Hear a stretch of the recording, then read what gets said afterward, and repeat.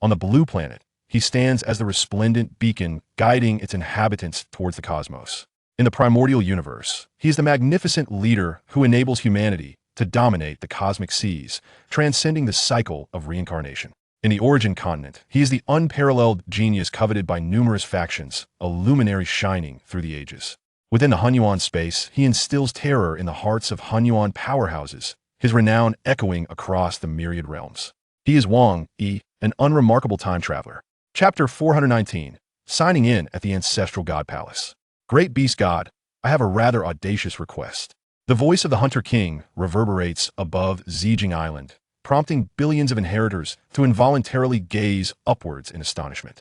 Oh, the Thunder Beast God slightly inclines its massive head, its single eye, larger than hundreds of kilometers in diameter, filled with boundless lightning, focuses solely on Wang Yi. It expresses curiosity regarding the nature of this little one's request. What is your request? Speak. The voice of the Thunder Beast God resonates through the heavens, thundering in the ears of countless inheritors. Many are astonished, thinking the Hunter King is indeed bold, daring to openly make a request to the Beast God. Wang Yi slightly bows, showing utmost respect. Great Beast God, I have always held the Ancestral God sect in high regard, particularly the legendary Ancestral God Palace and the 8 Directions Beast Temple. I wish to enter and pay my respects. Might the Great Beast God grant me this humble request? The sky fell silent for a moment. Is that all? The colossal figure of the Thunder Beast God sways slightly amidst the sea of thunder. Since you have this intent, I shall grant you permission. Present your Beast God inheritance token. Yes, Wang Yi replies with a surge of joy, flipping his hand as the refined Beast God inheritance token floats forth. Boom! A thunderous clap resounds as a bolt of azure lightning descends from the heavens, striking the Beast God inheritance token. The brilliant azure light erupts, gradually dissipating until it reveals the token, now adorned with a crimson crystalline design, embellished with an additional azure lightning-like pattern. A powerful aura emanates, as if one could faintly hear the roar of thunder, suggesting the resurgence of a Beast God, instilling a shiver within the heart. The booming voice of the Thunder Beast God reverberates across Zijing Island. I have inscribed a mark upon your Beast God inheritance token. From this day forth, you may traverse many sacred sites of the Ancestral God sect, yet there are still forbidden areas you cannot enter without permission. Thank you, Great Beast God. Wang Yi joyfully bows as he accepts the now transformed Beast God inheritance token. With this Beast God inheritance token, he could traverse numerous locations within the Ancestral God's secret realm without obstruction. Hunter King, I have granted your request. Do not let me down, the Thunder Beast God states with a hint of amusement. Yes, Wang Yi respectfully replies. And then, boom, the thunder rumbles across the heavens as the massive figure of the Thunder Beast God vanishes into thin air, and the previously oppressive pressure dissipates entirely, restoring Thunder Island to normalcy. The multitude of inheritors, previously grounded by the pressure, suddenly burst into animated discussions, a cacophony of voices filling the air. Hunter King, congratulations. Hunter King, congratulations on acquiring another supreme treasure. Numerous inheritors from other races approach to converse. The Hunter King is now markedly different from before, clearly enjoying the favor of the Ancestral God sect, attracting many eager to befriend him. Wang Yi smiles subtly, choosing to ignore them as he instantaneously returns to his castle. Master, congratulations. Congratulations, Master, on acquiring yet another supreme treasure. The servants in the castle joyfully express their felicitations. Haha! Wang Yi is immensely pleased, not only because the Thunder Beast God has bestowed a supreme treasure upon him, but also for the privilege of freely traversing the Ancestral God's secret realm. Now, I can approach the Ancestral God Palace, the 8 Directions Beast Temple, and the Divine General Palace. Even if I cannot enter certain areas, that is more than sufficient. Wang is overwhelmed with joy. Meanwhile, on Zijing Island, amidst the bustling activities, over 1 billion inheritors continue to discuss the recent event of the Thunder Beast God's descent and the granting of treasures to the Hunter King, speculating on the nature of the treasures he received. This news rapidly spreads, reaching various cosmic factions. Some powerful beings, upon learning of it, shake their heads dismissively, saying the Ancestral God sect has always had but a few tricks since the dawn of the universe. Now that they see the Hunter King excelling, they immediately begin to court him. The Ancestral God sect's interest in the Hunter King is a testament to his potential. It seems the human race will soon have another superpowerhouse. It remains to be seen how the insect race will deal with this Hunter King. Naturally, the higher-ups of the human race rejoice at the Hunter King receiving a supreme treasure, while factions like the insect race and demon race seethe with anger. Inside Wang Yi's castle, he sits cross-legged, his consciousness already delving into the world ring to experiment with his newly acquired treasure. After a while, he withdraws his consciousness, a smile gracing his face. So this supreme treasure is called the Sea God Shuttle, a treasure that combines flight with offensive capabilities. In terms of value, it should be comparable to high-grade supreme weapons. Wang Yi muses with a slight smile. The ancestral god sect has proven to be more generous than I anticipated. Treasures can be categorized into various types, including offensive weapons, telekinetic weapons, defensive armors, escape treasures such as wings, battle boots, ribbons, etc., sealing treasures, trapping treasures, origin treasures, flying palaces, soul treasures, domain treasures, and more. Restoring the divine body falls under the category of origin treasures. When it comes to survival, flying palaces and soul treasures are two of the most formidable types. One offers nearly 100 resistance to physical attacks. The other provides almost complete immunity to soul attacks. Treasures like the Fire Spiral Palace and Star Tower are considered flying palaces. There is also another type that rivals both flying palaces and soul treasures, which is the domain type. The gift of a treasure from the ancestral god sect is undoubtedly a deliberate choice of the most suitable one for myself. Wang Yi stands up and walks to the castle window, gazing at the distant, colorful auroras. This Sea God Shuttle, akin to the Sky Escape Shuttle telekinetic weapon, can be used for flight and escape, as well as for enhancing combat prowess. Wang Yi contemplates. However, I already possess the Chaos Wings, so the Sea God Shuttle holds little utility for me. It will likely end up being exchanged for supreme treasure points. Over the past days, Wang Yi has acquired no fewer than 10 supreme treasures, yet not every one proves useful. These treasures will all be sent to the panel for conversion into supreme treasure points. However, there remains a considerable gap to the required minimum of 80 supreme treasure points needed for the exchange of a top-grade supreme weapon. The cost for an ultimate top-grade supreme weapon is even more exorbitant. Such supreme weapons are wielded only by the masters of the universe. As for high-grade supreme weapons, their significance in battles between masters of the universe has become rather diminished. Wang Yi's next objective is now crystal clear. First, to swiftly ascend to the rank of a venerable or even a master of the universe. Second, to collect supreme treasures, create secret methods, and enhance his combat strength. His ultimate secret skill can only be considered a nascent entry into the realm of the masters of the universe, still too immature compared to the secret methods crafted by seasoned masters over countless epochs. If the ultimate secret skills of the masters of the universe were divided into tiers, Wang Yi would barely qualify as a first tier. Many newly ascended masters of the universe could create something comparable with just a little time. The fourth tier peak represents the most potent secret skills of the masters of the universe. The fusion of the most powerful secret skills constitutes the fifth tier. The sixth tier can only be created by the universe's strongest beings. To date, no master of the universe has emerged in the primordial universe or cosmic sea capable of crafting such ultimate skills. The path ahead for Wang Yi in pursuit of strength remains long and arduous. I shall employ every means to elevate myself. Wang Yi clenches his fist. Only with sufficient strength can he stand atop the cosmic pinnacle, unafraid of all challenges. Fortunately, I have received the Thunder Beast God's permission. I can now proceed to the Ancestral God Palace and other locations for signing in. A glimmer of anticipation shines in Wang Yi's eyes. Chapter 420. The Hearts of the 8 Great Beast Gods. In the Ancestral God's secret realm, beneath the colorful auroras, on Zijing Island, Wang Yi stands at the railing of his castle's tower, gazing at the palace partially obscured by the colorful auroras above Zijing Island. With a thought, he instantly teleports to a high spot above Zijing Island. With a flick of his hand, a six-sided red token appears in Wang Yi's grasp, adorned with an azure lightning pattern. He activates the mark within the token. With a whoosh, a beam of light descends directly from the depths of the colorful Aurora Lake, enveloping Wang Yi. One end of this beam surrounds him, while the other extends into the depths of the colorful Aurora Lake.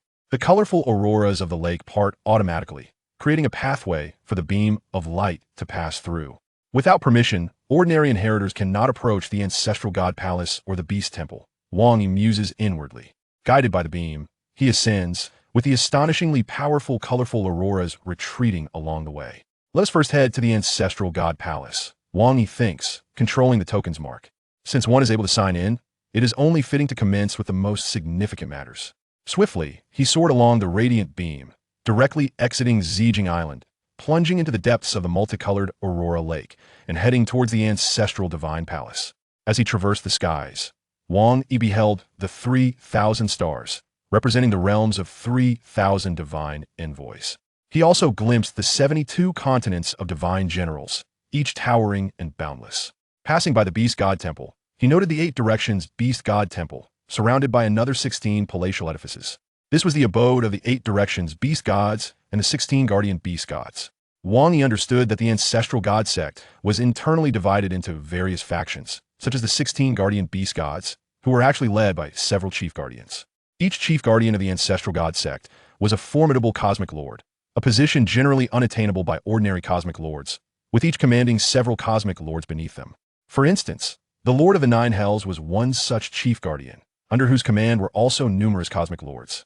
Historically, when Luo Feng ventured into the Sea of Hells, the Lord of the Nine Hells, recognizing Luo Feng's potential, chose to grant him leniency, provided he became one of his subordinates. Naturally, Luo Feng's rapid rise to become a cosmic lord elevated him to the status of a chief guardian, yet his rapport with the Lord of the Nine Hells remained amicable. This temple of the 16 guardian beast gods is also available for signing in, Wang Yi mused. I've arrived. With a flash, the beam dissipated, and Wang Yi descended upon the grand, imposing plaza of the ancestral divine palace. This palace, which appeared colossal and majestic even from afar on Zijing Island, indeed emanated an overwhelming presence, its might astonishing even to Wang Yi, who had encountered numerous treasures. This is the ancestral God Palace, perhaps one of the most enigmatic locations in the primordial universe, Wang Yi contemplated.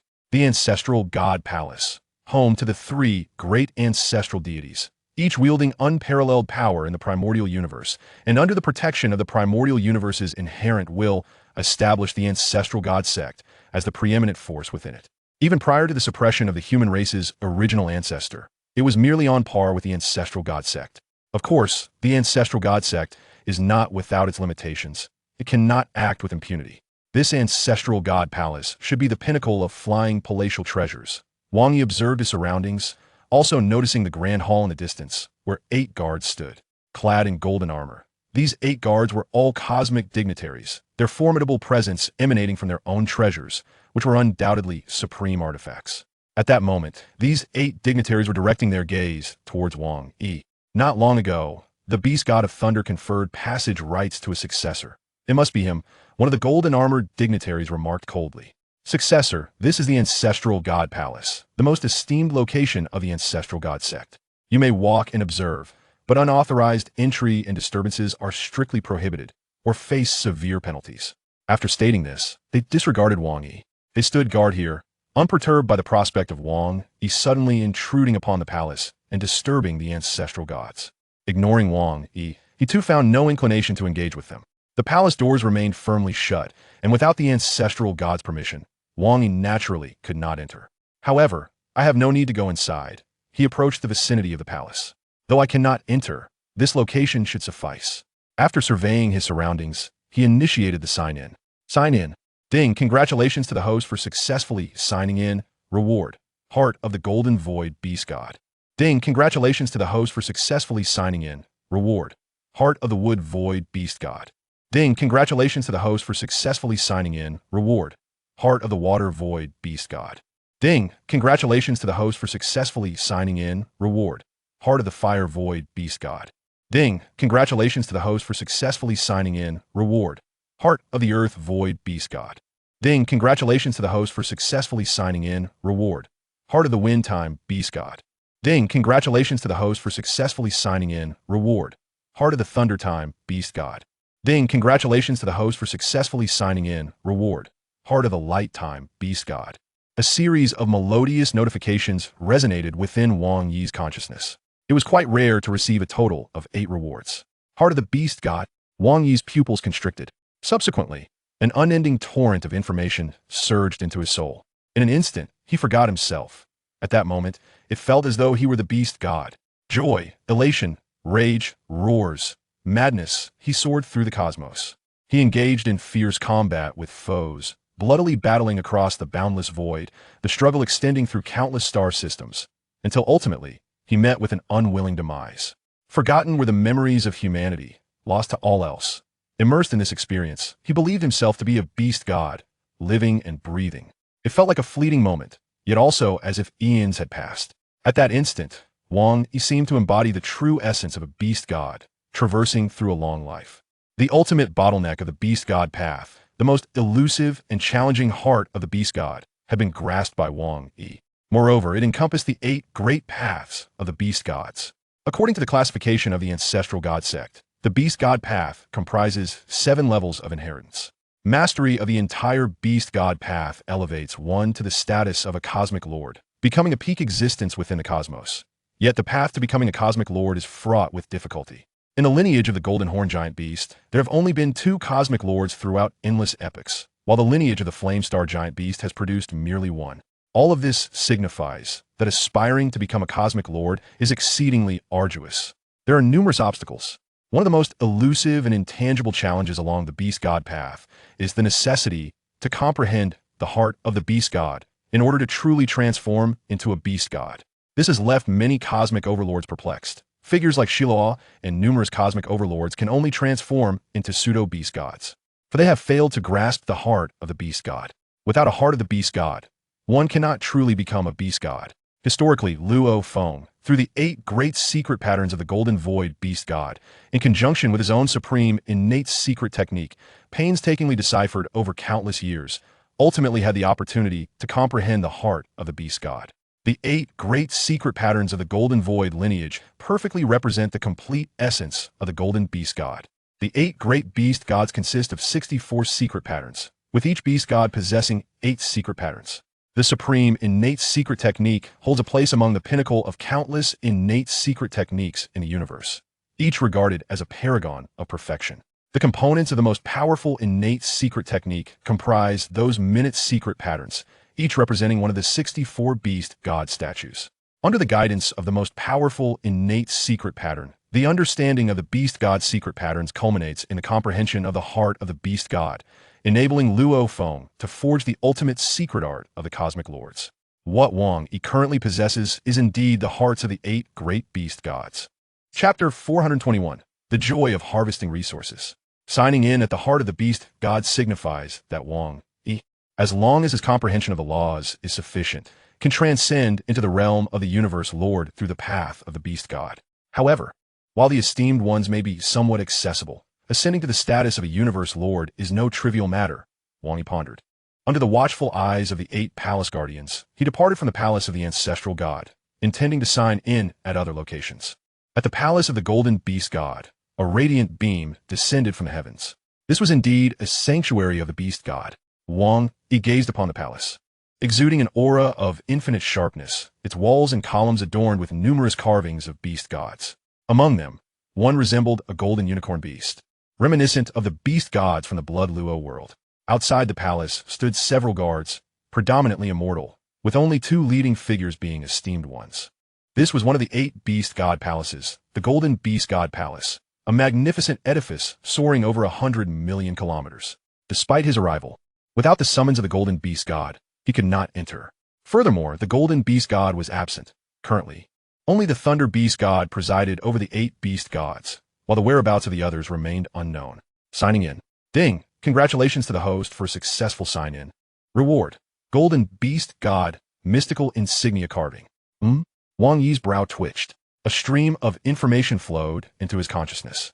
The Golden Beast God embodies the laws of spatial and golden fusion. At once, Wang Yi willed it, and the 8 recently signed Golden Beast God carvings vanished, reappearing in his world ring. Using his divine power for observation, he confirmed that these were indeed the carvings of the beast god from the sacred land of starry beasts. 8 towering Golden Beast God statues stood upon the grassland, each unique, displaying various emotions such as fury, tranquility, joy, madness, determination, and roar. The scales of the Golden Beast God in different states exhibited diverse patterns. Among these statues, some bore claws for attack, others utilized their tails, and some employed their sharp horns. Any part of their physique seemed capable of assault. Each statue's scales were embellished with intricate mystical patterns, and every carving represented a segment of the Golden Fusion Law's mystical diagram. Collectively, the 8 carvings formed a complete pathway of the Beast God. The most precious treasures in the entire Beast God realm were the 64 Beast God statues. Wang Yi contemplated briefly, a smile gracing his lips. How intriguing. He then proceeded to the second Beast God Palace, the Palace of the Wood Beast God.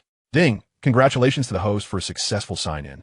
Reward. Wood Beast God Mystical Insignia Carving. At the Palace of the Water Beast God. Ding. Congratulations to the host for a successful sign-in. Reward. Water Beast God Mystical Insignia Carving. At the Palace of the Fire Beast God. Ding. Congratulations to the host for a successful sign-in. Reward. Fire Beast God Mystical Insignia Carving. Wang Yi swiftly completed his sign-ins at all 8 Beast God Palaces, acquiring the 64 carvings of the 8 Beast Gods. Now, the collection of 64 carvings was complete. Wang Yi felt a mix of emotions. While he was pleased to obtain these 64 Beast God carvings, which would greatly assist him in comprehending the fusion laws and researching mystical techniques, he also felt a tinge of regret, for they were not treasures that directly enhance combat power. Currently, with the Sea of Laws of the Tower of Heaven, the Inheritance Grounds, the Beast God carvings, and mastery of the Heart of the Beast God, Wang Yi could not help but chuckle. If these could not propel him to transcend into a universe lord, it would be truly outrageous. Wang Yi was acutely aware that the Beast God realm harbored countless mystical techniques.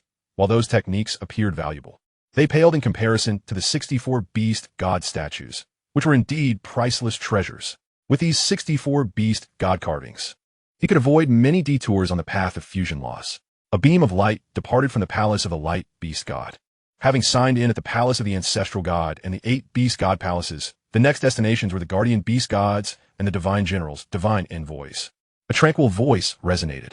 With the permission of the Thunder Beast God, although he could not directly intrude upon the high-level palaces of the Ancestral God sect, he could roam freely around the periphery.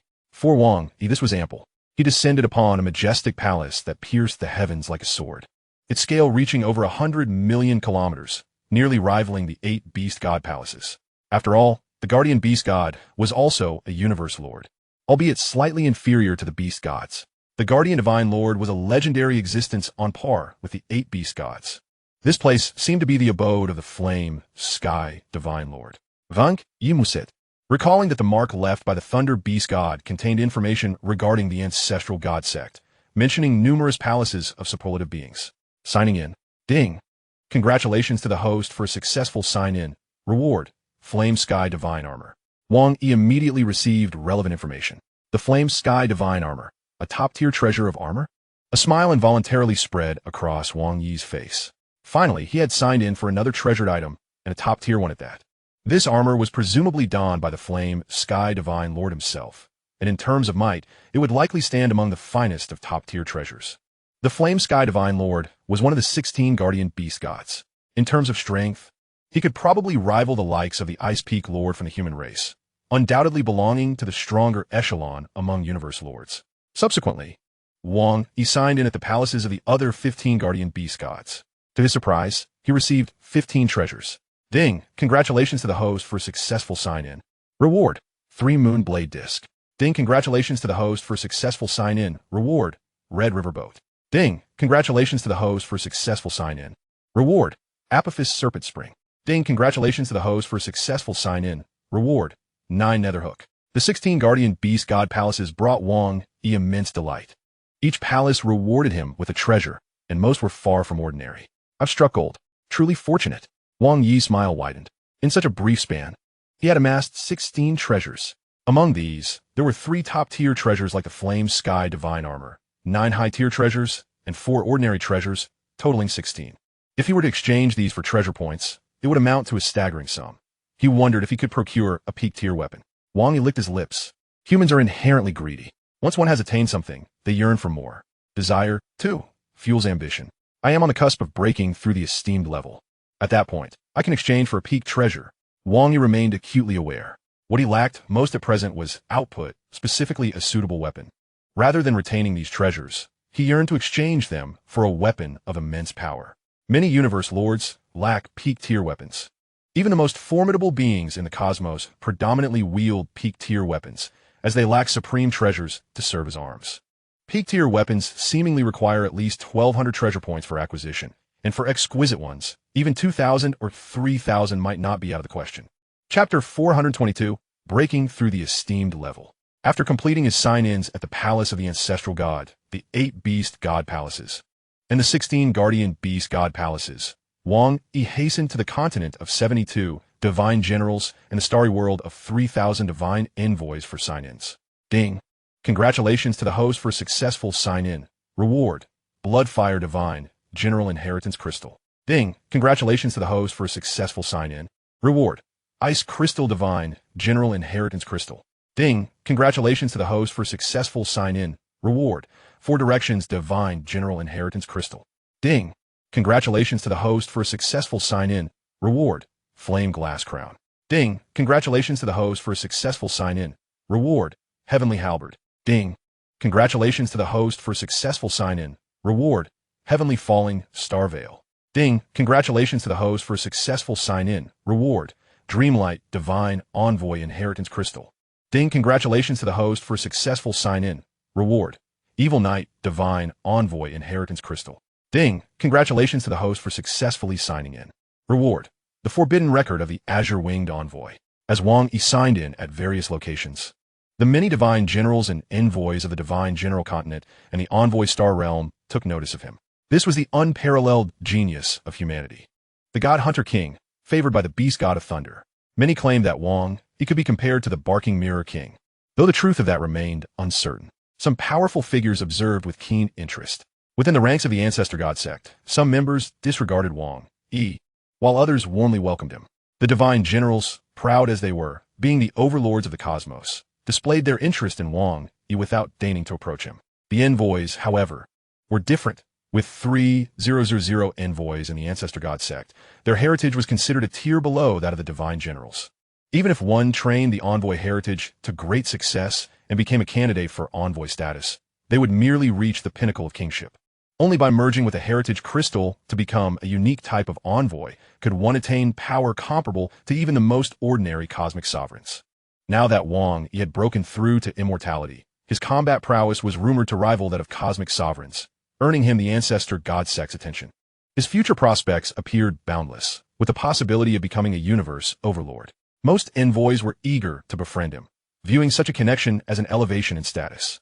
However, Wang Yi, preoccupied with signing in, graciously declined all the enthusiastic invitations from the envoys. The envoys were indeed fervent, particularly the somnolent envoy, who even suggested that he stay overnight with her.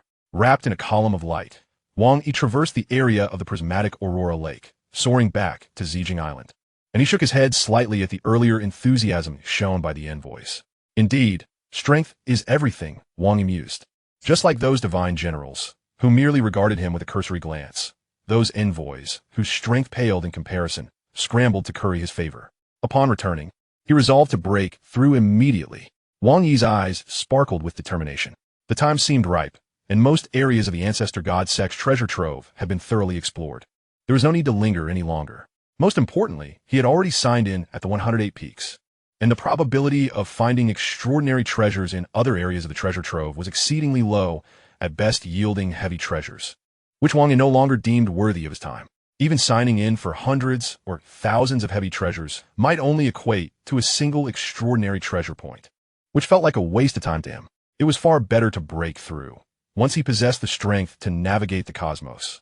The chances of acquiring treasures would increase significantly. The universe is vast. I yearn to behold its beauty. Wang Yi returned to his palace, and then utilized the divine kingdom's teleportation to return to the human realm. Having previously broken through to immortality here, he decided to pursue his ascension to sovereign status in this very place. Wang Yi floated in the starry sky, behind him a dim, celestial body, surrounded by a barely perceptible aura of pressure. Breakthrough to sovereign. Wang Yi chose not to disclose his intention to break through to others, opting instead for a quiet ascension. Thus, no one was aware that the unparalleled genius, the God Hunter King, who had just crossed into immortality a year ago, was about to break through once more. With his eyes closed, Wang Yi stood serenely amidst the cosmos, the aura of pressure around him intensifying.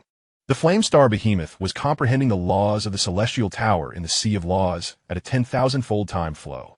Both the Void Insect Clan's avatar and the Abyssal Sea avatar were also comprehending the laws within the Divine Kingdom at the same accelerated pace.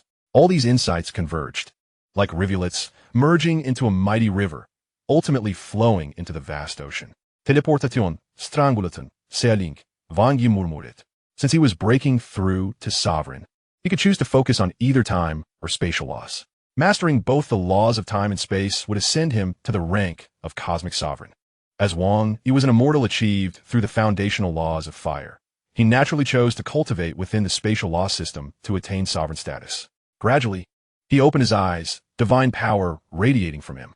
In the starry expanse, countless strands of divine power began to weave intricate threads of law, materializing three incomplete secret patterns in midair, symbolizing teleportation, sealing, and strangulation.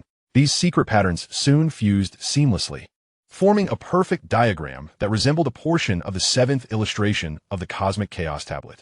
The spatial law was established. A smile graced Wang Yi's face. Boom! An overwhelming pressure of the primordial laws of the universe descended upon the divine kingdom. The boundless abyssal sea within the divine kingdom stirred with excitement. Above the abyssal sea loomed a massive, colorful vortex, spanning hundreds of billions of kilometers, enveloping the sea beneath it. The five elemental laws of gold, wood, water, fire, and earth harmoniously converged, with a void at the core emanating an endless aura of spatial law essence. Countless visible waves of spatial divine power surged from the void, cascading into the abyssal sea. Wang Yi's human form materialized within the divine kingdom, gazing up at this magnificent scene with a smile upon his face. The laws were established. The essence descended, and he had crossed into sovereign status. The commotion surrounding Wang Yi's ascension to sovereign status was nothing short of earth-shattering. Throughout cosmic history, many had ascended to become cosmic sovereigns. Each powerful figure's breakthrough was typically accompanied by a small, colorful vortex of primordial essence. However, Wang Yi's vortex was astonishingly vast, with a diameter measuring hundreds of billions of kilometers. The grandeur of his breakthrough vividly reflected his immense strength. Transitioning from immortality to cosmic sovereign, his divine body's limits surged to 100-fold of its previous strength. A typical human might ascend from a power level of 100,000 times that of a realm master to one of 10 million times. In contrast, Wang Yi's abyssal sea, flame star behemoth, and void insect clan avatars had all reached perfection at the genetic level, resulting in a divine power purity of 10,081 times. Coupled with the vast power devoured by the abyssal sea, flame star behemoth, and a larger void insect clan, one can only imagine the magnitude of his strength. Boom! Like a river of stars cascading downwards, the divine kingdom trembled, as the vast vortex of primordial essence continued to pour forth divine power into the abyssal sea. The sea itself began to rapidly absorb and transform, initiating a metamorphosis. Chapter 423, a significant increase in strength. Typically, when a being breaks through to cosmic sovereign status without avatars, like some sovereigns, the primordial essence of the universe directly descends above the sovereign's true form, allowing for more efficient and rapid absorption of divine power. Conversely, for those with avatars, like Wang Yi, the primordial essence descends upon the largest and most energy-rich avatar, thus enhancing the efficiency of divine power absorption. For instance, Wang Yi's human form, flame star behemoth avatar, and void insect clan avatar are scattered across the cosmos. However, at the moment of his breakthrough to cosmic sovereign, the primordial essence manifested directly above the abyssal sea. This was due to the abyssal sea's extraordinary efficiency in absorbing divine power in a short time, surpassing that of the other avatars by billions of times, and far exceeding the absorption efficiency of his human form. This selective descent was a form of cosmic grace bestowed upon the life forms dwelling within it. Absorb, absorb, absorb. The abyssal sea within Wang Yi's divine kingdom relentlessly absorbed the divine power, flooding in from the sea of laws, converting it into its own divine power. The duration of the primordial essence's descent was fleeting. Among the three tiers of ascension, immortality, cosmic sovereign, and cosmic overlord, only the transition to immortality allowed for the complete absorption and perfect conversion of divine power. The subsequent two transitions allowed for only a brief window of absorption, limited by one's capability. After a moment, the primordial essence receded, the colorful vortex dissipated, and tranquility returned. Above the surging abyssal sea, Wang Yi's human form, along with the flame star behemoth and void insect clan avatars, stood united. During the earlier tumultuous downpour of divine power, Wang Yi's other three avatars effortlessly completed their transformations, each experiencing a 100-fold increase in divine body strength. This breakthrough to sovereign status allowed the abyssal sea to convert approximately 68 of the divine power, just over half. Wang Yi sensed the profound changes within the abyssal sea. Wang Yi had become immortal for merely a year, and in this brief span. The infinite abyss with a diameter of 10 billion kilometers had hardly expanded at all. Nevertheless, it surpassed the transformation of divine bodies that other formidable beings underwent upon entering the realm of cosmic supremacy by an astronomical margin. With this boundless abyss, should Wang Yi unleash the mirage world, he could potentially vanquish even the most elite cosmic overlord. While it is notoriously challenging for a cosmic sovereign to eliminate a top-tier cosmic overlord, Wang Yi would also find it difficult under normal circumstances. However, by harnessing the power of the mirage world, his chances of success will be significantly elevated. Presently, he was not inferior to the original Luo Feng, and in fact, he had grown even more potent. It would be unreasonable for him, equipped with a mirage world and mastery over time and space alongside numerous treasures, to be incapable of feats that Luo Feng had accomplished. With a breakthrough in his divine body, the infinite divine physique had also bolstered his consciousness and will. His current resolve was likely nearing that of a cosmic sovereign. A smile graced Wang Yi's face. In just a year, he had ascended from a realm master to an immortal, and then from an immortal to a cosmic sovereign. It was likely that no one could have anticipated such a rapid advancement. His smile radiated confidence. Even when compared to a cosmic sovereign, the divine body was merely 100 times stronger than a cosmic overlord, with a significantly higher genetic level. Coupled with secret techniques and mastery over time and space, it rendered cosmic overlords powerless before cosmic sovereigns. This was evidenced by Luo Feng's ability to annihilate thousands of sovereigns with a single move, highlighting the vast disparity in strength between cosmic overlords and cosmic sovereigns. Thus, to become a cosmic sovereign is to stand at the pinnacle of the primordial universe. Although Wang Yi had not yet attained the status of a cosmic sovereign, his power had already reached that level. Moreover, he possessed both the original soul and the calamity armor. Wang Yi was endowed with two exceptional pinnacle treasures, the calamity armor and the original soul. Both the second form of the calamity armor and the original soul required a staggering 100 trillion times the power of a realm master to activate, and once activated, they would diminish material and soul attacks to 1/10,000th of their original intensity, while bestowing the user with 1 quintillion times the power of a realm master. Previously, in his immortal state, even with the enhancement of his divine body, he could only muster 1,000 billion times the power of a realm master. Wang Yi mused that upon breaking through to the sovereign level, the strength of his divine body would once again amplify by 100 times, reaching a staggering 10 trillion times. Unfortunately, he was still a bit short of activating the third form. However, he could easily activate the second form of the original soul and the calamity armor, reducing material and soul attacks to 1/10,000th of their original strength. Many treasures could diminish attacks to 1/10,000th, but their thresholds for enduring damage varied. For instance, an ordinary treasure might withstand an attack from a cosmic overlord, but would falter against a cosmic sovereign. Indeed, a powerful cosmic sovereign, when truly enraged, could potentially destroy an ordinary treasure. Yet, no reports existed of pinnacle treasures being destroyed by formidable beings. Even the strongest entities in the universe found it exceedingly difficult to damage pinnacle treasures, let alone cosmic sovereigns. The pinnacle treasures were more than capable of withstanding battles at the cosmic sovereign level. Furthermore, the calamity armor was among the finest of pinnacle treasures, offering superior defense and formidable might, with an exceptionally high threshold for absorbing attacks when activating the second form. Even a cosmic sovereign's assault could be effortlessly diminished by 10,000 times. As for the original soul, it was an even more precious soul-based pinnacle treasure. While the calamity armor could incite fierce competition among cosmic sovereigns, the original soul would entice even the mightiest beings in the universe. A resplendent armor materialized from Wang Yi's void insect race avatar, adorned with shimmering threads of secret patterns. An ancient character for calamity emerged on the chest of the armor, and an overwhelmingly powerful force instantaneously filled his being. It was formidable, unimaginably powerful. This strength was not limited to his physical body, but also extended to his soul. Within his divine body, the original soul presided, significantly enhancing Wang Yi's soul power. Thanks to divine power, he possessed two fundamental forms of attack, material and ethereal. The material was, of course, the standard divine power assault, while the ethereal represented the soul's divine power attack. With the calamity armor on the original soul, if he were to activate the third form, both material and soul attacks could be diminished to 100,000th, provided they did not reach the limits of the treasures. Coupled with his towering divine body, nearly 10,000 kilometers in height, Even a being as formidable as a cosmic sovereign would find it exceedingly difficult to inflict harm upon Wang Yi. Now, Wang Yi had genuinely established a foothold within the cosmos. In addition to the Calamity Armor and the Original Soul, he possessed the Domain-class Supreme Treasure, the Prismatic Aurora Lake, which, given his current strength, he could barely utilize. Wang Yi contemplated.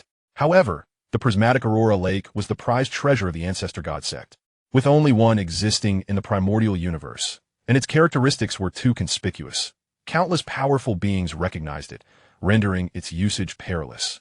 If the Prismatic Aurora Lake were to be exposed, the entire primordial universe, not just the Ancestor God sect, would erupt in chaos. The number of supreme beings in the universe seeking to trouble Wang Yi could be counted on two hands. Wang Yi did not wish to confront the strongest beings in the universe directly at this juncture. After Wang Yi ascended to the status of cosmic sovereign, his divine kingdom began to undergo monumental changes. The divine kingdom was the foundation of an immortal deity. As the strength of the immortal deity grew, the divine kingdom would gradually transform. Wang Yi's divine kingdom, initially vast due to the fusion of the four internal worlds, was already larger than many sovereigns. However, upon his ascension to cosmic sovereign, the divine kingdom underwent a qualitative metamorphosis. The entire divine kingdom trembled and expanded, a process that would take several days to complete. Once the transformation of the divine kingdom was finalized, even a cosmic sovereign exerting their full power would be incapable of destroying it. Chapter 424, The Hellblade. A cosmic sovereign's divine body possesses strength 100 times greater than that of an immortal, mastering the laws of time or space. With secret techniques that are far more formidable, Wang Yi reflected. Grasping the three profound mysteries and merging them into one allowed him to truly cross into the realm of cosmic sovereignty. Naturally, the presence of supreme treasures also played a pivotal role. Thus, it was almost impossible for an immortal to prevail over a cosmic sovereign. The so-called invincibility of a king could only allow them to contend with a cosmic sovereign to preserve their life. The prospect of defeating one was exceedingly bleak, let alone killing them. Those capable of defeating or slaying a cosmic sovereign were exceedingly rare, extraordinary life forms within the universe. For instance, the Insect King, with a genetic level of 5,000 times, had repeatedly triumphed over sovereigns and even held records of slaying cosmic sovereigns. The Mirror King, with a genetic level of 2,000 times, could also defeat the most ordinary sovereigns. Wang Yi, apart from his human form, with a life level exceeding 5,000 times, had achieved a perfect life level of 10,081 times with his other three avatars.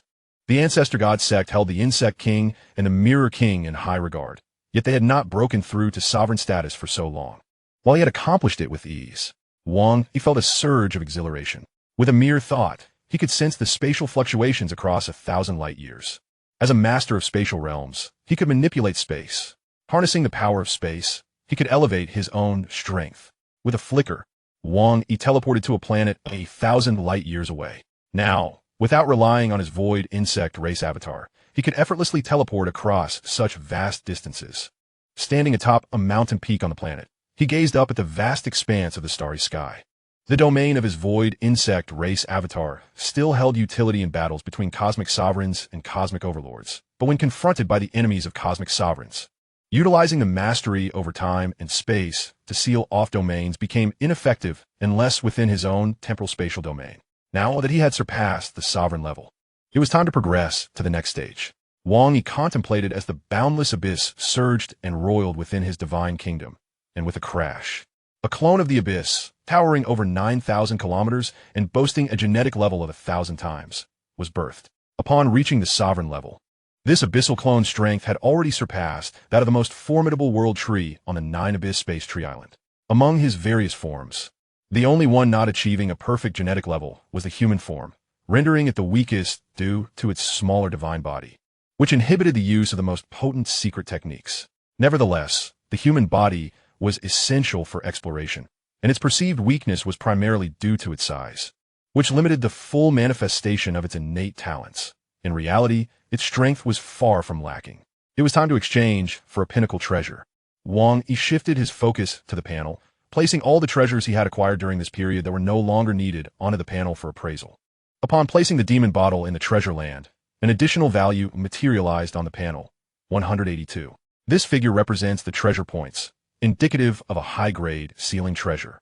Wang Yi pondered for a moment before placing another item atop it, the 8 Treasures circular armor. The panel's identification value fluctuated to 21. This armor, a top-tier set, hold a value comparable to that of ordinary treasure armors. The Ancient Ship Galaxy, a premier flying palace treasure, registered as the 106th artifact signed in the treasure land, valued at 36 treasure points. Most treasures, unless of superior palace, domain, or soul types, typically yield less than 1 treasure point, any that fall below 0. 1 treasure points are represented in heavy treasure points. After a thorough evaluation, Wang Yi found the overall worth to be similar to that of the human race's treasure assessments, albeit with some distinctions, such as the absence of middlemen deducting price differences. When Wang Yi submitted items to the panel for 1 treasure point, an equivalent treasure could be exchanged for merely that amount. However, in the ancient side hall of Chaos City, the same exchange would cost an additional 10 to 20%. Furthermore, the panel can customize treasures based on individual circumstances, perfectly aligning with one's combat needs, unlike many powerful beings who, despite arduous efforts to obtain treasures, find them unsuitable for personal use and must resort to trading them with others. Continuing, the flowing Chaos Spear, a top-tier weapon, was valued at 120 treasure points. The Entangled Celestial Hammer, another top-tier weapon, was assessed at 98 treasure points. The Silver Dragon Phantom Ship, classified as a premier palace treasure, held a value of 36 treasure points. The Heavenly Dagger, a high-grade weapon, was worth 124 treasure points. The Heart of Time, a high-grade source material, was valued at 12 treasure points. The Wandering Feather, an ordinary flying treasure, held a value of 23 treasure points. The Coation Bell, an ordinary attack treasure, was assessed at 3 points. The Silver Moon Wheel, an ordinary weapon-type treasure, was valued at 19 treasure points. The Sea God Shuttle, an ordinary auxiliary treasure, was worth 29 treasure points. Wang Yi had amassed an impressive collection of treasures during this period. Nearly every item placed on the panel resulted in a change in the treasure points displayed. The total value of identified items continued to fluctuate. By the time Wang Yi had placed all his treasures, the treasure point total had risen to 19,217. The most ordinary treasure could be exchanged for 1 treasure point, indicating nearly 2,000 pieces of treasure. This clearly illustrated the magnitude of Wang Yi's recent haul. With 1921 treasure points at his disposal, Wang Yi felt a surge of joy, thinking it should suffice to procure a pinnacle treasure, perhaps even several top-tier treasures. However, he refrained from exchanging all his belongings. Treasures such as the Fiery Heaven Divine Armor, a pinnacle treasure coveted even by the cosmic sovereigns, were not on the table for trade.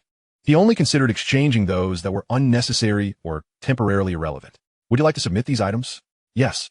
With a rustle, all the items placed into the panel's space vanished, and the treasure points beneath the exchange function shifted to 19,211. It was now time to select a treasure. Wang Yi opted for pinnacle weapon treasures. As a respected being, he was eligible to exchange for pinnacle treasures. Once he ascended to the status of a cosmic sovereign, he would have the right to procure the most formidable treasures. A weapon? He decided on a blade. With a smile, he was presented with a catalog list, showcasing an abundance of items that made his heart race. The Red Fire Blade, priced at 1,200 treasure points. The Aurora Blade, also 1,200 treasure points. The Spire Dragon Blade, similarly at 1,200 treasure points. The Tai Devouring Demon Blade was valued at 1,355 treasure points. The Forgiveness Blade commanded 1,368 treasure points. The Bloodpath Blade was assessed at 1,870 treasure points.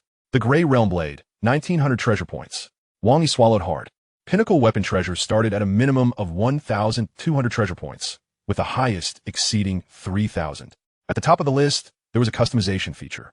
By providing specific requests, the panel could craft corresponding weapons, though greater power and higher tier treasures required more treasure points. Following each weapon, detailed information was provided, indicating suitability for various elemental principles, styles of combat, or features such as soul attack capabilities and enhanced sharpness. Nonetheless, Wang Yi chose not to utilize the customization option. His gaze eventually fell upon a blood-red blade, adorned with a blood-colored gem resembling a watchful eye. The Hellblade, priced at 2,000 treasure points, was forged from a drop of blood of a mysterious and terrifying being from a certain world, containing a horrifying spiritual impact. Only the will of a cosmic sovereign could wield this blade. A single slash would influence the consciousness of any formidable opponent facing it, with only those nearing cosmic sovereign status able to withstand its might. Chapter 425, The Shocked Human High Command. The Hellblade, a pinnacle weapon treasure of superior quality among its kind. Wang Yi gazed at this hellblade, feeling an affinity for it that only deepened with each glance. His eyes gleaming. What he lacked was a weapon of ferocity. Yet upon witnessing the exchange price of 2,000 treasure points, he couldn't help but think. Could there be a discount? 2,000 treasure points. What does that even mean? It equates to the most ordinary treasure, necessitating 2,000 pieces.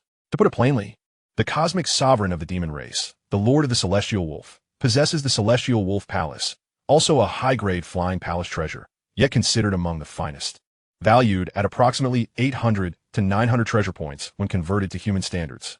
The Lord of the Celestial Wolf wields it to traverse the cosmos. Impervious even to the likes of the Chaos City Lord and the Lord of the Nine Hells. This 2,000 treasure points could easily exchange for 2 Celestial Wolf Palaces and still have ample surplus. Alternatively, it could procure an ordinary top-tier domain treasure.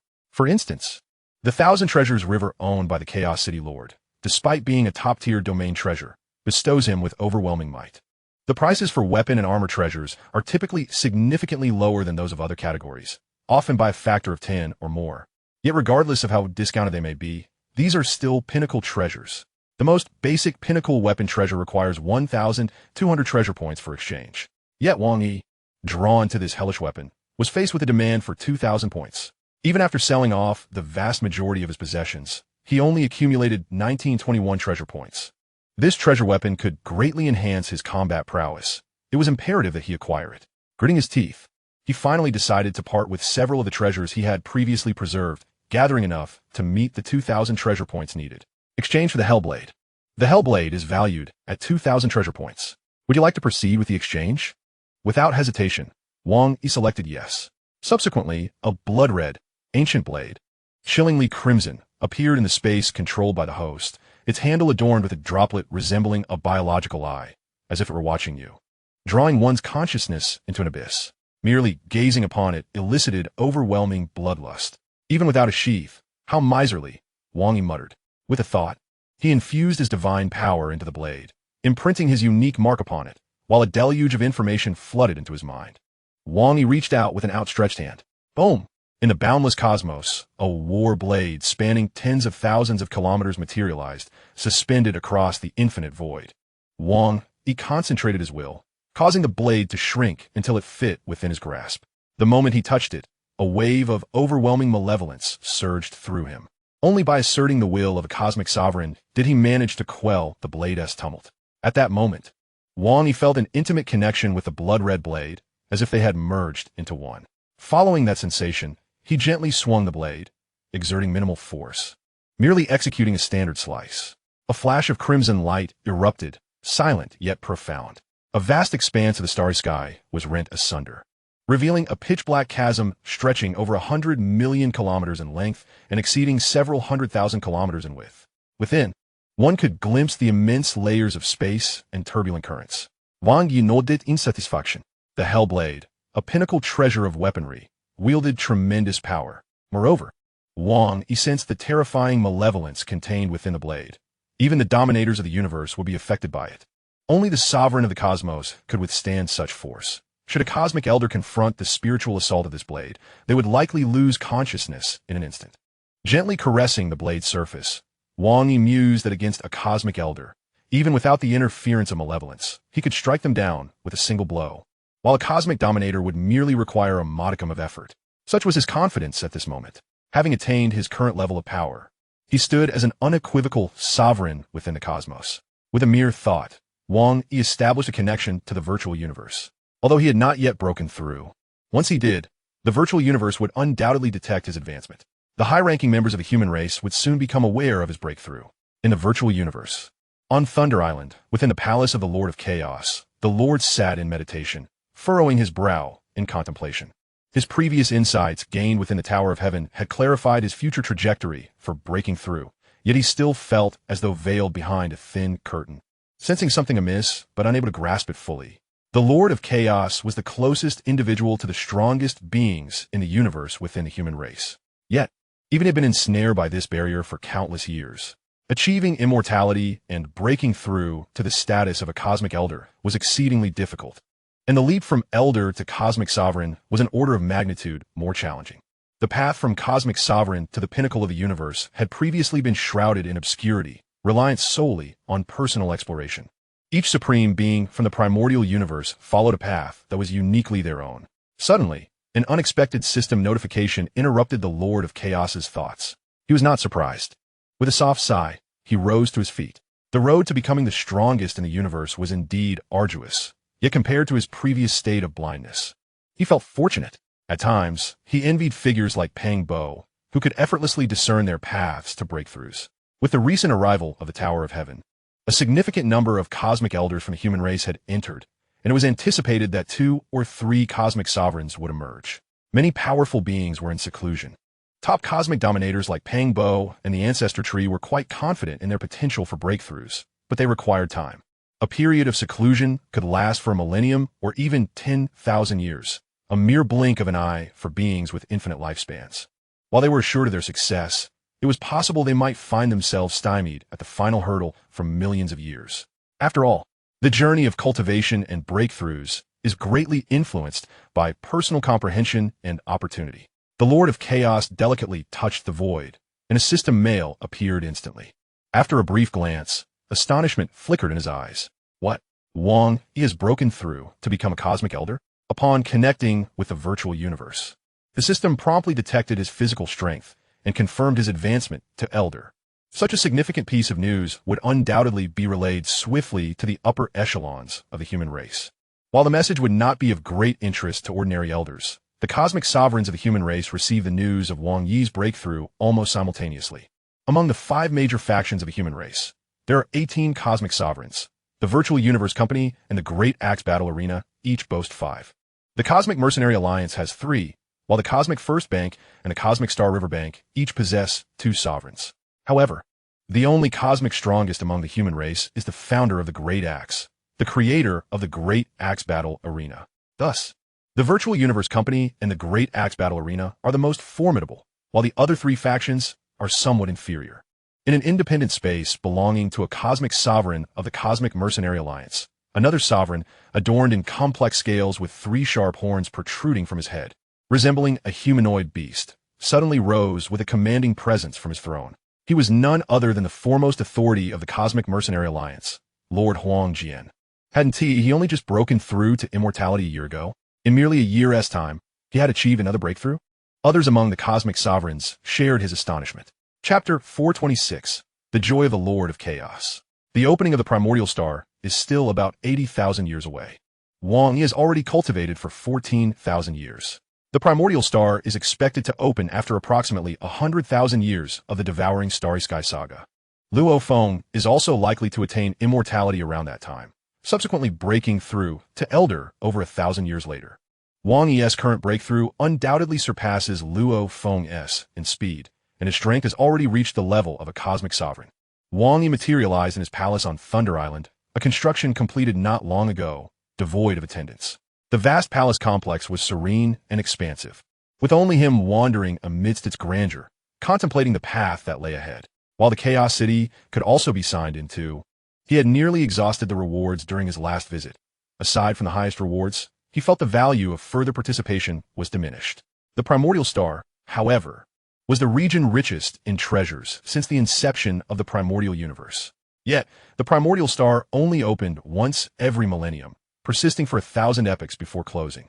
With approximately 80,000 years until the next opening, Wang Yi had no desire to spend this long duration in mere seclusion. He resolved to continue his cultivation within the Tower of Heaven, while also ensuring to accept a legacy from the Ancestor God sect. He, as the true embodiment of humanity, must embark on adventures, while leaving a clone to guard Earth. He reflected that now, having become an elder, his divine body had undergone a transformation, allowing him to utilize divine power for his avatar.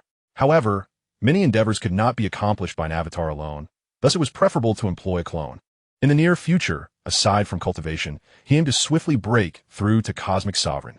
If he wished to explore, he had 2 options: either traverse the primordial universe or set his sights on the cosmic sea. Wang Yi's gaze flickered with determination. Of course, he possessed numerous clones and could act independently, but due to the distribution constraints of treasures, achieving balanced combat strength was improbable.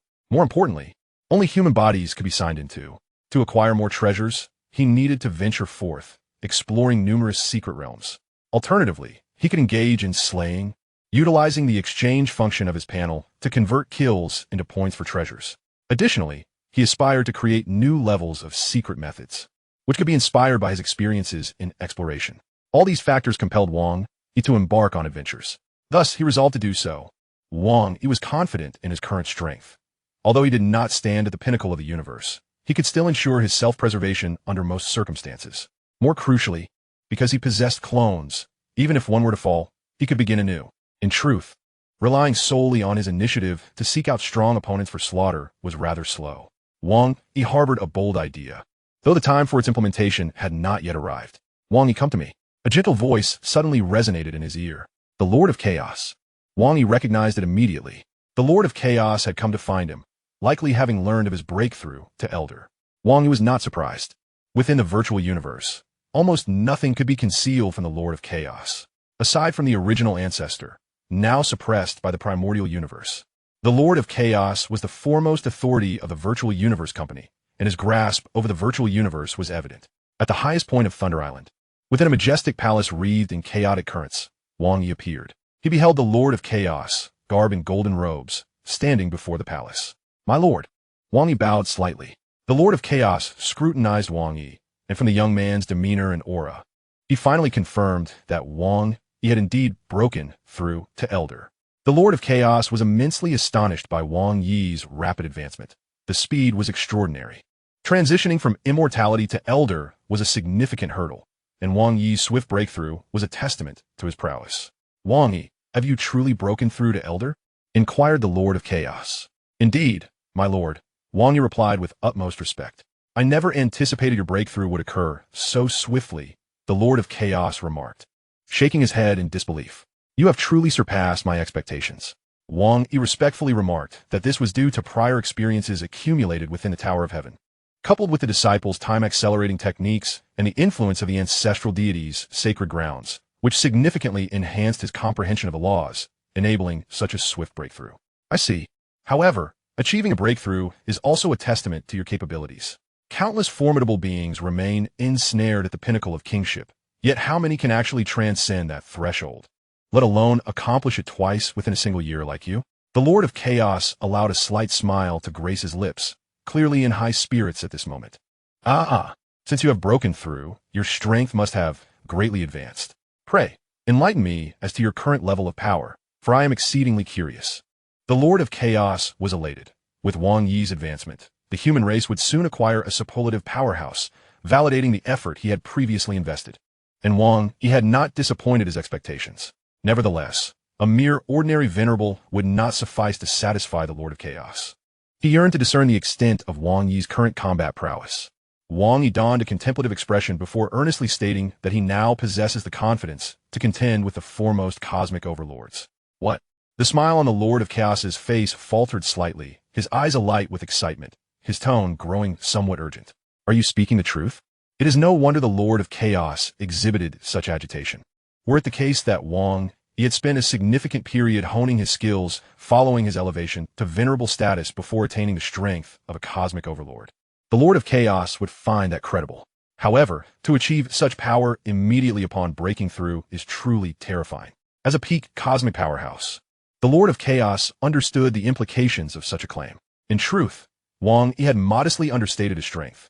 He could easily stand toe-to-toe with several cosmic sovereigns, with even a chance of victory. Yet, he had no intention of elaborating. Time would reveal all. In response to the Lord of Chaos's inquiry, Wang Yi solemnly asserted that he would never utter a falsehood. The Lord of Chaos scrutinized him, well aware of Wang Yi's character. This young man had always been exceptionally low-key, and if he had voiced such confidence, it was assuredly grounded in certainty. A wave of immense joy surged within the Lord of Chaos's heart. The Lord of Chaos could not restrain his hearty laughter. His jubilant mirth echoed not only above Thunder Island but resonated far and wide. What is this laughter? It appears to emanate from the summit of Thunder Island, seemingly the voice of the Lord of Chaos. What event has transpired to elate him so? Not only the venerables on the mountainside, but many immortals also heard it. They were all astonished. What could have transpired to bring such delight to the typically composed Lord of Chaos? No matter their conjectures, They could never fathom that in just a year since breaking through to immortality, Wang Yi had swiftly ascended to venerable status. Splendid, splendid, splendid. The Lord of Chaos repeated thrice, his gaze upon Wang Yi transforming into one of exceptional warmth and kindness, brimming with joy. What does it mean to be a peak cosmic overlord? The human race boasts over 10 cosmic sovereigns, yet among them, only 3 are considered top tier. The apex cosmic overlords fear not demise. The mightiest of the universe can resurrect and engage in battle at will. Moreover, Wang Yi possesses the ability to create avatars, each equivalent to several top-tier cosmic overlords in combat prowess. To break through and become a cosmic sovereign with the capacity for avatars is undoubtedly a pillar of strength for the race. If Wang Yi indeed wields the might of a top-tier cosmic overlord, it would be a monumental boon for the human race, enhancing their overall strength. How could the Lord of Chaos refrain from rejoicing? In this moment, Wang Yi's status and significance in his eyes underwent a seismic transformation. Chapter 427, The Higher Echelons. Wang Yi, since you have achieved a breakthrough, I can take the liberty of granting you 100 treasure points. The Lord of Chaos stated, you may exchange these points for any treasures you desire. However, should you wish for more, you must contribute to the race to earn them. Thank you, Lord of Chaos, Wang Yi said with a slight bow. Generally, when human warriors ascend to venerable status, the race does not bestow any rewards. Among the higher echelons, only a select few possess a singular treasure, while the intermediate and lower venerables often lack any treasures at all. Treasures are typically the domain of cosmic overlords, who possess several. The Lord of Chaos's granting of 100 treasure points to Wang Yi signifies considerable regard. Bear in mind, a high-tier treasure weapon typically costs around 10 treasure points. Acquiring a top-tier treasure armor would require just 100 treasure points within the human race. Furthermore, ordinary treasures such as palatial, domain, or soul-related artifacts could be amassed into a complete set. However, if Wang Yi truly possesses the power of a top-tier cosmic overlord, it is well worth it. In the eyes of the Lord of Chaos, possessing such treasures would undoubtedly enhance Wang Yi's strength significantly, likely placing him among the top 20 human warriors. Wang Yi, recognizing the gravity of the situation, accepted the offer, acknowledging his current need for treasure points. This support from the race was invaluable, and he would surely repay it in the future. The Lord of Chaos remarked, since you have advanced to venerable status, you are now eligible to join our highest council of humanity. By the way, have you decided upon your venerable title? Many powerful beings in the cosmos are renowned by their titles, while their actual names often remain obscure. For instance, the Hunter King is widely recognized throughout the universe. Yet few among humanity know of Wang Yi. Titles are typically forged through one's own endeavors or extraordinary deeds, earning widespread recognition and acknowledgement. Alternatively, one may attain sufficient strength, such as becoming a cosmic sovereign or a top-tier cosmic overlord, thereby rendering their existence known throughout the cosmos without the need for further action. I shall be known as the Venerable Hunter. Wang Yi expressed indifference toward the title, save for the possibility of acquiring the status of cosmic sovereign, at which point he would consider a change. A title that is excessively ostentatious may lead others to perceive one as lacking awareness of their own limitations. Once one attains the status of cosmic sovereign, they can essentially traverse the cosmos without restraint. Upon reaching cosmic sovereign status, I shall undoubtedly adopt a more imposing title. Wang Yi musit internali. You are now considered part of the upper echelons of our human race. Have you contemplated the path you wish to pursue? The Lord of Chaos inquired with genuine concern. He felt a twinge of nostalgia. After all, Wang Yi had only lived for a little over 10,000 years, and in his eyes, he still seemed like a young lad. Yet who could have anticipated that in the blink of an eye, this young lad had attained venerable status, and furthermore, possessed the strength of a top-tier cosmic overlord. Even the Lord of Chaos found it necessary to treat him with utmost seriousness. The disciple possesses avatars and aims to cultivate, while simultaneously traversing the cosmos to hone his skills. Wang Yi shared his aspirations, albeit withholding certain details. In truth, the dual pursuits of cultivation and exploration constitute a significant part of a warrior's existence. Very well, if you require anything, do not hesitate to inform me. The Lord of Chaos nodded slightly. Wang Yi's choice was entirely reasonable.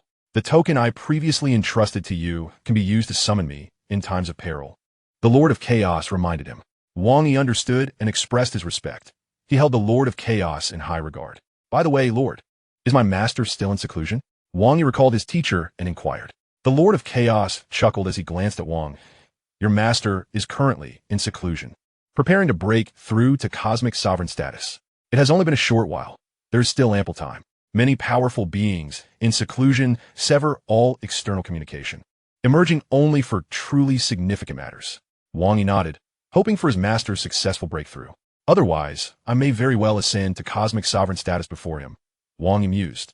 If your master were to emerge from seclusion and witness your remarkable achievements, he would undoubtedly be overjoyed, the Lord of Chaos chuckled.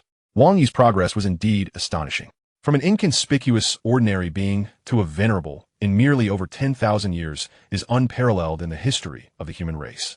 The Lord of Chaos stated, I shall promptly submit the proposal for your inclusion in the highest council of humanity. Since you are now a venerable, the upper echelon will undoubtedly approve your membership. Henceforth, you shall be entitled to a seat at the highest council. Although you are qualified to occupy the highest seat in the Supreme Council, this assembly convenes infrequently, each session addressing significant matters concerning our human race. Currently, there are no pressing issues at hand, and it remains uncertain when the next meeting will take place. Should the necessity arise for a Supreme Council session, a notification will be dispatched from the virtual universe system. Wang Yi's eyes shimmered with a hint of anticipation when the time comes. He will be regarded as one of the upper echelons of humanity, gaining insight into the many formidable beings of our kind. Since Wang Yi has already ascended to a pivotal status within the human race, he need only manifest a portion of himself to safeguard Earth, rendering external influences unnecessary. Upon discussing the matter of Earth's protection with the Lord of Chaos, he readily acquiesced, recognizing Wang Yi's formidable power. Once the command was given, on the very same day, the temple guarding the solar system discreetly retreated and was replaced by another. In the vast expanse of the cosmos, millions of kilometers from Earth, a magnificent crimson palace emerged. Let this fire spiral palace remain here, with my shadow overseeing it. From this moment forth, I shall be the guardian of Earth. A towering giant, over 9,000 kilometers in height, sat within the grand palace, casting an imposing gaze upon the planet. Within the palace, numerous immortal beings and other divine entities stood in respectful silence, all loyal servitors under his command. An immense vine-like plant, stretching millions of kilometers, coiled around the palace exterior. This was the Void Thorn, having transcended into the realm of immortality. The immortal-level Void Thorn, combined with unique talents and divine physique, could rival an ordinary sovereign. Given Wang Yi's current prowess and capabilities, he was more than capable of fortifying Earth's defenses. Even if the sovereign of the universe were to approach, he could swiftly transport Earth away. Yet, unbeknownst to the inhabitants of Earth, these matters were but distant occurrences. Wang Yi turned his gaze towards a particular location within the solar system, a special space designated for nurturing powerful beings, the Dragon Nest. He shook his head. However, the time was still too brief. Few had genuinely been bestowed with the Lost Star Pearls, with only the likes of Hong and the Thunder God possessing the qualifications to merge with one. If endowed with sufficient talent, an individual could merge with multiple pearls, accelerating their comprehension of the laws. Yet, the timeline was still too short. There were scarcely any realm masters on Earth. To achieve my expectations of an abundance of immortals and a multitude of sovereigns would require an indeterminate amount of time. Currently, even figures like Luo Feng Hong and the Thunder God had not attained immortality. My impatience is palpable. The Divine Kingdom can now accelerate time, allowing outsiders to enter. However, this holds little significance. Without rigorous training, it is challenging to cultivate true powerhouses. Wang Yi regarded ordinary immortals with little esteem. A faint smile graced his lips. Nonetheless, this is undoubtedly a promising beginning, is it not? He has already bestowed so much upon the people of Earth. Their rise is merely a matter of time. Now, you need only await patiently. The news of Wang Yi's ascension to sovereign spread like wildfire throughout the human race and even reached the cosmos, igniting a new tempest. Chapter 428. Sovereign of the Hunter God. On Thunder Island, the Lord of Chaos stood atop a mountain, surveying the landscape. Yet his thoughts were consumed by Wang Yi. Wang Yi had received the 100 treasure points I had just granted him, which could be exchanged for numerous artifacts. With his capabilities, even traversing the universe, he should not easily meet his demise. The Lord of Chaos murmured, possessing a manifestation does not equate to absolute safety. The reason he bestowed Wang Yi with 100 treasure points was precisely due to this concern. 100 treasure points were sufficient to exchange for an ordinary soul-type treasure. Even the universe overlord, who had always followed the Lord of Chaos, lacked such a soul treasure. The Lord of Chaos, indeed, prioritized the development of the race above all else.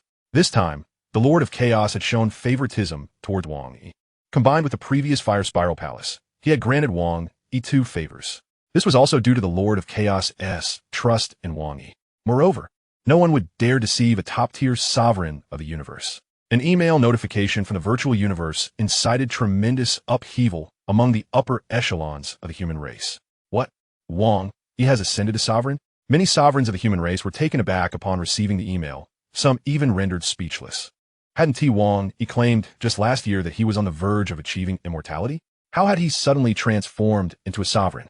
Yet, the email from the virtual universe was undoubtedly verified by the highest authorities. It could not possibly be erroneous.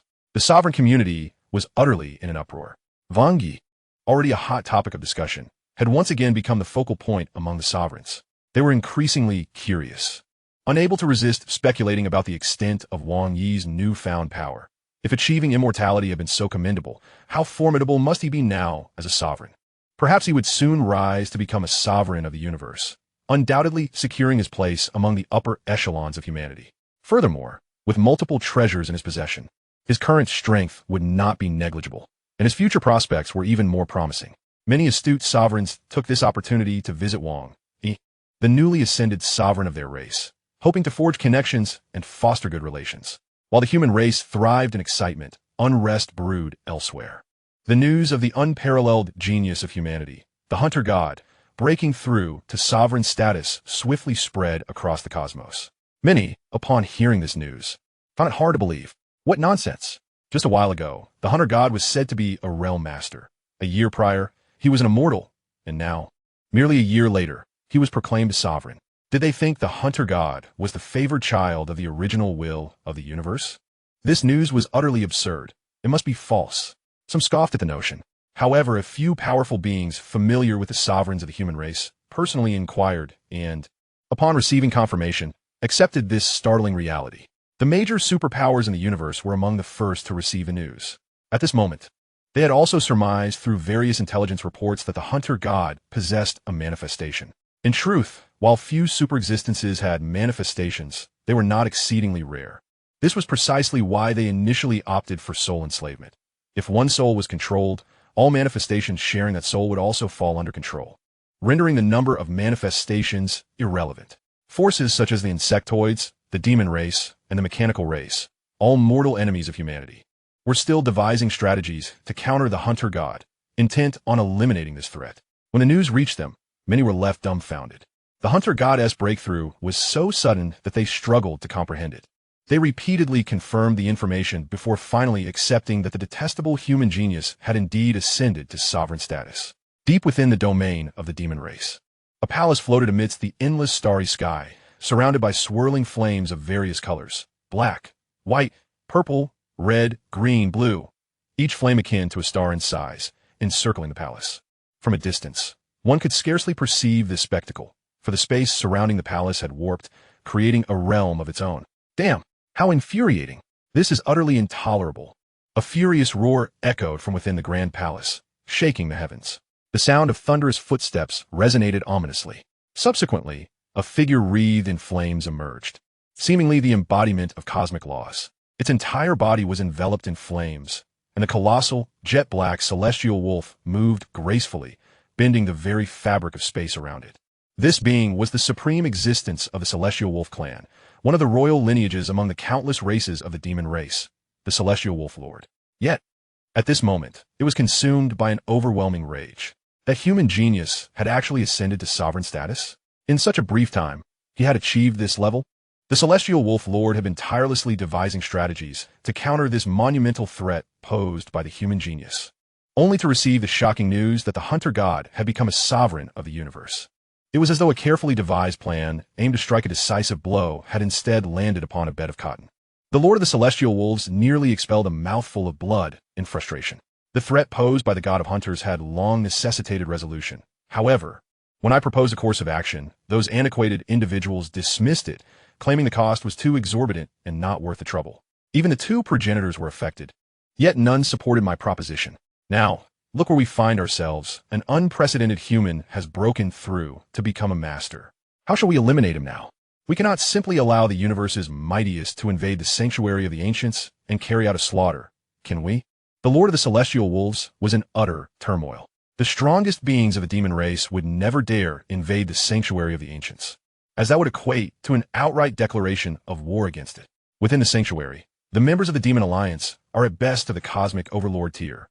Such a level would find it utterly impossible to eradicate the god of hunters, now a master, under the protection of the prismatic Aurora Lake. Even if we were to enlist other cosmic titans, the mere thought of the cost sends shivers down the spine of the Lord of the Celestial Wolves. Cursed be it. The Lord of the Celestial Wolves gritted his teeth in frustration. As the supreme officer in charge of assassinations within the demon race, failing to eliminate the god of hunters would signify a monumental defeat. Most crucially, he believed there had once existed a chance to vanquish the god of hunters, thwarted solely by the interference of others. The recent ascension of the god of hunters to master had thoroughly disrupted his prior schemes. The Flame God clan resided in a remote area far removed from human territories, having claimed a vast cosmic secret realm as their own. Years ago, the Flame Emperor led the Flame God clan away from the human populace to seek refuge in an isolated cosmic sanctuary, thriving in its depths. Over countless eons, the Flame God clan has grown increasingly formidable, and with the unparalleled prowess of the Flame Emperor, none dared to provoke them. Despite their vast distance from human domains, the Flame God clan frequently ventured into the outer battlefields, allying with other factions to engage in conflict with humanity. They inhabit 3 expansive continents, encircled by an endless void filled with vibrant flames that envelop magnificent floating palaces. Within the grandest of those palaces, a towering figure sits regally upon a throne, its stature nearing 10 kilometers. The gusts exhaled from its nostrils ignite the surrounding void, and its black horn pierces the heavens. Clad in a dense array of black scales, it lightly taps its fingers on the armrest, its gaze deep in contemplation. The once unparalleled genius of the human race, now referred to as the Master of Hunters, has achieved such heights in a remarkably short span. It appears this young individual possesses an innate talent far surpassing my own in my youth. A chilling voice emerges. The unparalleled geniuses of humanity must all perish. Chapter 429. Departure from the Blood Cloud Palace. Earth, a unique dimension known as the Dragon Nest World. This expansive and boundless realm features towering landmasses, celestial bodies, and vast voids, imbued with a dense, mist-like cosmic energy. Much like the secret realms utilized by humanity to nurture prodigies, even the most ordinary earthling can ascend to planetary status after merely a few years of residence here. Given Wang Yi's current resources and methods, creating such a sanctuary at great expense is a straightforward endeavor. However, resources are perpetually limited.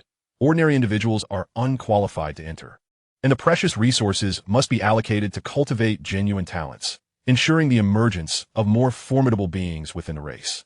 Numerous exceptionally gifted human prodigies are selected to join this realm for training, categorized into stellar, cosmic, domain lord, and realm lord levels, divided into 4 regions: heaven, earth, mysterious, and yellow. In the future, this place may further delineate into the realms of cosmic sovereign, cosmic overlord, cosmic master, and immortal beyond reckoning. It is akin to Rainfall Mountain, a haven for nurturing talent, and Thunder Island, a gathering place for the powerful. Yet, how long it will take to achieve such grandiosity remains uncertain. The rise of the Earthlings is evidently contingent upon the cultivation of the new generation. In fact, many of the training methodologies mirror those of the Virtual Universe Company and other cosmic sovereigns who nurture their lineages. Given that humanity has only begun its ascent a mere 10 millennia ago, it is entirely reasonable to draw upon the mature and refined training systems developed by these cosmic entities. It is unrealistic to presume that a civilization in its infancy could devise a system superior to the accumulated wisdom of countless great beings who have stood at the pinnacle of the universe for eons. Such arrogance is simply misguided. Furthermore, in broad terms, relying solely on the current strength of Wang Yi, Luo Foam, and others is insufficient to rival the vast resources of the human race. Thus, they must leverage the collective strength of humanity to foster their growth. It is as if the Earth possesses the unique ability to nurture exceptional souls, allowing the younger generations of other races to enter and procreate. Likewise, humanity has realms such as the Blood Luo world dedicated to talent cultivation. Given Wang Yi's current status at a modest cost, he can facilitate the entrance of promising earthling prodigies into these realms. Coupled with Wang Yi's own unique heritage, the Earthlings will soon see a continuous emergence of powerful individuals. In the Dragon Nest world, atop the highest peak of a majestic mountain range in the central continent, lies a sprawling complex of palaces. Outside these palaces, alongside the immortal guardians, numerous domain lords abound. The Earthling faction, apart from its own kin, has attracted a multitude of renowned individuals over the years, including many domain lords and some immortals, though they must pass rigorous selection to join. Currently, only Earthlings can enter the Dragon Nest world. One of Wang Yi's avatars stands within the principal palace, surveying the entirety of the domain. As a cosmic overlord, maintaining the strength of a domain lord while housing a fragment of consciousness is a simple task. In truth, the true overseer of Earth resides within the palace in the solar system, his shadowy form. A cycle of 10 million years, a span of time whose fruits remain indeterminate. Wang Yi muses softly. Perhaps having experienced the passage of time for so long, he has become somewhat detached from the concept of time itself. For him, a million years, a domain lord's lifetime, is merely a phase. In the past, shortly after emerging from Earth, a domain lord was already a figure of great prominence within the Black Dragon Mountain star domain. After all, the Black Dragon Mountain star domain is home to only two immortals, the Lord of Black Dragon Mountain and the Lord of the Ice Sea Divine Nation. Now, it is not merely the Black Dragon Mountain star domain. Shortly after news of Wang Yi's ascension to master spread, tidings from the Qianwu Cosmic Nation arrived, announcing their intent to bestow upon him vast territories centered around the Black Dragon Mountain star domain as a permanent private domain to celebrate his breakthrough. The Lord of Qianwu even personally visited Earth to confer with Wang Yi for an extended period. How impoverished the Lord of Qianwu remains. Wang Yi reflects.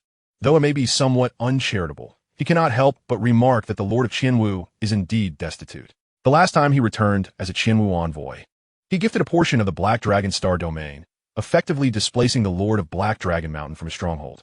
Upon breaking through to immortality, he again bestowed territories. Now, with his ascension to master, he is once more gifting lands. It seems he is left with little more than territory to offer. Or perhaps he possesses nothing of greater value to present, deeming it too meager. Moreover, not only does he seek to curry favor with Wang Yi, but he extends his generosity to Luo Feng, Hong, and Thunder God, geniuses at the core of the human race, without exception. After all, Luo Feng is also considered an unparalleled talent of this generation, albeit not as radiant as Wang Yi, yet comparable to Kudi. Hong and Thunder God are likewise esteemed disciples of the creator of the giant axe, nurtured by the cosmic sovereign. Wang Yi, needless to say, has recently achieved a breakthrough to immortality, rumored to rival that of a master, and is now the subject of bounties from the three pinnacle clans. With his recent ascension to master, who knows how formidable he has become. He hails from Earth, the very territory of the Lord of Qianwu, whose power and influence may soon be overshadowed by Wang Yi. Perhaps even the Lord of Qianwu will have to look to Wang Yi for guidance. Wang Yi chuckles to himself at the memory of the Lord of Qianwu's expression that day. Few among the masters are without their own complexities. Yet, I have also assisted him in some capacity, thus repaying a portion of my debts. Wang Yi muses softly. Once, the esteemed Qianwu master, driven by momentary greed, met his downfall on the primordial star thrice, incurring substantial debts to his kin and friends. The cost of his 3 resurrections was exorbitant, compounded by the loss of invaluable treasures, plunging him into a sea of liabilities with no clear epoch in sight for repayment. In light of their past camaraderie and the assistance the Qianwu Universe Nation extended to Earth, Wang Yi generously utilized a precious artifact to help the Qianwu sovereign settle his debts to friends. As for the debts owed to the Wu clan, the Qianwu master would have to repay them gradually. This act of kindness left the Qianwu sovereign deeply grateful. The Qianwu master's downfall stemmed from his blind avarice. I must not emulate his folly and should tread cautiously with every step, Wang Yi mused softly. Even while traversing the cosmos, one must proceed with assurance and care. The Tontian Tower could only be activated by the Lord of the Universe, and the Rainbow Aurora Lake remained off limits. Presently, I possess 3 paramount treasures that are truly of use: the Calamity Armor, the Original Soul, and the Hellblade, along with the Chaos Divine Wings and other remarkable artifacts. Wang Yi nodded, determining that deploying a single clone as the principal combatant would suffice, while other clones, equipped with various artifacts, could possess combat capabilities rivaling even the mightiest of cosmic sovereigns. It was time to take the next step and embark on the quest for the Blood Cloud Palace. A glimmer of excitement igniting in Wang Yi's eyes. This marks my true first step into the vast cosmos. a phase far beyond merely honing oneself in the outer battlefield as a realm lord. Only by achieving the status of sovereign can one possess the means to traverse the universe with authority. The Earth within the solar system witnessed the grand, uniquely crimson palace suddenly shrink, replaced by another. The Fire Conch Palace still serve a purpose, so I shall take it with me first. Wang Yi's human form stood amidst the void, smiling as he observed the diminutive Fire Conch Palace. This time, the avatars of the Void Insect clan and the human form would act in unison. The Oceanic Avatar would remain stationed on Earth, while the Flame Star Behemoth Avatar would be at the Tontian Tower, leaving another incarnation at the Ancestral God Cult to receive the legacy. I hope this time, my wishes may come to fruition. In a distant corner of the human realm, on a desolate planet, golden light permeated the air, resonating with the essence of eternal laws. As the Divine Kingdom's teleportation light dissipated, a bizarre, immortal alien and a black-haired youth clad in battle armor materialized on this lonely world. Here, it is. The teleportation coordinates controlled by my immortal servants are closest to the ancient secret realm. The next phase will require navigating through the dark universe. Wang Yi surveyed his surroundings. The journey from here to the ancient secret realm would take some time. Traveling with the Fire Conch Palace should expedite the process. With a flick of his hand, a delicate, fire-red jade-like conch appeared in his palm. Go! He waved, and the palace soared into the void, with Wang Yi's divine power surging into it. As the vast divine force surged forth, the Fire Conch rapidly expanded in the starry sky, soon becoming larger than the very planet Wang Yi stood upon, resembling a fiery celestial body suspended in space, its surface adorned with flowing light patterns. An exquisite sight to behold. It has been a long time since I last utilized the Fire Conch Palace for travel, Wang Yi marveled, and in a heartbeat, he found himself at the palace's entrance, drawn inside. Shortly thereafter, he sat upon the grand throne within the majestic palace, gazing out at the cosmos. Feeling as though he held the universe in his grasp, Wang Yi gently caressed the surface of the throne. This flying palace-type treasure far surpasses any cosmic vessel. It's a tad too large, let us reduce its size. With a thought, he manipulated his divine power, causing the palace to shrink swiftly until it became a structure approximately 1,000 meters high. After all, maintaining an oversized palace would demand excessive divine energy. Let us go. Onward. Under Wang Yi's divine influence and mental control, the palace transformed into a streak of fiery red light, tearing through space, instantly achieving the threshold of light speed, before vanishing into the dark universe. Within the dark universe, the palace's velocity continued to soar at a breathtaking pace. 100 times light speed, 200 times light speed, 300 times light speed, and so on, until it reached 1380 times light speed before halting. This was not the Fire Conch Palace's limit. Further acceleration would merely increase divine energy consumption. If I were to expend divine power, the palace's speed could be further augmented. A resounding roar echoed through the dark universe as a fiery red streak surged forward with incredible momentum, forming a conical shield around the entire palace, safeguarding it within. Should an ordinary F-class ship collide with this palace, it would spell instant destruction. Meanwhile, Wang Yi remained comfortably within the palace, awaiting the moment of arrival at the ancient secret realm. At this pace, it should take approximately a month to reach the destination. Wang Yi closed his eyes.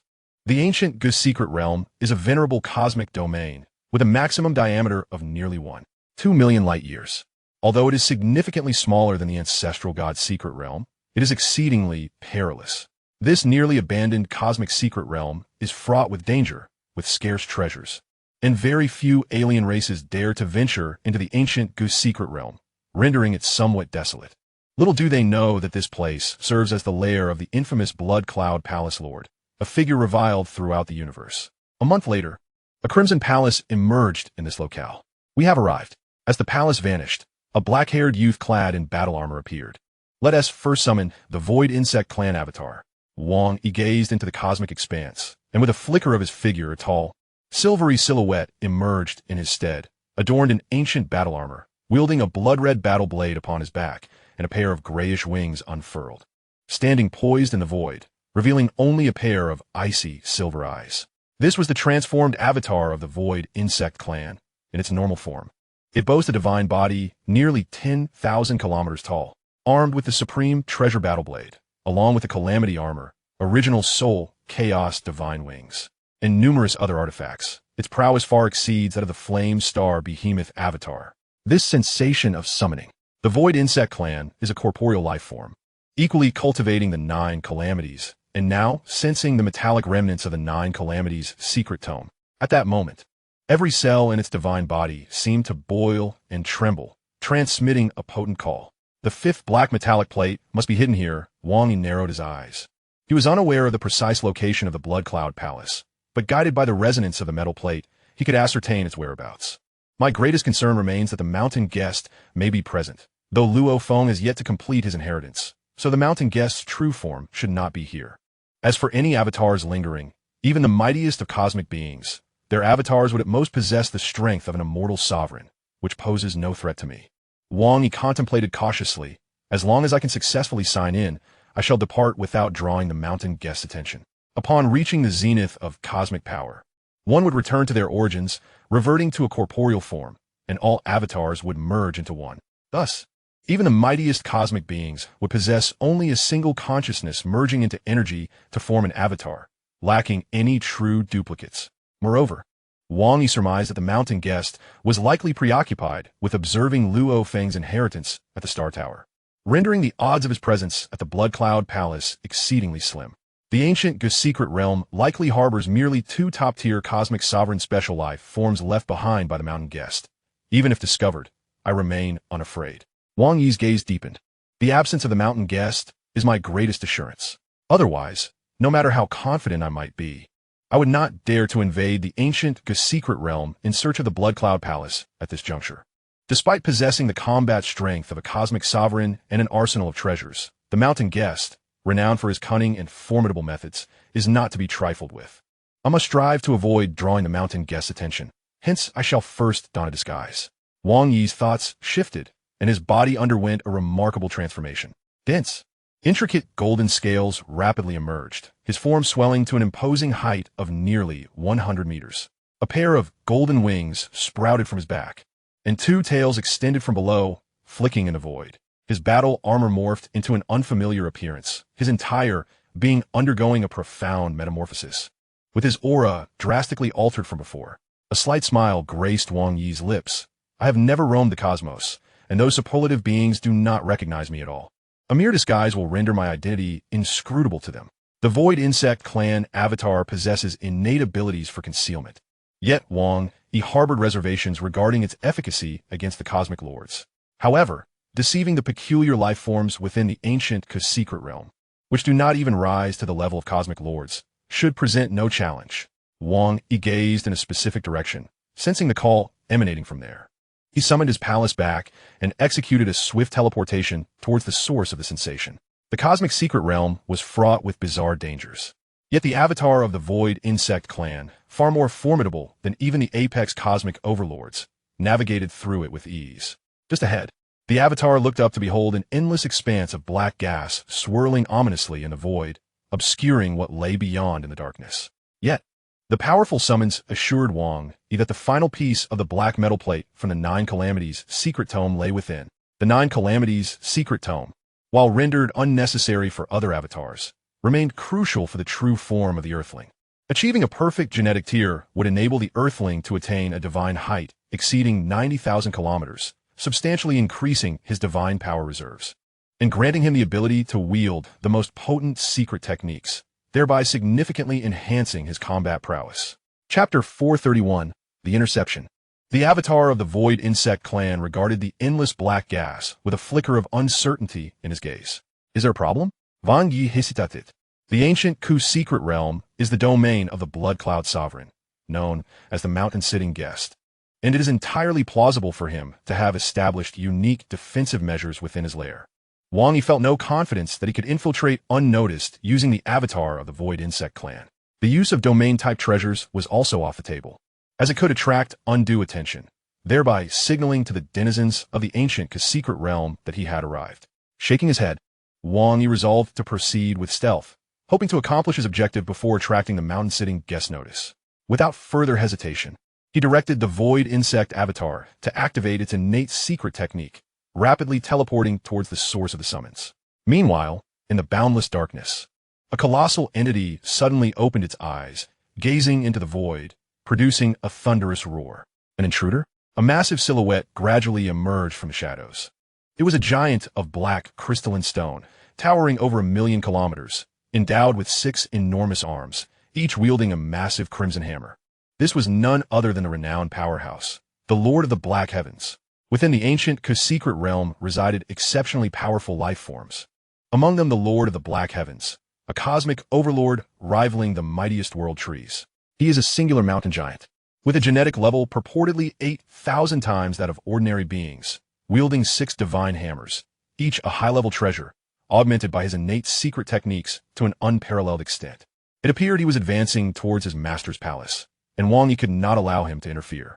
The malevolent glint in the Lord of the Black Heaven's immense eyes sparked to life, and he began to move, transforming into a streak of darkness, racing towards Wang Yi with astonishing speed. Though both utilized teleportation, the Lord of the Black Heavens, relying on his familiarity with the terrain, swiftly arrived at the location Wang Yi was about to traverse. Wang Yi executed another teleportation, finding himself in a void, when suddenly, an instinct compelled him to turn sharply in one direction. A powerful force enveloped the entire space. With a resounding boom, a massive figure erupted from the endless darkness, charging towards Wang Yi, declaring, "Alien, this is not a place for you." The voice resonated through the darkness with incredible speed. Wang Yi recognized the figure, and his gaze sharpened. The Lord of the Black Heavens, one of the 3 top cosmic overlords serving the mountain-sitting guest, also a unique life form, proving to be quite a formidable challenge. Even for Wang Yi, subduing him would be no simple task. His 1,000,000-kilometer divine form could rival the infernal star behemoth, and with a genetic tier reaching 8,000 times, he represented an extraordinarily formidable being. In terms of strength, he was nearly on par with the cosmic lords. And with his divine form, even some cosmic lords would find it exceedingly difficult to vanquish him.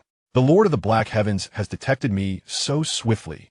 Wang Yi furrowed his brow, coldly observing the rapidly approaching figure.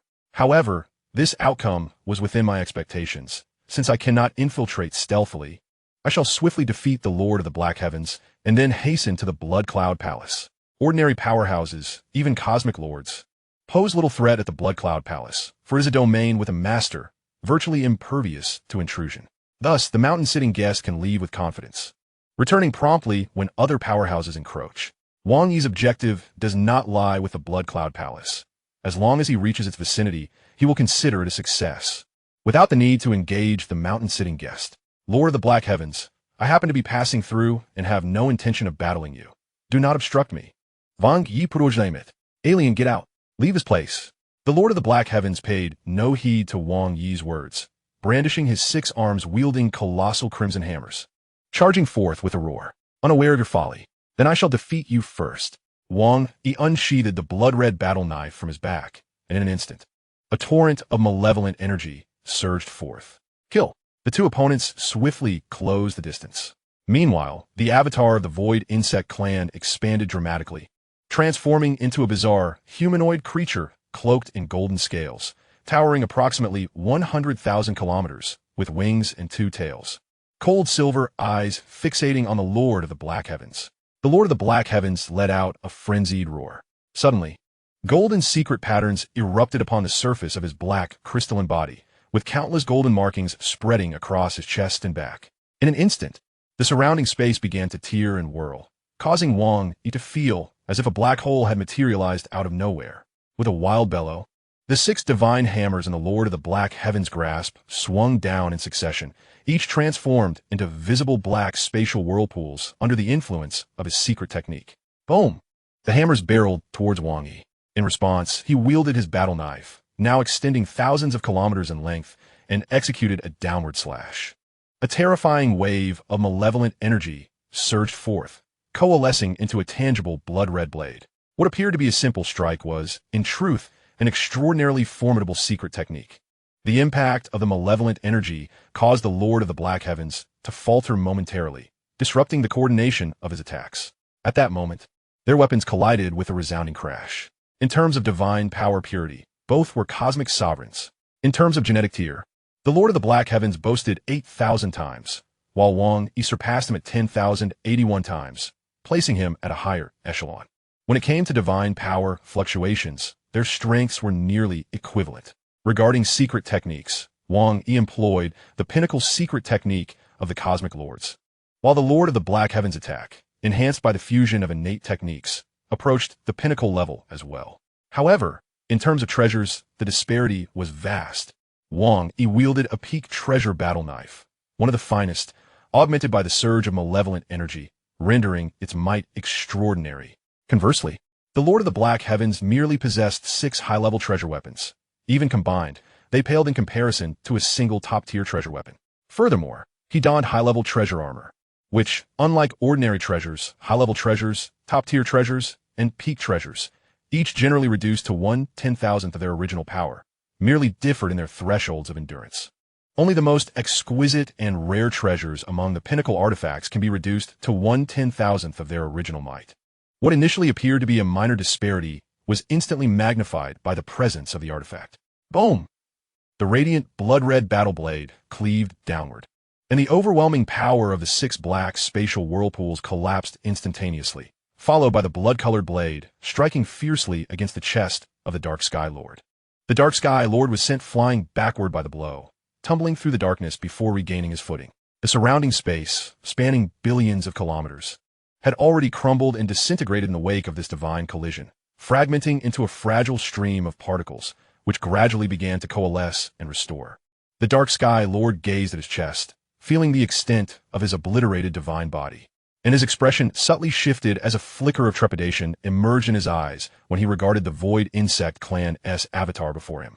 Just moments ago, the Void Insect strike had completely penetrated the Dark Sky Lord's artifact armor, annihilating a significant portion of his divine essence. In a duel between 2 equally matched adversaries, where weapons and armor are of the same caliber, the damage inflicted would be negligible. However, should one combatant wield a superior artifact weapon while the other dons an elite artifact armor, the offensive capabilities of the former would be considerably diminished. Conversely, if one employs a top-tier artifact weapon against an opponent clad in a high-grade artifact armor, the latter's defensive mitigation would be lessened. Wang Yi wielded a pinnacle artifact weapon. Even if he currently summoned only a fraction of its power, the inherent might of the artifact would still amplify his combat prowess tremendously, easily breaching the defenses of the Dark Sky Lord's armor and inflicting substantial harm. Had the Dark Sky Lord not possessed such a colossal divine body, a typical human cosmic overlord might have found themselves gravely injured by that very strike. Alien, you are formidable, and while I cannot best you, this realm is not your rightful place. I advise you, should you wish to avoid demise, to depart swiftly, the Dark Sky Lord intoned with a resonant voice, turning away as his massive divine form transformed into a streak of light, vanishing into the boundless darkness. Wang Yi observed the direction in which he departed, silently sheathing his battle blade upon his back. Chapter 432, Blood Cloud Pearl. Wang Yi made no move to deter or pursue the Dark Sky Lord's retreat. Firstly, his purpose for coming was not to engage in such pursuits. Secondly, the Dark Sky Lord served under the Blood Cloud Palace Master, who was a recluse. It was unnecessary to provoke such an entity. Moreover, while Wang Yi could defeat him, to kill someone with a divine body the size of 1,000,000 kilometers would be exceedingly difficult. All he needed was to compel the Dark Sky Lord to retreat. Nevertheless, even without employing the ultimate techniques of a cosmic sovereign, with the Hellblade and his current strength, vanquishing a top cosmic overlord was still quite feasible, Wang Yi mused. His divine body closely resembled that of a cosmic sovereign, with negligible differences. Upon breaking through from a cosmic exalted to a cosmic sovereign, his divine body had surged to a 100-fold increase. This meant that even the weakest cosmic sovereign possessed a divine body strength equivalent to that of a life gene 10,000 times more potent than that of a cosmic exalted. His divine essence was comparable. His will and consciousness were also of the cosmic sovereign level. The secret arts were too. Furthermore, possessing the talent for manipulating time and space granted him the status of a cosmic sovereign without question. A smile graced Wang Yi's face. Mastering time and space allowed him to suppress his adversaries through control and even reverse time to resurrect other cosmic exalteds and achieve immortality. However, when it came to battles at the cosmic sovereign level, the overwhelming powers controlling a domain of time and space exerted no significant influence over such high-level conflicts. Controlling a portion of time and space merely served to subdue the weaker. With his colossal divine body, the Hell Armor, the original soul, and the Hellblade, these pinnacle artifacts, Wang Yi believed he was not at all weak among cosmic sovereigns. The only areas in which he felt deficient were his mastery of secret arts and understanding of the laws. Wang Yi recognized this.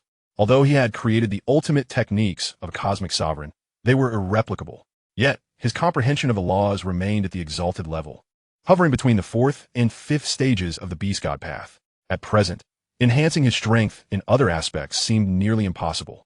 What he needed to focus on was elevating his understanding of the laws and creating stronger ultimate secret arts for cosmic sovereigns.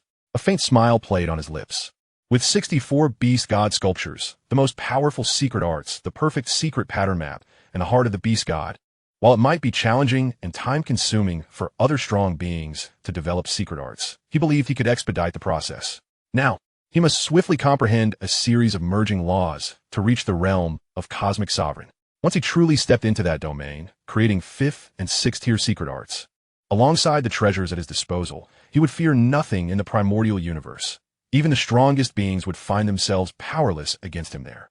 Wang Yi was acutely aware of the path he must follow, understanding the laws, crafting secret arts, and acquiring treasures. He gazed into the dark void, where the intense feeling of summons was emanating from. He needed to act promptly and sign in quickly. Wang Yi dared not hesitate. Any delay might allow the recluse to appear. With a flash, Wang Yi instantaneously teleported away.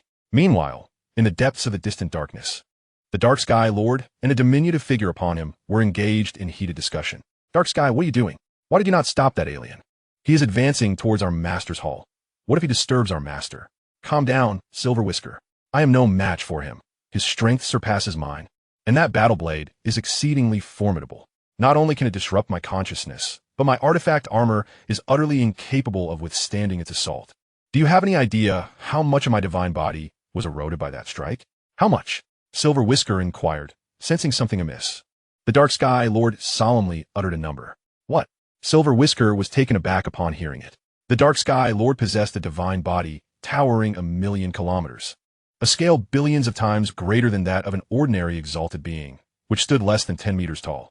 After a moment of silence, Silver Whisker, aware that the Dark Sky Lord wore high-grade artifact armor, realized that such damage inflicted upon him was terrifying. Had it been himself, with a divine body much smaller than the Dark Sky Lord's, he might have been grievously wounded.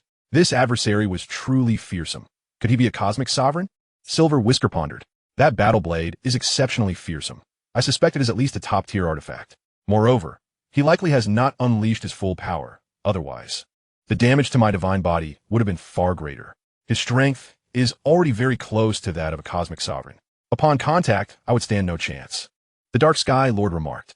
You too, so our obstruction would be futile. What about the stabbing crow? Silver Whisker frowned. The Blood Cloud Palace Master controlled nearly 1/6 of the ancient secret realm, housing numerous unique life forms, including the Dark Sky Lord, Silver Whisker, and the Stabbing Crow, 3 of the most formidable cosmic overlords. The Dark Sky Lord had the largest divine body and the highest genetic tier, yet the other 2 cosmic overlords were no less formidable. The combined might of these 3 top cosmic overlords constituted an exceedingly terrifying force. Furthermore, the ancient secret realm's remote and desolate location, devoid of treasures, meant that other cosmic sovereigns would not deliberately venture there. Concealing a palace within such an expansive area was not particularly challenging, which explained why, for so many years, no one had discovered the whereabouts of the Blood Cloud Palace. No, his strength is so great that even if we obstruct him, it would be exceedingly difficult to stop him. The Dark Sky Lord remained composed. Let him go. He is blissfully unaware. Once he encounters our master and disturbs him, his demise shall be his fate. Wang Yi's Void Insect Clan avatar teleported with astonishing speed, following the powerful sense of summons, swiftly advancing through the darkness, unimpeded by any deliberate obstacles. Hurry, hurry, before the recluse arrives. With such remarkable speed, Wang Yi soon discerned the distant outline of a colossal palace emerging from the black mist. The incomparably majestic palace shimmered with a blood-red hue, and even the mere glimpse of its corner was astonishing in size. The Blood Cloud Palace. Wang Yi's eyes sparkled with brilliance. With a mere flicker, he materialized at the grand entrance of the palace. The design of the palace gates appeared unremarkable, yet it emanated an overwhelming aura of authority. Above the gates were inscribed 3 extraordinarily intricate and esoteric characters, their meanings eluding comprehension, yet the essence of these symbols resonated within the mind. Blood Cloud Palace. Indeed, it was the Blood Cloud Palace, renowned among the myriad races of the universe as a bastion of formidable power. Wherever the Blood Cloud Palace traversed, a veritable ocean of slaughter followed. The master of Blood Cloud Palace possessed an eccentric disposition, often resorting to violence against a powerful adversary, directly assaulting their stronghold, or even invading the heart of their territory to achieve his objectives. Although the master of Blood Cloud Palace stood solitary, his might was unparalleled, having vanquished no fewer than 2 cosmic sovereigns. The number of cosmic overlords he had defeated was alarmingly high. However, the origins, identity, race, and true strength of the master of Blood Cloud Palace remained shrouded in mystery. Malevolent, deranged, potent, enigmatic, such is the essence of the master of Blood Cloud Palace.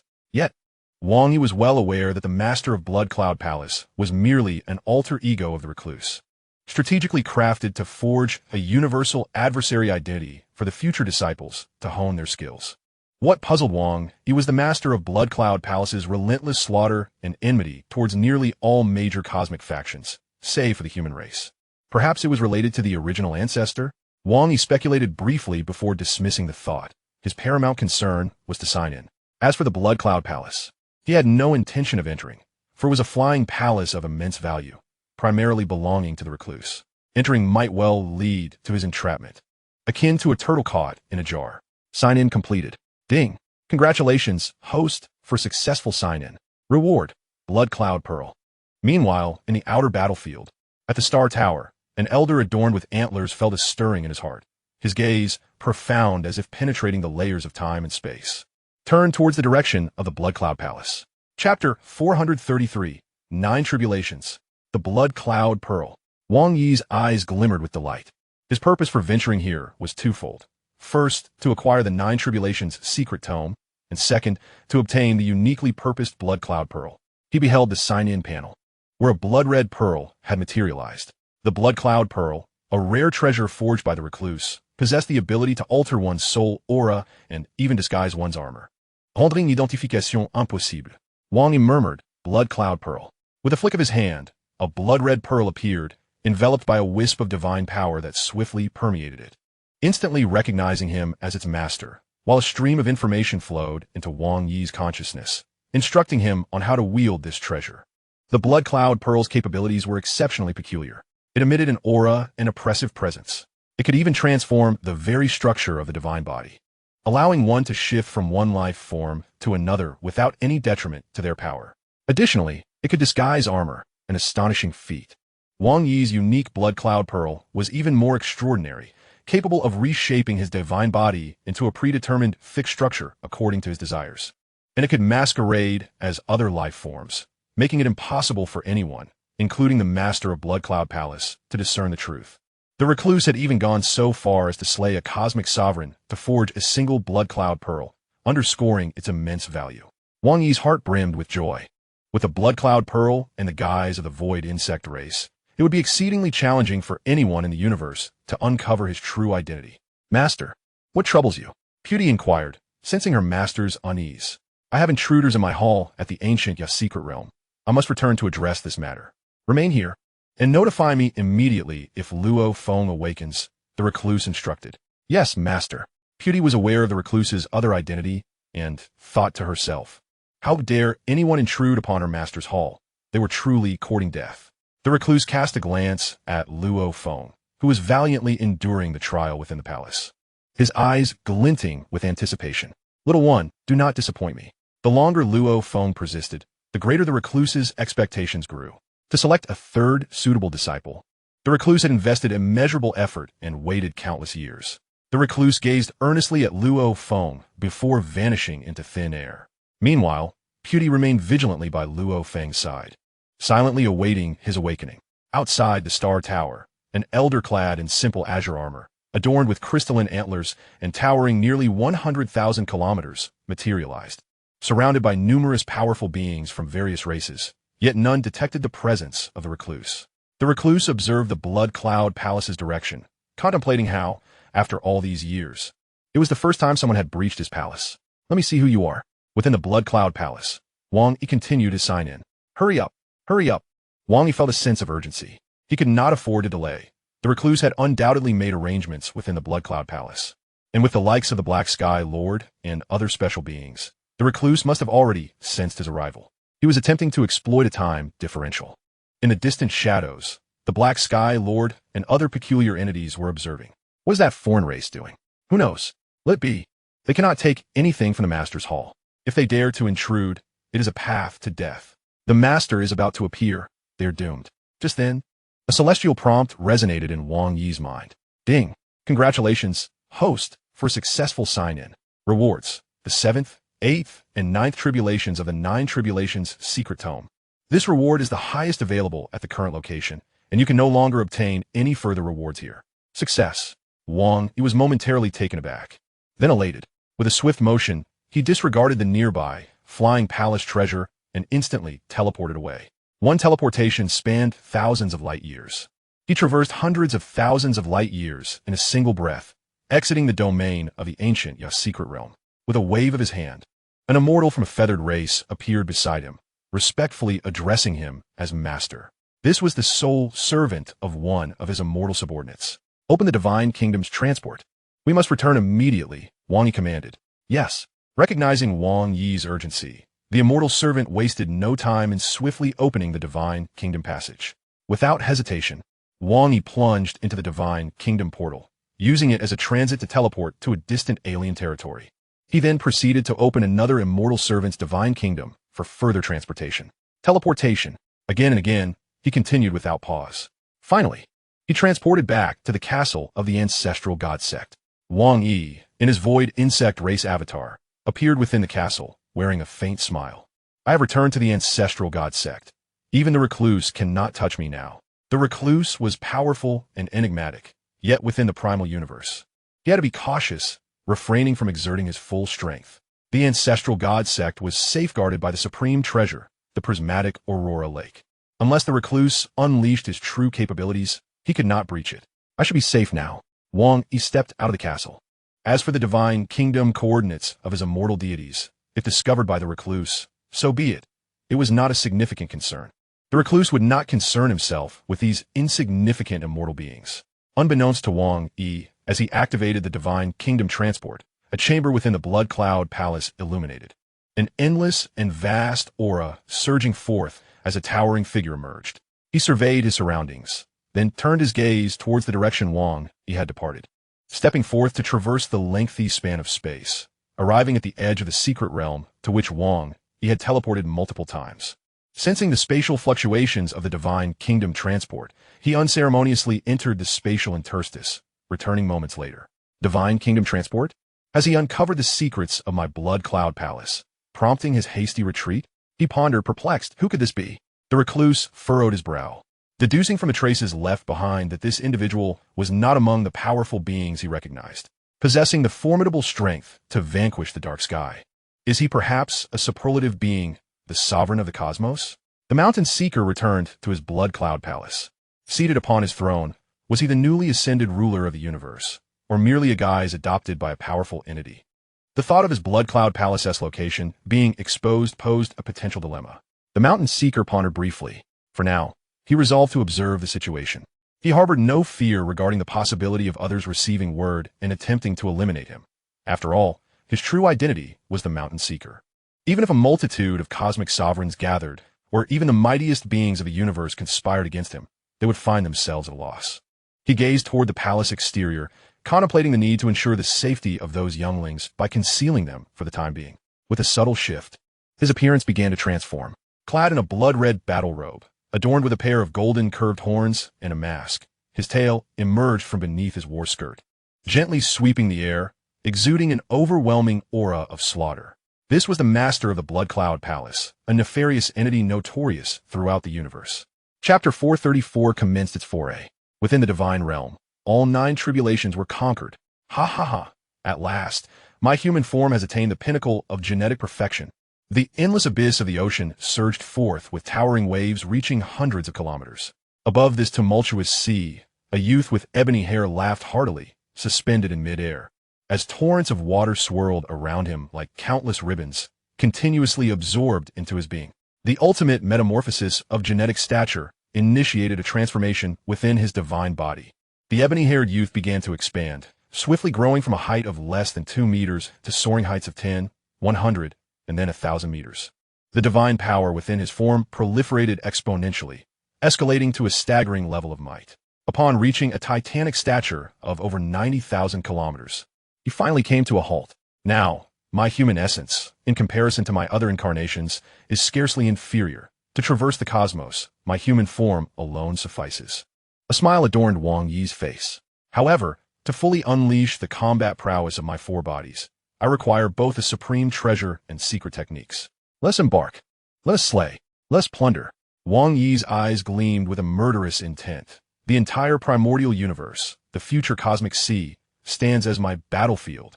With the blood cloud pearl, I can disguise myself as another identity, free from the fear of detection. My secret techniques and treasures have never been utilized within the primordial universe. For instance, the ultimate techniques of the cosmic sovereigns have never been revealed in the presence of outsiders, and even some peak techniques have seldom been deployed. The robe of calamity and the wings of chaos can indeed be masked by the blood cloud pearl, as long as I do not reveal any telltale signs. I shall not be recognized. In essence, Wang Yi's objective is to assume the guise of another master of the Blood Cloud Palace. Under this unfamiliar identity, he intends to engage in slaughter and plunder among other races, ensuring that he does not bring calamity upon the human race. After all, the malevolent deeds of XX have no bearing on him, Wang Yi of humanity. Let us venture forth. Let us engage in battle. Wang Yi's eyes shimmered with fervor. Having reached this stage, he can finally cast off his restraints and relish in a grand adventure across the cosmos. To the insectoid, the demon, and the mechanical races, did you not desire my demise? Now, it is my turn to bring trouble upon you.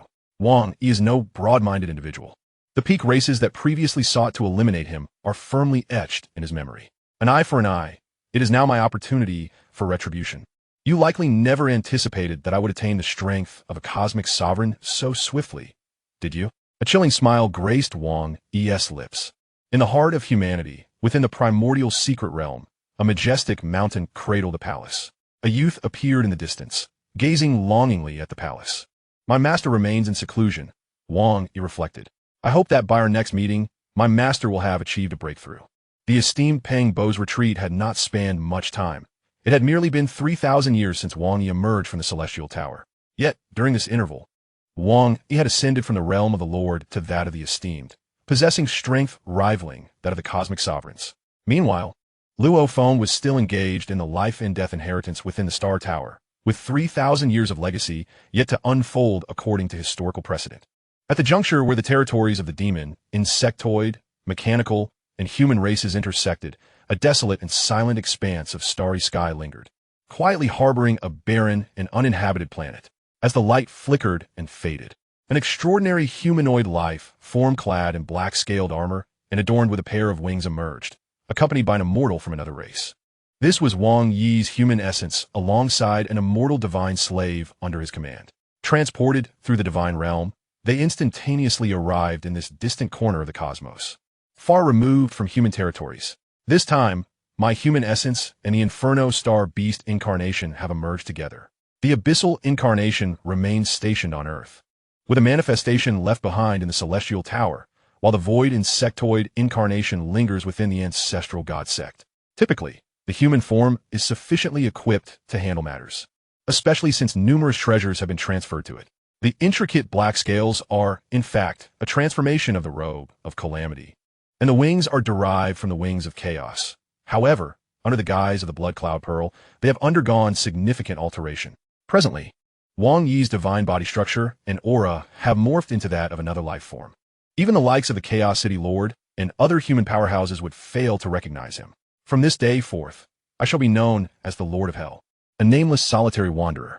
Wang Yi caressed the blood-colored war blade on his back and smiled widely. The Lord of Hell, named after the pinnacle treasure, the Blade of Hell, signifies that Wang Yi shall send numerous alien powerhouses into the abyss. In terms of divine body strength and aura, Wang Yi now embodies an unequivocal cosmic sovereign. Wang Yi cast a sweeping glance across his surroundings. In the next moment, his figure materialized in the starry expanse beyond the planet. Not far ahead lay the juncture of the four races' territories, the location of the Venerable Rest Secret Realm. The Venerable Rest Secret Realm is one of the largest known cosmic secret realms in the primordial universe, even surpassing the ancestral God Secret Realm, with a maximum diameter exceeding 200 million light-years. It ranks among the top 10 ancient perilous secret realms in the cosmos, where treasures are frequently discovered, and occasionally artifacts comparable to ordinary supreme treasures emerge. Many revered beings and cosmic overlords venture here to explore, yet it pales in comparison to the primordial star, where treasures akin to high-level supreme artifacts appear only after a long time. For cosmic sovereigns, this place holds little value. Acquiring treasures here is less advantageous than traversing the cosmic sea or awaiting the primordial star's opening. However, for those revered beings and cosmic overlords, it represents a rare treasure trove. After all, under normal circumstances, obtaining a singular treasure is exceedingly challenging. The primordial star opens but once in an eternity, necessitating high-level strength. Even high-tier cosmic sovereigns must form teams to enter, unlike the venerable Rest Secret Realm, which persists and offers ordinary revered beings the chance to acquire treasures. Thus, many revered beings flock here in hopes of fortune. As a result, within this cosmic expanse, myriad races and powerful factions converge frequently to explore for treasures, leading to inevitable clashes over wealth. Some even come to hunt powerful beings from other races, engaging in frenzied acts of murder and plunder. In this realm, numerous environments pose threats to revered beings. Once an immortal divine being becomes ensnared, certain death awaits them. Only revered beings possess the means to safeguard themselves, so those daring enough to venture here are generally of ordinary revered strength. Wang Yi's selection of this locale was made after careful consideration. After all, directly storming into various territories to slay powerful beings is indisputably reckless. Wang Yi's mind is not yet clouded. Such overt actions would expose his strength as a cosmic sovereign, easily inviting assaults from various cosmic sovereigns, or even drawing the attention of the strongest beings in the universe, seeking to eliminate him as a dangerous entity. However, within this realm, the danger is mitigated. The gathering of diverse powers facilitates hunting, and the clashes among races are commonplace. As long as Wang Yi refrains from emulating Luo Feng's notorious act of annihilating 6,000 revered beings in a single battle, he shall not attract the ire of various factions. The terrain and environmental conditions here exhibit a remarkable weakness in control from all factions, rendering any attempts at encirclement relatively futile, as escape remains easily attainable. This, indeed, marks the initial stage of my sanguinary endeavors. Wang Yi, shrouded in his obsidian-scaled armor, murmured softly as he delved into Chapter 435, The Secret Realm of Fanqi. The cosmic secret realms are peculiar realms that have naturally formed through the vast transformations of the universe. Typically, such transformations yield planets and stars. However, exceptional circumstances can give rise to extraordinary cosmic secret realms that rival the scale of star domains or even cosmic nations. The original universe stands as the most colossal, ancient, and powerful of all known universes. Within this original cosmos, the secret realms exhibit varying degrees of peril, each containing treasures of differing values. Yet, even the least formidable of the new cosmic secret realms generally require a realm master to dare to venture within. The more elevated the realm, the more daunting it becomes, often housing genuine cosmic treasures that can entice even the most esteemed of sovereigns. The Fanqi secret realm is among the largest, oldest, and most perilous of the cosmos secret realms. Having been discovered long ago, these realms are categorized into various tiers, each differing in spatial extent. The Fanqi secret realm boasts a maximum diameter exceeding 200 million light-years, a testament to its immense size. Even for sovereign beings, traversing this realm requires substantial time and effort. Here, danger lurks at every corner in certain locales. Even the most cautious of cosmic sovereigns may find it difficult to emerge unscathed. Nonetheless, the majority of areas remain relatively safe, albeit with a diminished likelihood of treasure discovery. It is widely acknowledged that within such secret realms, the probability of uncovering treasures is inversely proportional to the danger level.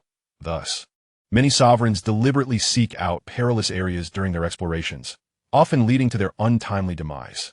For Wang Yi, however, the quest for treasures holds little significance compared to the primary objective of hunting down formidable opponents. He has not forgotten that the slaughter tasks on his sign-in panel and the slaying value on the exchange feature can be redeemed for various rewards. While the slaughter tasks are limited in number, the slaying value is boundless. With a flick of his wrist, a crimson palace materialized, and he soared inside. Though the Fanqi secret realm is vast, it is divided into numerous zones. Within the palace, Wang Yi reflected on the information gleaned from the Fanqi secret realm. A significant portion of the zones, over 90%, are deemed relatively safe for sovereigns, with thousands of low-risk areas, over 700 medium-risk zones, 18 high-risk regions, and 3 extreme danger zones. The majority of sovereigns typically navigate the medium and high-risk areas, as the greater the peril, the higher the chances of treasure discovery. Seated upon the throne of the palace, Wang Yi unfurled the star map of the Fanxi secret realm. Countless luminous points, each representing a distinct zone, illuminated the map. Most regions appeared white, denoting safe zones devoid of danger, while minorities shone green, indicating low-risk areas. Scattered across the map, blue points signified medium-risk zones, while the sparse red markings indicated high-risk areas. Most strikingly, 3 enlarged purple points represented the extreme danger zones, environments fraught with peril where even cosmic overlords risk their lives. Of course, cosmic overlords find safety within these realms. However, they often disdain the meager rewards to be found here, preferring to seclude themselves in pursuit of self-improvement and the creation of secret techniques, rather than engaging in reckless ventures. Wang Yi gazed upon those luminous points, a smile gracing his lips as he acknowledged the multitude of sovereigns from countless factions congregated here, including the Hong Alliance of Humanity, the Insect Alliance, the Mechanical Alliance, the Demon Alliance, the Crystal Alliance, the Hell Alliance, the Starbeast Alliance, the Nine Territories Alliance, the Spike Ring Alliance, among others, alongside various ordinary factions, culminating in an extraordinarily vast number. Sovereigns are of paramount importance to each faction. Even humanity, with its extensive history, boasts over 6,000 sovereigns. Yet the Hong Alliance, predominantly human, surpasses 100,000 sovereigns. When considering the myriad factions throughout the cosmos, the frequency of sovereigns becomes quite commonplace. However, this is a matter of differing hierarchies. For the exalted cosmic overlords, sovereigns hold little significance. Yet for those below the immortal tier, sovereigns remain unattainable. Sovereigns possess their own desires and aspirations, often engaging in battles over treasures. Places such as the Fanxi secret realm serve as their primary battlegrounds.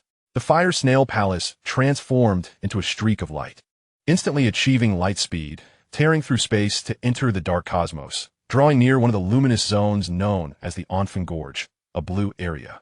While red zones may host a greater number of cosmic overlords, the blue zones are where sovereigns predominantly conduct their activities. Wang Yi held a wine goblet in hand, sipping fine wine, while smiling to himself. If his sole aim were slaughter rather than treasure, the blue zone would be the most suitable locale for his objectives. The Fire Snail Palace sped through the dark cosmos at a velocity exceeding 1,000 times the speed of light, swiftly approaching the target coordinates. Simultaneously, the Zushin sect, with Wang Yi's void insect avatar clad in infernal god armor, leisurely exited the castle, instantly appearing at the fountain on Zijing Island, stepping into the curtain of water. In the shadows, various observers hastily recorded the event. On a certain year, month, and day, the Hunter Sovereign went to receive a legacy. Such occurrences transpire with regularity, and these immortal watchers have grown accustomed to Wang Yi's frequent visits for inheritance. The Hunter Sovereign is once again seeking a legacy, eliciting envy from the immortal watchers. At this pace of acquiring legacies, the Hunter Sovereign will likely soon cultivate beyond the 6th tier, reaching the level of cosmic overlords. Although Wang Yi has already ascended to the rank of sovereign, various factions remain undeterred. As long as he does not attain the status of cosmic overlord, peak factions such as the Insect Tribe will not abandon their efforts to preemptively eliminate Wang Yi, whom they perceive as a future threat. However, devising a strategy to confront Wang Yi proves to be a formidable challenge. In the absence of a clear demonstration of danger that compels factions to recognize the severity of the situation, few are willing to incur the substantial costs associated with eliminating a potential threat. For instance, no one would sacrifice a sovereign to eliminate a future candidate for sovereignty. This reluctance explains the continued hesitation among factions to take action. To contend with the current Hunter Sovereign, it seems that the life of at least a top-tier cosmic overlord would need to be wagered. If a clone were involved, it would be more manageable. Without a clone, it signifies a complete demise, necessitating the intervention of the strongest in the universe for revival, a costly and challenging endeavor to find a suitable candidate. These spies from various factions continue to surveil me daily. As Wang Yi arrived at the site of inheritance, he mused to himself about their unyielding intentions. They remain oblivious to the fact that he now possesses the strength of a cosmic overlord. The avatar remaining here serves merely as a ruse. Once I achieve the status of cosmic overlord, I shall settle accounts with you all. Even a clay figurine possesses its temper, let alone Wang Yi. Killing cosmic sovereigns is merely a prelude. The true anguish lies in the demise of a cosmic overlord, which will resonate deeply across all factions. Even for cosmic overlords with clones, the loss of a single avatar strikes a heavy blow to the entire faction. Wang Yi, you have returned, greeted the sovereign geophone. Seated amidst the black mist upon a meteorite, accustomed to Wang Yi's frequent appearances. Since Wang Yi's ascension to sovereign status, his demeanor has become markedly more amiable. Indeed, Wang Yi replied with a smile and a nod. Chapter 436, Sovereigns. The Fanxi's secret realm, having undergone extensive exploration over the eons, has few secrets remaining, with regions delineated according to their levels of danger. The Enfing Gorge stands out as one of the more renowned medium-risk zones among the over 700 known areas. Situated in close proximity to the other two medium-risk zones, Silent Island and Mirage Lake, though ultimately classified into three distinct regions based on their characteristics. Regions where treasures are likely to emerge naturally attract more powerful beings in their explorations. It is said that within the depths of the vast secret realm lies a treasure so alluring that even the Lord of the Universe would be stirred by its presence. However, due to the vastness of the realm and the obscurity of the treasure's location, even the Lord of the Universe has been unable to uncover its hiding place, which remains quietly concealed, awaiting the fortunate soul destined to discover it. Such rumors have drawn numerous esteemed beings to embark on explorations. For the acquisition of a treasure deemed significant by the Lord of the Universe could lead to unimaginable fortunes. In the cosmos, apart from a select few fortunate individuals or those with powerful connections, most esteemed beings struggle to thrive, possessing only a handful of precious artifacts, with none holding a true divine treasure. Hence, the prospect of acquiring an item of such immense importance is enough to drive them to madness. Furthermore, the vast secret realm occasionally reveals other treasures, with artifacts rivaling divine treasures being discovered and fiercely contested, leading to frequent clashes among many esteemed beings, resulting in the fall of numerous souls. The Fire Snail Palace continues its flight through the dark universe. The so-called fixed shuttle zones may apply to immortal deities, as they require a degree of acceleration to reach light speed. However, for esteemed beings, achieving light speed instantaneously is a trivial feat, allowing them to enter the dark universe from any location. In the abyssal wind canyon, a sudden tremor in space heralds the emergence of a towering crimson palace. Suspended motionlessly in the high expanse of the canyon, hundreds of billions of kilometers above, a figure bursts forth from the fiery palace, rapidly enlarging to a height of 100 meters. Clad in black-scaled armor, with a pair of powerful scaled wings and a thick tail thrashing behind. The creature's face is obscured by its menacing armor, revealing only a pair of blood-red eyes that glint with coldness. It carries an ancient, blood-colored battle blade on its back. Exuding fin, ominuoha. Wang Yi surveys the vast canyon, a smile creeping across his face. Fortunately, all has gone smoothly, and he has arrived at the perilous abyssal wind canyon. With the spatial sensing abilities characteristic of esteemed beings, he perceives the serpentine forms of a natural disaster known as the abyssal wind, writhing within the canyon. Even a direct encounter with the abyssal wind could inflict harm upon an esteemed being.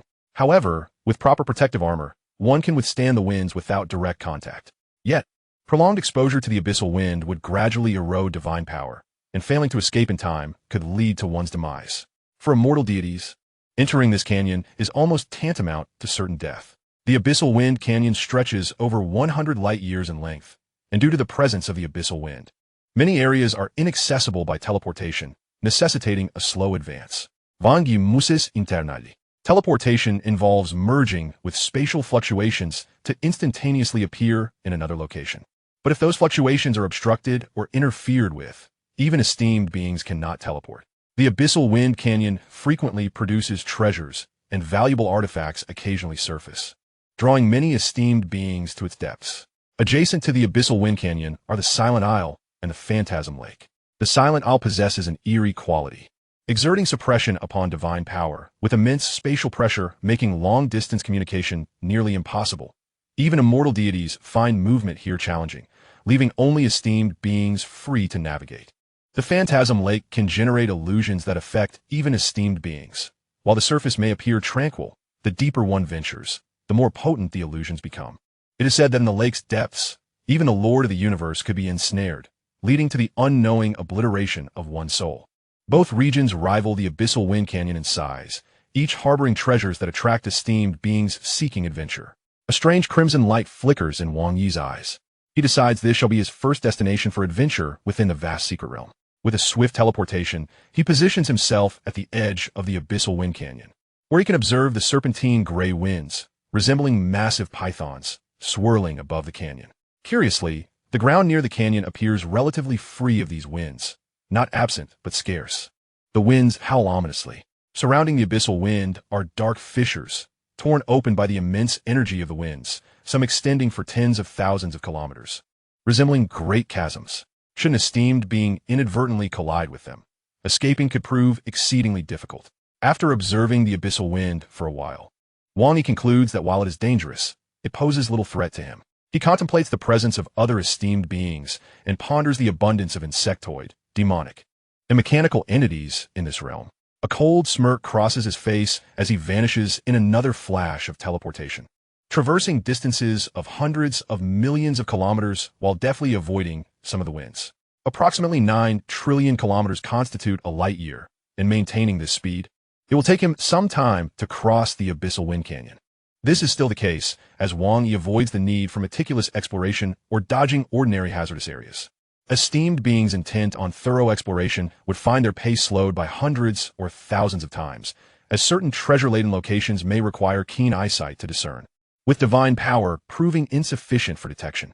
A comprehensive search could easily consume tens of thousands, even hundreds of thousands of years within the abyssal wind canyon. Meanwhile, in a subterranean cave, located approximately 100 trillion kilometers in the direction of Wang Yi's travel, several esteemed beings from various factions are congregated, engaging in conversation. In the secret realm, it is customary for esteemed beings to band together for adventures, as collaboration yields greater benefits. Recently, there appear to be no treasures surfacing in the abyssal wind canyon. The Phantasm Lake and Silent Isle are also quiet. How dull. One remarks. We of a Nine Domains alliance have dwindled in numbers. The last encounter with the Piao Peak alliance was fortuitous, devoid of casualties. These esteemed beings hail from the Nine Domains alliance, a superpower trailing behind the foremost factions in the universe.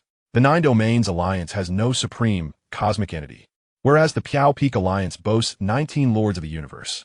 Factions such as the humans and insectoids, burdened by centuries of animosity due to territorial disputes, are naturally prone to conflict when crossing paths in various secret realms. Interactions among other factions depend on strength comparisons and the presence of treasures. Should a treasure emerge, competition is inevitable. If one faction clearly surpasses another in power, the pursuit of esteemed beings' treasures may also ignite deadly confrontations. Thus, within the vast secret realm, battles and bloodshed are the dominant themes, with the discovery of treasures being a rare occurrence. As the 5 esteemed beings from the Nine Domains alliance engage in their discussions within the depths of the canyon, a figure approaches stealthily from a distance of several tens of trillions of kilometers. In the void above the canyon mountains, a towering black figure suddenly materialized and then vanished once more. Whoosh! In another location, the shadow reappeared, only to disappear again. Whoosh! Whoosh! Whoosh! Whoosh!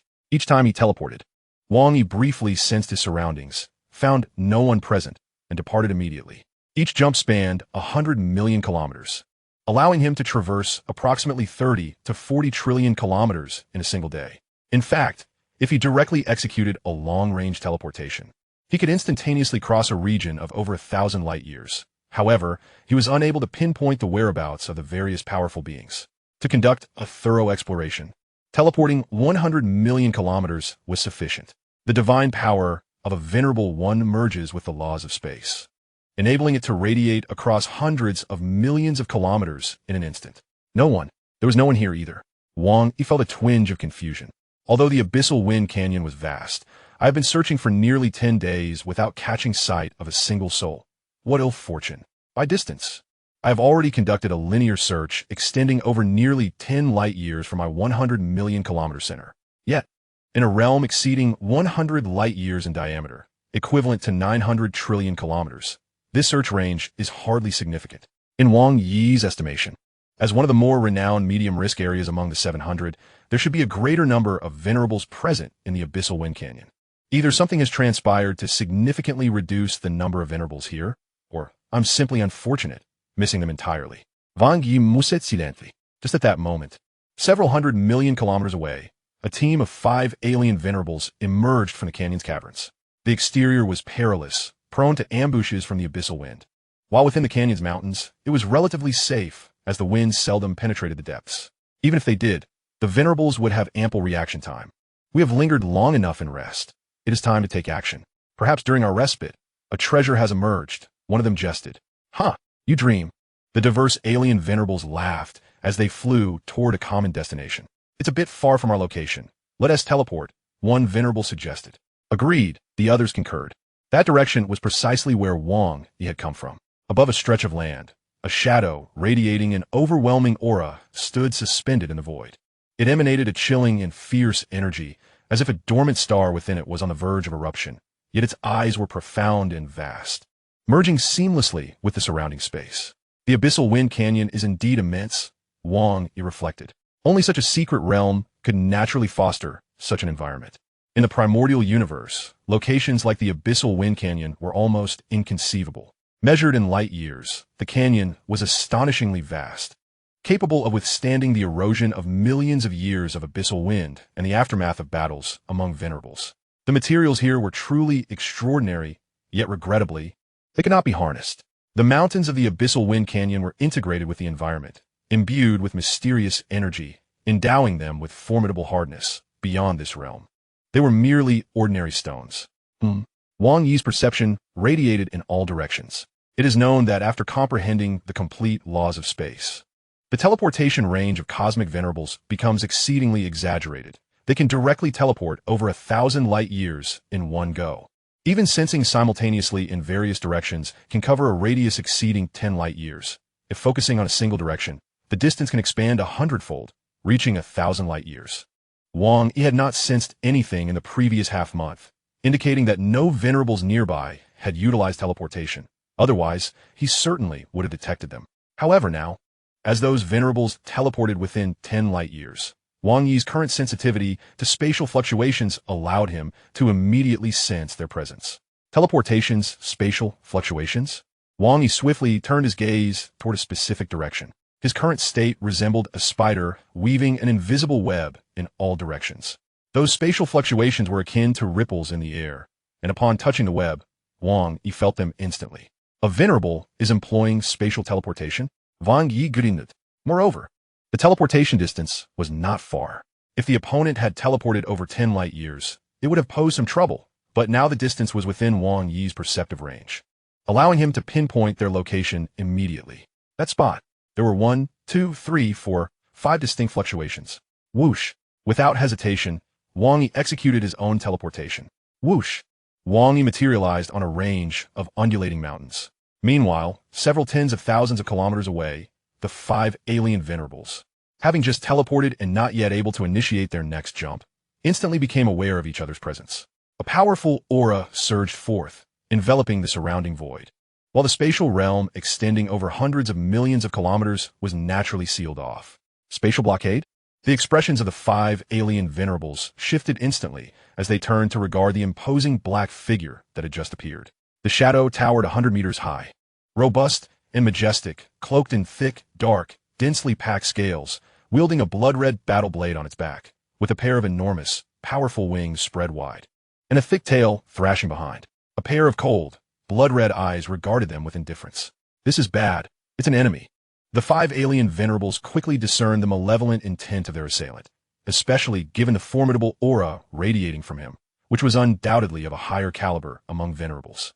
Such a powerful divine body aura, coupled with the assailant's decisive aggression, indicated that his strength was far from weak. A sense of foreboding flickered in the minds of the 5 alien Venerables. Chapter 438, Bloodshed. Buzz. Upon his emergence, Wang Yi immediately enacted a spatial blockade, suppressing the fluctuations within a designated area, rendering both parties temporarily incapable of teleportation. Malicious intent detected. What to do? Though unfamiliar with his strong presence, the overwhelming divine aura signified that he was no ordinary Venerable. The 5 alien Venerables communicated swiftly through divine power. Wang Yi had altered his appearance and divine structure, along with his life force pressure, ensuring that even Venerables or cosmic lords could not discern his human identity. Kill. Wang Yi exhibited no intention of parley. As long as they were not human or part of the Hong Alliance, he would strike without a moment's hesitation. Clang. The blood-bright battle blade was drawn. its secret patterns glowing suddenly. A tremendous surge of ominous energy erupted forth. The 5 alien venerables, upon witnessing this, immediately understood that a brutal confrontation was inevitable. Charge! We are 5, he is but 1. We need not fear defeat. The 5 alien venerables, undeterred, simultaneously launched their assault. In the realm of the venerable secret, such was the nature of powerful beings. While they typically avoided conflict, there were moments when disagreements escalated into violence. Roar, an inaudible roar, suddenly erupted from one of the alien venerables. It was a creature entirely clad in azure, measuring over 80 meters in length. With 9 scythe-like tails that were slightly longer than its body, sharp fangs, and eyes flickering with white flames, all while it was draped in a layer of white scales.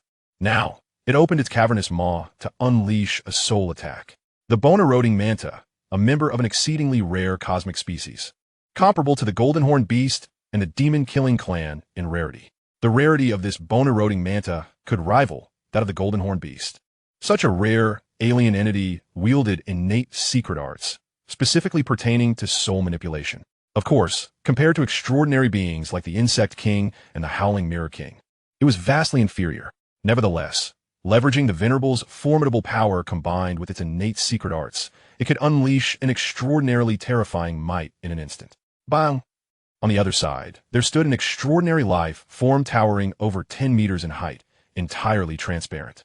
This peculiar entity was adorned with a colorful, shell-like armor that resembled exquisite glass, shimmering with a crystal clarity. Its appendages, reminiscent of kelp, grasped a lengthy, vibrant vine, which it swung toward the towering black silhouette situated thousands of kilometers away.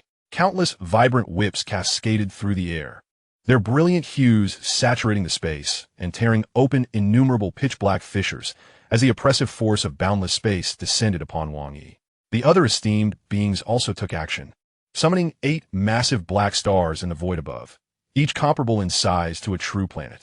The arcane patterns inscribed upon these celestial bodies emitted myriad strands of violet energy, instantly invoking the primordial laws of the universe. Thunder rumbled, and a colossal phantom beast, towering over thousands of kilometers, roared and lunged towards the enemy, an embodiment of a revered being who had grasped the path of the beast god. Meanwhile, 2 other esteemed beings drew forth their weapons, transforming into streaks of light that surged towards the massive shadow with astonishing speed, evidently more adept in close combat. 5 esteemed beings, though not resorting to the desperate act of igniting their divine bodies, were nonetheless employing their true powers. A powerful entity would seldom burn their divine body without first gauging the true strength of their opponent, for such an act incurred significant damage that required considerable time for recovery, an expense no one was willing to incur. Now faced with an enigmatic opponent of uncertain might, they could not afford to be careless. 2 were mid-tier cosmic beings, and 3 were ordinary cosmic beings. Through careful observation, Wang Yi assessed the strength of his adversaries and marveled at their impressive synergy, which fully showcased the strengths and capabilities of the 5. Alas, you have encountered me. With a powerful beat of his wings, Wang Yi surged forward like a bolt of lightning. Opposite him loomed a formidable figure composed of countless azure crystal stones, standing approximately 700 to 800 meters tall, enveloped in a chilling black mist. Alongside this entity was another colossal creature, resembling a beast with 8 arms and 3 wicked eyes. The sheer size of their divine bodies was indicative of their strength. The 5 alien esteemed beings believed themselves significantly larger than their opponent, bolstering their confidence as they prepared to confront him with 5 against 1. At that moment, a piercing crimson blade of light sliced through the air. The soul attack from the bone-eroding fish struck Wang, but it was as ineffective as a cow sinking into the sea, leaving not a trace of impact. With a flick of his divine wings, Wang Yi deftly evaded the long-range assaults from the 2 cosmic beings, closing in on the 2 alien entities before him. Bloodfire raging. This was a pinnacle technique of the cosmic sovereign that Wang Yi had personally devised, possessing a power that far surpassed the ultimate techniques of cosmic beings. His blade art was unparalleled, and his weapon was a treasure of the highest order. The strength of his divine body and the amplification of his secret methods reached the zenith of cosmic dominance. The blade light coalesced into an unstoppable force, capable of cleaving through anything, and struck directly at the chest of one cosmic being. With a thunderous roar, the space around the cosmic being shattered, its very essence reduced to fundamental particles, sending it hurtling backward. Wang Yi, swift as lightning, unleashed another strike upon the second cosmic being. Boom!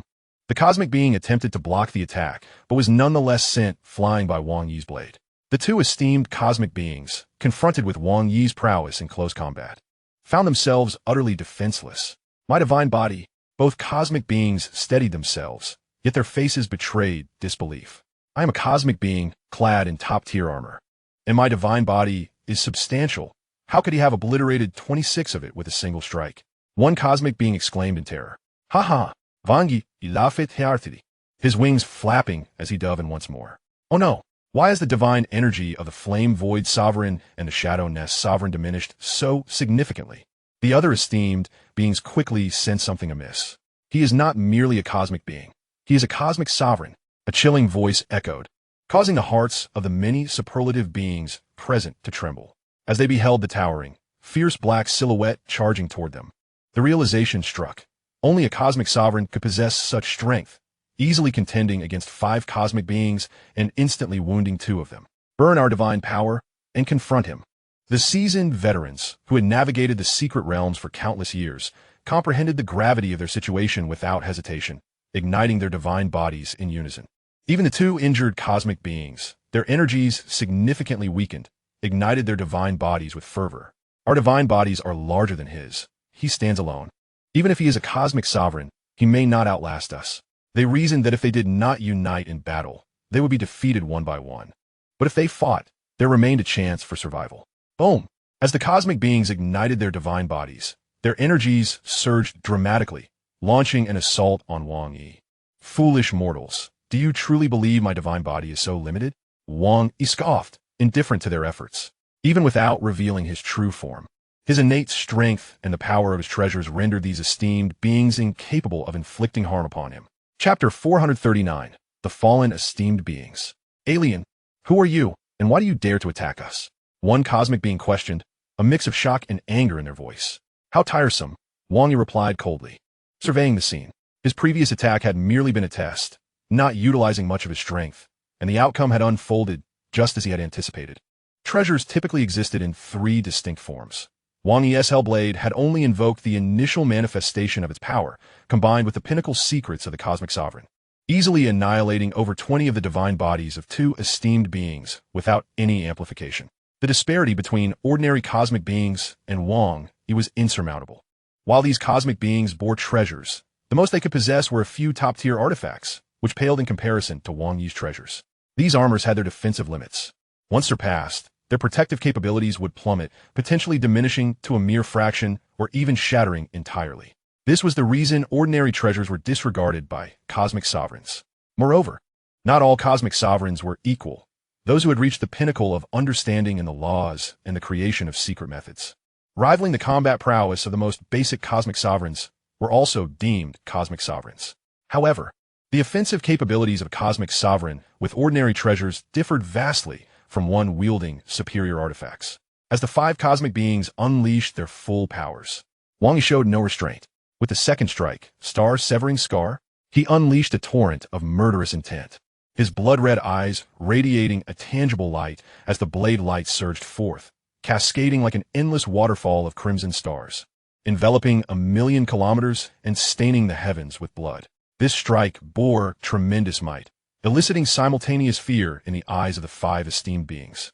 No, the crimson blade surged over 1,000,000 kilometers, effortlessly cleaving through the vastness of space. Boom! In an instant, the space within that 1,000,000-kilometer radius erupted, crushed into its most minuscule form by an unfathomable force. The cosmic beings, along with their precious armors, could not withstand such overwhelming power, shattering into fragments. While their divine bodies were reduced to ashes, the inherent disparity in strength between Wang Yi and the 5 esteemed beings was already profound. Not to mention that Wang Yi was also igniting his divine body.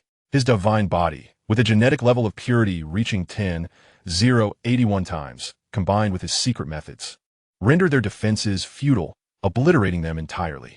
Thus, the 5 esteemed beings met their demise. A streak of light flew by, hovering above the canyon, observing the rapidly regenerating fragments of space, collecting the remnants of treasures and world rings left behind by the fallen esteemed beings. Once upon a time, Those exalted and seemingly invincible beings stood before me, now rendered so vulnerable. Wang Yi expressed his heartfelt sentiments, while new content appeared on his interface. Killing mission.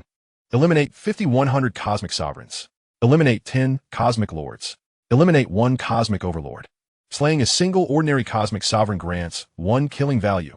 Slaying a single ordinary cosmic sovereign grants 1 killing value. Slaying a single ordinary cosmic sovereign grants 1 killing value.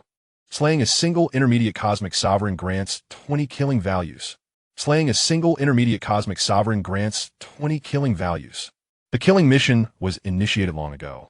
Shortly after Wang Yi ventured into the outer battlefield. The newly added function for redeeming killing values rewards a certain amount for each powerful being slain above the level of a cosmic sovereign. At present, Wang Yi possessed 43 points of killing value, which could be exchanged for approximately 43 treasure points. Wang Yi felt a modicum of satisfaction. Merely by eliminating a few ordinary cosmic sovereigns, he had accrued 43 treasure points. At this rate, by slaying thousands or even tens of thousands of sovereigns and redeeming them for treasures, he might very well acquire a supreme artifact. Regrettably, this particular alien sovereign squad seemed to belong to the Nine Domains Alliance. Wang Yi harbored a fervent desire to teach a lesson to the peak races, such as the Zerg, to vent his frustrations. While he could not eliminate your cosmic lord, taking down your cosmic overlord should suffice. Simultaneously, as these alien sovereigns fell far away in the cosmos, within the territory of the Nine Domains Alliance, the demise of 5 sovereigns at Wang Yi's hands sent ripples through the vast expanse controlled by the Alliance. In a starry realm inhabited by the Gamona race, numerous expansive continents floated among the stars, a total of 36, each crowned with a majestic temple at its highest point. This was the sacred center of the intermediate race. The Gamona, home to several cosmic overlords and a number of cosmic sovereigns. Countless tall, purple-skinned Gamona people lived here in tranquility. Within one of the towering temples on a continent, an avatar of a cosmic sovereign gathered disciples as usual, imparting wisdom, while the immortal students listened with reverence. Though the avatar's power was feeble, being merely a fragment of the cosmic sovereign's consciousness, it could still guide its disciples and manage certain matters. Mid-lecture, a sudden look of terror crossed the sovereign's face. And then, before the eyes of the many disciples, with a resounding crash, the avatar was utterly obliterated. Teacher? What happened to the teacher? Soon after confirming the Lord's fall, chaos erupted within the temple. News of the sudden demise of a Gamona sovereign swiftly reached other sovereigns, prompting even a cosmic overlord to come and inquire. The report was verified. Chu Bo had perished in the vanishing secret realm, alongside several other sovereigns of the Nine Domains Alliance, all confirmed to have fallen simultaneously. They must have been instantaneously slain, leaving no warning behind. After gathering information from various sources, the superiors of the Gamona race quickly grasped the unfolding events. The ability to rapidly eliminate 5 cosmic sovereigns without allowing any to escape suggested the involvement of a cosmic overlord, or even a top-tier cosmic overlord. They could only wonder what adversary Chu Bo and his companions had encountered to meet such a swift demise. Clarity would come with their resurrection. Yet the Gamona warriors bore no immediate thoughts of vengeance. Firstly, they were unaware of the nature of the enemy, and secondly, such a formidable foe was likely beyond their capacity to confront. Reviving them would require patience, lacking a cosmic lord of their own. They needed to petition the Alliance for assistance in the resurrection process, depending on the schedule of the cosmic lords. Typically, the resurrection of cosmic sovereigns was coordinated and allocated to a specific cosmic lord, who would intervene when time permitted. Chapter 440, The Northern Frontier Alliance. In the abyssal Wind Gorge, the treasures possessed by the 5 recently slain sovereigns amounted to far less than a single treasure point. How impoverished. Wang Yi mused within. Indeed, the intensity of his previous attack had even damaged the sovereign's armor and weapons. Only the material of their world rings had withstood the onslaught. Wang Yi ejecuted a teleportation. Vanishing from his location, whether luck had returned to him, he soon detected a powerful presence ahead. Someone? Even from a distance, he sensed a potent surge of energy. Was it the emergence of a treasure, or were combatants engaged in battle? Contemplating this, he teleported without hesitation. With a whoosh, Wang Yi appeared above the gorge. Due to spatial constraints, he found himself some distance from the source of the disturbance, yet he could already discern 2 factions engaged in combat in the distance. One side consisted of 5 sovereigns, while the other had 3. Among them, Wang Yi recognized a familiar figure, a member of the Hong Alliance. The Hong Alliance, primarily centered around human races, encompassed many alien powerhouses. Among the lesser group, he noted a human sovereign, the demon Garb sovereign from the First Cosmic Bank, alongside two sovereigns from the Ba clan, a vassal race of the Han Alliance, though their names eluded him, as he was only familiar with the strong from the human race. The opposing faction, comprising diverse races, included two that Wang Yi recognized from the Northern Frontier Alliance. The Northern Frontier Alliance? Wang Yi raised an eyebrow. The Northern Frontier Alliance was one of the 9 monumental superpowers in the cosmos, rivaling humanity in strength. Their supreme leader was also a cosmic overlord, the lord of the initial island, whose presence allowed the Northern Frontier Alliance to stand shoulder to shoulder with other peak forces. The number of races within the Northern Frontier Alliance was vast. During the outdoor assembly on Zijing Island, the Han Alliance boasted only about 1,000 beast god inheritors, while the Northern Frontier Alliance had several 100,000. This disparity hinted at the proportion of powerful beings among them. The Northern Frontier Alliance possessed 2 high-ranking cosmic sovereigns and 3 intermediate cosmic sovereigns, slightly surpassing the Han Alliance, hence their audacity to attack. Wang Yi surveyed the battlefield and quickly grasped the situation. The Han Alliance had only the Demon Garb Sovereign as a high-ranking cosmic sovereign, accompanied by 2 intermediate sovereigns from the subordinate Ba clan, creating a noticeable power gap, hence their suppression was not surprising. Wang Yi, without a moment's hesitation, decided to intervene. Although the Northern Frontier Alliance was not in direct conflict with humanity like the Zerg and other peak races, they were still fierce adversaries. The surrounding space had been sealed, and as a human, Wang Yi transformed into a streak of light, soaring toward the battlefield. The combatants in the midst of skirmish immediately noticed the newcomer encroaching upon their conflict. Whose side is that? Both factions were taken aback.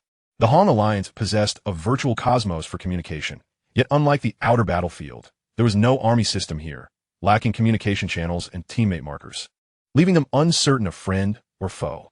We are from the Northern Frontier Alliance, engaged in a mission that does not concern you. Depart at once. A resonant voice echoed through the battlefield, reaching Wang Yi's ears, a warning. As if he had not heard, Wang Yi continued his advance toward the center of the fray. The sudden appearance of a third party caused both the Han Alliance and the Northern Frontier Alliance to hesitate, momentarily parting ways. The slightly weakened Demon Garb Sovereign exchanged glances with his 2 comrades, silently retreating, as they discerned that the newly arrived powerhouse did not seem to belong to the Northern Frontier Alliance. Otherwise, the cosmic sovereigns from that faction would not have reacted thus. The Northern Frontier Alliance, recognizing that the newcomer was likely not part of the Han Alliance, remained silent, yet the lack of communication sparked their irritation. Which side are you on? A cosmic sovereign from a Northern Frontier Alliance gripped his weapon tightly, demanding an answer. The cosmos is teeming with myriad factions, with even the esteemed beings within the Northern Frontier Alliance numbering beyond count, not to mention the countless other tribes combined. They were unfamiliar with this suddenly emerging powerhouse, whose presence exuded an aura that was strikingly alien. With a swift motion, the towering black figure unfurled its wings, tracing a graceful arc as it surged towards one of the esteemed beings of the Northern Frontier Alliance. Damn it, it's coming for us. The alien members of the Northern Frontier Alliance realized in alarm. Meanwhile, the magician Garb revered one and 2 other esteemed beings of the 100 Rivers tribe exchanged glances of intrigue. One of the 100 Rivers' esteemed beings, adorned with a long purple fishtail and shimmering scales, could not help but transmit a thought to the magician. Should we also? No, let's observe for now. The magician Garb revered one replied, clad in armor as dark as a shadowy specter, towering over 10 meters, with only his star-like eyes visible. He interrupted his companion's suggestion, remaining vigilant. The identity of this sudden arrival was unknown. It was unlikely to be one of their own from the Han Alliance. Although it was targeting the Northern Frontier Alliance, who could guarantee it would not turn its attention to them? The magician Garb revered one opted for a cautious approach, choosing to sit back and watch the unfolding conflict. Meanwhile, the battle between Wang Yi and the 5 formidable beings of the Northern Frontier Alliance had commenced. Initially, the 5 esteemed beings ignited their divine forms. Though only a fraction was consumed, it was still formidable. Having lived for countless years, they recognized Wang Yi's exceptional prowess. However, prior to engaging, the aura of the cosmic overlord was nearly indistinguishable from that of an ordinary esteemed being, rendering even them incapable of discerning the depth of his strength. Nevertheless, there were only a limited number of cosmic overlords in the universe, and they did not believe themselves to be unfortunate enough to encounter one unexpectedly. To dare confront us 5 alone, this opponent must possess considerable might. Let us prudently ignite our divine energies together and eliminate him. Once he is vanquished, We can deal with the remaining members of the Hong Alliance. The revered ones communicated with remarkable swiftness. Their battle strategy solidified in an instant. Without hesitation, the 5 esteemed beings simultaneously ignited their divine forms and launched a collective assault on Wang Yi. A terrifying force surged forth, distorting time itself and shattering space. In an instant, a figure shot forth from the fractured space, colliding with one of the alien esteemed beings. With a swift motion, the black-scaled figure wielded a blood-red battle blade, its glimmering edge moving with such astonishing speed that it effortlessly bypassed all obstacles, cleaving directly into the chest of the foremost cosmic esteemed being, encased in rock-like armor. Boom!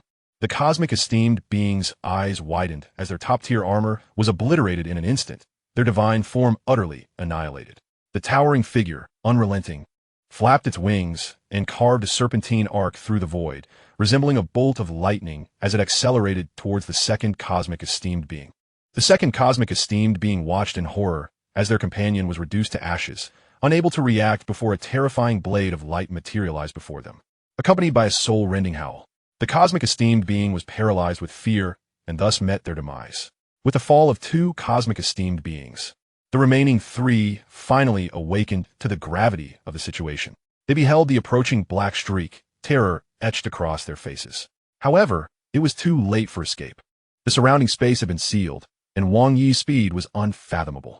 They soon followed in their companions' footsteps, with remnants of precious artifacts, weapons, and world rings floating in the air, while Wang Yi stood resolutely, radiating a menacing aura.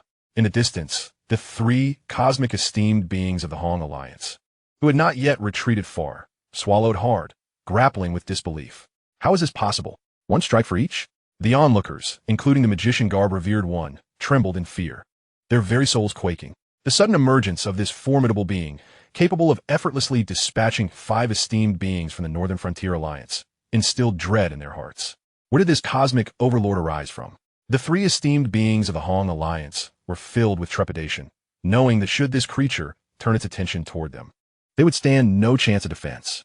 As the echoes of battle reverberated above the canyon, the space remained sealed, and the 3 cosmic esteemed beings from the Hong Alliance grew increasingly anxious, fearing that this entity, rivaling the cosmic overlords in strength, might pivot to confront them. Although they had swiftly fled the area, the spatial seal kept them perilously close to the battlefield, and Wang Yi could easily pursue them. Just then, at the edge of the space seal, a towering figure emerged, drawing everyone's gaze. It was the revered one of the Reverse 2 Palace. The 3 cosmic esteemed beings of the Hong Alliance displayed expressions of astonishment. The revered one of the Reverse 2 Palace, towering over 100 kilometers, appeared as if sculpted from immense black rock, possessing a beast-like head, for arms etched with magical patterns, and armor that shimmered on his divine form. He was a superlative powerhouse of the rock-type life forms, a being of cosmic overlord caliber. The universe harbors many cosmic overlords. For instance, the human Tribulation is a standard cosmic overlord, albeit with superior treasures and proficiency in illusions and close combat. The undying revered one holds considerable renown, yet his actual combat strength aligns with that of an ordinary cosmic overlord. However, his survival ability is eerily robust, earning him the universally acknowledged moniker of Undying. Moreover, the likes of the Celestial Eclipse Palace Master, the Ancestor Tree Revered One, and the Star Prison Demon Lord are the only 3 top-tier cosmic overlords among humans, rivaling even the cosmic sovereigns. The Revered One of the Reverse 2 Palace, endowed with cosmic overlord strength and a colossal divine form, possessed a superior treasure armor that mitigated attacks, rendering him extraordinarily difficult to slay, even for cosmic sovereigns. The Revered One of the Reverse 2 Palace surveyed the battlefield, his gaze landing on the 3 retreating members of the Hong Alliance before finally settling on the towering black figure. His voice grave, "It appears I have arrived too late. Our 5 esteemed beings of the Northern Frontier Alliance have already fallen to you." The situation was clear. The Revered One of the Reverse 2 Palace grasped the circumstances instantly. "You are unfamiliar to me, yet your ability to easily vanquish multiple esteemed beings suggests you possess the strength of a cosmic overlord. Achieving such prowess cannot stem from an unknown entity within the universe. Who are you?" the Revered One inquired. The towering black figure regarded him, raising the battle blade in challenge. "Want to know? Exchange your life for the answer." The Revered One of the Reverse 2 Palace laughed in fury. "Very well. It seems you are indeed intent on opposing our Northern Frontier Alliance. He declared sternly, I care not who you are. Having slain members of the Northern Frontier Alliance today, do not expect to depart easily. Despite recognizing that the being before him was a cosmic overlord, the revered one of the Reverse 2 Palace remained undaunted. Through the long years, he had faced numerous cosmic overlords, and few could inflict harm upon him, let alone bring about his demise. More importantly, the fallen revered ones shared a connection with him. The revered one of the Reverse 2 Palace could not idly stand by while the perpetrator of their deaths swaggered before him, unchallenged. The two parties ceased their verbal exchange. Powerful auras clashing in the void. Boom! The revered one of the Reverse 2 Palace erupted forth, his massive form transforming into a streak of impenetrable darkness as he hurtled towards Wang Yi. The fierce, beast-like head adorned with 6 glimmering eyes and 4 arms wielding bronze battle axes drew near, plunging into the spatial law domain, momentarily affecting Wang Yi. Seizing the opportunity, the revered one of the Reverse 2 Palace roared, igniting his divine energy to unleash his ultimate attack. Breaking Void Axe. Boom! Wang Yi felt the very fabric of space ahead coalesce into an immensely solid giant axe. The razor-sharp blade aimed directly at him. Before the axe could descend, the space around Wang Yi began to crumble as if a sandcastle were being swept away by ocean waves. Having already ignited his divine energy to maintain peak condition, Wang Yi finally moved his Hellblade. In an instant, the ancient blood-red blade of the hellish knife revealed an intricate array of mystical runes, complex and unfathomable, exuding an indescribable beauty. As the battle blade was swung, it summoned the cosmic fires to merge with the laws of the universe. Bloodfire raged. Wang Yi's wings flared, and his figure exploded forth, breaking through the constraints of the Reverse 2 Palace Master's domain. The spatial law had no effect on him whatsoever. You cannot harm me, bellowed the Reverse 2 Palace Master. His colossal form, empowered by divine energy, could ignite the third form of his high-level treasure armor to its utmost potential, bolstered by his racial talents, granting him confidence even against some of the universe's pinnacle overlords. However, his expression changed abruptly. A dazzlingly radiant blade light erupted. So breathtakingly beautiful, it seemed to encapsulate the infinite mysteries of the cosmos. Simultaneously, an overwhelmingly powerful will surged into the consciousness of the Reverse 2 Palace Master, momentarily rendering him dumbfounded. In the next heartbeat, the battle blade cleaved through the 4 bronze battle axes, rendering the Palace Master's ultimate technique a mere farce as it was effortlessly shattered. This blood-red blade light struck the Palace Master's divine armor with such ferocity that it surpassed the limits of the high-level treasure armor, which normally could diminish 1,000th of an attack, but now could only reduce 1/10, leaving the residual force to bear down fully on the Palace Master's divine body. Boom! The immense form of the Reverse 2 Palace Master was sent hurtling away like a meteor, his enormous eyes reflecting a hint of confusion. What just happened? Suddenly, a figure appeared beside him like a wraith. The fierce blade light descended once more. The Reverse 2 Palace Master desperately attempted to defend himself, but the opponent's swordsmanship was terrifyingly adept, his speed unfathomably swift, compounded by that extraordinary will that disrupted even the consciousness of a cosmic overlord. Bang! The Palace Master received another blow. Boom! 2 strikes. Thunder. 3 strikes. The onslaught of blade light fell like a tempest, leaving the Reverse 2 Palace Master with nothing but the remnants of his defeat. The onlookers from the Hongmeng Alliance were left in stunned silence. Even more shocking was the rapid decline in the Palace Master's divine energy. The Palace Master's divine body is weakening rapidly, exclaimed the Demon Robe Master in disbelief.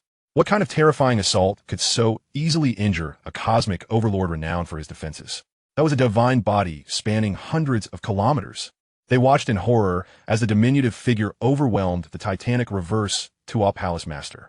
Who is this formidable being capable of so ruthlessly dismantling the Palace Master? The mastery of movement and speed was not the Palace Master's forte. Although he possessed some formidable techniques, Wang Yi easily countered them. With a despairing and helpless roar, the severely damaged Palace Master self-destructed. With a deafening explosion, a divine shockwave enveloped an area stretching billions of kilometers. A cosmic overlord, which traversed the universe for countless years, thus met his demise. Chapter 442, Turmoil. Having slain the Reverse 2 Palace Master, I acquired a high-level treasure armor and 4 ordinary treasure weapons. Above the canyon, a towering black scale being unfurled its grayish wings and soared rapidly. Although the reverse Tuo Palace Master was a cosmic overlord, he was not particularly affluent, being somewhat poorer than his human counterparts. Wang Yi Musit. However, this was to be expected. An ordinary cosmic overlord typically possessed only 2 or 3 treasures. Meanwhile, the 5 alien lords I had slain possessed not a single treasure, though their combined artifacts barely amounted to 1 treasure point. The most significant reward remained the slaughter value from eliminating them. Wang Yi glanced at the information panel. This time, the elimination of 3 mid-level cosmic lords netted 60 slaughter points, 2 high-level cosmic lords yielded 200 points, and 1 cosmic overlord brought in 500 points, totaling 760 slaughter points. Adding the previous 43 points, he now had 803. This equated to 80 treasure points, sufficient to exchange for a premium ordinary domain-type treasure in the human repository. Wang Yi Nine Tribulations. The treasures obtained from the Palace Master also amounted to over 10 treasure points. Indeed, in this universe, the path to rapid wealth lay in slaughter and plunder. Within just 1 month of entering the Vortex Secret Realm, I had amassed nearly 100 treasure points, surpassing the cumulative wealth of other cosmic overlords and even the ancient masters over their long lifetimes. During my last breakthrough, the Chaos City Lord granted me 100 treasure points, which I exchanged for clan artifacts before utilizing the signing panel to convert it into 112 treasure points. Wang Yi pondered it. It was evident that while the signing panel assessed value consistently with the human clan, there were still discrepancies in the specific evaluations of certain artifacts, with the panel appearing more rational. Wang Yi naturally placed his faith in the signing panel, for it was capable of exchanging even the most potent treasures. Thus, its reliability in assessment surpassed that of the human clan's virtual system. The lower valuation by the human clan might stem from their failure to recognize the latent potential of certain treasures. However, Wang Yi had no intention of engaging in trade, for he could not explain to the human clan the source of his abundance in treasures. As for exchanging for supreme treasures, that would only be accessible once Wang Yi ascended to the status of a cosmic master, at which point the panel would likely unveil many astonishing features. With the 112 treasure points, I exchanged for a domain-type treasure known as the 100-mang domain. Domain-type treasures are exceedingly rare and valuable, often unattainable even by many top cosmic overlords. I could not yet employ the prismatic Aurora Lake, so I would utilize the 100-mang domain to enhance my strength in the meantime.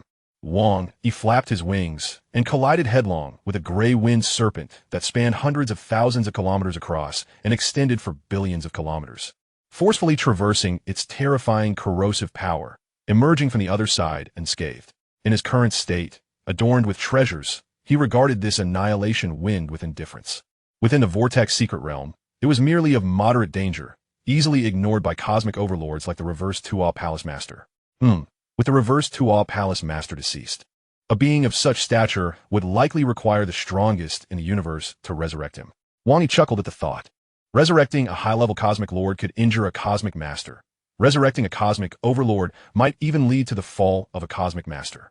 Therefore, reviving a cosmic overlord would necessitate the intervention of the universe's mightiest. I recall that the leader of the Northern Frontier Alliance is the Isle Master of the Genesis Isle. Yet, that lord is typically disinterested in affairs. Should the Reverse Tuo Palace Master desire resurrection, it would likely take a considerable time.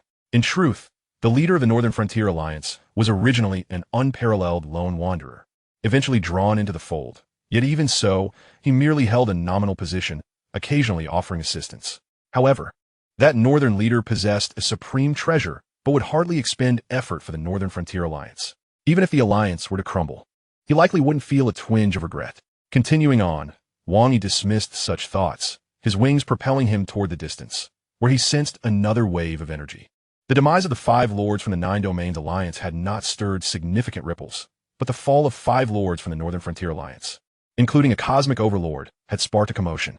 Although the Northern Frontier Alliance was vast with numerous clans, the number of cosmic overlords was relatively scarce. The sudden loss of such a figure warranted the attention of the higher-ups. The Reverse Tuo Palace Master belonged to a mid-level clan, yet was affiliated with a powerful faction that boasted 2 cosmic masters, making it quite influential within the alliance. The Palace Master served under one of these cosmic masters, and his fall immediately drew the latter's concern. Within a grand palace, the Reverse Tuo has actually fallen? The great being seated upon the throne furrowed his brow. That poses a significant challenge. I lack the ability to resurrect him and must rely on the Island Master's intervention. Moreover, Nitu possesses the strength of a cosmic overlord, combined with a colossal divine body and formidable defenses, further augmented by high-grade treasure armor. Even I would find it rather daunting to eliminate him. Who could have initiated this? Could it be another lord of the universe? In the virtual cosmos, at the grand city of Hongmeng amidst the starry expanse, within an open-air bar designated for the exchange of information among the esteemed beings of the Hongmeng universe, a multitude of cosmic dignitaries were gathered, forming circles of conversation. In one secluded corner, several of these cosmic dignitaries were engaged in discourse. I assure you, I speak the truth. That alien powerhouse appeared out of nowhere and struck down the fellows of the Northern Frontier Alliance, taking them out one by one. The 5 dignitaries of the Northern Frontier Alliance couldn't even muster a counterattack or self-detonate, and all fell, lamented a 10-meter-tall dignitary clad in a black robe. And then, the master of the Nitu Palace arrived, and what transpired between them? Alas, the master of Nitu, a dignified cosmic overlord, proved utterly powerless against his opponent, being crushed so thoroughly that he had no choice but to self-destruct. Yet that alien powerhouse emerged unscathed. Surrounding cosmic dignitaries exchanged glances of disbelief. Is what you say truly credible, Demon Garb? To vanquish the master of Nitu, one must possess at least the prowess of a top-tier cosmic overlord, if not rival the lords of the universe themselves. Where did such an aberration emerge from in the primordial cosmos? To encounter such strength, and yet survive? Seeing the skeptical expressions of his companions, the dignitary known as Demon Garb retorted fiercely, "Do you not know who I am? How could I possibly fabricate such a tale?" Moreover, 2 dignitaries from the Garmona tribe were present. If you doubt me, you may inquire with them. Among them was the dignitary Tru Yen, who stroked his alcohol-soaked golden beard. Following his ascension to the rank of dignitary, he had adopted a more leisurely demeanor and forged friendships with numerous fellow dignitaries. To dare strike at the Northern Frontier Alliance, one must be a formidable existence from some faction. It is best if we never cross paths with such a ruthless individual. The master of Nitu has been a reigning overlord for many years. If they wish to kill, they will do so with ease. For us cosmic dignitaries, it would merely take a single strike. A sense of reverence and admiration flickered across the faces of some dignitaries. Chapter 443, Renowned for Slaughter. At the Tower of Heaven, amidst the sea of laws, on an island where time, subtly twisted, countless divine energies stirred, giving rise to intricate secret patterns that formed a grand tapestry brimming with unfathomable mysteries. I have come to grasp the flow of secret patterns. One of Wang Yi's avatars mused.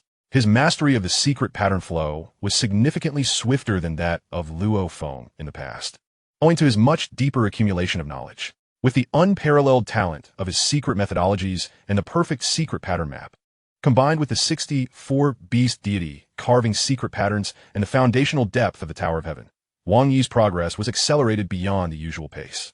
Mastering the intricacies of the secret pattern flow had also enhanced Wang Yi's efficiency in comprehending the laws of the Tower of Heaven. Furthermore, based on the secret pattern flow, he could forge even mightier ultimate techniques. However, creating an ultimate technique was no trivial endeavor. Many lords of the universe possessed only 1 or 2 ultimate techniques. Wang Yi shook his head, recalling that he had previously taken a different path to create his own ultimate technique as a cosmic overlord. Now, he could leverage the secret pattern flow and his solid foundation to create a fusion of laws at the cosmic overlord level. Yet, crafting a technique suitable for a lord of the universe required extensive research, inspiration, and intuition. As for creating an ultimate technique solely based on the laws of time or space, he was not yet capable. To ascend to the rank of a lord of the universe, he needed to thoroughly master the fundamental laws of time and simultaneously grasp the essence of space. This might even be swifter than pursuing the path of the beast deity, Wang Yi mused. Currently, his understanding of the path of the beast deity barely reached the 5th level. However, integrating the 3 profound mysteries of the laws of time was no simple feat. He would have to await fortune. In the virtual cosmos, on Thunder Island, Wang Yi ventured forth into the realm of the Venerable Silence. Upon his arrival, he received the news of the master of Nitu's demise. A glimmer of light flickered in the eyes of the Lord of Chaos. It seemed the master of Nitu was indeed slain by Wang Yi, confirming that Wang Yi possessed the strength of a top cosmic overlord. The Lord of Chaos was elated. With Wang Yi, the human race now boasted 4 top-tier cosmic overlords. Although he remained unaware of the exact number of Wang Yi's avatars, he knew each one could not be weak. The likelihood of a top cosmic overlord with avatars falling was minimal. It was uncertain when Wang Yi would break through to become a lord of the universe, but the Lord of Chaos eagerly anticipated that moment. In the venerable Silence Realm, at the Yin Wind Canyon, Wang Yi, adorned in menacing black-scaled armor with only his crimson eyes visible, stood atop a mountain peak, storing away the spoils of his recent victories. The two cosmic dignitaries he had just slain were likely from the Northern Frontier Alliance, known for their abundance of renowned figures. Having spent nearly a century in the venerable Silence Realm, Wang Yi had encountered over 30 groups of cosmic dignitaries, with 1/3 belonging to the Northern Frontier Alliance. The remaining factions included the Starry Beast Alliance, the Nine Domains Alliance, the Misty Peak Alliance, and several other prominent tribal coalitions. Aside from the human race, whose feigned pursuits allowed some to escape, every other presence he encountered fell victim to his wrath. Now, the venerable Silence Realm buzzed with tales of Wang Yi's fearsome reputation. Many alien cosmic dignitaries were aware that a mysterious and powerful figure had arrived at Yin Wind Canyon. Cold, reclusive, and disinclined to converse. He was a madman who reveled in slaughter, indiscriminately killing all in his path, regardless of their race or faction, with utter disregard for the backgrounds of powerful entities. Over the years, the cosmic dignitaries who had perished at his hands numbered not fewer than 80. Rumors circulated that his strength was unparalleled, rivaling that of top cosmic overlords.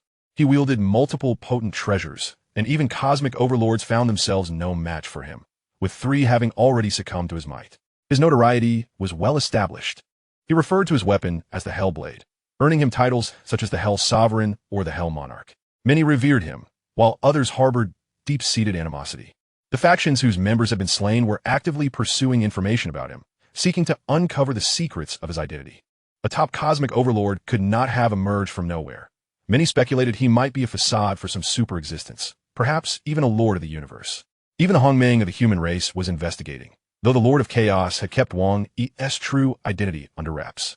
Only a select few, fewer than 20, among the true upper echelons of the human race were privy to Wang Yi's identity. Perched upon the frigid mountain peak, Wang Yi gazed at the vast heavens while savoring a fine drink. Their conjectures were partially correct, yet fundamentally flawed. Indeed, I possessed the strength of a lord of the universe, capable of prevailing against some of them. However, what they do not realize is that I am not a true lord of the universe. The Lord of Chaos has concealed my identity, and over the years, to protect this guise, I have even slain a dignitary of the Hongmeng, Wang Yi contemplated, to obscure my identity. Sacrificing a dignitary of the Hongmeng does not weigh heavily on my conscience. I have already arranged for the Lord of Chaos to resurrect him, and a small compensation will suffice. That dignitary did not incur a loss, but rather gain from the experience. Nevertheless, this act is sufficient to quell any external doubts regarding my affiliation with the human race. Even if it does not eliminate all suspicion, it is adequate, for no one knows my true identity. If I were to act like the Lord of Blood Cloud and refrain from targeting members of the Hongmeng, the suspicion would amplify.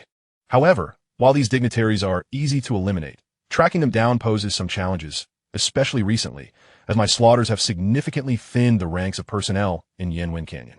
Wang Yi took another sip of fine wine. With sheer individual prowess, he had instilled trepidation and dread among the cosmic dignitaries, earning a fearsome reputation throughout the universe. Now, across the cosmos, who remains unaware of the name Hell Monarch, who does not recognize the terrifying strength of a being capable of effortlessly slaying even cosmic overlords. For the past century, I have slain 92 formidable beings, including 3 cosmic overlords, 19 high-ranking cosmic dignitaries, 33 mid-tier cosmic dignitaries, and 38 ordinary cosmic dignitaries, accumulating a staggering kill count approaching 100. Wang Yi contemplated this, translating to approximately 410 treasure points. Coupled with the spoils of war and treasures exchanged for additional treasure points, I possess over 80 more, summing up to around 490 treasure points. Wang Yi found this figure rather satisfactory. Ordinary domain-type treasures vary from 680 treasure points and above. His harvest over the years has been sufficient to exchange for dozens of such ordinary domain-type treasures. Even the legendary Nine Su River, which aided Luo Feng in demonstrating his prowess on the primordial star, merely required a minimum of 16 treasure points. However, it is notable that even the combined treasures from formidable cosmic overlords like the Lord of the Reverse 2 Palace amount to merely several dozen treasure points, illustrating the immense wealth Wang Yi currently possesses. Yet as Wang Yi continued his relentless slaughter, The number of alien dignitaries still active within the abyssal wind canyon began to dwindle significantly. His rampage over the years had made many alien beings acutely aware of the peril, prompting them to flee the canyon, resulting in diminishing returns on his achievements. It was time to leave the abyssal wind canyon and venture forth to other realms. Wiping the corner of his mouth, Wang Yi stowed away his wine bottle and rose to his feet. Chapter 444. The Lord of Hell. In the serene depths of the venerable silence secret realm, above the infinite purple lake known as the illusory lake, a low hum resonated. Endless crimson mist enveloped the surroundings, within which 100 serpentine creatures writhed and slithered. Run. It's a domain-type treasure. Damn it. It's the Lord of Hell. A cadre of alien dignitaries, their expressions laden with terror, scattered like lost dogs. A towering black silhouette emerged, radiating an overwhelming aura of majesty. Divine power ignited. Boom! The ignition of divine energy, combined with the spatial laws domain, merging with the treasure's domain, instantaneously elevated the binding potency of the treasure's domain to an entirely new echelon. The area spanning 80 million kilometers fell under its dominion, and any dignitary ensnared within this domain found their speed drastically hindered, akin to being trapped in a quagmire. These dignitaries had learned well. Each one had grown wise to the situation. Wang Yi cast a fleeting glance, and in a heartbeat, surged toward the fastest fleeing cosmic dignitary. As the fearsome reputation of the Lord of Hell spread far and wide, the strength of this top-tier cosmic overlord became known among the powerful factions of the universe, prompting alien beings to devise counter-strategies upon encountering him. For instance, the alien dignitaries, having formed a cohesive unit, scattered in various directions as a tactical maneuver. After all, the Lord of Hell could only pursue one at a time, leaving the others with a chance to escape. Each dignitary possessed some means of self-preservation, and through various stratagems. Indeed, some cosmic dignitaries managed to elude Wang Yi's grasp. "The Lord of Hell is coming for me," exclaimed a desperate alien dignitary, his heart racing as he beheld a streak of black light, within which a shadowy figure drew ever closer. He knew that should the Lord of Hell catch up to him, his demise was all but assured. "Curse this domain-type treasure. It has slowed me far too much," he seethed inwardly. Meanwhile, the alien dignitaries fleeing in other directions breathed a sigh of relief. The Lord of Hell was pursuing the Quentin dignitary. Poor Quentin. That unfortunate wretch is likely doomed. We should flee as well. If the Lord of Hell slays Quentin, we shall be next. At that moment, a scene unfolded amidst the vast starry expanse, where a torrent of crimson mist spread outward, and streams of red energy surged like rivers. Within this sanguine tide frolicked 100 scaly beasts, their peculiar forms glimmering, accompanied by haunting melodies echoing through the air. The 100-beast domain, a pure domain-type treasure, possessed immense oppressive and restraining power. If the adversary were weak enough, the might of the 100-beast domain could obliterate them outright. The spatial laws domain could also overlap with this treasure's domain, amplifying its efficacy. Valued at over 100 treasure points, it stood as the pinnacle among ordinary domain-type treasures. Possessing such a domain-type treasure could significantly restrict the movements of high-ranking cosmic dignitaries, while also imposing a slight limitation on cosmic overlords, allowing Wang Yi to pursue them with ease. Even when confronting stronger foes, there remained a chance to evade pursuit. Of course, within the venerable silent secret realm, Wang Yi had yet to encounter anyone stronger than himself. The red mist enveloped the surroundings, with currents of energy surging like rivers, ensnaring the alien dignitaries in a mire, drastically reducing their flight speed. In contrast, Wang Yi's velocity surged under the domain's enhancement. As one increased, the other decreased, allowing Wang Yi to close the distance relentlessly. Swish! One alien dignitary found himself ensnared by a horde of beasts, the Crimson Serpents, under the influence of Wang Yi's divine power and body amplitude, were capable of grievously injuring mid-tier cosmic dignitaries, and while they might not harm cosmic overlords, they could completely suppress their speed. The alien dignitary, merely a high-ranking cosmic dignitary, found himself utterly immobilized. In a moment of sheer desperation, a streak of black lightning emerged like the specter of death. "The Lord of Hell," he gasped, his face paling as he emitted a shrill cry. A blood-red blade of light flickered into existence, merging seamlessly with the endless sea of red mist, cleaving downward upon the alien dignitary. An incomprehensibly terrifying wave of will crashed upon him. The alien dignitary, igniting his divine body and unleashing the full might of his top-tier armor, found it obliterated in an instant, his divine form disintegrating. leaving behind only weapons and a world ring, which Wang Yi casually collected before pursuing the nearest alien dignitary. Among the 4 alien dignitaries, only one ultimately escaped. After a brief chase, Wang Yi stood alone upon the Purple Star Lake. Slaying dignitaries proved to be no simple task. Each had endured for countless eons, equipped with various means of survival, and were exceedingly cunning. Wang Yi reflected, without the domain-type treasure restricting their movements, I would have been unable to pursue them effectively. It is likely that while I hunted one, the others would have had the opportunity to flee, with the alien dignitaries scattering in their escape. Even with the full might of the 100-beast domain unleashed and the chaos divine wings enhancing his speed, he ultimately allowed one to slip away. As Wang Yi focused on one, the others naturally fled in the opposite direction. The faster he pursued, the further he distanced himself from the rest. Once they escaped the confines of the 100-beast domain, the spatial blockade would make it exceedingly difficult to continue the chase. Continuous teleportation across thousands of light years would likely be within the purview of a cosmic sovereign alone. Wang Yi, unless employing the secret art of time and space manipulation, had no feasible means to pursue further. Yet, wielding time and space as a clandestine method was not intended for such circumstances. Should a dignitary be revived, the secret would cease to exist. He would undoubtedly be suspected of being an enigmatic cosmic sovereign engaging in rampant slaughter within the venerable silent secret realm, targeting weaker dignitaries, a transgression that no faction could tolerate. Wang Yi's hunting endeavors would inevitably be impacted. Maintaining his status as a top-tier cosmic overlord may yield lower hunting efficiency. It would not incite widespread trepidation. However, with Wang Yi's relentless pursuit, this state of affairs would likely not endure for long. While the demise of some dignitaries could be tolerated, a toll of hundreds or thousands would be unacceptable to any faction. At that juncture, Wang Yi would find himself beset by the combined wrath of these powers. So be it, let it come. Wang Yi gazed upon the tranquil expanse of the Purple Star Lake, where countless islands adorned its vastness. Even if the dignitaries battled and destroyed them, they would soon coalesce anew from beneath the waters. Wang Yi mused about the mysteries that lay at the lake's depths. However, he held no particular interest in uncovering the secrets of the illusory lake. For eons, it had been scoured by the universe's sovereigns, and if any treasures existed, they would hardly remain for him to find. Moreover, regions of moderate danger, such as the Phantom Lake, generally pose little threat to the cosmic sovereigns, and the treasures that appear are typically of no more than the ordinary treasure level. Such artifacts do not pique the interest of the masters of the universe. Only the venerable ones are driven to madness, tirelessly seeking treasures here for countless years. It has been nearly a century, and soon, as the prey dwindles, I shall have to change my territory.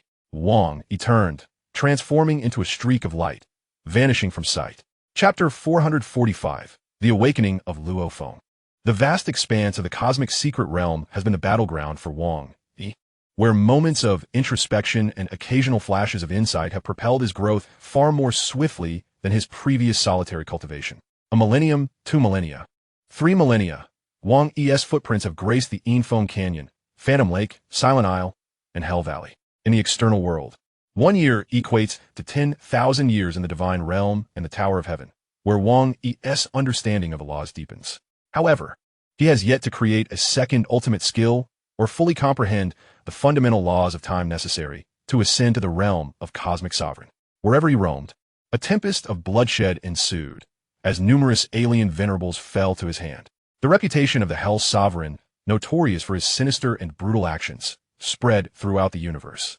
Known by countless powerful races, some of the strong from various factions, whose kin had perished at his hands, sought to unite against the Hell Sovereign.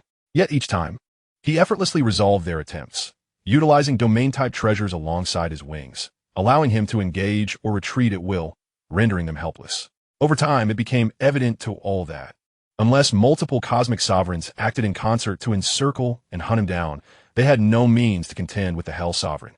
Consequently, various powerful beings, those seething with rage towards the Hell Sovereign, were compelled to abandon their pursuits, permitting him to rampage unchecked, inducing fear among the venerable ones. Meanwhile, in the 7th domain's battlefield, 2 colossal towers loomed majestically. Within one of these, the star tower, Luo Feng, having endured over 6,000 years of life and death inheritance and excruciating torment, finally awoke. He succeeded? Putty gazed in astonishment at the youth, now motionless after ceasing to tremble. Just moments ago, the crystal bead had completely fused with his soul. Boom! Luo Feng, who had been seated in meditation, collapsed to the ground, his body lying still, fully submerged in slumber. He fell asleep? He actually fell asleep? Huddy chuckled at the sight, recognizing the rarity of a realm master, exhausting himself to the point of unconsciousness. There was a glimmer of admiration in her eyes. For a realm master to endure 6,000 years in life and death inheritance was truly remarkable. Nevertheless, this perseverance bore significance. Upon awakening, he would become a disciple of one of the universe's most formidable beings, an opportunity coveted even by certain cosmic sovereigns. Luo Feng's slumber extended beyond 9 years. In the Vanishing Breath's secret realm, amidst a starry expanse filled with endless debris, space itself was entirely locked down and shrouded in impenetrable darkness, devoid of light. This was among the top 10 perilous zones, known as the Dark Dust Territory. Here, frequent sandstorms would rise, rendering the abilities of certain venerables ineffective and severely hampering their capacity to teleport. Instant movement could only be attempted in areas where the stardust had settled. A towering, robust shadow sat cross-legged atop a massive rock, over 100 kilometers in diameter, pocked with craters. Before him stood an ancient blood-red warblade, and his crimson eyes glinted in the darkness like a demon poised to devour. His form seemed to meld with the surrounding shadows, as this colossal rock hurtled through the dark void at near-light speed. The imposing figure stirred suddenly. Luo Feng's message? Wang Yi's gaze flickered. Had he finally completed his life and death inheritance? Over the years, Wang Yi had kept an eye on Luo Feng's progress, estimating that he would soon pass the trials of the Star Tower, and indeed, his expectations were met. Wang Yi murmured to himself, Luo Feng, the destined child of this world, truly possesses profound fortune. The Star Tower, a divine treasure of the God King level, though capable of exhibiting only supreme artifact prowess within the primordial universe, remained an object of envy among even the strongest beings. Yet, it had fallen into the hands of this realm master-level youth. Since the creation of the Earth lineage by the Mountain Guest, this Star Tower and the Nine Calamities Secret Tome were destined to be possessed by Luo Feng unless a more extraordinary individual emerged. Wang Yi reflected. Now that Luo Feng has taken the Mountain Guest as his master, with his assistance, his rise within the primordial universe is now unstoppable. As the fated child of this world, Luo Feng's path was rife with serendipitous encounters, gifts from the ancient Wu Kingdom's chaotic golden wings, and the inheritance of the severed Dongha. Alongside a series of aids from the Mountain Guest of the Jin Kingdom, he even encountered a dimension beast of unparalleled rarity, one that had not appeared in countless cycles of the universe. However, Wang Yi too had reached heights that others could only gaze up at in awe. It is time to meet with Luo Feng, he thought, as his eyes sparkled. He connected his consciousness with a virtual universe. In a virtual universe, at the Rainxiang Mountain Primordial District, within Luo Feng's estate, he had just finished addressing a backlog of messages accumulated over the years. These included communications from his master, the Lord of the Celestial Eclipse, who had recently entered seclusion to prepare for a breakthrough. Besides his master, there were messages from friends and family, including the revered True Yin Venerable, his wife Su Exen, his parents, and his brother Luo Hua, alongside some old comrades who had recently ascended to the Realm Master level. Yet what astonished him was a message from his friend Wang Yi, who, in a letter dated 3,000 years past, had briefly mentioned his own breakthrough to the Venerable level. At Luo Feng's level, having faced countless trials, acquired a supreme artifact, and taken an extraordinary cosmic powerhouse as his mentor, there were few revelations that could still astonish him. Nevertheless, Wang Yi's ascension to the Venerable level left him shaken. A cosmic Venerable. This was the pinnacle of existence within the universe, capable of establishing an entire cosmic nation. Wang Yi, just a few millennia without contact, and he has transformed into a cosmic Venerable? Luo Feng recalled their first encounter with the Nine-Sword Venerable, where he felt like an ant in the face of such power. Memories of their time together in the Jiangnan base city flooded back, leaving him momentarily dazed. Time had flown. They were no longer the naive youngsters of yore. One had become the illustrious king of the Blade River in the outer battlefield, while the other had ascended to the heights of the human race as a cosmic Venerable. Wang Yi has actually become a cosmic Venerable, Babata exclaimed in disbelief. A freak. An absolute freak. That's a cosmic Venerable, on par with the likes of the Dry Witch Sovereign. Your master was but an ant before the Dry Witch Sovereign, and Wang Yi has only been cultivating for over 10,000 years. How has he advanced so swiftly? Incredible. Absolutely incredible. There must be some great secret behind Wang Yi, otherwise such rapid breakthroughs are inconceivable. Babata muttered, having considered Luo Feng the most prodigious genius he had ever encountered. Yet Wang Yi surpassed even him, existing as an entity beyond the bounds of reason. Luo Feng steadied his emotions, smiling as he acknowledged, there are always those beyond oneself, and heights yet to be scaled. Taking a deep breath, he vowed, I shall certainly catch up to him. At this moment, Wang Yi had already appeared outside Luo Feng's estate, smiling as he approached. Chapter 446, The Pinnacle of Cosmic Sovereigns. In the vanishing breath secret realm, within the vast and boundless dark dust territory, a resounding voice boomed, echoing like thunder throughout the starry sky, reverberating across thousands of light years. Hell Sovereign, come forth. The voice, laden with fury, rolled through the void once more. The dark dust territory, with a maximum diameter of just over 1,000 light years, resonated with the voice of its master, who employed an unknown method to project his voice throughout the entire realm. Numerous powerful alien venerables were stirred by the proclamation. Whose voice is that? Is someone daring to provoke the Lord of Hell? Is the Lord of Hell present here? To have the audacity to challenge the Lord of Hell surely indicates that one is a formidable cosmic sovereign. The Lord of Hell exhibits an utter lack of shame. As a top-tier cosmic overlord, nearing the status of the cosmic sovereign, he indiscriminately slaughters us, the weaker exalted beings, without an ounce of dignity. Observe. Such reckless behavior will undoubtedly incur retribution from various factions. Some are astonished, others perplexed, while some flee in terror at the mere mention of the Lord of Hell's infamous reputation. After all, the Lord of Hell is not a benevolent figure. His notoriety for mercilessly exterminating the weaker exalted beings has long since spread throughout the cosmos. Seated in a meditative posture upon a colossal rock that resembles an island, a towering shadow slowly opens its crimson eyes, seemingly sensing something, and gazes into the distance, revealing a hint of intrigue. Who could it be? Over the years, his rampage has resulted in the deaths of numerous powerful beings, inciting the wrath of many superexistences. However, after several top cosmic overlords returned empty-handed, few dared to confront him thereafter. In the virtual universe, amidst the Rain Shadow Mountain, Wang Yi, engaged in conversation with Luo Feng, suddenly feels a stirring in his mind and smiles as he rises. I have encountered a matter. Let us continue this discussion another time. In the next moment, his consciousness departs from the virtual universe. With a whoosh, the towering shadow on the massive rock stands, its dark and menacing scales clattering ominously, while a thick, powerful tail sways slightly behind it. Drawing a battle blade from the ground, it gazes into a far-off direction. Interesting. I'm rather bored, so let me make your acquaintance. Wang Yi utilizes teleportation, vanishing from his original position and reappearing in a tranquil expanse of starry sky, hundreds of light years away, surrounded by vast voids, where only resplendent stardust floats. Amidst the stardust, a majestic figure looms. Upon seeing that silhouette, Wang Yi realizes it is the Seven Sun Swordmaster of the Mechanical Alliance. The Seven Sun Swordmaster, appearing as a silver humanoid entity, is not of the mechanical race, but rather an energy being, his body akin to flawless crystalline jade.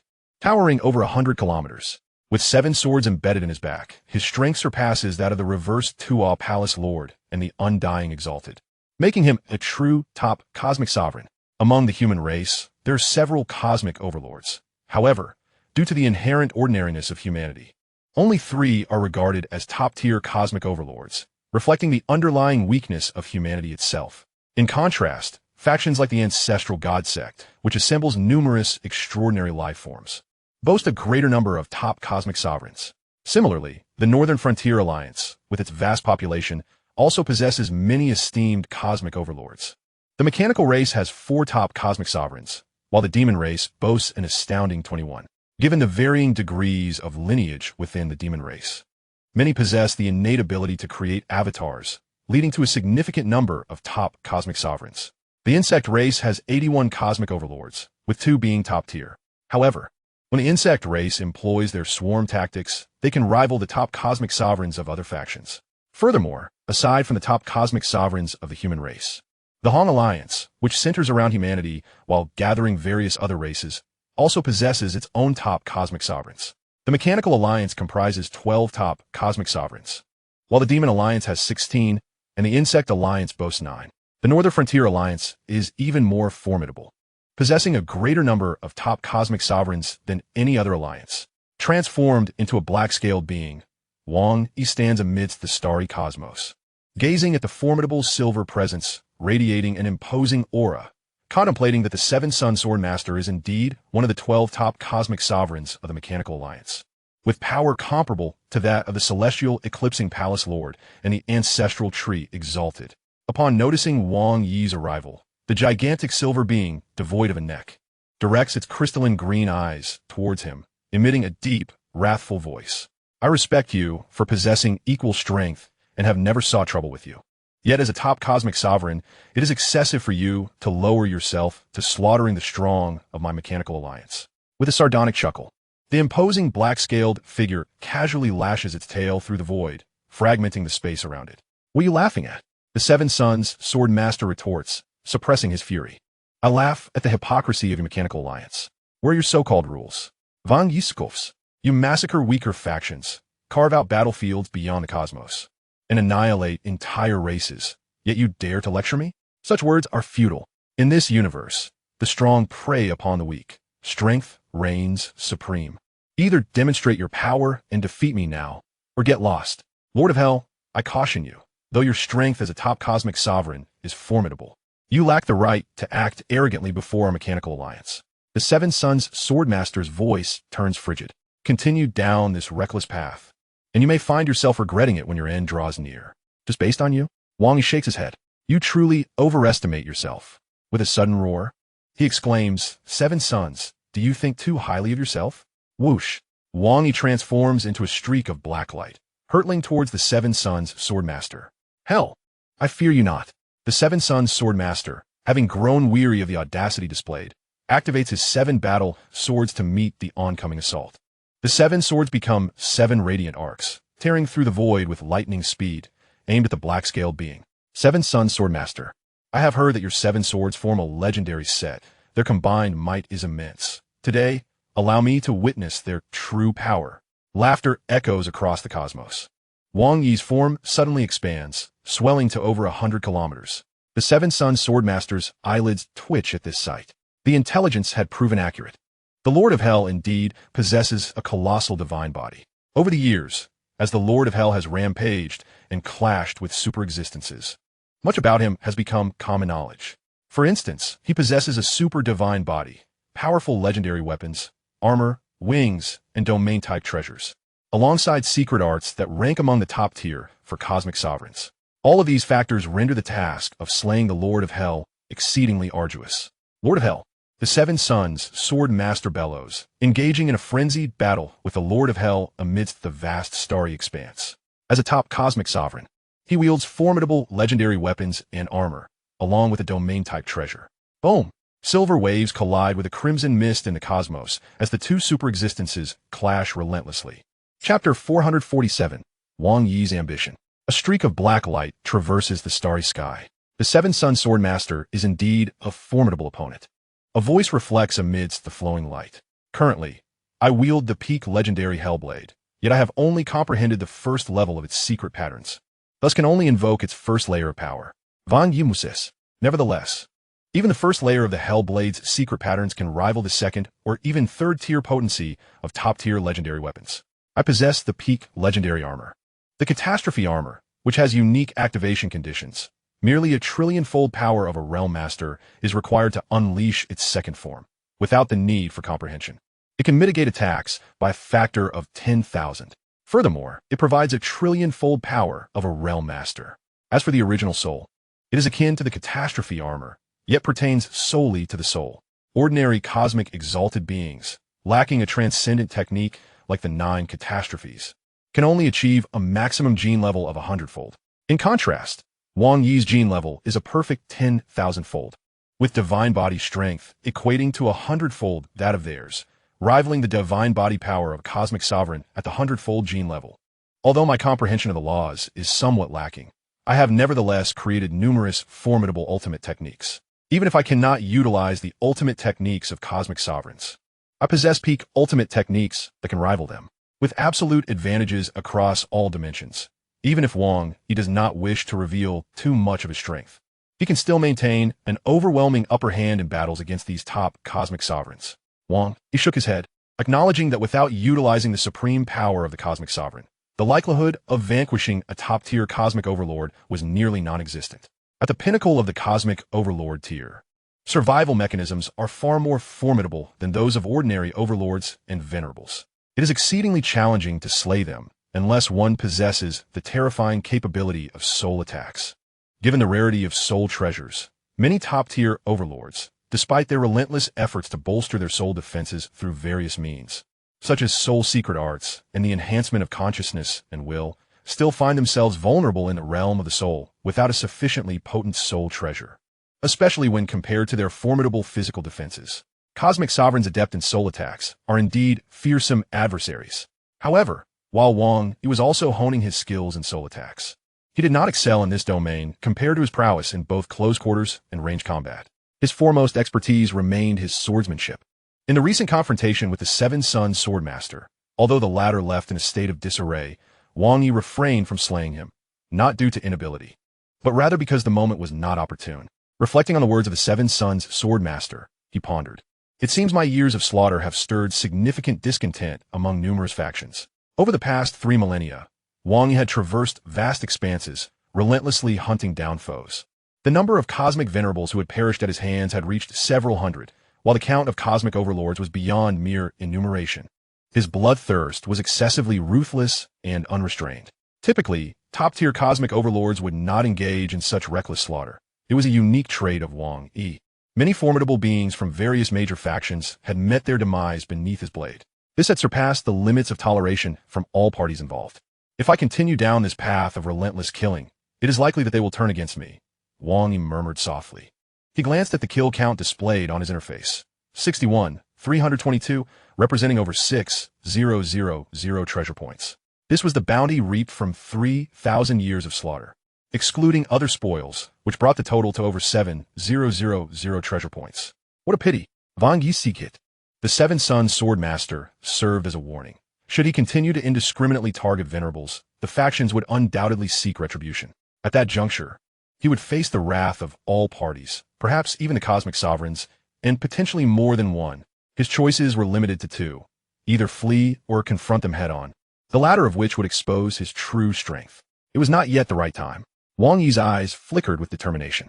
He resolved to lay low and seek opportunities for a grand strike. Wang Yi decided it was time for a respite.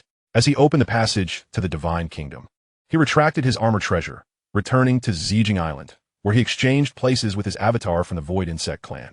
The avatar ventured into the Fanes of Silence, while his human form remained to receive the inheritance from the Ancestor God sect and continue signing in. After all, the highest reward from the Ancestor God secret realm had yet to be claimed. "I have indeed completed the venerable quota for killing and received a silver card with a 25 chance," Wang Yi reflected. Together, the chances for the highest reward from signing in amounted to 42. However, the decision of whether to utilize it in the Ancestor God secret realm posed a significant dilemma. The chance cards were few in number, and once used they were gone. Although the Ancestor God secret realm was precious, it paled in comparison to the 3 great perilous places in the cosmic sea or the potential emergence of the world of ascension. Wang Yi felt a pang of reluctance. Thus, he resolved to take his time, for he did not lack the luxury of time. The primitive star would likely open in approximately 70 to 80,000 years, and by then, he could venture in and explore. With his formidable strength, standing among the superlative powers of the universe, he felt unperturbed by the myriad dangers of the primitive star. The cosmic sea was his true concern. With 10,081 planets, the primitive star was a veritable treasure trove. Wang Yi felt a sense of anticipation. After years of slaughter, he found himself somewhat weary, beginning to reminisce about the splendid times of his initial sign-ins. "My current strength is indeed sufficient to enter the primitive star, and even if I encounter a cosmic sovereign, I can retreat unscathed," Wang Yi contemplated. However, the cosmic sea was an entirely different matter. There existed numerous forces spanning multiple cycles of reincarnation, and the number of cosmic sovereigns and the strongest beings far exceeded those in the primitive universe, alongside perilous realms akin to the pinnacle realm. For an ordinary cosmic sovereign to venture into the depths of such perilous places, the risk of demise was significantly heightened. Once I break through to the cosmic sovereign level, combining the Celestial Tower, the prismatic Aurora Lake, and other treasures for adventure would be considerably safer, facilitating access to numerous treasures. Wang Yi's mind raced with calculations. Upon reaching the cosmic sovereign tier, he could continue to elevate his life gene level, embarking upon the path of the 100,000-fold divine body. To pursue this route, merely relying on the innate creative talents of the abyssal sea to decipher the essence of life proved challenging. He would need the strength and wisdom of ancient civilizations to aid him. To realize these ambitions, breaking through to the cosmic sovereign was essential. Wang Yi resolved to devote the majority of his focus to understanding the laws, thereby reducing his preoccupations with creating secret arts and hunting. His primary goal became to expedite his breakthrough to the cosmic sovereign level, following Wang Yi's decision to temporarily curtail his hunting endeavors. The infamous slaughter of the Hell Sovereign gradually began to wane. Reports of venerables falling to the Hell Sovereign became scarce. The Hell Sovereign's arrogance was merely a facade. He must bow before the major alliances, some mused with schadenfreude. This outcome did not surprise the factions. We previously attempted to woo him, and though he rebuffed our advances and even killed our people, now he has alienated all factions. Let's see how he navigates this predicament. Upon learning of the news, the Seven Sons Sword Master scoffed. Had I known it would come to this, I would have acted differently. In the virtual universe, Thunder Island, the Lord of Chaos also received the tidings.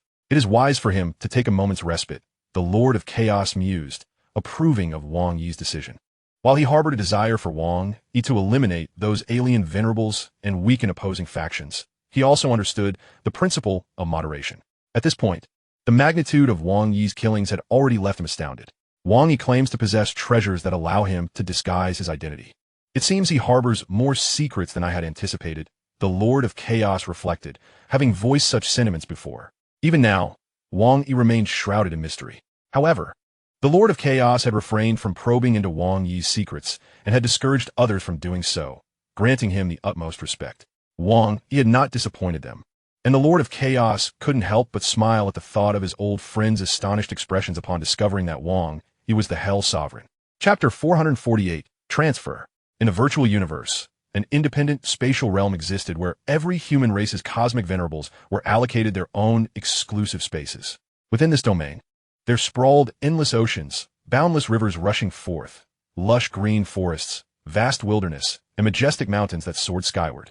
Among these mountains stood exquisite palatial complexes, reminiscent of ancient Chinese architectural styles, bustling with numerous maids and attendants. In the grandest of halls, a stunning woman adorned in azure battle armor, her flowing purple hair cascading elegantly, bowed respectfully before the imposing figure seated upon the throne. I pay my respects to the hunter, god venerable. Internally, she marveled at how, after over 10,000 years, that once diminutive figure had matured into a cosmic venerable. Upon learning of Wang Yi's breakthrough, she had been filled with disbelief. Yet the truth remained undeniable. The Wang Yi of yore had merely been a prodigious talent brimming with potential, while the Wang Yi of today was a being she could only revere from afar. The youth clad in a crimson robe and possessing black hair surveyed the beautiful woman below with a smile. Princess Longyu, the Nine Swords Venerable has sent you to convey a message. I presume there is already a response? The Nine Swords Venerable, the guide for their generation of peak talents in the virtual universe, was also responsible for overseeing this cohort of prodigies. If any formidable beings were to emerge from their ranks, they would subsequently fall under the aegis of the Nine Swords Venerable. However, Wang Yi had long since distanced himself from the Nine Swords Sovereign, and now, even more so, he had established his own domain, his power and status surpassing that of the Nine Swords Sovereign. After all, the strength of the Nine Swords Sovereign was inferior even to that of the Erosion Fire Sovereign, a high-ranking sovereign of the universe. So Wang Yi's request was not something he could afford to neglect lightly. King Longyu bowed and conveyed to the hunting god sovereign. Regarding your request, my lord has already consented. That is splendid. Wang Yi nodded, not surprised by this development. After all, his request was not an unreasonable one, and he even offered some compensation to the Nine Sword Sovereign. All he sought were a few individuals under the Nine Sword Sovereign who were currently of no use. Shortly after King Longyu departed, another group of individuals arrived in Wang Yi's dimension. They were a diverse assembly of youths clad in various battle armors, both male and female, comprising domain masters and realm masters alike. Each of their expressions bore a hint of complexity. Is this truly Wang Yi's dimensional space? A peculiar voice exclaimed. No one expected Wang Yi to ascend to the rank of sovereign so swiftly, and to have the Nine Sword Sovereign transfer us to his command, remarked a handsome youth with black hair, shaking his head in astonishment. After all these years, Uka had only reached the 9th level of Domain Master. still struggling at the lower tiers of the primal secret realm. Meanwhile, Berlan and Rongjun had become realm masters, albeit merely of the primal secret realm. They still had a long way to go in the original secret realm. Rongjun, a robust man with disheveled hair resembling a wild beast, patted Uka, the prince of the Manka star, on the shoulder and chuckled. "Isn't it good to be under Wang Yi? We're all acquaintances here, familiar with each other's backgrounds. We can just sit back and enjoy the benefits. Under a large tree, one can find shade," he continued. "I don't mind at all. My father and the elders in my clan have been urging me to build a good relationship with Wang Yi, and I've grown weary of their insistence. Now, it seems they'll be pleased." Uka shrugged and turned to the indifferent youth in white beside him, calling out Berlan. "Haven't you always wanted to surpass Wang Yi? What do you think now?" Berlan cast a cold glance at him. "What do you expect me to do? We're all adults here. Let us not act like children driven by whims." A striking youth with green hair adorned with green patterns nodded in agreement. Berlan is right. After all these years of navigating the virtual universe, haven't we faced enough hardships?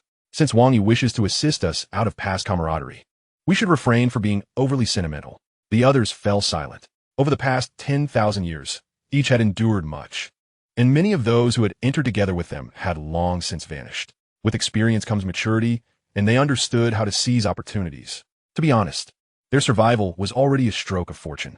Many others had perished amidst various trials. Under Wang Yi's banner, the probability of falling was considerably diminished. With the ties of their past, even a slight favor from Wang Yi could provide them with endless benefits. As Berlan had stated, they were no longer children and understood what needed to be done. Just like Rongjun, who also had a cosmic sovereign mentor, he had come over as well. Rongjun nodded slightly. "This time, my mentor is aware and supports my choice to join Wang Yi." His mentor was the Lord of Yuansheng, an ancient cosmic sovereign. Yet in the realm of cosmic sovereigns, his reputation was merely average compared to Wang Yi, who was currently regarded as a burgeoning pillar of strength for future clans. Many others, in contrast, lacked even a lord to guide them, and their circumstances were indeed quite dire. Qian Shui and Ai Chun gazed at the palace, their expressions revealing a mix of emotions. At that moment, a procession of golden-robed messengers emerged, an overwhelming aura of laws radiating from them, each emanating an aura of immortality. The leader, a beautiful immortal woman, smiled at them. "Our master has prepared a banquet in the palace to welcome you all. Please follow me." Hongyun, Uke, and the others exchanged glances. "Let us hurry. We wouldn't want to keep our host waiting." Under the courteous guidance of the immortal attendants, the group eagerly made their way into the palace, excited to reunite with Wang Yi after such a long time. In another dimensional space, a man in a blue robe with purple scales was listening to the report from his subordinate, King Longyu. He nodded slightly. "Thank you for your efforts. I did not expect the hunting god sovereign to personally request individuals on your behalf." King Longyu sighed. "The others are inconsequential, but Rongjun and Berlan possess considerable talent and potential. They could easily become immortal sovereigns in the future. It's a pity that the hunting god sovereign has taken them. Otherwise, they would have served as valuable aids to you, my lord." The nine-sword sovereign glanced at her and smiled. "Do you find it regrettable?" "I do not." He shook his head. "Rongjun and Berlan may have a greater chance of becoming sovereigns, but it is unlikely they will reach that pinnacle. Since Wang Yi has personally approached me with a request, I see no harm in accommodating him." King Longyu observed her lord's demeanor, having followed the nine-sword sovereign for many years and familiar with his character. Noticing that the nine-sword sovereign was in good spirits, she quickly grasped the underlying meaning. It seemed that this exchange with Wang Yi had yielded significant benefits for the sovereign. While faith was important, had the hunting god sovereign sought to take the promising talents under the nine-sword sovereign's command without offering anything in return, the sovereign's mood would not have been as favorable. Times have changed, the nine-sword sovereign reflected. He recalled the treasures Wang Yi had provided him, a slight smile gracing his lips. Wang Yi, indeed, should not be underestimated. He only asked for a few individuals, yet offered me such substantial benefits. With his rapid growth, he is bound to become a pillar of strength for his clan in the future. I must find an opportunity to cultivate a closer relationship with him. The nine-sword sovereign pondered thoughtfully. Chapter 449, The Blue Sands of the Sea. At last, the Lord of Hell had fallen silent. In the spiked ring alliance, within a majestic palace suspended in the void, a chilling voice echoed through the grand hall. Seated upon the throne was a towering figure clad in deep purple armor, adorned with hundreds of needle-like spikes protruding from her head. She was a female cosmic sovereign, her visage enchanting, yet exuding a natural coldness that instilled dread even among the sovereigns. This cosmic sovereign was the heart-piercing sovereign, responsible for many affairs within the Spiked Ring Alliance, holding a position akin to that of the Chaos City Lord within the Hong Alliance. Several cosmic sovereigns stood in the hall, one of whom, a green-skinned being with a diamond-shaped gem atop his head, respectfully inquired, "Heart-piercing sovereign, are we to let the Lord of Hell go unpunished after he brazenly slaughtered so many of our Spiked Ring Alliance?" His tone conveyed a hint of anger, as he had lost a close friend to the hands of the Lord of Hell, and evasion had proven futile. It was indeed outrageous for a top cosmic overlord to deliberately massacre ordinary, weaker sovereigns who posed no threat to him. Such actions incited widespread outrage. The heart-piercing sovereign regarded him and remarked, "Red Desert Sovereign, do you know the true origins of this Lord of Hell?"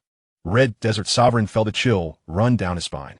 The heart-piercing sovereign continued, "Before the original universe, there was no information regarding this Lord of Hell. It seems he appeared as if out of thin air. Moreover, he possesses numerous treasures. Treasures are not easily acquired. Many have their origins and cannot simply be obtained through luck." Red Desert Sovereign could not help but interject, "Heart-piercing sovereign, do you think he might be a disguise for some super powerful being?" The heart-piercing sovereign nodded. "It is quite possible. Of course, we cannot rule out the chance that the Lord of Hell truly has no backing or influence. However, compared to the first hypothesis, this possibility is slim. Anyone who is cultivated to this level is hardly a fool. They would not recklessly provoke virtually the entire universe. This Lord of Hell is certainly no ordinary entity." The heart-piercing sovereign's gaze deepened. She recalled a long-ago figure notorious for their repeated acts of slaughter, resembling the current Lord of Hell in many ways. However, the Lord of Hell displayed the strength of a top cosmic overlord, whereas the Lord of Bloodcloud was even more formidable, having slaughtered countless beings, including 2 cosmic sovereigns, and had offended nearly all major forces in the universe, rendering him a public enemy. Only the human race had largely escaped his wrath. The Lord of the Heart of the Sting spoke again. "Have you not noticed? Not only has our cosmic Lord of the Sting Alliance refrained from confronting this Lord of Hell, but other factions are also merely observing. As long as the Lord of Hell does not infringe upon the boundaries of the various powers, no one will dare to challenge him." Despite the countless slaughters the Lord of Hell has committed in the Sacred Tranquility Realm over the past millennia, the losses have been distributed among all parties and are deemed acceptable. Only the fallen cosmic sovereigns might feel a twinge of regret. However, currently, it is only the top cosmic sovereigns who dare to seek trouble with the Lord of Hell.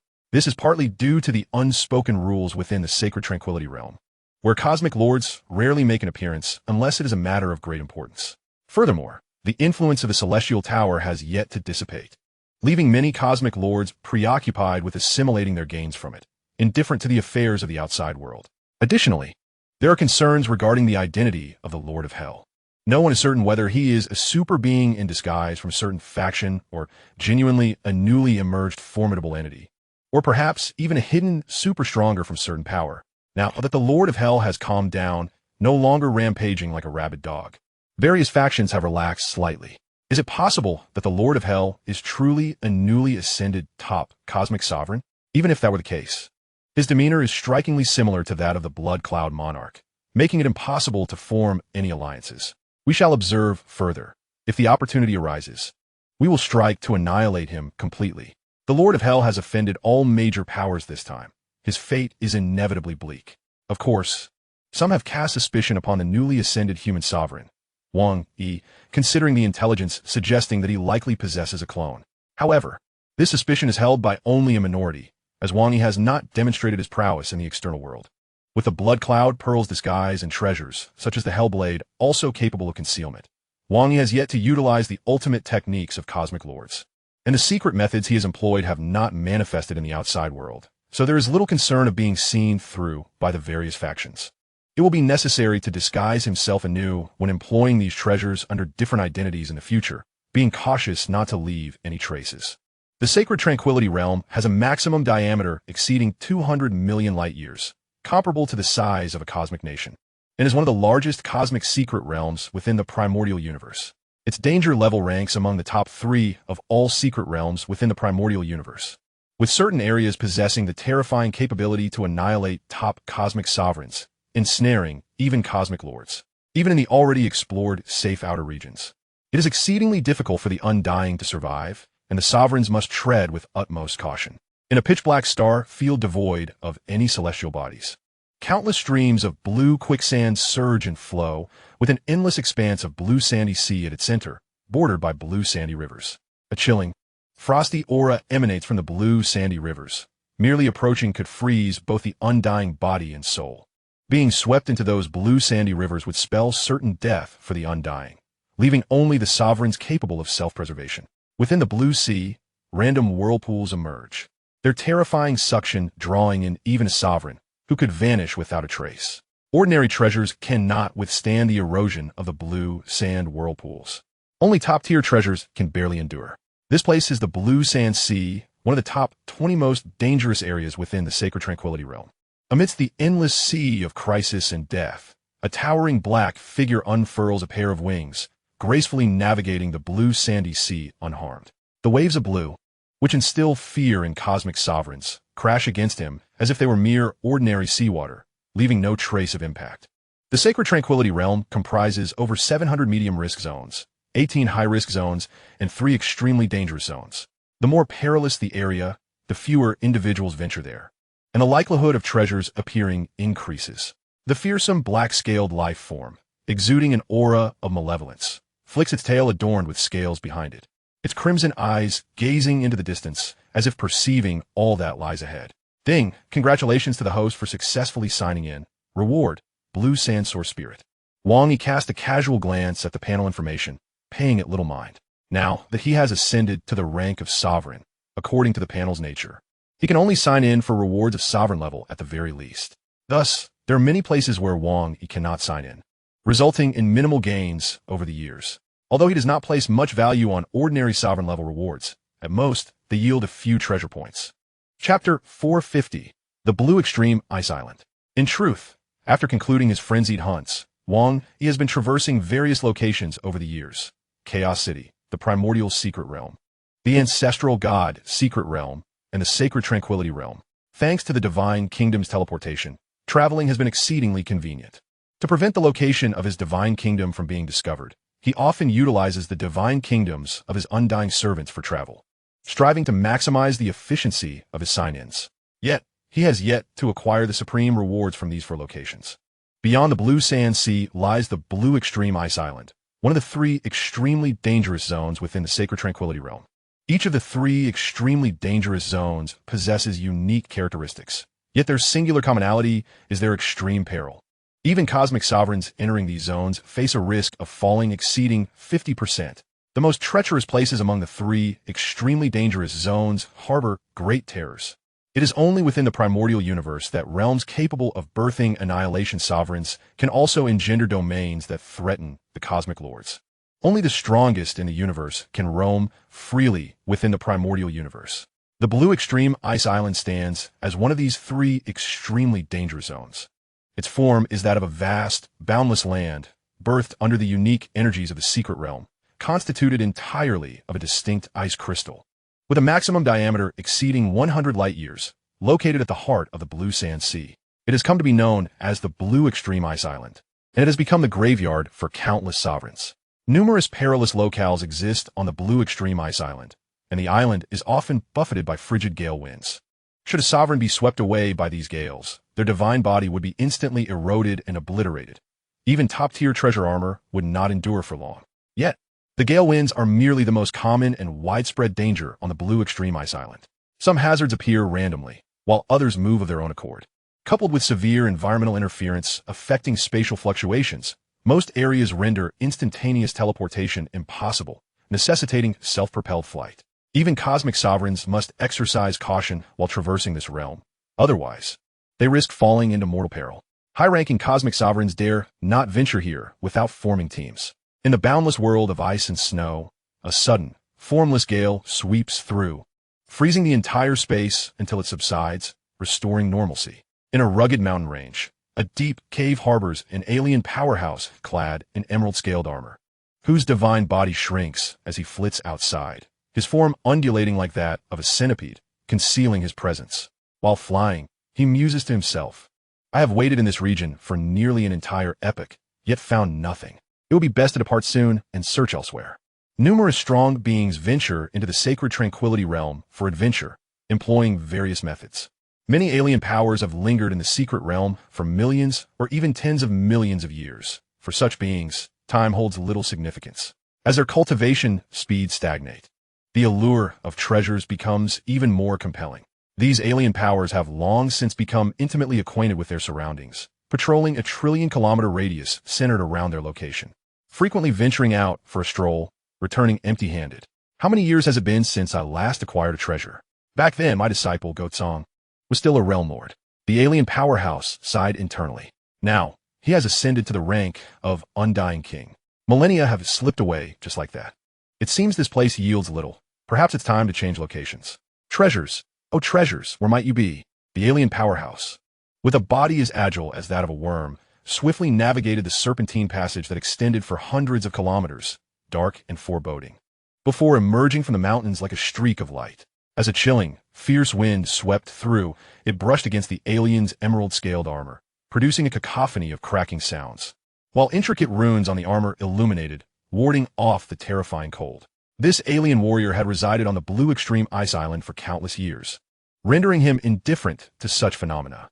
With a slight tremor of his insect-like tail, he darted towards a specific direction. The blue extreme ice island harbored numerous areas fraught with peril for him, which he instinctively avoided. Among these was the most treacherous site, the Godfall Lake, believed to have once yielded a top-tier treasure material eons ago.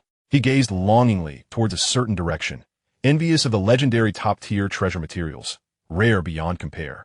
For even the masters of the universe would vie for them. It was said that some exceedingly precious materials could rival a top-tier treasure.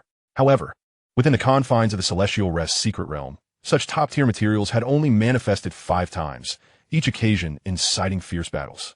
The most recent occurrence was several tens of millions of epochs ago. If I could acquire a top-tier treasure material, I would be able to exchange it for a high-grade treasure with the Alliance, the alien pondered. As it stood, my contribution points fell short of what I desired by more than half. Yet, he was aware of the minuscule odds of stumbling upon a top-tier treasure material. How vast was the entirety of the blue extreme ice island? Moreover, the more precious the treasure, the more perilous the area it inhabited. Historically, over 3/4 of the most valuable treasures discovered in the Celestial Rest secret realm originated from the 3 most dangerous regions, and a significant portion of those were found in the heart of these areas. For instance, the Godfall Lake, a site where even the masters of the universe could perish, had previously yielded 2 top-tier treasure materials, each valued comparably to high-grade treasures, drawing over 10 cosmic masters to battle upon hearing the news. The cold wind howled, accompanied by a bizarre roar. Even this roar carried a dreadful, magical resonance, capable of shattering the souls of ordinary immortal deities into oblivion. The 3 most perilous locales in the Celestial Rest secret realm were not to be trifled with. Even cosmic sovereigns found it challenging to survive here. Only those elite beings like the alien powerhouse or cosmic sovereigns with unique abilities dared to linger in these treacherous realms for extended periods. Alas, I lack a clone, otherwise I too could venture deep like the 9-leaf lord of my clan, the alien mused, gazing enviously at the distant, hazy horizon. Unlike him, those powerful figures with the backing of significant alliances could explore while frequently exchanging information, thus keeping abreast of recent developments. Initially, the alien merely cast a cursory glance, but was startled to discover something extraordinary. Light? What could that be? In the direction he had been observing, a faint, luminous glow shimmered on the gray horizon, perhaps 100 billion kilometers away, he estimated. What could it be? A battle among powerful beings? Or perhaps the emergence of a treasure? Unable to suppress his curiosity, the alien contemplated briefly before hastily flying towards the source of the radiant glow. He secretly hoped it was indeed a treasure. It must be. I shall be the first to arrive there. The frigid air in this region nearly froze the very fabric of space, compounded by the violent winds that might cause certain areas of space to oscillate and become ensnared in ice. Even with the strength of a cosmic overlord, the alien could not teleport instantly and had to proceed by conventional flight. Chapter 451, The Treasure. Soon after, hundreds of billions of kilometers away from the alien powerhouse, a towering, oppressive shadow traversed above the ice crystal forest, clad in dense black scales, its head adorned with a fearsome helmet and a twisted black horn jutting skyward. Its blood-red eyes radiated a desire for destruction and a chilling malice. Behind it, a set of wings unfurled, bearing a blood-red battle blade. It too caught sight of a luminous glow shooting skyward in the distance. What could that be? Wang Yi halted abruptly, intrigued. Since receiving the warning from the Seven Sons Swordmaster, he had roamed the secret realm for nearly 2,000 years, occasionally engaging in skirmishes but not excessively so. Yet he had not encountered any treasures until now, when it seemed fortune was finally smiling upon him. Casting a glance around to ensure he was alone, Wang Yi, having switched to his Void Insect Clan clone for this perilous venture, inhaled deeply and activated his domain. With a flash, the clone materialized, unaffected by the frozen space surrounding it. This was the extraordinary talent of his domain, a unique ability that some could never hope to master. Techniques, such as the clone technique, were enviable even to many cosmic sovereigns. The domain allowed the Void Insect clone to merge seamlessly with the fabric of space before re-emerging. However, beings like cosmic sovereigns and the strongest entities in the cosmos could not fully integrate with space, becoming a part of it. Of course, they possessed other means to dismantle the Void Insect clone's domain. In the next moment, the Void Insect clone appeared at the location bathed in radiant light, which turned out to be a frost-laden valley. The entirety of the blue extreme ice island was predominantly constructed of blue ice crystals. These blue ice crystals were formed from the outer blue sandy sea through a unique transformation induced by the energy of the secret realm, making them incredibly resilient. Even to the immortal, the entire island spanned hundreds of light years, illustrating its formidable nature. This was the marvel of cosmic creation. Even the mightiest beings in the universe would find it challenging to replicate. At the center of this ice crystal valley lay a lake, within which a vortex was forming, radiating endless light. Something was emerging, and powerful waves emanated outward, intensifying with every passing moment. Could it truly be a treasure? Wang Yi stood upon the cliff of the valley, gazing down in astonishment at the overwhelming fluctuations. The force of these waves rivaled even that of a cosmic sovereign. Just then, a green streak of light zipped towards him from another direction. It was indeed the emergence of a treasure. He immediately sensed the powerful waves emanating from the valley, and before he could revel in his excitement, he noticed an uninvited guest standing atop the mountain. A surge of alarm coursed through him. Someone had arrived, even faster than I. Feeling anxious, he quickened his pace. At last, he discerned the identity of the first figure to arrive at the valley, clad in menacing black scales, wielding a blood-red battle blade, with cold, blood-red eyes. Emanating en overwhelmingly potoha. The alien's speed faltered, and his heart sank. The Lord of Hell? The name of the Lord of Hell had echoed throughout the Celestial Rest secret realm in recent years, even reaching the ears of the alien. Why would the Lord of Hell be here, coincidentally discovering this valley alongside me? The alien was gripped by a mix of urgency and trepidation. Wang Yi, too, recognized the newly arrived alien, the rain insect sovereign of the Demon Clan Alliance. The Demon Clan, being the most populous, boasted a significantly higher number of cosmic sovereigns and overlords compared to other P clans, though not on par with the Northern Frontier Alliance, yet still surpassing the other three major P clans by a considerable margin. The Rain Insect Sovereign was a cosmic overlord from a formidable faction within the Demon Clan Alliance. With abilities comparable to those of the first being Wang Yi had slain, the Anti-2 Lord, albeit slightly weaker in physical form. Just then, the vast lake encircled by the valley began churning violently, the vortex within it expanding gradually, while the invisible waves intensified, drawing both Wang Yi and the Rain Insect Sovereign closer. The brilliance was blinding. Even from an unfathomable distance, it was observable. This energy fluctuation would likely be daunting even for cosmic sovereigns to approach. Wang Yi's eyes involuntarily narrowed slightly. Initially, he had contemplated rushing in to see if he could seize the treasure, but upon witnessing the unfolding scene, he ultimately decided against it. The treasure had yet to fully manifest, yet it had already stirred such a commotion. Of course, a greater disturbance does not necessarily equate to the treasure being of extraordinary value. Wang Yi sensed that the tremors emanated from the depths of the vortex, intrinsically linked to the entire secret realm. The treasure, birthed from this realm, inherently caused unrest upon its emergence, impacting a vast expanse. Such a significant uproar had undoubtedly drawn the attention of many formidable beings from afar.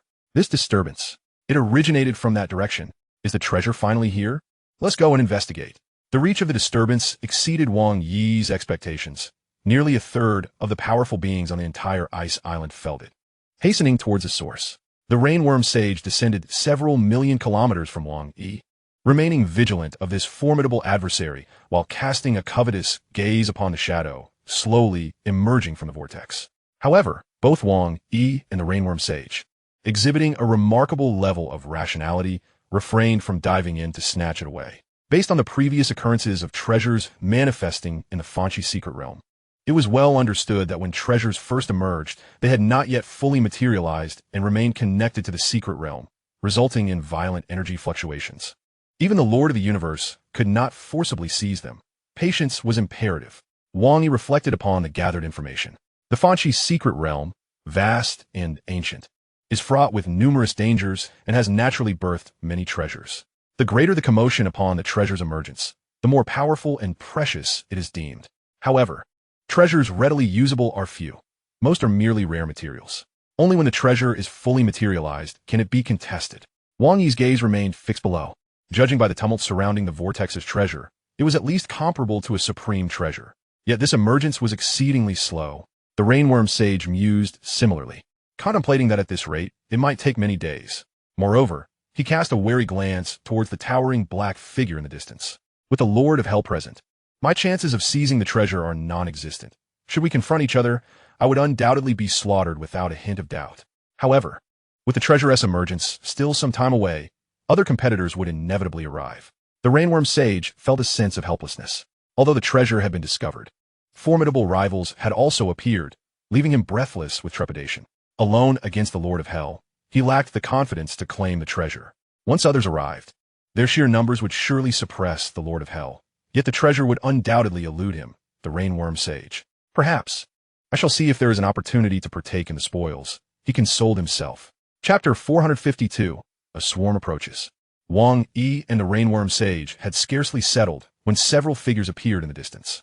Nearby powerful beings were steadily arriving. However, due to the limitations of teleportation around the treasure's emergence, they could only teleport to locations within range, while others relied on flight. Within a day, over 100 powerful beings had gathered here, each with fervent eyes fixated upon the lake.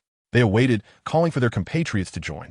Given the commotion surrounding the treasure's emergence, it was undoubtedly extraordinary, at the very least a supreme treasure. If not now, then when would they seize the opportunity? News of the significant treasure's emergence on Blue Ice Island rapidly spread throughout the Fanchi secret realm, reaching the other two exceedingly perilous regions and various dangerous locales. Alerting the six-peak faction alliances, the Starry Sky Behemoth Alliance, the Northern Frontier Alliance, and the Ancestor God Sect, among numerous other powerful entities. While the Lord of the Universe might remain indifferent to a single supreme treasure, the universe sovereigns and universe overlords could not afford to disregard it. Much like the immortal kings who would fight to the death over a significant treasure, the stellar tower was sealed to contain the emergence of the stars, resulting in hundreds of thousands of immortal kings clashing in chaos. The moment many powerful beings received the news, they immediately set out towards the targeted position on Blue Ice Island. The Ice Crystal Valley had transformed into a veritable eye of the storm within the Fanchi secret realm, with a continuous influx of powerful beings arriving during the treasure's emergence. The number of universe sovereigns escalated, reaching 1,000, 2,000, 3,000, growing day by day. As the numbers swelled, the valley became divided into distinct factions. The Human Alliance, the Demon Alliance, the Mechanical Alliance, the Insectoid Alliance, the Underworld Alliance, the Crystal Alliance, the Starry Sky Behemoth Alliance, the Northern Frontier Alliance, and the Ancestor God Sect. The 9 superpowers each claimed their territory. Additionally, there were secondary alliances such as the 9 Domains Alliance and the Mist Peak Alliance.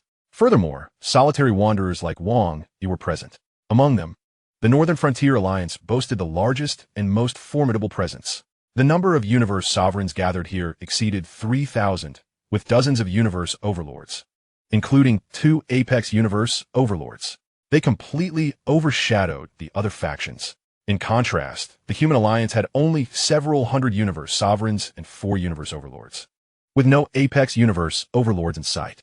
The Demon faction's ranks surpassed 1,000, with over 12 universe overlords, including 1 apex universe overlord.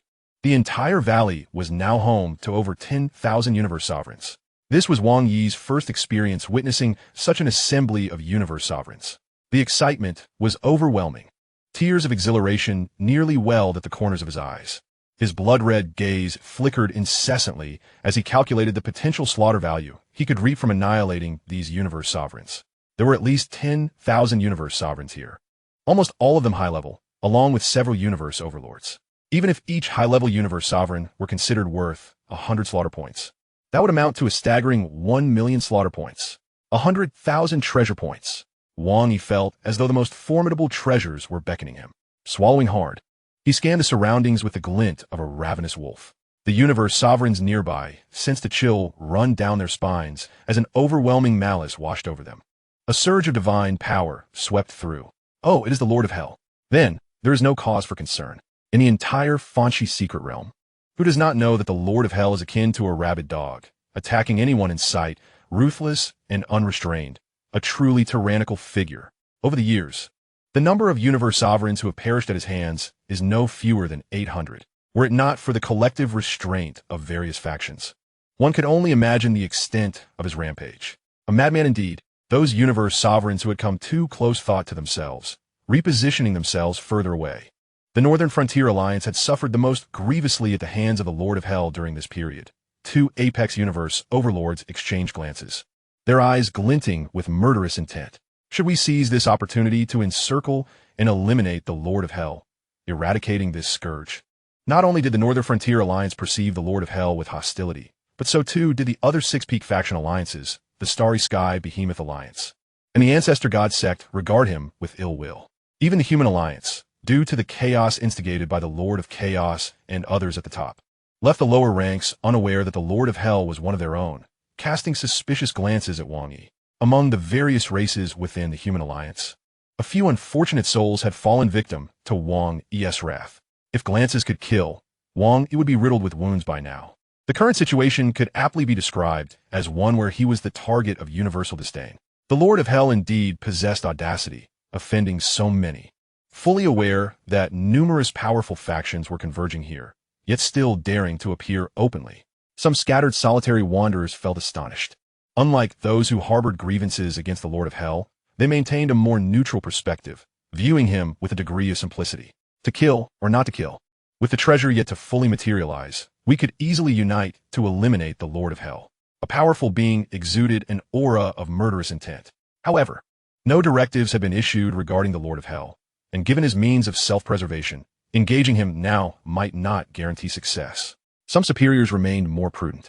To vanquish the Lord of Hell is to confront the supreme sovereign of the cosmos, an entity of unparalleled might. Even with the collective strength of several cosmic dignitaries, attempting to encircle and eliminate the Lord of Hell may result in his escape.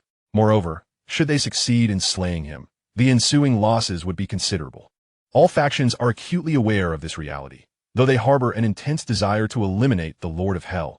After deliberations, they ultimately resolve to temporarily abandon their pursuit. Such matters are best left to the higher cosmic sovereigns. Wang Yi, undeterred by the malevolent gazes that surrounded him, was deep in contemplation. His eyes frequently drifted toward the lake, scanning the various factions, occasionally lingering on the Hongmeng. A formidable thought began to take shape in his mind. Should he strike? With his current prowess, he could easily annihilate the cosmic dignitaries gathered here, leaving not a single one standing. However, this would certainly incite the wrath of all factions, transforming him into the next target of universal condemnation. The identity of the Lord of Hell must remain concealed for an extended period. Yet, the presence of formidable beings from the Hongmeng poses a dilemma, with hundreds of esteemed members from the Hongmeng in attendance, even if Wang Yi were inclined to spare them. His affiliation with humanity would be exposed. Additionally, he must consider the implications of his relationship with the Ancestral God sect, which currently stands as one of his supporters.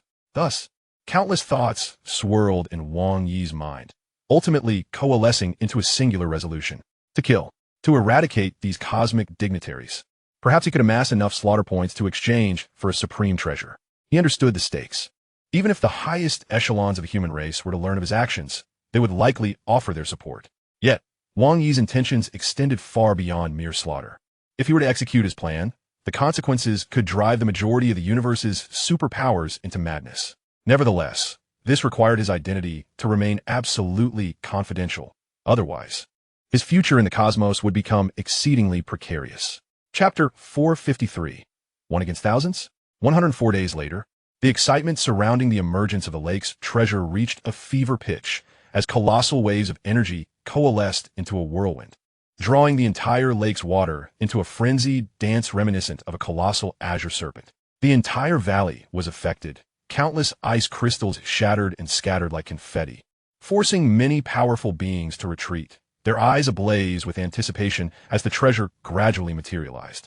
Before them lay a captivating plant, its ice-blue leaves shimmering with mysterious patterns, crowned by a colossal bud that began to unfurl. Upon witnessing this spectacle, the numerous powerful beings gathered in the valley were instantly invigorated. The moment of the treasure's emergence had arrived. Everyone understood that they had reached the critical point of contention, and tension filled the air. The Northern Frontier Alliance discreetly conferred. The two leading cosmic overlords dispatched orders, instructing their allies to execute their previously devised plan with utmost vigor in order to seize the treasure. With contributions apportioned according to merit, the response from thousands of cosmic dignitaries in the Northern Frontier Alliance was unanimous, a resolute readiness to act. Meanwhile, the warriors of other factions were also in communication. All members of the Demon Alliance, heed my command.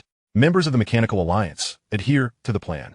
All forces of the Underworld Alliance, give it your all. Although the human Hongmeng was at a disadvantage here, they too prepared themselves. After all, the treasure had yet to be revealed, and no one could predict how events might unfold amidst the chaos. In such turmoil, any faction could potentially claim the treasure, and even the mightiest Northern Frontier Alliance could not dominate alone. As the translucent bud slowly blossomed, a captivating fragrance wafted through the air. What an enchanting scent! I feel my very soul stir. What kind of treasure is this? Could it be a soul-related artifact? Even from considerable distances, dignitaries from all factions were entranced by the intoxicating aroma, excitement coursing through their ranks. Soul-related treasures were among the rarest of artifacts, their worth rivaling that of higher-tier treasures. Many quickly recognized this and relayed new orders. Revise the plan. Proceed with Plan 6. Engage with full force. Reports have been sent to the cosmic sovereigns, and they are en route. As the towering bud, reaching thousands of kilometers in height, fully unfurled, the enchanting fragrance dissipated, revealing 9 resplendent orbs nestled within the layers of petals. These orbs shimmered with ethereal colors, irresistibly drawing the gaze of the dignitaries. Simultaneously, the protective aura enveloping the plant vanished. Buzz! Strike! Strike! Strike! In unison, the warriors of various factions launched their assaults. Shadows raced toward the petals in a frenzy. Boom! The field-type treasure manifested, unleashing an endless wave of white that enveloped the surroundings. It was the silver world of the Mechanical Alliance's dragon tongue. What a powerful force! A strong voice exclaimed. Crash! A deluge of purple flames descended from the heavens, ravaging all in its wake. It was the purple fire lake of the Demon Alliance's Lord Bahong. Boom! An overwhelming, hazy brilliance engulfed the area, with stars swirling within it, exuding tremendous power. Cosmic dignitaries caught in its grasp found their strength severely diminished. Rarely seen field-type treasures appeared one after another, converging upon the valley's plant petals in a fierce competition. In this tumultuous scenario, even if someone wished to extend their divine energy to claim the treasure, it would be futile. Only by approaching could one imprint their life signature, and this required solitude and freedom from interruption. The cosmic overlords surged forward, while thousands of cosmic dignitaries from a Northern Frontier Alliance coordinated their assault to impede the progress of other factions. Attack! Attack! Do not let them near. The other factions, unwilling to concede, retaliated in kind. The Northern Frontier Alliance may be numerous, but the Human Hongmeng, Mechanical Alliance, Demon Alliance, Insectoid Alliance, Underworld Alliance, and Crystal Alliance will unite to strike you down. In the fray for the treasure, the lines between factions began to blur. Should one side gain even a slight advantage, the others would instinctively band together to suppress them. Bang! Bang! Bang! Invisible shockwaves erupted in the void, the tremendous vibrations causing discomfort even for the cosmic dignitaries. Thousands of cosmic dignitaries, nearly all high-tier, unleashed a terrifying barrage of divine energy. Even a cosmic overlord caught in the crossfire could suffer grave injury or even perish. The expanse of the valley, spanning tens of millions of kilometers, had been shattered into fragments, with many towering figures engaged in fierce combat within. Lord Bahung, step aside. The treasure is mine. Dream on. D. The clash among the dignitaries intensified as the cosmic overlords vying for the treasure became increasingly bloodthirsty. Yet, their mutual constraints prevented any from gaining a decisive edge. Even the top-tier cosmic overlords tread cautiously in such a battleground. The brutal contest raged on. Suddenly, a crimson mist appeared, joining the fray for dominance over the fields. Abruptly, a black figure surged forward, its wings radiating a soft glow, effortlessly breaking through all barriers. darting toward the center of the valley where the plant petals lay. An approaching cosmic overlord wasted no time in launching an attack against him. A blood-red blade of light cleaved the air, seemingly tearing the very heavens apart as it arced toward him. Boom!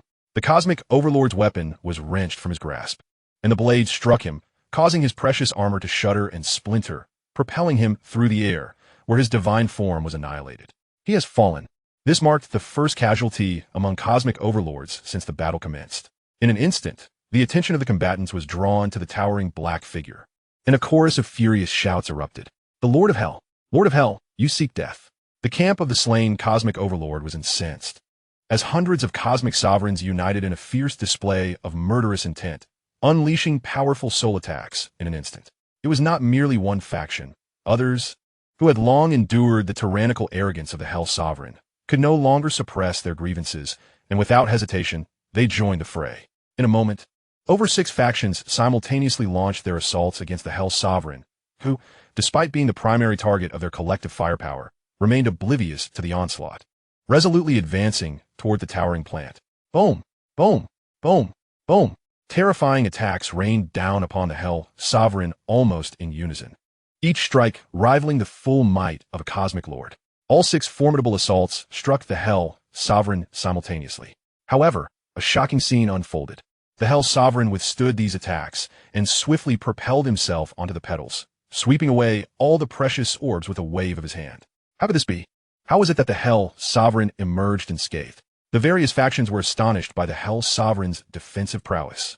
This was a united attack from over 5,000 high-ranking cosmic sovereigns. Even a cosmic lord might be severely injured by such an onslaught.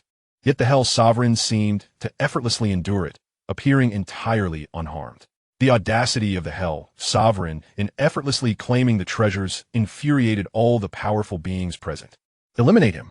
No matter how formidable he is, he stands alone. With our combined strength of so many high-ranking cosmic sovereigns, we could even contend with a cosmic lord. Tens of thousands of cosmic sovereigns surrounding the valley, under the command of their respective leaders, unhesitatingly launched their attacks against the heavily besieged Hell Sovereign. Chapter 454, Nightmare. Mirage World.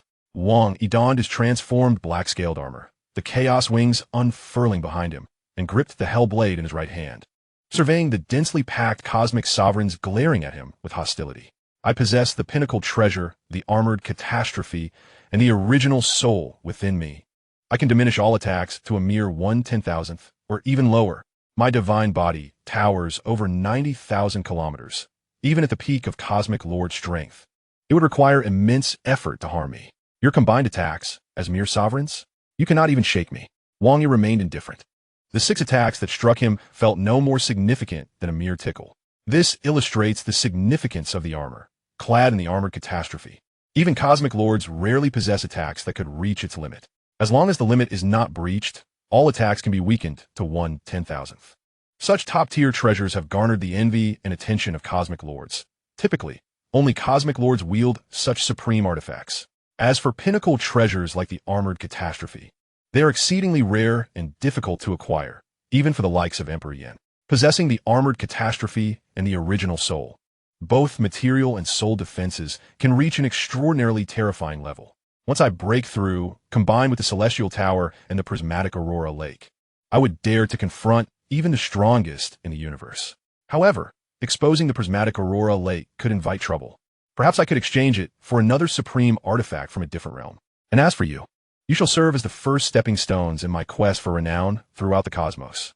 Wang Yi cast a cold, ruthless gaze at the cosmic sovereigns around him, who looked as if they would devour him whole. The scene appeared as though Wang Yi stood alone, besieged by thousands of cosmic sovereigns, with no avenue of escape. But who was truly the hunter, and who was the prey? Who could say? At that moment, a tremendous pressure descended upon the valley, radiating outward, binding the cosmic sovereigns who were poised to attack as if ensnared by an invisible force, an absolute control over space-time, to command a realm of time and space. A flicker of astonishment crossed the eyes of a top cosmic overlord. Mastering time and space. Has a cosmic lord descended? The cosmic sovereigns present erupted into shock and commotion. Mastering a realm of time and space is a hallmark of cosmic lords. However, they were unaware that even those who are not cosmic lords can attain such mastery. For instance, The World Tree's innate secret method allows it to manipulate space-time, enabling a sovereign-level World Tree to rival a cosmic lord. Presently, Wang Yi's divine body far surpassed that of the mightiest World Tree, at this moment fully unleashing his powers. His command over space-time was on par with that of Cosmic Lord. In the center of the valley, a towering figure slowly ascended, wings unfurled, boundless space-time restraints radiating from him. Some strong beings trembled in recognition. It was he, the Hell Sovereign. The power of his mastery over time and space was unmistakable. Unrestrained, the thousands of cosmic sovereigns present quickly realized the truth. The Hell Sovereign is a cosmic lord. Flee. Those who had come to this realization wore expressions of terror, preparing to escape. Surrounding a top cosmic overlord and surrounding a cosmic lord are two entirely different concepts. The disparity between ordinary high-ranking cosmic sovereigns and cosmic lords is fundamental. Merely possessing mastery over a realm of time and space allows one to shatter the combined efforts of these sovereigns, and with such mastery, one could even extinguish those cosmic sovereigns whose divine bodies are weaker. How can one even fight back? The fact that the Hell Sovereign was indeed a cosmic lord instantaneously shattered the fragile alliances hastily formed by the various factions. Furthermore, this revelation swiftly reached their respective alliances. Wang Yi hovered in the high heavens, his blood-red eyes cold and merciless, seemingly penetrating the very essence of all movements in the world, sending tremors through the surrounding space. His domain of time and space continued to strengthen, and beyond the valley, every area enveloped by this realm was subjected to an irresistible binding force. The powerful beings from various cosmic races positioned within the center of this domain were left in utter shock. Upon becoming a cosmic lord, one can govern a realm of time and space, even reverse time to witness all that has transpired in the past. And it is not inconceivable to bring a fallen entity from the past into the present. Wang Yi's mastery over a realm of time and space extended over an immense area, easily encompassing a diameter of 100 billion kilometers. Within this expanse, every individual was tightly ensnared. The ground crumbled. To encircle Wang Yi, the cosmic sovereigns had drawn too close, rendering them vulnerable to the most perilous binding factor. Not a single strong being could escape. The surrounding restraints of time and space surged dramatically. The cosmic sovereigns felt an overwhelming power descend upon them, and they immediately resorted to burning their divine energy in resistance. However, the encroaching restraints continued to swell, their potency escalating. The divine bodies of the sovereigns suffered under this pressure, rapidly depleting. Within moments, they had lost 1% or more of their strength. Yet, solely relying on the domain of time and space could not swiftly annihilate the numerous strong beings present, including the cosmic overlord. Those with treasures in hand could withstand the encroachment of this realm of time and space. The fact that Wang Yi was indeed a cosmic lord had been unveiled, and soon, various cosmic lords would arrive. He could not afford a delay. Unleash my world. At this juncture, Wang Yi closed his eyes and murmured. A torrent of divine energy surged forth. As a divine body exceeding 90,000 kilometers could withstand such immense attacks without depleting its energy. Yet at this moment, as he activated the Mirage World technique, boundless divine power surged forth, enveloping the vast expanse in an instant. The entire world was plunged into darkness, as countless streams of grayish energy surged wildly. And in an instant, the entire realm seemed to transition into another world, a chaotic world filled with endless chaotic energies. The mightiest innate secret technique, Mirage World. Why has the sky darkened? What is this? The cosmic sovereigns caught within the chaotic energies, and the domain of time and space began to panic, an ominous premonition rising within them. The boundless chaos energy surged forth, its mere pressure causing them to hold their breath, for they sensed that this chaotic force could effortlessly crush and obliterate them. The rustling sound echoed as the endless chaotic currents swiftly enveloped an area with a diameter of 10 billion kilometers. The chaos swirled and coalesced, suddenly forming an extraordinary being resembling both a serpent and a dragon, adorned with long whiskers at its mouth. Its serpentine body stretched an astonishing 10 billion kilometers, coiling magnificently, both real and illusory, constantly in motion, harboring within it those formidable beings from alien races. It gradually lowered its head, its eyes previously shut, now flung open, gazing down upon a multitude of cosmic sovereigns below. A strange and melodious chant resonated. Boom! An overwhelming force of soul energy descended, crashing down upon the heads of the myriad powerful beings. It is noteworthy that Wang Yi's divine body, over 90,000 kilometers in height, had not expended a single ounce of energy in battle thus far, yet wielding the Mirage World consumed 10% of his divine essence each time, and could only be sustained for 9 seconds. Such consumption of divine essence illustrates the terrifying might of the Mirage World. It was akin to a cosmic ruler over 90,000 kilometers tall igniting their divine essence to unleash the strongest soul secrets. The power was unfathomable. In an instant, the thousands of cosmic sovereigns below felt their minds explode, simultaneously losing consciousness. Chapter 455, None Shall Escape. Within the colossal chaos serpent of the Mirage, the multitude of cosmic sovereigns collectively succumbed to the overwhelming, enigmatic power of the strongest soul secret, plunging into a dreamlike state, falling into slumber. It was reminiscent of the time when the insectoid empress was ensnared in slumber by the master of the fallen ink star through soul sorcery. Even if one possessed avatars, if one soul faced a soul attack, all avatars sharing the same consciousness would likewise be affected. If they could not withstand it, whether the original body or the avatars, they would inevitably fall into slumber following a soul attack. The thousands of cosmic sovereigns lost all capacity for resistance, slipping into sleep, their divine bodies remaining intact. Yet they lost control and plummeted from the sky like dumplings, a truly spectacular sight. Of course, there were those who had not been entirely overwhelmed by the Mirage's assault on consciousness. A dozen or so top cosmic overlords, along with some special beings or those possessing soul treasures, still clung desperately to their consciousness amidst the terrifying soul assault of the Mirage World. Witnessing the scene where thousands of sovereigns seemingly lost their souls, despair washed over them. Though they had not perished, what difference did it make if they were rendered insensible and asleep? A more horrifying possibility crept into their minds, sending shivers down their spines. A powerful being hoarsely shouted, "How dare you, Lord of Hell? How could he?" These were thousands of cosmic sovereigns, encompassing the entirety of the universe's great powers. The entire human race had barely 6,000 cosmic sovereigns. To lose such a multitude of powerful beings here today, the consequences were unimaginable. Amidst the chaotic currents, Wang Yi also observed the struggles of the few cosmic overlords. Most had been caught off guard, falling victim to the overwhelming soul attack just moments prior. Yet some still retained the ability to resist. However, as time wore on, each passing second ignited their divine essence in fierce combustion. Wang Yi's Mirage World could sustain itself for 9 seconds. How long could they endure? The alien powers were unaware of the duration of Wang Yi's strongest secret technique. Witnessing their divine essence rapidly diminish and their consciousness being eroded, it was not long before one cosmic overlord, in a fit of rage and despair, chose to self-destruct. It was a reluctant choice. Better to self-destruct than to succumb to slumber. There remained the possibility of revival by the strongest beings in the universe. If they fell into slumber and were captured by the enemy, the outcome would be dire. Death was preferable. The sound of self-detonation seemed to signal a chain reaction, with cosmic overlords following suit in rapid succession. Boom! Boom! Wang Yi watched coldly, offering no interference, for he was powerless to stop it. The Mirage World held its ground for a full 9 seconds, and the last top cosmic overlord detonated in the 8th second. Meanwhile, Wang Yi replenished his divine energy and began to tidy up the battlefield. The vast valley lay in ruins, with him as the sole survivor. Dozens of cosmic overlords lay slain at his hands, while thousands of cosmic sovereigns had been plunged into slumber. The results were astonishing.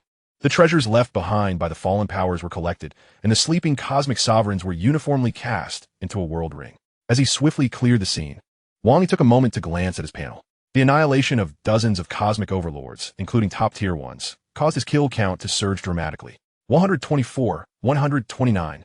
And this was merely the beginning, with over 10,000 higher cosmic sovereigns awaiting his harvest.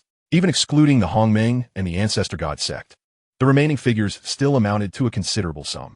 He chuckled at the thought of the impending bounty of 1,000,000 kill points. Moreover, there was a more crucial task at hand. If executed, it would surely send shockwaves throughout the entire primordial universe, causing upheaval among countless factions, and make even the cosmic rulers leap in agitation. Thousands of cosmic sovereigns. Wang Yi marveled, never truly believing he could achieve this. The primordial universe was destined to experience an unprecedented upheaval. Never before had there been a situation where thousands of cosmic sovereigns surrounded a cosmic ruler, only to be wiped out by a single use of the strongest soul secret. Upon swiftly clearing the battlefield, Wang Yi unhesitatingly activated a domain to depart. Then, in a safe location, opened the divine realm of an immortal servant under his command, repeatedly utilizing different immortal servants' divine realms for teleportation, interspersed with domain jumps to other star regions. Ultimately, he used a divine realm to teleport to the Tower of Heaven, placing the thousands of cosmic sovereigns who had succumbed to slumber into a specially designated confinement space within the tower. This time, even the strongest beings in the universe would find it impossible to rescue them. Should they dare to enter, Wang Yi could ensure they would return empty-handed. Wang Yi then began to tally his gains. Kill points, 1, 240,000. The fallen 44 cosmic overlords and 13 top cosmic overlords collectively possessed treasures amounting to over 1,000 treasure points. Wang Yi calculated that if he redeemed everything, he would now possess over 14,000 treasure points. This did not even account for the thousands of cosmic sovereigns in slumber and the treasures they bore, including over 100 cosmic overlords. However, what Wang Yi intended to do next with these cosmic sovereigns was of an entirely different magnitude. After statistics were compiled, the total number of captured cosmic sovereigns stood at 12,081. Excluding those isolated in other realms belonging to the Hongmeng and the Ancestor God sect, there remained 10,987. Wang Yi had no intention of harming these cosmic sovereigns, but they would not be awakened for the time being. In a secluded space within the Tower of Heaven, Wang Yi's figure materialized. Before him stood the divine body of an alien cosmic sovereign, rendered unconscious and thus maintaining its true form. Over 10 kilometers tall, humanoid, and a vivid crimson resembling molten lava. Even in slumber, it emanated waves of heat that caused the very space to tremble with its formidable presence. Yet, no matter how grand the divine body, it was of no avail against the soul attack. The high-ranking cosmic sovereign before him had completely succumbed to sleep, showing no reaction to Wang Yi's arrival. Wang Yi gazed intently at the divine body, his eyes deep and resolute. Let's begin with you. Achieving the status of a cosmic sovereign is no small feat, but alas, you have fallen into my grasp. From this day forth, your fate is no longer your own. With that, Wang Yi invoked the secret art of soul enslavement. The divine body ignited. A vast and potent wave of soul energy surged into the cosmic sovereign's divine form, leaving an indelible mark deep within the consciousness of the now unconscious alien sovereign, who was devoid of any capacity for resistance. The will and consciousness of the cosmic sovereign, combined with the endowment of the original soul and years of research into the most formidable secret arts of talent, along with explorations into various other soul techniques, have rendered Wang Yi's mastery of soul arts vastly more profound and powerful than before. He seamlessly imprinted his spiritual mark upon the dormant soul of the cosmic sovereign, transforming it into his soul slave, a soul slave of cosmic sovereign caliber. Upon confirming the success of the secret art, Wang Yi promptly awakened his newly acquired servant. Master, the alien sovereign, upon regaining consciousness and beholding Wang Yi, immediately addressed him with utmost reverence, his gaze imbued with genuine loyalty and fervor. This epitomizes the essence of a soul slave. Once ensnared by soul domination, although memories and awareness persist, both body and mind cease to belong to the individual, signifying the demise of their former self, forever unable to reclaim autonomy, even if the mightiest beings in the cosmos sought to intervene. Hence, those alien powerhouses would rather self-destruct than succumb to such slumber. Chapter 456, A Cataclysm Unleashed. What is your race and faction? And what is your name? Wang Yi inquired, observing the imposing figure of the alien sovereign with an aura of ferocity, his heart swelling with a sense of accomplishment. How unpredictable are the tides of fate! The once exalted alien sovereign has now become his subordinate. Who could have foreseen this? Master, the alien sovereign with magma-like skin responded with profound respect, his voice deep and resonant. I am of the Kabi tribe, affiliated with the Starry Behemoth Alliance, and my name is Chihua. Chihua, the sovereign of fire? Wang Yi pondered, realizing he had not previously heard of him. Are you adept in soul techniques? No, master. My Kabi tribe excels in physical prowess and close combat. Chihua replied, a hint of shame in his tone. Oh, Wang Yi nodded. If this new slave had been proficient in soul arts, he might have enlisted his assistance. Nevertheless, it was of little concern among the multitude of sovereigns. There would surely be those skilled in soul techniques. Wang Yi continued the process of enslavement. To mitigate unforeseen mishaps, he cast the enslavement secret art one by one. However, During the enslavement of the eighth sovereign, an unexpected occurrence transpired. At the critical moment, the opposing soul was roused, regaining a flicker of consciousness, prompting the host body to opt for self-destruction. While Wang Yi emerged unscathed, this nonetheless served as a cautionary reminder. Yet, Wang Yi remained undeterred in his pursuit of enslavement. Success or failure, he incurred no losses. Each sovereign represented a precious asset for any faction. Thousands of cosmic sovereigns, predominantly of the high-tier variety, constituted an immense force. Even a human race, after eons of accumulation, only possessed slightly over 6,000 cosmic sovereigns, the majority of whom were not of high rank. While slaying was one matter, soul enslavement was a profound taboo. Even the mightiest beings in the cosmos could not casually subjugate the cosmic sovereigns from various factions. This constituted an unbreachable boundary. Wang Yi's action struck at the raw nerve of numerous factions, inciting their fury. Should his actions be uncovered, the consequences would be dire. Thus, absolute secrecy was imperative. Wang Yi's secret. Following this incident, the identity of the Lord of Hell would be irrevocably compromised. Furthermore, any items that might allow for tracking on the enslaved sovereigns must be eradicated. Otherwise, being traced back to the Tower of Ascension would pose significant complications, inviting unpredictable variables. The enslavement of over 10,000 sovereigns paled in comparison to the implications of the Tower of Ascension. Wang Yi was not yet prepared for others to draw connections to the tower. Simultaneously, Wang Yi's kill count continued to rise. Whether through successful soul enslavement or the demise of an alien sovereign, he accrued a bounty of kill points. Notifications of his achievements appeared delightfully before him. Killed one high-tier cosmic sovereign, reward, 100 kill points. Killed one high-tier cosmic sovereign, reward, 100 kill points. Killed one cosmic overlord, reward, 500 kill points. Killed one high-tier cosmic sovereign, reward, 100 kill points. While Wang Yi enslaved the captured cosmic sovereigns, the alien powerhouses from prior battles had left messages for their kin before their demise. Moreover, the Honorable Alliance sovereigns could connect to the virtual cosmos. Thus, the events in the Venerable Quietude and the Ice Crystal Valley would soon come to light, causing a monumental upheaval throughout the cosmos. This incident marked a singular occurrence involving over 10,000 cosmic sovereigns. This battle would undoubtedly be etched into the annals of cosmic history as an indelible and shocking event. The simultaneous annihilation of over 10,000 cosmic sovereigns, at least of high-tier rank, was an exceedingly rare occurrence in the chronicles of cosmic warfare. A monumental event capable of shaking the very fabric of the universe. The ramifications were immense. Countless powerful factions were roused, and the origins, progression, and aftermath of the event, as well as its lingering effects, were scrutinized by cosmic sovereigns themselves. Not merely one, but several of the mightiest beings in the cosmos descended to witness the unfolding chaos. The Insectoid Alliance, Mécanical Alliance, Démon Alliance, Human Honorable Alliance, Underworld Alliance, Crystal Alliance, Starry Behemoth Alliance, Norther Frontier Alliance, Ancestral God Sect, Mystific Alliance, Nine Domain Alliance, and Night Fire Alliance.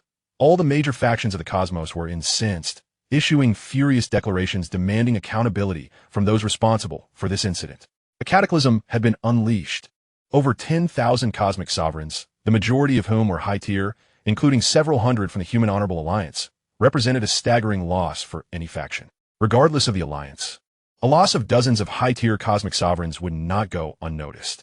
Moreover, this was not mere death, it was soul enslavement. Aside from those slain or who self-destructed, the remaining cosmic sovereigns could not be revived. Such actions incited utter outrage among other factions.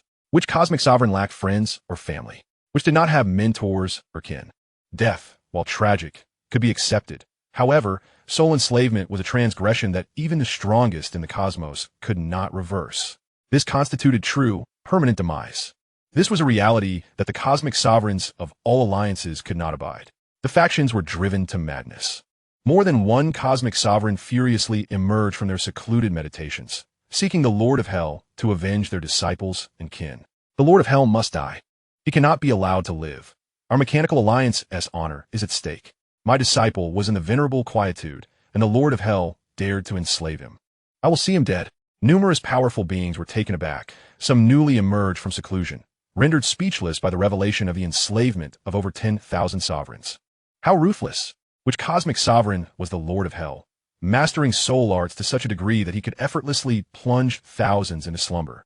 Such formidable soul techniques must surely belong to a pinnacle cosmic sovereign of the soul path, yet none fitting that description seemed to exist.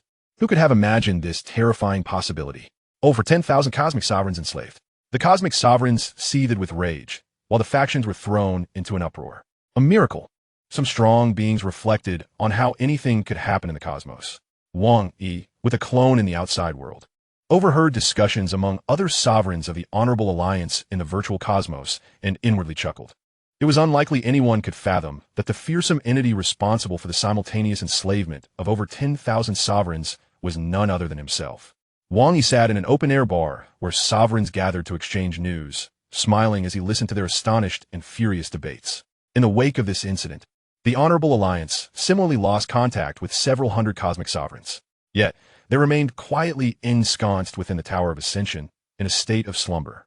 Suddenly, Wang Yi received an urgent email from the virtual cosmos. The Lord of Chaos wishes to see me. This did not surprise Wang Yi, while others remained oblivious. The Lord of Chaos, alongside the cosmic sovereigns of the human race, was well aware of Wang Yi's true identity. The recent battle at Blue Polar Ice Island had left them in awe. This conflict had also validated Wang Yi's prowess, revealing him to possess the strength of a cosmic sovereign, a remarkable feat that has rendered over 10,000 cosmic sovereigns in slumber, mastery over time and space. And the most formidable secret techniques all herald that Wang Yi has truly reached a level where he can rival the lords of the universe. In an ancient and silent starry sky, seemingly frozen in time, an overwhelming sense of oppression permeates the atmosphere. 7 colossal phantoms, manifestations of thought, are positioned in 6 directions. Among the 9 apex forces of the universe, with the exception of the human race, the Ancestor God Sect, and the Northern Frontier Alliance, the other 6 factions, including the Cosmic Behemoth Alliance and 5 other elite clans, have gathered here, totaling 7 of the mightiest beings in the cosmos, to discuss the recent mysterious disappearance of countless cosmic sovereigns from the Blue Extreme Ice Island. Chapter 457. The highest echelons of the human race converge. Wang Yi continues to revel in his dominion over the slumbering alien sovereigns within the Celestial Tower. By his side, a fresh cadre of soul slaves assists him. With his power elevated to such heights, the number of soul slaves he can command has significantly increased, enabling him to enslave even thousands of cosmic sovereigns simultaneously without difficulty. The capture of such a multitude of high-ranking cosmic sovereigns, including numerous cosmic overlords, is an unparalleled achievement. Under normal circumstances, it is nearly impossible for a cosmic overlord to be subjugated by a lord of the universe. Yet, Wang Yi possesses the most potent secret techniques of the universe lord's soul, coupled with the ability to harness a divine body towering over 90,000 kilometers, allowing him to execute such immense power. Each second equates to a loss of over 10,000 kilometers of divine body for a single universe lord. Who among them would willingly endure such a fate? To possess a divine body of such magnitude and wield the strongest soul secret techniques of a universe lord is a feat only achievable by the most formidable beings. However, are they willing to sacrifice their divine bodies, cultivated over countless years, merely to enslave a cosmic overlord? Not a single powerful being would consent to such a trade. Hence, so many cosmic overlords and high-ranking cosmic sovereigns found themselves unable to even struggle, ensnared and plunged into slumber, with no time left for self-destruction. Of course, this is also due to their ignorance of the Hell Lord's true power. Who could have imagined that the Hell Lord was, in fact, a lord of the universe, capable of wielding the most potent soul secret techniques? Escape was impossible. There was no time to choose self-destruction. By the time the attack arrived, it was already too late. This incident has propelled the Hell Lord's notorious reputation throughout the cosmos, marking him as another universal enemy, reminiscent of the Blood Cloud Palace Lord from years past. Yet, Wang Yi remains indifferent. The actions of the Hell Lord have no bearing on me, Wang Yi of the human race. His demonstration of mastery over time and space serves to confound all factions. The undeniable evidence of the Universe Lord's strongest secret techniques affirms that the Hell Lord is indeed a true Lord of the universe. When the time comes for Wang Yi to break through again, he shall ascend to become a Lord of the universe before the eyes of all. Will this not clear any suspicions? For now, at least, it is imperative that the outside world remains unaware that the Hell Lord is, in fact, me, Wang Yi. He muses leisurely, not wishing to be ambushed by a throng of the universe's mightiest upon his departure. He has truly offended all factions across the cosmos this time. sparing none but the human alliance and the ancestor god sect. All other powerful beings were forcibly enslaved, except for a fortunate few who managed to self-destruct. The remaining were doomed to become Wang Yi's sole slaves. Yet, as Wang Yi grows increasingly adept, aided by numerous companions, the number of those capable of self-destruction dwindles, accelerating the pace of enslavement. Ultimately, a staggering 321 cosmic sovereigns fell under Wang Yi's dominion. Their treasures were swiftly claimed by him. Slaves require no possessions. All must be surrendered to their master. These treasures were promptly converted into supreme treasure points through his interface. Presently, Wang Yi's kill value stands at 1,361,198. His supreme treasure points amount to 5,366. Most high-ranking cosmic sovereigns possess no supreme treasures. Perhaps a cosmic overlord may have 2 or 3, but they're generally mundane. There are only a little over 100 cosmic overlords, totaling just over 3,000 supreme treasure points. Conversely, kill values differ significantly. Each high-ranking cosmic sovereign equates to 100 kill points, a cosmic overlord to 500, and a top-tier cosmic overlord to 3,000. 10,000 high-ranking cosmic sovereigns translate to 1,000,000 kill points, equivalent to 100,000 supreme treasure points. All kill values and spoils have been exchanged for supreme treasure points, exceeding 140,000. Wang Yi envisions the most formidable supreme treasures beckoning to him. However, he wipes his mouth. He is not yet a lord of the universe. Only by achieving that status will he be able to exchange for the mightiest supreme treasures on his interface. At present, he cannot even access information about the most powerful supreme treasures, but based on certain data, he can reasonably estimate the number of supreme treasure points required. With 140,000 supreme treasure points, he should be able to exchange for some additional treasures. Wang Yi's heart swells with delight. This venture has proven immensely profitable. An abundance of supreme treasure points, thousands of sovereign slaves. One could say he has struck gold. Naturally, he selectively ignores the sorrowful reactions of the factions suffering such significant losses. Now, he has matters to address with the human race. This time, Wang Yi will ascend to the highest echelons of the human race, bolstered by the power and performance of a lord of the universe. In the virtual cosmos of the human race, within the great Axe divine temple, amidst the boundless darkness, faint starlight flickers in the distance. A simple temple hovers in midair, and before it, a modest stone table stretches long, with a solitary stone chair at the head and a row of stone chairs flanking either side. Presently, these stone chairs are occupied by towering figures, cosmic lords of the human race. Wang Yi's astonishing actions on Blue Extreme Ice Island have utterly stunned these seasoned cosmic lords, who have weathered countless storms. They could hardly fathom that the individual they once dismissed as merely a top-tier cosmic overlord possesses such extraordinary power, capturing over 10,000 cosmic sovereigns in one fell swoop. As cosmic lords, they are acutely aware of the dire consequences of being captured, heightening their astonishment. Has Wang Yi truly become a lord of the universe? He has only ascended to the status of cosmic sovereign for a few thousand years. Yet he has already transcended to a lord of the universe. If he is not a lord of the universe, how could he command a realm of time and space and employ the strongest soul secret techniques of a universe lord? He dares to confront over 10,000 high-ranking cosmic sovereigns. The temple is abuzz with chatter. Normally steadfast cosmic lords are now in disarray. More than a dozen cosmic lords converse, divided into factions, their opinions on Wang Yi displaying subtle divergences. Meanwhile, the Lord of Chaos sits calmly, his demeanor serene. As the foremost authority of the virtual universe, the Lord of Chaos is tasked with gathering intelligence and was among the first to receive news. Even he, typically composed, was taken aback upon hearing the report. The Lord of the Green East remarked, "The die is cast, regardless of how one perceives it. Wang Yi is one of us in the human race. Whether he possesses the strength of a universe lord through exceptional circumstances or has genuinely achieved the status of a true universe lord, the ultimate beneficiary is still our human race. The Lord of the Green East, the sovereign of the universe's premier bank, clad in azure battle armor, with a matching cloak adorned with intricate secret patterns forming a beautiful image of a mythical beast, garnered agreement from other cosmic lords. Indeed, whether Wang Yi's true identity is that of a universe lord is now inconsequential.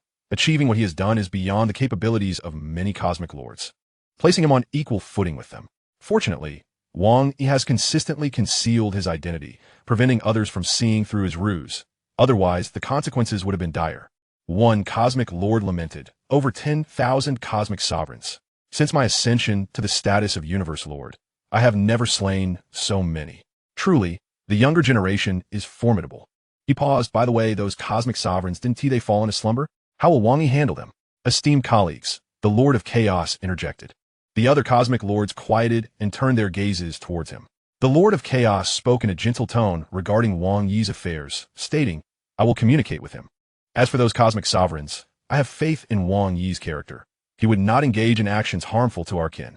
The other cosmic lords exchanged glances, rendered speechless. For Wang Yi belonged to the Virtual Universe Company, and it was most fitting for the Lord of Chaos to oversee him. Chapter 458, Soul Enslavement.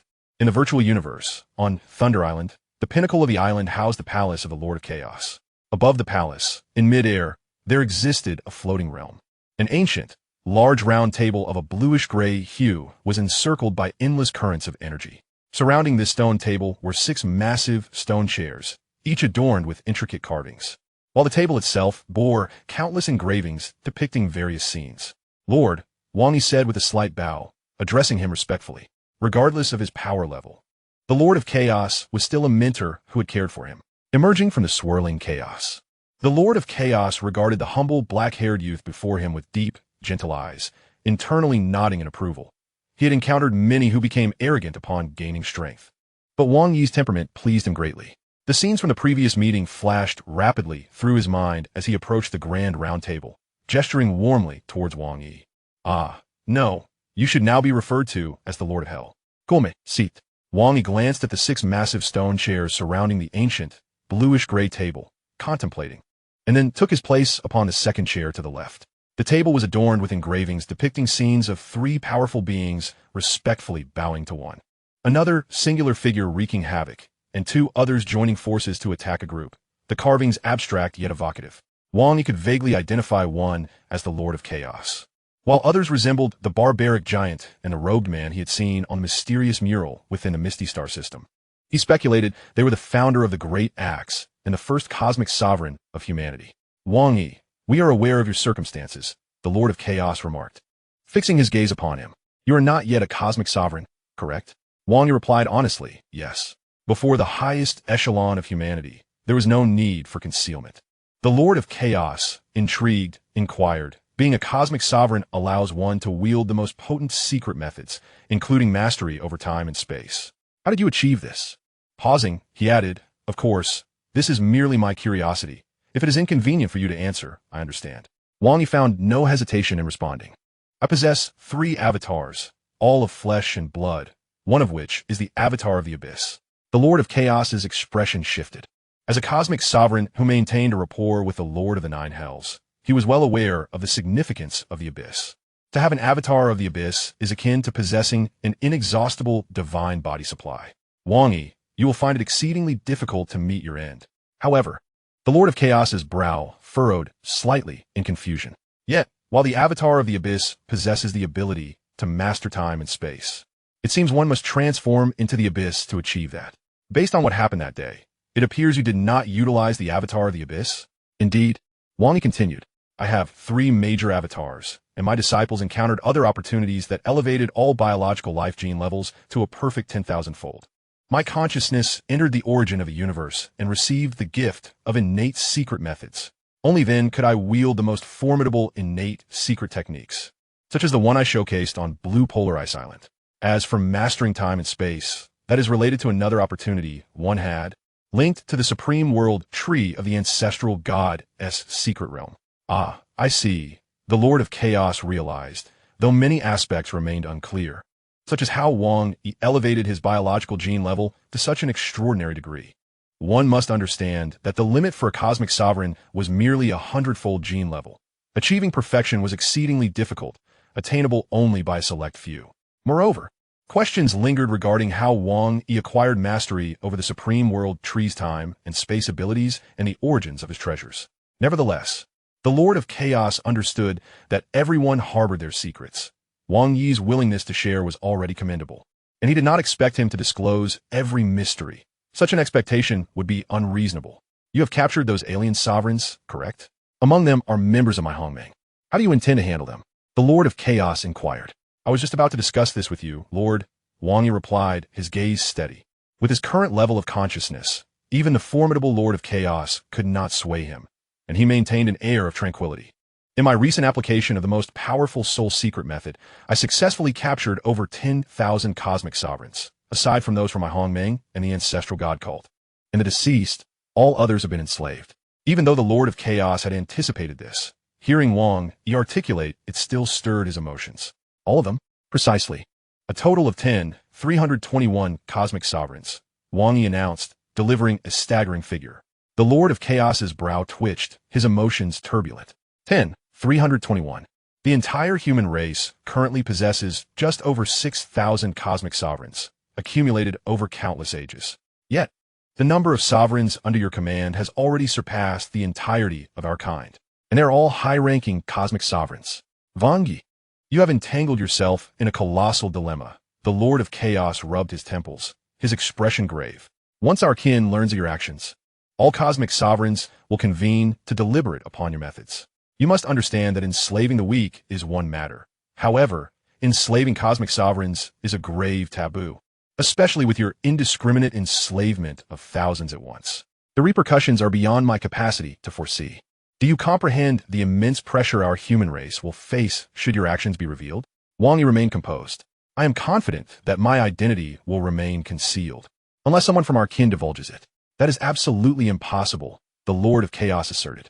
Those aware of your identity as the Lord of Hell total less than 20 among our cosmic sovereigns. How could such knowledge be leaked? Then I can assure you, my identity as the Lord of Hell will remain undisclosed. Wang Yi stated confidently. In the past, the Blood Cloud Monarch had rampaged across the universe for many years, wreaking havoc and even claiming the lives of 2 cosmic sovereigns. Yet, his identity remained a mystery even after all this time. Eventually, Luo Feng inherited the title of Blood Cloud Monarch without exposure. It would be inconceivable for Wang Yi to be the exception to this trend. The Lord of Chaos mused as he observed Wang Yi's self-assured demeanor, internally acknowledging that Wang Yi indeed acted with prudence, not recklessly inviting disaster upon their kin. The human race is a vast collective, and had Wang Yi inadvertently invited a calamity that would inflict severe losses upon them, even a Lord of Chaos might have issues with him. As for those alien sovereigns, enslavement is one thing. The Lord of Chaos pondered another concern. The cosmic sovereigns of our own kin can be released. I will arrange for them, ensuring they do not attract external attention. However, regarding those from the Hongmeng and the ancestral god cult, while we can trust our own kin, the outsiders are less predictable. We cannot afford to take risks.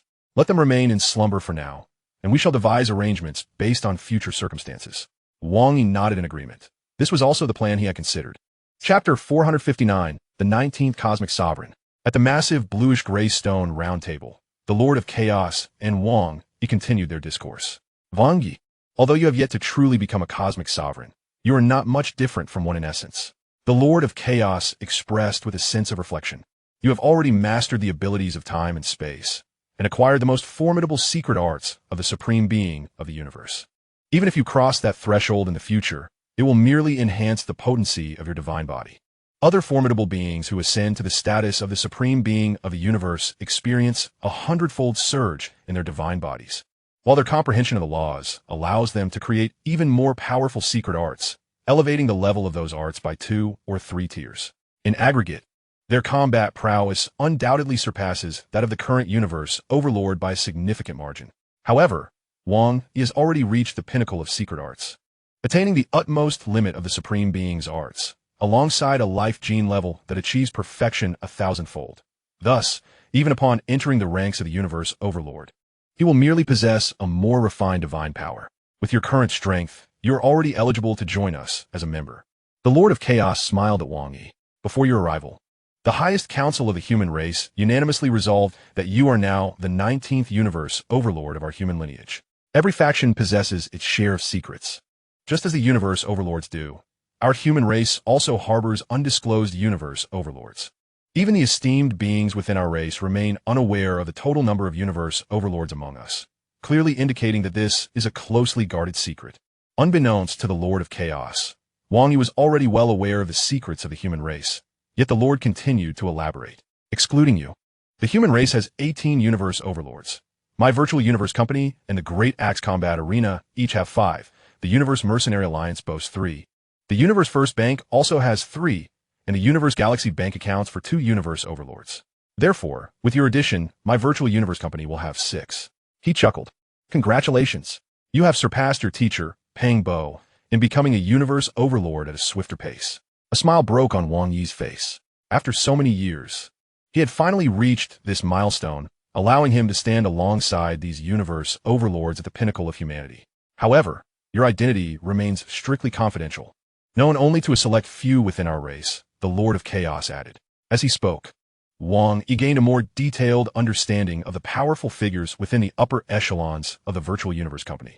Currently, the Virtual Universe Company consists of 6 Universe Overlords, including himself. Apart from the Lord of Chaos, the company's foremost authority, the first is the Lord of Dragonflight, an early elder who ascended to the status of Universe Overlord long ago. The second is the Lord of Icepeak, a junior disciple of the Lord of Chaos. Known for his aloofness and reclusiveness, he is an extraordinary close combat warrior, boasting immense combat strength, ranking among the peak of Universe Overlords, only slightly weaker than the Lord of Chaos. The third is the Lord of Darkness, another junior disciple of the Lord of Chaos, who is the most low-key and discreet Universe Overlord, famed throughout the cosmic seas as a formidable force.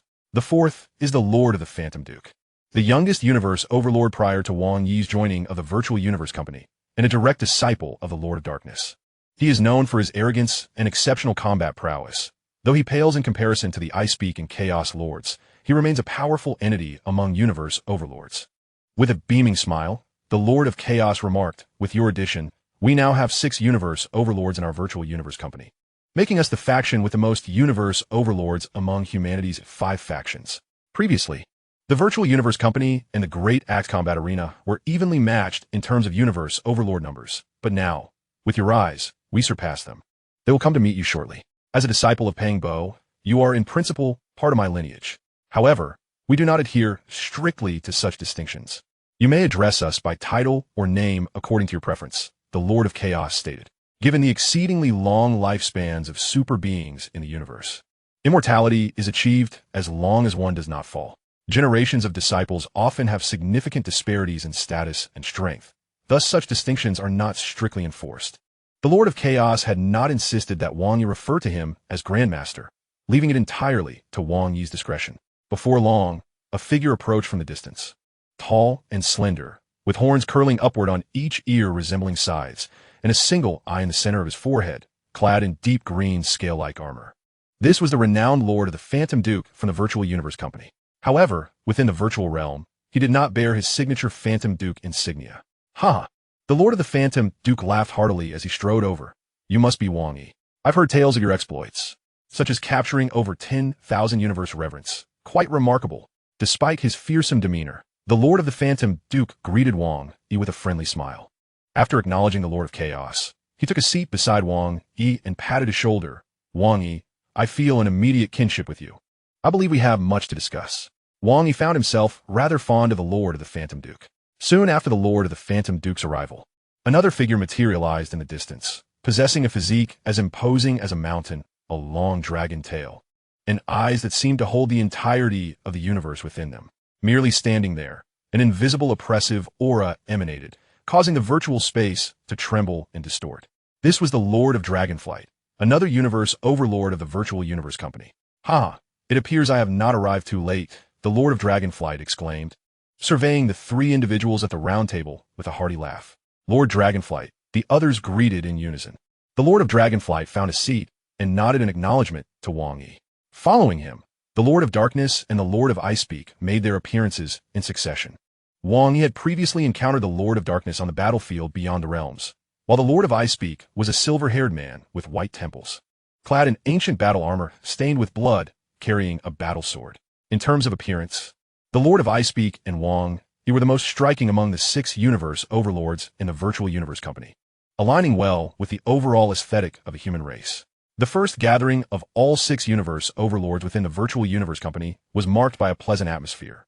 By the way, the Lord of Chaos recalled something, addressing Wang Yi. You are now considered a Universe Overlord, at least within the highest circles of our human lineage. You have proven your strength and can attain the corresponding status. To facilitate address, do you have any thoughts regarding your title as a universe overlord? Upon becoming a universe overlord, many often contemplate new titles, as most universe overlords choose to adopt a new name. The Lord of Chaos, for instance, named himself after his role in overseeing the Chaos City, in honor of his master's directive. The other universe overlords turned their gazes toward Wang Yi. A title? Wang Yi pondered internally. However, he had already conceived a notion. Let it be the Lord of the Primordial Source. The Lord of the Primordial Source? The others exchanged glances. Indeed, the Lord of the Primordial Source, Wang Yi affirmed with a smile, a title that also represented his ambitions. The Lord of the Primordial Source. The 5 universe overlords present considered for a moment before nodding in agreement. Titles are merely designations. One is free to choose their own without interference from others, unless the name is particularly distasteful or taboo. Otherwise, no one would concern themselves with the title one adopts. Well then the 6th universe overlord of the virtual universe lineage, shall henceforth be known as the Lord of the Primordial Source, the Lord of Chaos declared, rising with enthusiasm. Kulme, I shall take you to meet the founder of our virtual universe lineage. Let us go meet the Master. The Lord of Darkness stood as well. To meet the Master, the Lord of Icepeak also rose. The Lord of the Phantom Duke and the Lord of Dragonflight stood solemnly as well. Wang Yi followed suit, his heart tinged with anticipation. He was finally to meet the progenitor, the strongest being of this era of devouring the stars. The 6 universe overlords soared toward the endless chaotic currents high above, traversing the boundless streams. As they flew, the Lord of Chaos recounted the secrets of the human race to Wang Yi with a tone full of nostalgia. Wang Yi, the Lord of Darkness and the Lord of Icepeak are all disciples of our master. Even the founder of the Great Axe once received guidance from his master and benefited greatly from him. He is the first and foremost supreme being of the human race within the cosmos. The master is known as Yuan, under the narration of the Lord of Chaos, the illustrious past of a transcendent powerhouse who traversed the universe, unfolded before Wang Yi, compelling him to listen with bated breath.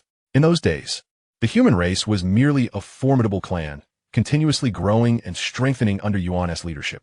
Yuan roamed the cosmos, navigating the cosmic seas, slaying countless foes, and establishing an everlasting reputation. This contributed significantly to the burgeoning power of the human race. Had it not been for his existence, the human race would not have ascended to its peak so effortlessly. The other 4 cosmic rulers also displayed subtle excitement, immersed in reminiscence. That was the most powerful and glorious era of the human race. The 6 formidable beings soared through the void as the chaotic currents parted around them. Soon, the surrounding streams thinned, revealing in the infinite distance an imposing and boundless statue. We have arrived. The voice of the Lord of Chaos resonated in Wang Yi's ears at the opportune moment. Wang Yi looked up. Amidst the swirling currents, the statue, towering beyond measure, radiated an endless surge of law fluctuations: gold, wood, water, fire, earth, wind, thunder, light, space-time, and countless other principles emanated from that magnificent effigy. In a daze, Wang Yi felt that this colossal statue bore a striking resemblance to the very essence of the universe. Is that Yuan? Gazing at the majestic statue from afar, Wang Yi felt an indescribable sensation within. This most illustrious figure in the annals of human history, the mightiest presence of the primal cosmos and the cosmic seas, who had nurtured supreme beings like the Lord of Chaos and others, was now forever suppressed due to transgressing the will of the primal cosmic essence. As the 6 cosmic rulers advanced, the statue became increasingly distinct amidst the boundless void. Yuan appeared as a slightly slender man clad in a simple white robe, a smile gracing his features, a smile that conveyed a perfection born from profound understanding. Merely gazing upon that effigy, with its hint of a smile, filled Wang Yi's heart with an unparalleled tranquility, akin to the warmth of returning to a mother's embrace. His eyes seemed to pierce through the infinite universe, revealing knowledge of all that existed. He stood tall, the very core around which the endless cosmos revolved. Wang Yi respectfully approached to pay his respects. Disciple pays homage to Ancestor Yuan. This bow was sincere and voluntary. Wang Yi admired this, being responsible for a series of monumental achievements. Without Ancestor Yuan, there would have been no virtual universe he created, no Great Axe founders or the Lord of Chaos he once taught, and, consequently, no formidable human race as it stands today. The Lord of Chaos and others lingered before the statue for a moment before they took their leave. After their departure, the eyes of the towering statue, which stood through endless epochs, seemed to subtly shift towards the vanishing forms of the six figures, and a faint voice echoed, Wang Yi. Simultaneously, Wang Yi felt a sudden awareness and glanced back, yet saw nothing amiss, and so turned to continue departing from this primal realm of the virtual universe. Musing on how remarkably formidable ancestor Yuan's secret arts of the virtual universe truly were. Thunder Island. After a brief return, the six cosmic rulers received a missive from the founder of the Great Axe, summoning them to attend the highest assembly of the human race. The supreme assembly of the human race is categorized into two types. One is a broad assembly, attended by all cosmic venerables, cosmic rulers, and the mightiest beings of the cosmos, typically convened for significant events or matters that affect the interests of the cosmic venerables. In contrast, other crucial matters pertaining to the clan are generally deliberated internally at the highest echelons. This supreme assembly consists of cosmic rulers and the most powerful beings. And since it is convened by the founder of the Great Axe, it is also referred to as the Great Axe Conference. Now that Wang Yi's authority had been elevated, he could directly teleport to the Great Axe Temple to participate in the highest assembly and become one of the decision-makers. The genuine decision-making regarding significant affairs of the human race lies in the hands of the cosmic rulers and the mightiest among them. In the boundless darkness, a humble temple floated in mid-air, with imposing figures seated around a long stone table in the open space before it, seemingly awaiting something, occasionally exchanging a few words. With a whoosh, the six figures appeared simultaneously, led by the Lord of Chaos, representing the lineage of the virtual universe. Chaos, you have arrived. Wang Yi's gaze swiftly swept across the assembly, while the cosmic rulers observed him in turn. The gathering was evidently divided into factions, with the six cosmic rulers of the virtual universe company seated together, engaging in conversation with other cosmic rulers. A total of 19 cosmic rulers of the human race had gathered here. Through these interactions, Wang Yi became acquainted with other cosmic rulers and gained insight into some situations at the highest levels of the human race. The human race was divided into 5 major factions. The Virtual Universe Company, led by the Lord of Chaos, the Great Axe Fighting Arena, headed by the founder of the Great Axe, who is usually presided over by the Lord of Virtual Gold, also the temporary teacher of Hong and the Thunder God, and creator of the Heavenly Ruins Chaos Tablet, the Cosmic Mercenary Alliance, led by the Lord of the Wild, the First Cosmic Bank, led by the Lord of Qingdong, and the Cosmic Star River Bank, led by the Lord of Pengong. The founder of the Great Axe had yet to arrive, and those present learned that Wang Yi had taken on the title of the Lord of the Primordial Source, with some directly addressing him as such. Primordial Source, to have become a cosmic ruler in just over 10,000 years, is truly admirable. When I was your age, I was still merely a realm lord. Primordial Source, what became of those venerables you captured on Blue Polar Ice Island? My disciple, Sui Hua, is among them. Primordial Source, what is the principle behind your most powerful soul secret art? I have also been studying the path of the soul, yet have not succeeded in creating the strongest soul secret art over the years. We should discuss this in depth when time permits. Wang Yi responded to the enthusiastic inquiries of these cosmic rulers one by one. Most of the cosmic rulers displayed a friendly demeanor towards him, though there were also those who remained aloof and indifferent, such as the Lords of Virtual Gold, the Wild, Qingdong, Pengong, and Inju. Wang Yi's gaze swept across the many cosmic rulers present, taking note of their reactions. According to the general classification of cosmic ruler power in the primal universe, their strength can be roughly categorized into 4 tiers: novice, ordinary, peak, and elite. Novice refers to those who have just stepped into the realm of cosmic rulers, possessing a life gene level of 100 times, yet have not had the opportunity to create the ultimate secret art of a cosmic ruler. Typically, such cosmic rulers seldom appear and tend to seclude themselves to enhance their abilities. Ordinary signifies those who have expended resources to reach a temporarily challenging life gene level, such as 1,000 times, and have managed to create the ultimate secret art of a cosmic ruler, acquiring commendable treasures. Peak refers to those who have either obtained extraordinary treasures, created the most powerful secret arts, or reached a life gene level of around 10,000 times, satisfying one of these criteria while being close to the other 2. Elite, such as the Lord of Ice Peak or the Star River Lord who does not unleash their ultimate moves, represents the pinnacle of strength.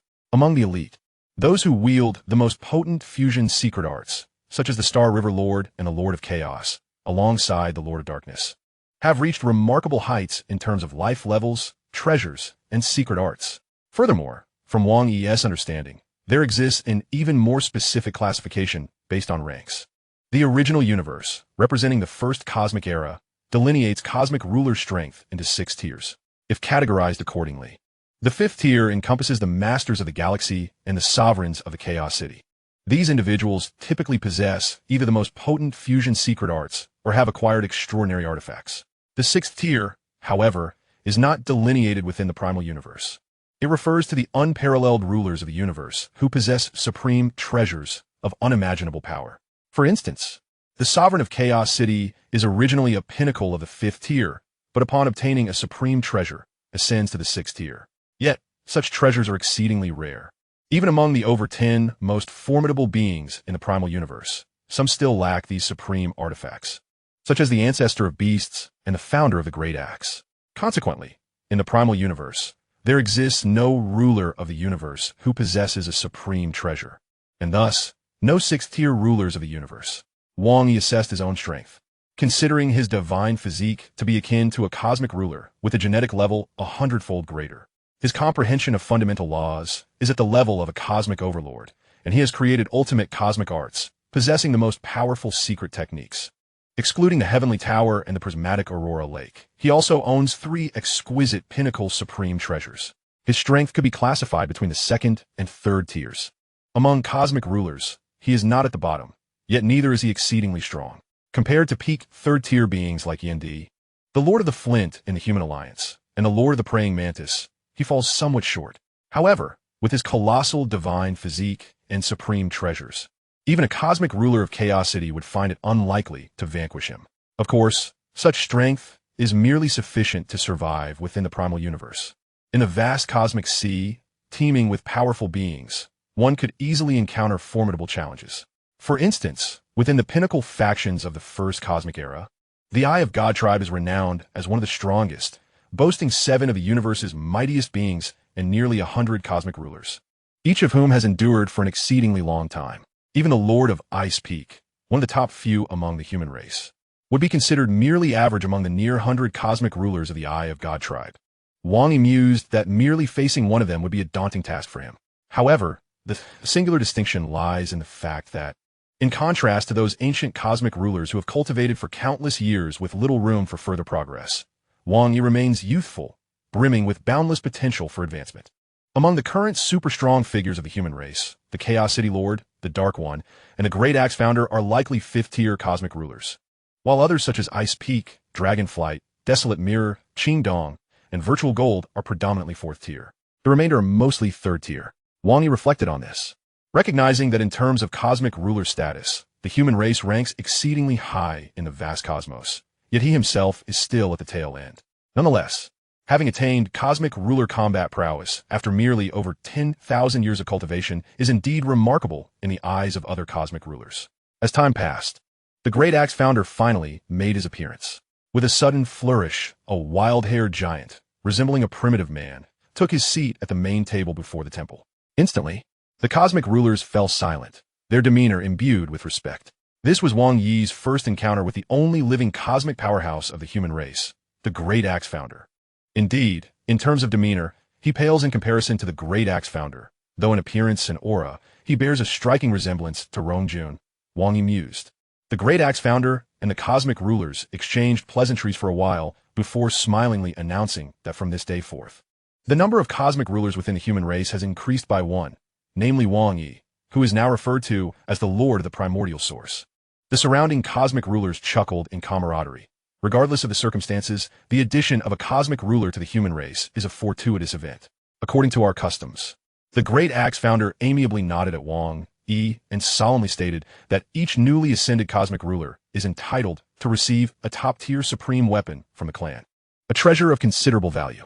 Wang Yi, do you have any requests? A top-tier supreme weapon typically holds a value of over 100 supreme points. Such generosity is reserved for a peak clan like the human race, which bestows substantial gifts upon its newly elevated cosmic rulers. In contrast, alliances like the Northern Border Alliance and smaller factions offer minimal rewards to newly ascended cosmic rulers, relying predominantly on individual effort. However, Wang Yi replied, I have already received a generous gift from the Chaos City Lord. There is no need for additional bestowals this time. His existing accumulation of supreme points is ample, rendering it unnecessary to take advantage of the clan's generosity. Previously, he had accepted gifts to build his resources, but now, with a substantial amount of supreme points reflected on his panel, he sees no reason to continue accepting gifts from the clan as it does not align with his principles. The Great Axe founder turned to the Chaos City Lord, who, after a moment of contemplation, responded, "Indeed, I previously bestowed over 100 supreme points upon Wang Yi. Since he is unwilling to accept, we shall forego this bestowment." The other cosmic rulers nodded in silent agreement, acknowledging this as consistent with the Chaos City Lord's character. Wang Yi's decision to decline the clan's gift took them somewhat by surprise. Had he accepted, it would have been a natural progression to receive such a sum from the clan. After all, that was a personal grant from the Chaos City Lord, whereas this was a clan-wide offering, quite different. Wang Yi's refusal shifted the nature of the situation. Is Wang Yi foolish? Some of the cosmic rulers pondered. Little did they know, the quantity of supreme points Wang Yi possessed would incite envy even among the strongest beings in the universe. In chapter 462, matters were settled. Wang Yi's reluctance to take advantage of the clan was met with agreement from the Chaos City Lord, and the Great Axe founder did not press the issue further. He then broached another topic, concerning the esteemed individuals who had been enslaved by Wang Yi. I have learned from Chaos that previously, while masquerading as the Lord of Hell in the Sacred Sleep Secret Realm on the Blue Extreme Ice Island, Wang Yi captured over 10,000 alien sovereigns, an astonishing number. He has enslaved them all, single-handedly possessing over 10,000 sovereigns as his servants. The eyes of the Great Axe founder sparkled, and the other cosmic rulers fell into a profound silence, all gazing at him with astonishment, their minds reeling. 10,000 sovereigns. How many sovereigns does the entire human race possess? Just over 6,000. The number Wang Yi has enslaved far exceeds the current scale of sovereigns within the human race. While sovereigns may not hold significant weight for cosmic rulers, as their sheer numbers do not equate to the power of a swarm of insectoid queens, they are essential for the potential emergence of new cosmic rulers. 10,000 cosmic sovereigns. These are not the stagnant ones who cannot progress. It is not an exaggeration to say that many future cosmic rulers may arise from this pool. The influence of the Virtual Universe Company will undoubtedly swell. Perhaps, should Wang Yi's strength amplify further, he might even establish another faction within the human race. Such possibilities are not out of reach. However, these are Wang Yi's soulbound servants. No matter how envious others may be, it is futile, for this is a feat that cannot be replicated. Even if other cosmic rulers sought to enslave, they would find it exceedingly challenging to do so. Enslaving a single cosmic overlord is difficult enough, let alone over 10,000 cosmic sovereigns. This achievement is nearly miraculous. Each cosmic ruler regarded Wang Yi with a complex gaze. It must be acknowledged that Wang Yi has performed admirably, as the potential for multiple new cosmic rulers to emerge from the 10,000 sovereigns he has enslaved is significant. At least 2 or 3 seem highly probable. The Great Axe founder commended. The cosmic rulers of the First Universal Bank and the Cosmic Galaxy Bank remained silent, their own faction comprising only 2 cosmic rulers. Wang Yi represents the human race. If he were to have several cosmic ruler servants, it would bolster the strength of the human race. Nevertheless, this has inevitably antagonized nearly all major cosmic powers, necessitating caution in their future actions. The Great Axe founder spoke with deliberation. The others nodded in agreement. Refraining from criticizing Wang Yi for his actions, the deed was done, and the crucial matter now was how to address the ensuing consequences. As long as it remains undiscovered, all will be well. If uncovered, the repercussions could be dire. After a brief discussion, Wang Yi assured them that he would not bring trouble upon the human race. And thus, the matter was considered settled. The ancestral deity cult and the allied alien races have captured many cosmic sovereigns, rendering them unable to return for an extended period. Likewise, the cosmic sovereigns of the human race have also been unable to reveal themselves for a long time. However, the higher echelons of humanity have made arrangements for this, alleviating any concerns from Wang Yi. Hunyuan, although you are now regarded as the cosmic sovereign of our human race, your identity must remain confidential. To the outside world, you are still a sovereign, stated the founder of the Great Axe. What are your plans for the future? Please share your thoughts. The founder of the Great Axe held great expectations for Wang Yi, recognizing that his innate ability to manifest avatars ensured his survival. Alongside his numerous treasures and the potential emergence of multiple cosmic sovereigns among his subordinates, all of which indicated that Wang Yi was destined to become a pinnacle being within the cosmos. The existence of such a figure within the human race brought him immense joy. Other cosmic sovereigns also turned their gaze towards Wang Yi, curious about his decision. Wang Yi responded, I intend to reside permanently in my homeland, the Milky Way galaxy, dedicating myself to intense cultivation in order to break through to the status of cosmic sovereign. The Chaos Lord and others express surprise. While Wang Yi's commitment to rigorous cultivation was a perfectly reasonable choice, after all, he was still merely a cosmic sovereign at present. And achieving the rank of cosmic sovereign was of utmost importance. His decision to reside permanently on a planet in his homeland astonished them, as cosmic sovereigns typically inhabit primordial secret realms or other mystical locations. It is exceedingly rare for a cosmic sovereign to be stationed within a galaxy. Nevertheless, the Chaos Lord and his companions refrained from expressing objections, recognizing this as Wang Yi's personal choice. And as long as it did not disrupt the broader interests of the race, they would not interfere. The cosmic sovereigns exchanged glances. The faction of the virtual universe raised no objections, and while others remained puzzled, they too refrained from further comment. The founder of the Great Axe remarked, "You previously chose to forego the endowment of a top-tier treasure weapon. Since you plan to reside in the Milky Way galaxy, let the race undertake modifications to your territory, ensuring it is fortified for your stay." The Chaos Lord added with a smile, "The Milky Way is merely a galaxy, its expanse relatively small. Utilizing the value of a top-tier treasure for fortification will still leave ample resources for further enhancements." "I am grateful for the generosity of the race," Wang Yi replied, accepting the goodwill of the Great Axe founder without refusal. Thus, it was decided, Wang Yi would be renamed as Master Hun Yuan, taking up residence in the Milky Way galaxy, preparing to immerse himself in cultivation to achieve the status of cosmic sovereign. To others, it seemed that Wang Yi would remain in seclusion for an extended period, as attaining the title of cosmic sovereign is no trivial feat. How long has it been since Wang Yi ascended to the rank of sovereign?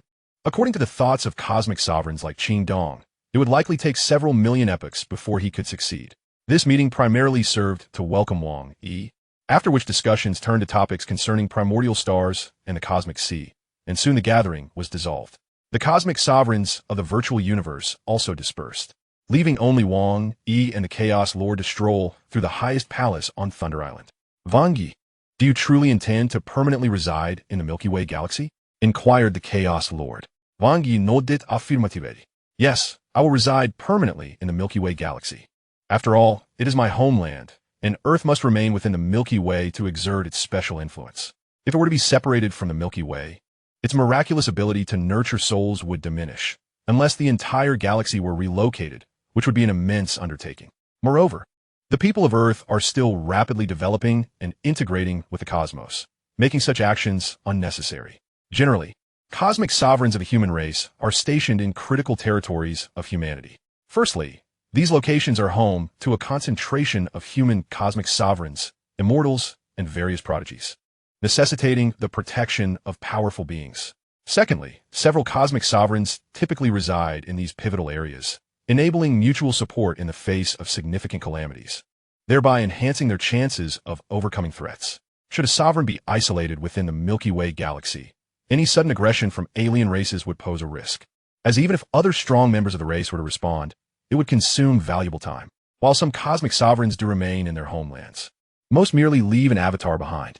Although the Chaos Lord found it somewhat difficult to comprehend, he recognized Wang Yi's resolute determination, considering Wang Yi's ability to manifest avatars. Even if he were to face a surprise attack, he would still possess a means of survival. Thus, the Chaos Lord refrained from further persuasion and shifted the conversation to another topic. "Wang Yi, do you currently possess any soul treasures?" The Chaos Lord was aware that Wang Yi had several treasures of unknown origin, yet the specifics eluded him. Wang Yi quickly grasped the implication of the Chaos Lord's inquiry, feeling gratitude within, and replied, "I already possess soul-related treasures." Internally, he added, "Moreover, they are of the pinnacle grade." The Chaos Lord nodded, refraining from further inquiries. Unlike the historical figure Luo Feng, who was once assassinated by the most powerful master of the illusion realm, the human race was not in a hurry to bestow high-grade soul treasures upon Wang Yi for protection. The Chaos Lord reminded him, "Although your strength now rivals that of a cosmic sovereign, you are still not a true cosmic sovereign. In the face of certain peak entities within the cosmos, there remains a risk of demise. Therefore, one must never be careless. Should you encounter an unavoidable danger, you must be prepared to self-destruct decisively. As a cosmic overlord, even in the event of your demise, the race can still resurrect you. However, if your soul were to be controlled, there would be no recourse." "I understand. Wang Yi replied earnestly, nodding. This was also one of the reasons Wang Yi had no intention of venturing into the cosmic sea at present. Within the primordial universe, the strongest beings were still constrained, unable to unleash their full potential, whereas in the cosmic sea, they could act without restraint. Once Wang Yi achieved the rank of cosmic sovereign, his power would surge, and with numerous super treasures in his possession. Even if he were to confront the strongest beings in the cosmos, he would be capable of self-preservation, if not outright victory. Chapter 463, Wang Yi and Luo Feng. Wang Yi holds a unique status among the many pinnacle beings in the human race. Treasures are abundant, and his progress remains unpredictable. Within merely 10,000 years, he is cultivated to a level comparable to that of a cosmic sovereign. It could be said that aside from the innate beast gods, Wang Yi's rate of advancement is unparalleled in the primordial universe. Such extraordinary progress prompts curiosity about his future. Who can say? The Tower of Heaven, the Sea of Laws. Wang Yi's avatar of the flame star beast gazes at the swirling ocean of the external world, observing the shimmering strands of intertwined laws, deep in contemplation. The Tower of Heaven itself harbors incomprehensibly profound secret patterns. These law patterns embody true ultimate power, integrating all laws within themselves. By harnessing these law patterns, it is possible to discern secret methods that transcend the limits of the primordial universe, though the challenge lies in one's comprehension. Since Wang Yi has grasped the hearts of the 8 beast gods and acquired 64 beast god sculptures, coupled with the perfect secret pattern diagram of the strongest innate method, he has naturally begun to understand the flow of secret patterns. However, this flow is also tied to the comprehension of laws, given Wang Yi's relatively weaker grasp. His understanding of secret patterns progresses at a slower pace. In truth, secret patterns are merely a manifestation of laws. Laws represent the most fundamental existence. Just as with secret methods and the comprehension of laws, at the level of cosmic sovereigns, the disparity in divine bodies diminishes significantly. Thus, treasures and secret methods assume even greater importance. Some treasures inherently contain multiple secret patterns, while others can lead to profound insights, unlocking complementary secret methods that, when combined with the secret patterns of the treasures, greatly amplify their potency. If one cannot comprehend the secret patterns inherent in the treasures, they will be incapable of utilizing them effectively, akin to wielding modern firearms as mere clubs. For instance, Wang Yi's Hell Blade possesses 3 layers of lost secret patterns. He has only mastered the first layer thus far, and the depth of each subsequent layer of the treasure's secret patterns increases, making comprehension increasingly challenging. Under equal circumstances, mastering an additional layer can easily allow one to dominate an opponent with only a lower layer. Meanwhile, the human body has returned to the ancestral deity cult, utilizing the place of inheritance for comprehension, occasionally signing in with a mindset of uncertainty. Wang Yi's path of the Fire Sky Beast God is nearing the pinnacle of the 6th layer, while the other 7 paths of the Beast Gods remain at the 5th layer. Wang Yi intends to break through to the rank of Cosmic Sovereign through the Fire Sky Beast God path if he cannot swiftly comprehend the intricacies of the time origin law. However, as he progresses further, the pace of cultivation naturally slows down. After the battle at Blue Extreme Ice Island, thousands of Cosmic Sovereigns went missing, prompting a worldwide search for the culprit. Yet, the orchestrator of this chaos, Wang Yi, remained at ease, cultivating within the sacred realm of his ancestors. No one could have anticipated that the astonishing feat that stunned the entire universe was accomplished by a mere human who had only recently transcended into a sovereign. The 1,000 newly acquired sovereign slaves were left languishing within the confines of the celestial tower, unable to accelerate their cultivation as Wang Yi did. The greater the life form's capacity for time acceleration, the more significant the consumption. Wang Yi simply could not afford to sustain such a large number, nor was it necessary. As their progress was far slower than his own, Wang Yi's hopes for them lay in the possibility that some might one day ascend to become cosmic masters. But for now, they were of little use. Occasionally, he would reunite with loved ones or meet sovereigns within the virtual universe, learning of various intriguing tales and secrets about the cosmos. Such a life, while comfortable, was not sufficient for Wang Yi, who understood that without transcending the cycle of reincarnation and resolving the crisis of the realm beasts, everything he cherished would eventually fade into oblivion. To achieve these goals, one must possess formidable strength, a truth that fueled Wang Yi's relentless pursuit. With such power, he could not place all his hopes on Luo Feng. If he had the capability, He must strive for it himself. In the depths of the galaxy, amidst the starry expanse, stood a majestic crimson palace, rivaling the size of a star. Clad in a scarlet robe, Wang Yi traversed the vast halls, greeted respectfully by the palace guards and attendants. He mused that attaining the status of Cosmic Master was not particularly challenging, as his understanding of the secret arts would guide him smoothly along that path. Coupled with his profound comprehension of the heart of the beast god, he foresaw his future achievements in the realm of beast divinity as relatively effortless. However, to become the strongest in the universe was a different matter altogether. Every supreme being must tread a unique path. For schools of thought like the secret patterns and the beast god lineage had all been traversed by predecessors, necessitating sacrifices along the way. Any path previously walked by others demanded relinquishment, narrowing the road ahead. If he were to forge a breakthrough 100,000 times greater than Luo Feng, could Luo Feng still follow? This sudden thought struck Wang Yi, yet it was merely a hypothesis. He would not abandon this path due to such speculation. Years ago, Luo Feng had been trapped on the ice prison star for nearly 2 millennia, while Wang Yi was in the abyssal rest sacred realm. He stroked his chin, recalling that not long ago, Luo Feng had returned, having received a beast god inheritance order. Once again, it was the Lord of Chaos who ventured to rescue Luo Feng. As his master, the Lord of the Eclipsed Palace, was in seclusion and had entrusted his disciple to the Lord of Chaos for safekeeping. Since uncovering the extraordinary talent from Earth, who had transformed into a pillar of humanity, the Lord of Chaos regarded Luo Feng with equal esteem. Hastening to his aid upon receiving news, the ice prison could not obstruct the virtual universe. As soon as Luo Feng signaled for help within that realm, the Lord of Chaos would be immediately informed. Meanwhile, Wang Yi, engrossed in his cultivation, had no interest in such affairs. He merely needed to be assured that the Lord of Chaos had successfully brought Luo Feng back unscathed from the clutches of the Beast Clan Celestial Wolf Lord. As for the intricacies of the process or whether it mirrored the original history, he was entirely indifferent. Had it not been for Luo Feng's involvement, he would not have bothered at all. At his level, all the politics of kingship and the intricacies of the beast god inheritance were mere trifles. Oh, and by the way, news of Luo Feng being the Knife River King had also been revealed by the Celestial Wolf Lord, attracting the attention of numerous super beings and cosmic factions.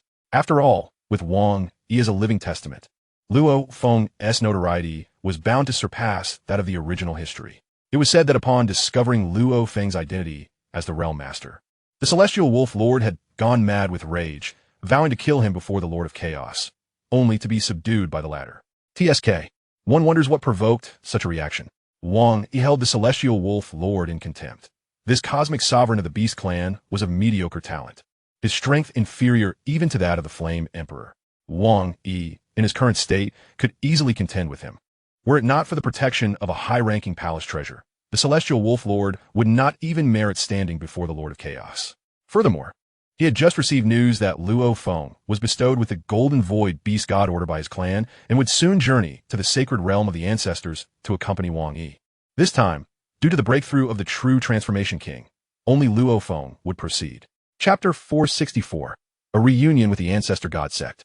In the sacred realm of the ancestors, on Purple Blossom Island, by a picturesque lakeside, stood a castle where 2 young black-haired men sat face to face at a round stone table, conversing. The lean and stern young man surveyed his surroundings, smiling as he addressed Wang Yi. Ah, you should be the hunter, God sovereign now. Your neighborhood appears rather lively. Huh, those are merely spies from various races monitoring me. Quite tiresome, replied the black-haired youth in a red robe. News of your Knife River King status has spread throughout the universe. You will soon enjoy similar treatment. Should I feel honored then? Luo Feng responded, feigning helplessness. The two exchanged knowing glances before bursting into laughter. The revelation of Luo Feng's Knife River King identity was an unforeseen twist, making him a target for many factions. However, he remained undaunted. With Wang Yi's earlier disruptions of the original trajectory, it was uncertain whether Luo Feng could achieve the same glory as in the past within the Ancestor God sect.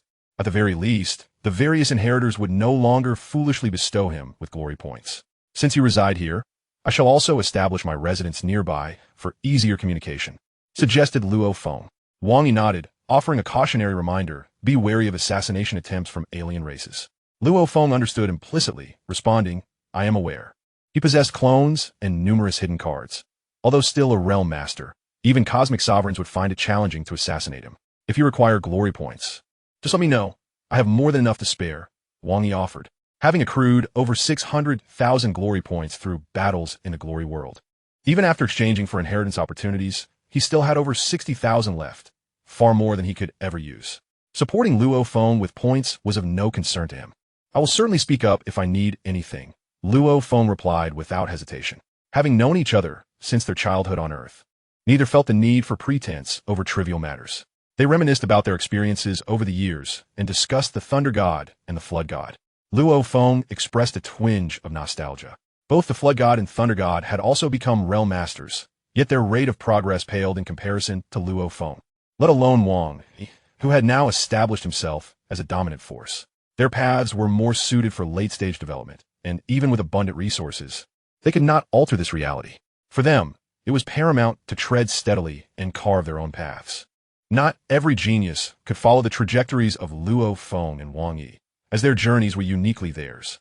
However, even with their close friendship, both Wang Yi and Luo Feng harbored their own secrets, an unspoken understanding that prevented them from probing too deeply into one another's affairs. As they enjoyed their drinks, Luo Feng suddenly hesitated before speaking. Wang Yi, I have a teacher who wishes to meet you. Wang Yi, who was pouring wine, paused briefly before resuming his task. Is your teacher the true Transformation Sovereign? Or perhaps the Lord of the Eclipsed Palace? No, the Lord of the Eclipsed Palace is in seclusion.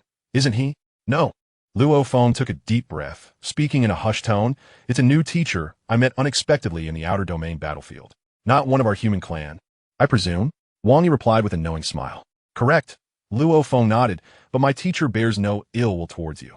Recalling the words of the mountain-seated guest, Luo Feng found it odd that someone of such stature, standing at the peak of the universe, would suddenly take an interest in Wang Yi, his childhood friend.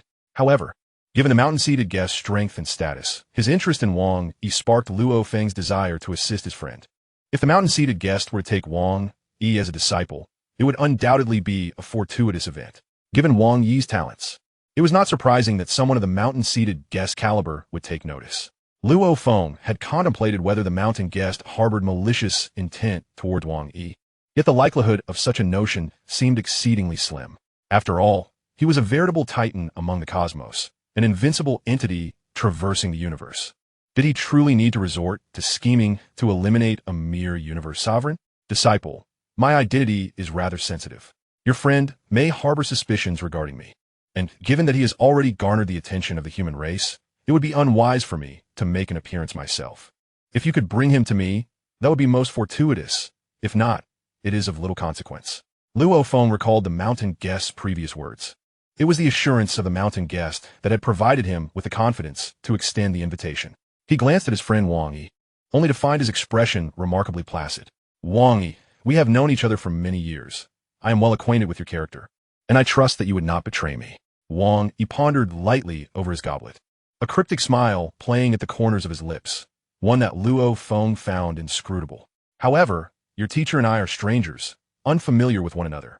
While you and I may place our trust in one another, I cannot extend the same to your teacher. Wang Yi shook his head. To be frank, I do not trust your teacher, hence I must decline your invitation. Seeing Wang Yi's resolute stance, Luo Feng felt a twinge of regret and confusion, but refrained from pressing further. He too harbored a sliver of doubt regarding the mountain guest's desire to meet Wang Yi. Given Wang Yi's cautious refusal, it was a reasonable stance. Let us set aside these matters and continue our revelry. It has been over 10,000 years since we last met in the physical realm. We must indulge in a hearty drink.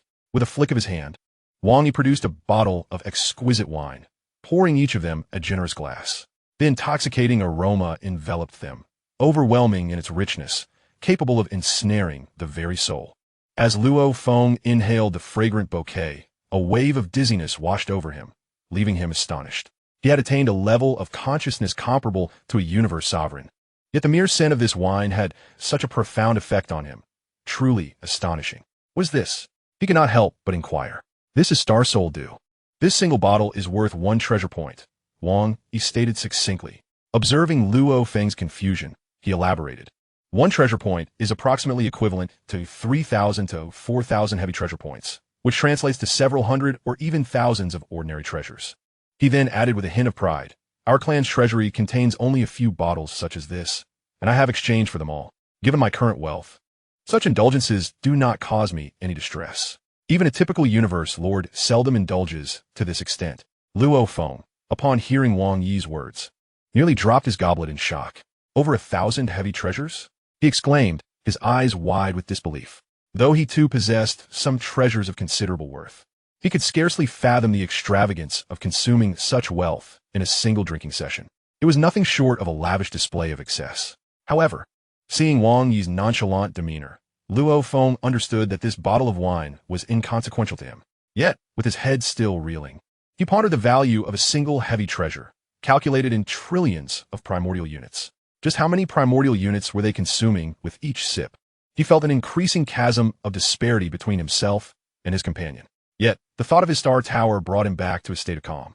He recognized that he and Wang Yi were now on entirely different echelons. Let us drink. Fine wine is best enjoyed in the company of good friends. Wang Yi exclaimed with a hearty laugh, noticing Luo Feng's contemplative expression. You speak true, Luo Feng replied, regaining his composure and joining in the laughter. He resolved to strengthen himself swiftly, vowing not to fall too far behind his former companions. In the kingdom of the gods, the sound of waves continued to echo. Within this divine realm, the boundless abyssal sea swelled and expanded, birthing countless forms of life that subsequently merged into the abyss, propelling its relentless growth. The abyssal sea was steadily approaching a diameter of 200 billion kilometers. Yet it had taken Luo Feng over 100,000 years to expand it to 800 billion kilometers. Now only a few thousand years had passed, and the abyssal sea remained shy of 200 billion kilometers, albeit the divine energy accumulating surpassed that of all ordinary universe sovereigns combined. Suspended above the abyssal sea was a resplendent temple, radiant and crimson as a star, casting forth an unending luminescence. At its center lay an island where time flowed nearly 10,000 times faster than in the outside world. Numerous immortal kings under Wang Yi's command, and even the occasional mother queen of the insectoid race, could be found here, engaging in cultivation and enlightenment. Although they were no longer capable of providing significant assistance to Wang Yi, some of his most loyal servants continued to receive his support. Though the abyssal sea was still expanding, it would take an unfathomable number of years to reach a scale comparable to the Lord of Nine Hells. Wang Yi sat within the main hall of the temple, observing the entirety of his domain. With a mere thought, he could perceive everything within his kingdom of the gods, clearly sensing the slow pace of the abyssal sea's expansion. It was indeed gradual when viewed with the naked eye, yet in truth, every moment brought forth divine energy that far surpassed what many universe sovereigns could accumulate in 1,000,000 years. The sheer magnitude of the abyssal sea necessitated an extensive duration for the augmentation of divine power. The larger the divine body, the stronger its recuperative abilities. Even if a universe lord were to self-destruct in an instant, the rate at which divine power was consumed would pale in comparison to the abyssal sea's capacity for automatic restoration. As the volume increased, so too did the energy and the astonishing recovery capabilities. Thus, during the initial stages, the growth of the abyssal sea was quite slow. The transition from a diameter of 100 billion kilometers to 200 billion kilometers would take a considerable time. However, the leap from 200 billion kilometers to 800 billion kilometers would be significantly quicker, yet still far slower in comparison to future rates. The further one progressed, the more the speed would geometrically escalate. Otherwise, the Lord of Nine Hells would not have been able to manifest such an enormous abyssal sea.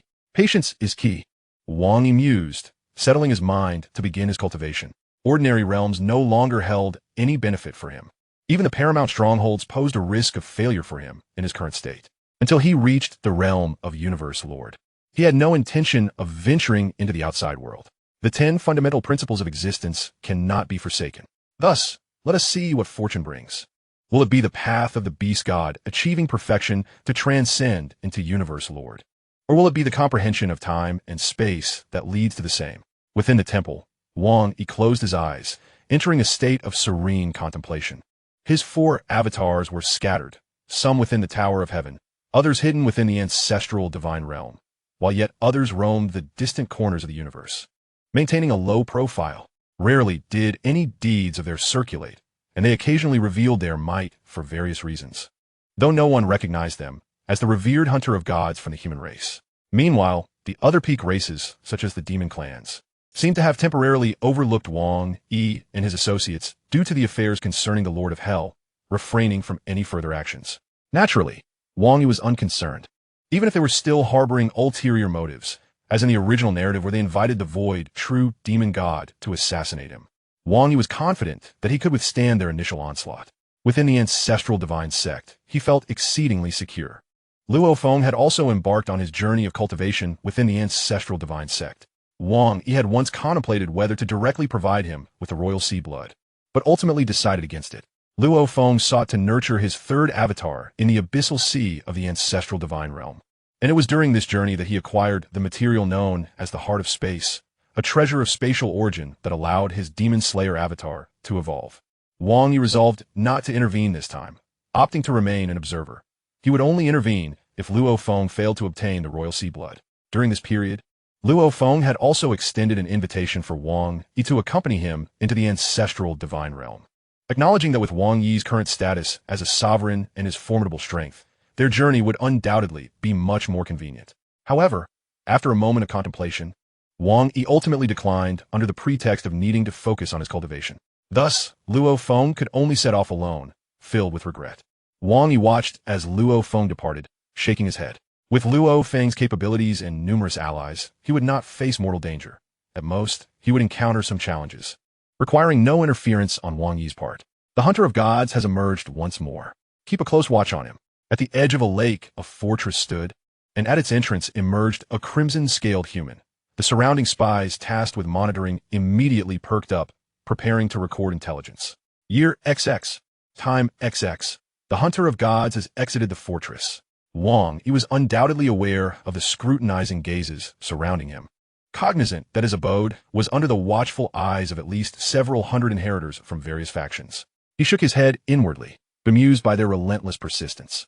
Over the years, his existence within the Divine Ancestor sect had adhered to a remarkably regimented routine, cultivating diligently, visiting the sites of inheritance to absorb teachings, and occasionally perusing the treasures scattered across the land. Yet, he deliberately refrained from venturing into the secret realms, leaving many factions powerless in their attempts to manipulate him. In the secret realms, they held opportunities to confront the god-hunting sovereign. However, on Zijing Island, where the resplendent Aurora Lake lay, it was virtually impossible to eliminate the god-hunting sovereign unless the universe's mightiest intervened. Even attempts to bribe certain inheritors to lure the god-hunting sovereign bore no fruit, as he remained unfazed, resolutely refusing to step foot outside Zijing Island, no matter the stratagems employed. Upon exiting the castle, Wang Yi wasted no time and instantly teleported to the teleportation portal before the island lord's palace, stepping through the shimmering water veil. The god-hunting sovereign had once again gone to receive inheritance. With over 6 million glory points at his disposal, he could choose to receive inheritance at his whim, transforming the inheritance site into his domain. Some foreign inheritors observing the spectacle could not help but feel envious. In the hierarchy of inheritors, the god-hunting sovereign had already ascended to the 6th level. Such rapid advancement in merely a few years was astonishing. If this continued, it was likely that the god-hunting sovereign would soon transcend to become a master of the universe, many lamented. The three paramount races, the insectoids, the beasts, and the machines, have been closely monitoring the god-hunting sovereign and were acutely aware of his extraordinary progress. Some tribal leaders proposed taking drastic measures to eliminate him, while others opposed this notion, deeming the odds of success in assassinating the god-hunting sovereign within the Divine Ancestor's secret realm too slim and a waste of their resources. More critically, their focus was predominantly on the Helm Monarch, who had recently orchestrated a series of horrifying events on the Blue Polar Ice Island, drawing the attention of various factions. Compared to the Helm Monarch, who had already stirred the interest and collaboration of several of the universe's strongest, the god-hunting sovereign, who had yet to exhibit any threatening prowess, naturally fell into the background. It was not that they were unwilling to confront him. They simply could not devise an effective strategy. As stated, without deploying the universe's strongest, no one had the confidence to assassinate a potential universe overlord within the heart of the Divine Ancestor sect. Thus, Wang Yi's tranquil and fulfilling cultivation life commenced, occasionally indulging in the minor fluctuations brought about by Luo Feng's rise within the Divine Ancestor sect. In the 466th chapter, Stepping into the Universe Overlord. As long as no foreign adversaries emerged to trouble him, Wang Yi maintained his enriching and serene cultivation routine. The primordial universe continued its ceaseless operation. Countless races entangled in a web of intrigue for their interests, while Luo Feng embarked on his personal adventures. Time passed incrementally, 10,000 years, 20,000 years, 30,000 years, before a staggering 70,000 years had elapsed. The once renowned, god-hunting sovereign had faded into obscurity, slipping from the awareness of many. However, races like the beasts, machines, and insectoids, who viewed the god-hunting sovereign as a grave threat, had not forgotten him, yet they perpetually struggled to find an opportunity to act against him. Even the mechanical father had yet to consider enlisting the aid of the void true demon to assassinate the god-hunting sovereign, or perhaps deemed it unworthy of such an investment. After all, the favor of a universe's strongest was no trivial matter, surpassing even a pinnacle treasure in value. To the mechanical father, the god-hunting sovereign had not yet reached that level of significance. Moreover, the three races were embroiled in their own conflicts, each hoping that another faction would take the initiative against this human menace, allowing them to reap the benefits without exerting their own efforts. In this context, both Wang Yi and Luo Feng enjoyed a rare period of tranquil cultivation. In the hierarchy of inheritors within the divine ancestor sect, Wang Yi had, unbeknownst to him, ascended to the 7th level. Others assumed he solely inherited the fire void beast goddess teachings, unaware that he had also made astonishing strides in comprehending other fused laws. One fateful day, a thunderous rumble echoed through the primordial universe. In the original realm of the Thousand Treasures River, numerous universe sovereigns and their countless immortal servants gazed in astonishment at a palace in the distance, where boundless golden light enveloped the entire expanse of the Thousand Treasures River. What was happening? Was someone ascending to immortality? Yet, how could such an event create such an uproar? The magnitude of this display was unlike anything they had ever witnessed. The entrance into the realm of universe sovereigns paled in comparison to this overwhelming force. Some universe sovereigns were left in awe. Among the inhabitants of the Thousand Treasures River, the universe sovereigns and immortal servants merely glimpsed the surface of the phenomenon. It was Luo Feng who had crossed into immortality. The Chaos City Lord stood atop the main palace, leaning against the railing, gazing skyward as the golden essence of the laws completely enveloped the Thousand Treasures River. Its oppressive force utterly astonishing and surpassing even the pressure exhibited by Luo Feng's earlier breakthrough. Who could it be? Who possesses such power that their ascension to immortality could provoke such a reaction? The direction appeared to be Luo Feng's palace, the disciple of the Lord of Celestial Eclipses. Luo Feng? Within the confines of the Thousand Treasures River, the universe sovereigns and immortal servants looked up at the endless golden light, engaging in fervent discussions, clearly shaken by the revelation. Inside the grand hall of the palace, Luo Feng, having successfully transcended to immortality, sat cross-legged, exuding a divine aura that made even the royal servants behind him tremble. Simultaneously, in another palace within the original realm of the Thousand Treasures River, a young man in red robes and black hair sat quietly in meditation. Suddenly, he felt a stirring within, his face illuminating with a look of relief and enlightenment. So that was it. Over the years, his divine power avatar had remained within the Tower of Heaven, in the cultivation space of the divine kingdom, continuously refining and comprehending amidst an environment where time flowed at 1,000-fold speed. The supreme fire void laws had long reached their final bottleneck, while the other fused laws had only one last spark of insight to attain the 7th level, or some form of realization, before the fire void fused laws could elevate him to the realm of the universe overlord. Having already reached the pinnacle limit in law comprehension, he had also grasped the heart of the beast god, fulfilling all necessary conditions. Furthermore, his avatar was constantly engaged in training within the time-accelerated environment. Under such accelerated time flow, he had trained for countless years. In the minds of the primordial universes strong, it was commonly accepted that one could not become a universe overlord solely through arduous cultivation. This was true, yet not entirely accurate. If one accumulated enough knowledge, received guidance, and found the path to breakthrough, it was entirely possible to ascend without the need for millions of years of toil. However, relentless cultivation indeed lacked the unique inspiration triggered by life and death crises, that distinctive stirring of emotions. Perhaps this was the very reason Wang Yi, after so many years of cultivation, was on the brink of breakthrough. Regardless, he was about to embrace his ascension. Wang Yi slowly opened his eyes, which had transformed into a vivid crimson, resembling two radiant stars that stirred the very fabric of space-time, their brilliance unparalleled and capable of piercing through all mists of obscurity. Boom! The primordial universe's essence laws suddenly descended, their boundless pressure enveloping the entirety of the Thousand Treasures River, emanating a force 1 billion times stronger than Luo Feng's breakthrough. radiating throughout the original realm. This immense pressure caused even the sovereigns to shudder, while the immortals fell prostrate to the ground. What? The Chaos City Lord gazed over in shock. This aura of pressure as he peered through the fabric of space towards the palace. Just in time to catch sight of Wang Yi opening his eyes. Their gazes locked, and in that instant, the Chaos City Lord grasped everything, his heart trembling. Wang Yi was truly on the verge of breaking through to become a universe overlord. A profound sense of absurdity washed over the Chaos City Lord. Yet, the fluctuations of the essence laws could not be mistaken. To ascend to the realm of the universe overlord in less than 100,000 years? The Chaos City Lord found it hard to believe, yet he could not hide his excitement. In the blink of an eye, he forgot about Luo Feng's recent ascension to immortality. The universe overlord. Now, that was the true pillar of strength for their faction. Having risen to his feet, Wang Yi offered a distant nod to the Lord of Chaos, then vanished in an instant, as if by sheer will. For this place was no longer conducive to his breakthrough. Following his departure, the overwhelming pressure that had engulfed the area dissipated, leaving the venerable figures in a state of astonishment and disbelief, while the immortals engaged in animated discussions.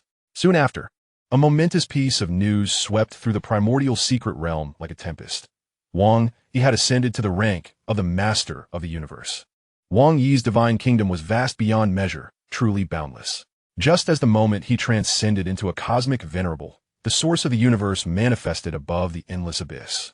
This time, it descended upon the largest and most powerful of his avatars, thereby enhancing the efficiency of divine power absorption.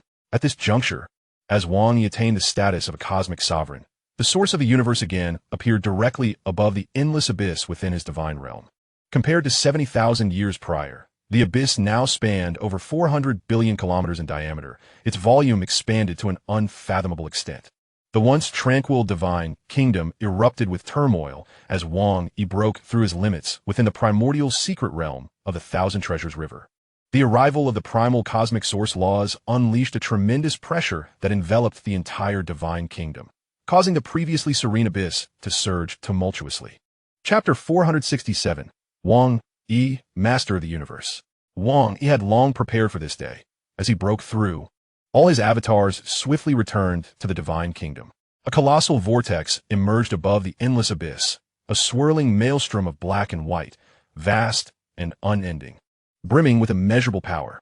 The sheer grandeur of it left even Wang Yi awestruck. This vortex, exceeding 1,000 billion kilometers in diameter, differed from a multicolored vortex he had encountered during his previous ascension. This time, it was a series of alternating black and white spirals, each one encasing the next, exuding an overwhelming aura of authority. At the center of this immense vortex lay a passageway connecting the ocean of cosmic laws to Wang Yi's divine kingdom. Now came the crucial moment of the breakthrough, the absorption of divine power.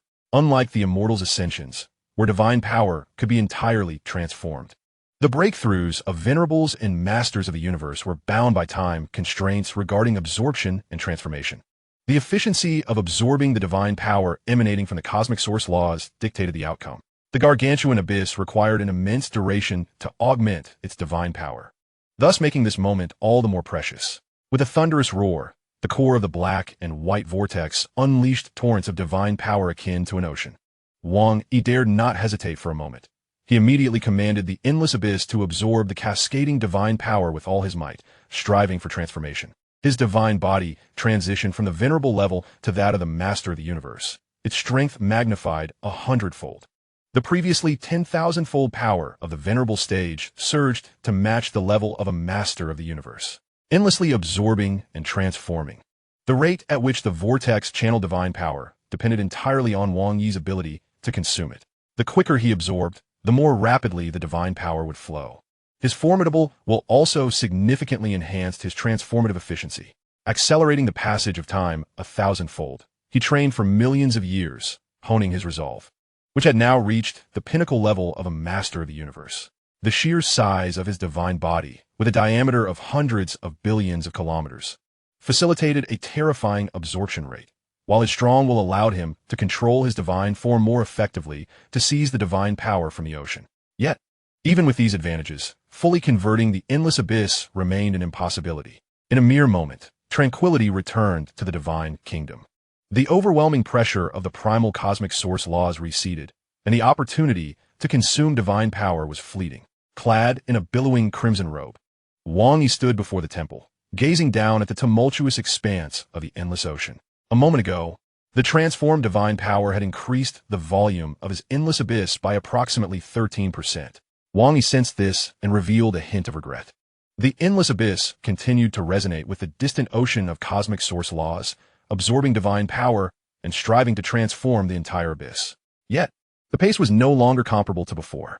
Streams of divine power surged from the depths of the abyss, enveloping the three divine bodies above, his true self, the Flame Star Behemoth Avatar, and the Void Insect Clan Avatar.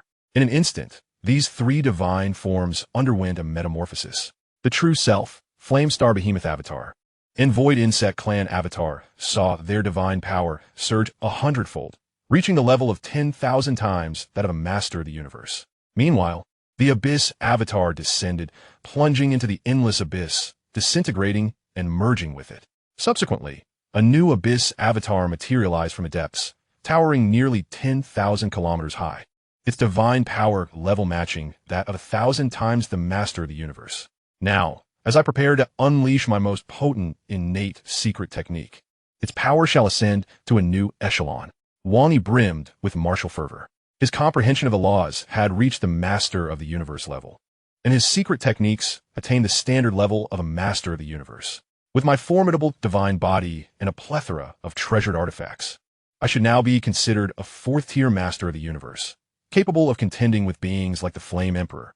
However, I wonder how I would fare against established fourth-tier masters like the Ice Peak Sovereign. According to Wang Yi's understanding, during the first era of the universe, the rankings of masters of the universe were divided into 6 tiers. The first tier comprised those newly entering the realm, with a life gene level of 100 times, lacking ultimate secret techniques and possessing only average treasured weapons. The second tier featured life gene levels of 1,000 times, having created ultimate secret techniques and possessing commendable treasures, representing a standard level. The third tier encompassed peak standards, exemplified by figures like the Flame Emperor and the Lord of the Flints, indicating life gene levels, treasured artifacts, and secret techniques. Those in this tier would have created the most formidable secret techniques, achieving a life gene level of 10,000 times and possessing extraordinary treasures, fitting one or more of these criteria. The fourth tier represented the pinnacle level, like the Ice Peak Sovereign or the Lord of the Galaxy, not invoking their ultimate techniques. This tier's life gene levels, treasures, and secret techniques reached their utmost peaks. The fifth tier comprised the elite among elites, including the Lord of the Galaxy, the Lord of Chaos, and the Lord of the Nine Hells. They typically created the most powerful secret techniques or acquired extraordinary artifacts. The sixth tier was not defined within the primal universe. It referred to masters of the universe wielding ultimate treasures. However, my strongest innate secret technique consists of only a single move, rigid and taxing on the divine body, meant solely for desperate situations as a trump card. Wang shook his head slightly. A fourth-tier master of the universe could easily create 2 or 3 ultimate secret techniques for flexible use in combat. Even beings like the Lord of the Galaxy could seamlessly merge 2 ultimate secret techniques, significantly amplifying their power. Currently, Wang Yi had yet to create the most formidable secret technique of a master of the universe, placing him several tiers lower in terms of secret technique levels. Yet, this assessment did not factor in the presence of ultimate treasures. Utilizing such artifacts theoretically rendered even the strongest beings of the universe incapable of countering him.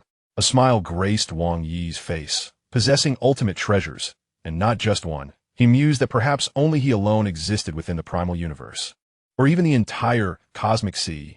Next, he resolved to elevate his comprehension of the laws, creating the most powerful secret techniques or merging them with his treasures. In doing so, Wang Yi could not only reach, but possibly surpass the level of the Lord of Chaos, ascending to become a 6th-tier master of the universe, as legendary tales within the primal cosmos foretold. Wang Yi squinted his eyes, contemplating whether he could devise the mightiest secret technique of the 8 cosmic sovereigns based on the path of the beast god, and subsequently fuse them together to attain the level of a 6th-tier secret technique. The most powerful secret techniques are not limited to mere combinations of 2. They can indeed amalgamate 3 or 4, albeit with a complexity that escalates to inconceivable heights. Crafting a 6-tier secret technique is an endeavor achievable only by the most formidable beings in the cosmos.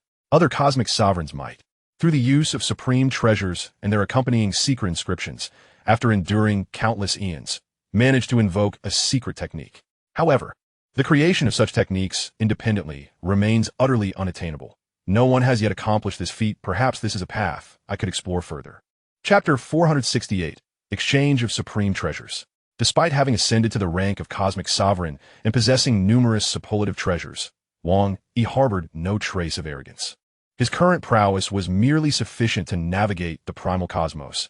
Upon entering the cosmic sea, any of the supreme beings therein could effortlessly wield 7th, 8th, or even 9th-tier power. Although the supreme beings would encounter the constraints and diminutions imposed by the primal cosmos when engaging a cosmic sovereign, overwhelming Wang Yi would pose no challenge whatsoever. Even if Wang Yi sought refuge within the celestial tower, they could simply cast him into desolate abysses, ensuring his eternal downfall. Thus, I, in my insignificance, must strive onward, Wang Yi mused. Having broken through to cosmic sovereign, my genetic tier may continue to ascend, yet surpassing the barrier of 10,081 times is no trivial task. Without the aid of a life gene map, relying solely on my creative aptitude and secret techniques to navigate this path is an endeavor whose duration remains uncertain. Additionally, I must enhance my comprehension of the laws to create secret techniques. The fortification of my willpower cannot be neglected either, for willpower is of paramount importance in the devouring of the starry expanse. Wang Yi recalled that supreme treasures possess stringent requirements for acknowledgement. For instance, each additional component of the feather of the slaughtering Wu raises the demands on one's willpower, with a reverent status necessitating the willpower of a cosmic supreme. It is entirely normal for other treasures requiring peak willpower from cosmic sovereigns. Nonetheless, being cognizant of these realities will not deter Wang Yi from accelerating his progress. If an opportunity for breakthrough presents itself, it must be seized swiftly. Lingering in the realm of cosmic reverence offers him no tangible benefits. At most, it would merely bolster his willpower. Ascending to cosmic sovereign has granted him mastery over time and space, along with an exponential amplification of divine power. Moreover, it enables the analysis of life genes, facilitating their evolutionary advancement, thus satisfying the fundamental activation criteria of the Celestial Tower. Wang Yi reflected. The activation of the Celestial Tower necessitates the mastery of the first tier of secret inscriptions, a prerequisite Wang Yi has already fulfilled. The second requirement is an immense reservoir of divine power. Otherwise, merely activating it would deplete Wang Yi's divine energy entirely, let alone engaging in combat. It is only upon achieving the status of cosmic sovereign that this requirement may be met. However, even so, utilizing the Celestial Tower in battle requires a profound understanding of additional secret inscriptions. The road ahead is arduous and laden with responsibilities. Wang Yi stated, yet within, he felt a sense of delight, as if his relentless efforts had finally borne fruit.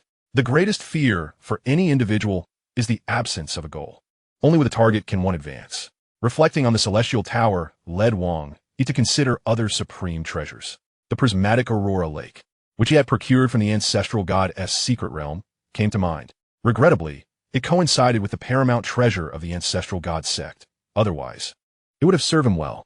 Wang Yi expressed a fleeting sense of regret before discarding the prismatic Aurora Lake into the exchange panel. Would you like to reclaim this treasure?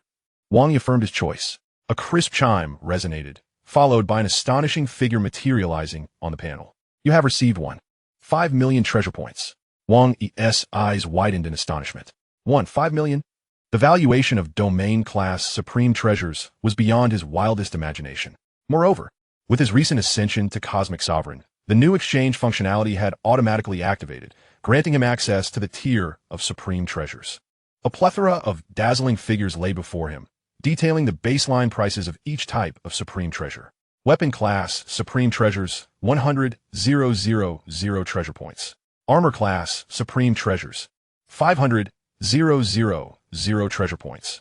Domain class supreme treasures, 2 million treasure points. Soul class supreme treasures, 5 million treasure points. Palace class supreme treasures, 5 million treasure points. Although Wang Yi had anticipated the vast disparities in value among different categories of supreme treasures, the enormity of these differences still overwhelmed him. A palace class supreme treasure requires a minimum of 5 million treasure points for exchange. Wang Yi inhaled deeply, Even if the entirety of humanity were sold, it would likely be insufficient. Furthermore, even the most ordinary weapon-class supreme treasures have a base price of 100,000 treasure points. Naturally, each category contains its exceptions, with the highest attack-class treasures reaching up to 5 million treasure points, and the palace-class treasures soaring beyond 10 million. Wang Yi gulped hard. He had once believed himself to be wealthy, only to realize he was still a pauper. Gazing at the dazzling array of treasures, Wang Yi felt an insatiable yearning. Alas, many were beyond his reach. Additionally, he discovered the existence of mechanical supreme treasures among them. But their exchange prices were even more daunting than those of the palace-class treasures, starting at a minimum of 10 million treasure points. Their power was terrifyingly formidable, capable of enhancing combat prowess by 2 or 3 tiers. For instance, equipment designed for 7th-tier cosmic supremes could rival 9th or even 10th-tier beings. However, they came with numerous stringent requirements, such as those imposed by true gods, which Wang Yi was utterly incapable of meeting. Merely observing would suffice. Wang Yi silently wiped away the drool and redirected his focus to other treasures. A domain-class supreme treasure was non-negotiable, and he also required a weapon. Wang Yi resolved it immediately. Having witnessed the prismatic Aurora Lake unleash its might left an indelible impression on him, and he had silently vowed to acquire a domain-class supreme treasure. Although domain treasures typically do not directly enhance combat strength, their supportive role in battle is immensely significant. Capable of both offense and defense, they also facilitate retreat. They are indispensable for every formidable being. Regarding defense, the Celestial Tower could suffice as a shield. As long as he remained within it, even a throng of cosmic supremes would be unable to harm him.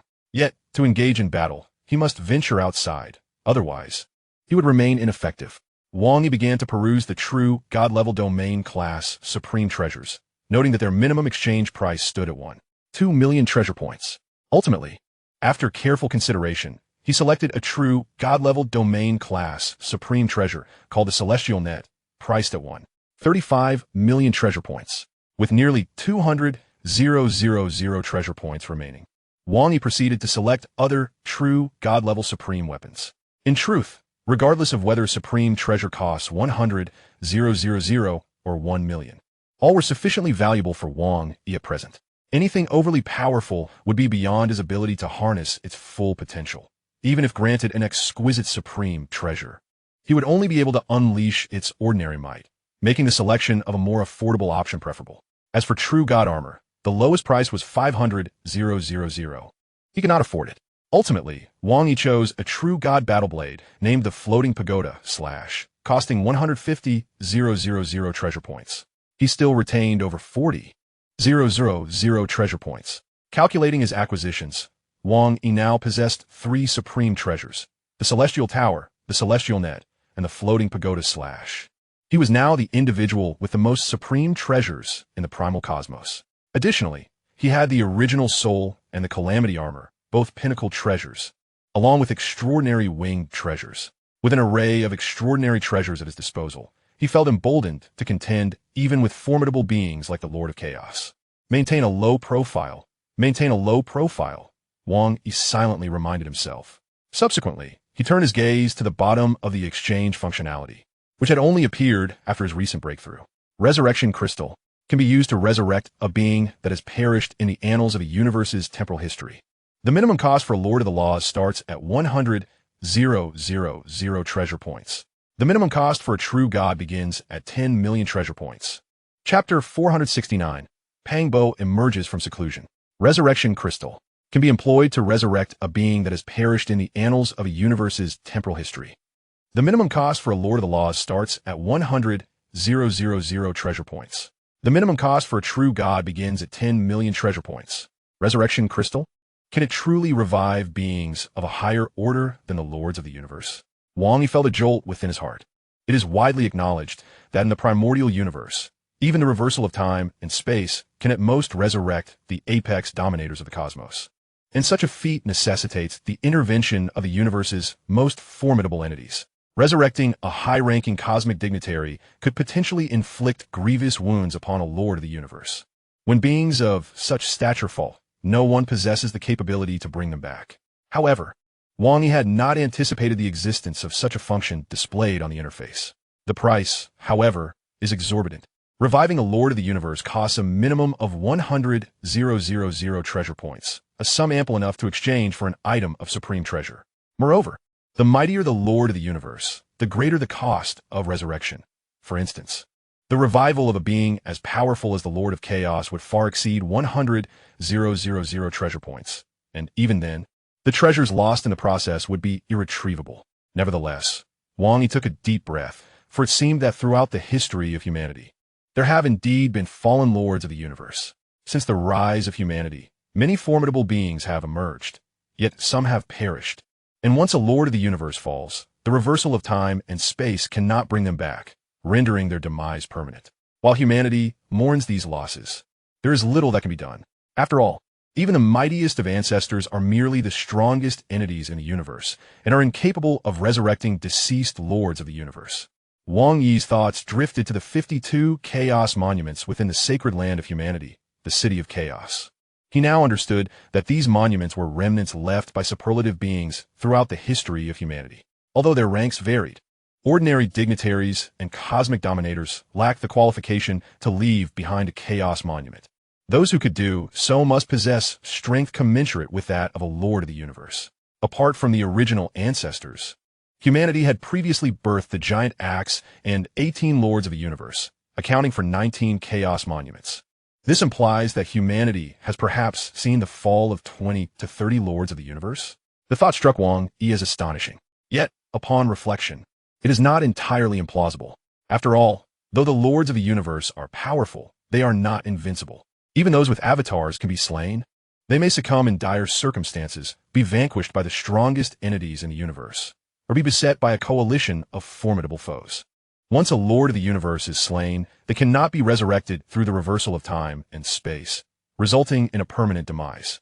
Should it be possible to resurrect those fallen Lords of the Universe from humanity's past, the strength of the human race would undoubtedly surge. Wang Yi pondered it deeply. If those who had perished in the past could be revived, the number of Lords of the Universe among humanity would surpass that of other peak powers. And even the cosmic dominators of the rival races, be they the demon race, insect race, or mechanical race, might not equal humanity's count. Humanity would swiftly ascend to become the foremost power in the primordial universe. Surpassing the ancestral god sect would not be out of the question. However, such thoughts are easier conceived than realized. The cost is prohibitively steep. It is akin to exchanging a supreme treasure for the revival of a single Lord of the Universe. The human race cannot even bear the cost of reviving a single Lord of the Universe. After all, 100,000 treasure points represent the minimum cost, applicable only to those who have recently transcended at a genetic tier of 100-fold. The Lords of the Universe among humanity likely start at the second tier, requiring at least 200,000 treasure points. Those with unique circumstances and multiple avatars would naturally incur even greater costs. If any among them were akin to the Lord of Chaos, a requirement of 1,000,000 treasure points would not be surprising. Thus, even if Wang Yi were to urge the human race to devise a solution, they would find themselves at a loss. Patience is key. He resolved to wait for a more opportune moment before revealing this matter to humanity. For now, discussing it would yield no benefits. However, the existence of the Heavenly Tower and the ability to exchange treasures could certainly be disclosed, which would elevate his standing within the human community. Wang Yi contemplated deeply. The Heavenly Tower has long been his secret, hidden within his heart, never revealed to anyone. Yet now, it is time to unveil it. Previously, he refrained from doing so, fearing unforeseen complications and potential conflicts. No one can guarantee that no one among the higher echelons of humanity would covet the Heavenly Tower and take action against him. Human hearts are inscrutable, and Wang Yi did not wish to take unnecessary risks. After all, human nature is fragile and cannot withstand rigorous trials. Now, as a Lord of the Universe, he possesses sufficient strength to safeguard himself. In simple terms, he has the confidence to stand against the human race. Even revealing the truth now matters little. Moreover, he can attribute the ability to exchange treasures to the enigmatic Heavenly Tower, thereby fortifying the strength of humanity. Those supreme treasures are still quite scarce among Lords of the Universe. Have we not seen that even a being as formidable as the Lord of Chaos possesses but a singular supreme treasure of the domain type? It is not that the Lord of Chaos does not wish to exchange for superior treasures, but rather that humanity lacks an adequate supply of pinnacle domain type treasures. The treasures sought by the powerful are few, and the ordinary treasures acquired by the lords of the universe are often either bestowed upon younger generations or contributed to the community as offerings. The entire human race essentially relies on superlative beings like the Giant Axe founder and the Lord of Chaos to continuously contribute, nurturing, and supporting the next generation. If everyone were to demand, who would provide the contributions? Humanity would never grow strong. Now, I possess the ability to contribute to the human race. Wang Yi took a deep breath, feeling an inexplicable sense of relief. Having long existed under the protective wing of humanity, he had, to some extent, felt stifled. Now, it is time for him to spread his wings and soar. He can unfurl his wings to shield the very race that has long safeguarded him, nurturing its growth and witnessing its gradual ascent. This feeling is indeed quite delightful. Wang Yi gazed up at the sky of the divine realm. With his ascension to the Lord of the universe, his divine realm must also undergo further refinement. The vast expanse of the divine realm is currently undergoing a gradual metamorphosis. Its scope is expanding, but more importantly, the structure of the divine realm is stabilizing and approaching its ultimate limit. It is crucial to note that following this refinement, the next breakthrough will transition the divine realm into a small universe, marking the pinnacle of its evolution. The primordial secret realm, the river of 1,000 treasures. The news of Wang Yi's ascension to the Lord of the universe was rapidly disseminated across the various factions of humanity, sparking discussions and leaving countless individuals in awe. This is a Lord of the universe, a pinnacle entity standing within the cosmos. Each one is an invincible presence that traverses the universe. How long has it been since humanity birthed a true Lord of the universe? Moreover, the breakthrough was achieved by Wang Yi, who has cultivated for less than 100,000 years. This rendered the situation even more unbelievable. The Lord of Chaos, standing atop a high tower, beamed with joy. At that moment, a colossal pressure, resonating with the fundamental laws of the universe, descended upon a distant, majestic palace. The entire river of 1,000 treasures was enveloped by this formidable aura. Although this pressure was far less than that which accompanied Wang Yi's initial breakthrough, it still exceeded that of Luo Feng, clearly indicating the occurrence of another ascension to the Lord of the universe. The Lord of Chaos froze, his gaze piercing as it fell upon the palace, revealing a glimmer of incredulity. Bingbo. Chapter 470. 3 Lords of the Universe from one sect. Within the palace, Wang Yi found himself engaged in a fierce stare-off with Pang Bo Wang. He cleared his throat. Teacher, there is no need to look at me like that. I truly have ascended to the Lord of the universe. The Lord of Chaos stood nearby, his eyes brimming with delight. His disciple is a Lord of the universe, and his disciple's disciple is also a Lord of the universe. 3 Lords of the universe from a single sect. Such a tale is indeed remarkable in the primordial universe. Pang Bo broke into a broad smile, clapping Wang Yi's shoulder with enthusiasm, his grin revealing teeth, but concealing his eyes. Indeed, my disciple, you are truly a prodigy. His expression then turned contemplative. I was aware of your ascension to the Master of the universe, but I had thought you had been in seclusion for eons. To think that in merely tens of thousands of years, you have advanced from a realm master to a master of the universe. How shameful for me, as your mentor. Upon emerging from his breakthrough to the master of the universe, Pang Bo was utterly bewildered to discover that his disciple, Wang Yi, had already achieved the same feat. It was only when Wang Yi appeared before him, showcasing his formidable power, that he could grasp the reality, that this young man indeed stood on equal footing with him. From the Chaos Lord, he learned that this disciple might even surpass him. At the very least, Pang Bo had yet to create the most powerful secret techniques, and the treasures Wang Yi possessed, of unknown origin, left him baffled. Observing this, the Chaos Lord said to Pang Bo, now that you are a master of the universe, the 20th of our human lineage, have you decided upon your title? The Chaos Lord had numerous disciples, with over 30 still remaining. Yet only Pang Bo had emerged as a master of the universe, primarily due to his own remarkable abilities. Wang Yi's breakthrough, however, bore little relation to the Chaos Lord's tutelage. To this day, Wang Yi's ascension had left many masters of the universe from various human factions in disbelief, as the speed of his advancement was astonishing. Pang Bo rubbed his rugged, furry bear-like face and declared, let it be known as the Master of Star Prison. The title, Master of Star Prison, resonated with an air of power. Wang Yi, standing nearby, offered a cheeky compliment. Pang Bo, relishing the praise, squinted his eyes in delight and affectionately ruffled Wang Yi's hair. The Chaos Lord, watching the interaction between the master and disciple, couldn't help but smile. In just one day, my virtual universe company has gained 2 true masters of the universe. Now he boasts 7 in total. The Chaos Lord beamed with pride. He continued, and with the Master of Eclipsed Heaven still in seclusion, there is a strong possibility that he too will soon break through, bringing our number to 8. Just imagine that scene. His laughter echoed with joy. Wang Yi and Pang Bo exchanged knowing glances and joined in the laughter. Indeed, the Virtual Universe Company had transformed from 5 to 7 Masters of the Universe with the addition of Wang Yi and Pang Bo. Moreover, the Master of Eclipsed Heaven was a figure of unparalleled talent, comparable to Pang Bo, so the likelihood of his breakthrough was substantial. Consequently, the Master of the Virtual Universe Company would significantly outnumber other factions. Wang Yi was also aware that Luo Feng would soon reach the status of Universe Venerable, granting him power akin to that of a Master of the Universe, effectively raising the company's count to 9. When that time came, the expressions of the other factions' Masters of the Universe would surely be fascinating.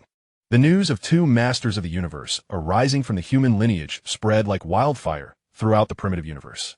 The mechanical race learned of it. The demon race took note, the insect race became aware, as did the crystal race, the hell race, the alliance of cosmic beasts, and the ancestral god sect, all receiving news almost instantaneously. In fact, the number of Masters of the Universe born in recent years had surpassed that of the preceding trillion years. Among the demon race, renowned for their strength, 3 new Masters had emerged since returning from the Tower of Heaven, greatly enhancing the upper echelon of their power and eliciting a jubilant response from them. The sudden increase of 2 Masters of the Universe among the human lineage was astounding and reverberated throughout various factions. Since this breakthrough was unmasked, intelligence regarding the 2 newly ascended Masters of the Universe from the human lineage was swiftly gathered, prompting diverse reactions. Master of Star Prison? Master of Chaos Origin? They pondered. Does this mean that the Master of Star Prison is the renowned human prodigy, Wang Yi? The Master of Star Prison was already recognized as a top cosmic overlord, so his breakthrough was anticipated. However, the news of Wang Yi's ascension was indeed shocking. To become a Master of the Universe in less than 100,000 years? Such an extraordinary talent was indeed a human. Had they known earlier, they might have resorted to any means necessary to eliminate him. Now, it was too late to act, as the human lineage would undoubtedly intensify their protection over Wang Yi, bestowing upon him treasures. With his ability to create avatars, any attempt on his life would come at a higher price. The demon race, mechanical race, and insect race all regretted their previous hesitance and indecision regarding Wang Yi. They had sought to exploit other factions to assassinate him while avoiding significant cost themselves. Yet now, even if they wished to pay the price to eliminate Wang Yi, it might not be feasible. After all, Masters of the Universe were not easily dispatched. All previous ones had already perished. Wang Yi had finally risen to prominence, known throughout the cosmos as the Master of Chaos Origin. Now, any faction contemplating action against him would have to reconsider. For the Master of Chaos Origin was not merely an individual. He represented the entire human alliance, backed by the strongest forces in the universe, a reality that truly instilled fear in others. The news of Wang Yi's breakthrough spread rapidly throughout the human lineage, striking like a thunderclap above countless heads. Luo Feng, present at the scene, was among the first to learn of it. Shocked, awed, and filled with pride for his friend, he felt a surge of determination. If Wang Yi can become a Master of the Universe, then so can I. His gaze sparkled with resolve, his stern countenance brimming with fighting spirit. Having birthed the ocean of shadows, he too had broken through to immortality, confident that his strength rivaled that of a universe venerable. Of course, he could not compare himself to a prodigy like Wang Yi, who achieved the status of Master of the Universe in under 100,000 years. Wang Yi's acquaintances were also informed, inundated with congratulatory messages from nearly all the venerables and high-ranking members of the human lineage, including friends like Gui Yi, Hong, Thunder God, Rong Jun, Ai Chun, and Qian Shui. Unlike before, when only the highest echelons were aware, now the entire human lineage was informed of Wang Yi's breakthrough, resulting in an impact of unprecedented magnitude. Chapter 471, The Reveal. Congratulations, Master of Star Prison. Congratulations, Master of Star Prison. Truly enviable. Now your virtual universe company boasts 7 Masters of the Universe. At the long stone table before the divine Axe Temple, 21 super powerful beings from the human lineage gathered once more, including the divine Axe himself. Regardless of their relationships, they extended heartfelt congratulations to the Master of Star Prison. The Chaos Lord has indeed trained a remarkable disciple. Ha! Now our human alliance will gain yet another palace master. Within the alliance, The 7 stars represented the initial level of masters of the universe. The former master of Star Prison and the master of Eclipsed Heaven were classified at this tier. Surpassing the 7 stars indicated the rank of Palace Master, including figures like Wang Yi and the Chaos Lord, true masters of the universe. The breakthrough of the master of Star Prison also placed him at this level. Of course, the alliance comprised more than just humans. It included other alien palace masters. Though humans remained predominant, the divine axe sat at the head of the table, his eyes gleaming with satisfaction. Although the breakthrough belonged to the master of Star Prison from the Virtual Universe Company, it equally enhanced the overall strength of the human lineage. It was evident he was genuinely pleased. Today is a momentous occasion. Following the master of Chaos Origin, we have gained yet another master of the universe, namely, the master of Star Prison. Since he has achieved this breakthrough, according to the customs of our human lineage, he is entitled to a gift valued at a top-tier treasure weapon. Wang Yi, sitting beside his teacher, the master of Star Prison, felt a flicker of excitement at this news. Indeed, since my teacher has broken through, I must also present him with a gift. Wang Yi silently resolved. After exchanging 2 supreme treasures, he still had over 40,000 treasure points remaining. With these points, he could also redeem several treasures for his teacher. In the past, this might have been inconsequential, but now the conditions have changed. Wang Yi would certainly not forget to reciprocate the support his teacher had continuously provided him. Unlike Luo Feng, who had multiple mentors such as Hu Yinfu, Zhen Yen Wang, the master of the Heavenly Erosion Palace, and the Mountain Dweller, Wang Yi had only ever had this one teacher, with whom he shared a profound bond. What treasure should he choose for his teacher? Wang Yi pondered it, knowing that his teacher was already a master of the universe, and that ordinary treasures would not suffice. They must also be fitting for his teacher. At this moment, the giant axe atop the dais spoke again, mentioning another matter. The 20 cosmic masters present fell silent. We will soon convene a supreme meeting to announce to the lower ranks the reopening of the primordial star in 10 years. The primordial star was finally set to reopen. Preparations indeed needed to be made. Will you be attending, Huangjian? Most of the cosmic masters below seemed already aware of the situation and were not overly surprised. Instead, they began to discuss among themselves. Only Wang Yi exhibited a hint of astonishment. A supreme meeting? The primordial star is to be reopened? This meeting was a gathering of the cosmic dignitaries of the human race and other superior beings, where many significant matters concerning the human race would be deliberated. The Lord of the Star Prison, seated next to Wang Yi, smiled at his disciple's surprised expression. Disciple, you may not yet be aware of the primordial star. It is a secret known only to the highest echelons of the universe. But now that your authority has increased, you can access all internal information of the races. Once you review it, you will understand what the primordial star is. A trace of nostalgia crossed his face. I have visited the primordial star many times. Each time it opens, it gathers powerful beings from myriad races across the universe. Those who enter must at least be high-ranking cosmic dignitaries, and many cosmic overlords and masters will join this grand event. Battles will ensue over treasures, and, at times, even cosmic masters may fall. The Lord of the Star Prison shook his head slightly, overwhelmed with emotion. Wang Yi nodded slightly. In truth, he was already aware of the existence of the primordial star, though he was somewhat surprised about its imminent reopening. After all, the primordial star represented the battle of cosmic masters that had brought Luo Feng fame. Perhaps there was a slight discrepancy in timing, but it did not deviate significantly from the original plot trajectory, Wang Yi mused. As the meeting came to a close, and seeing the multitude of powerful beings from the human race preparing to depart, Wang Yi spoke up. Everyone, I have something to say. The founder of the giant axe, along with the assembled cosmic masters who had been poised to leave, halted and turned their gazes toward Wang Yi. The Lord of the Star Prison also regarded his disciple with confusion. Hunyuan, what is it you wish to convey? The founder of the giant axe inquired with a smile. The surrounding cosmic masters looked at Wang Yi with curiosity. This was indeed his first formal expression of opinion in a meeting. They were all eager to hear what he would say. I wish to discuss the Tower of Heaven, Wang Yi proclaimed. The Tower of Heaven? The rotund and bald Lord of Pengong, seated across from him, furrowed his brow slightly. We have been investigating the matter of the Tower of Heaven, but so far, there has been no progress, and no one has been able to enter it again. What do you intend to say?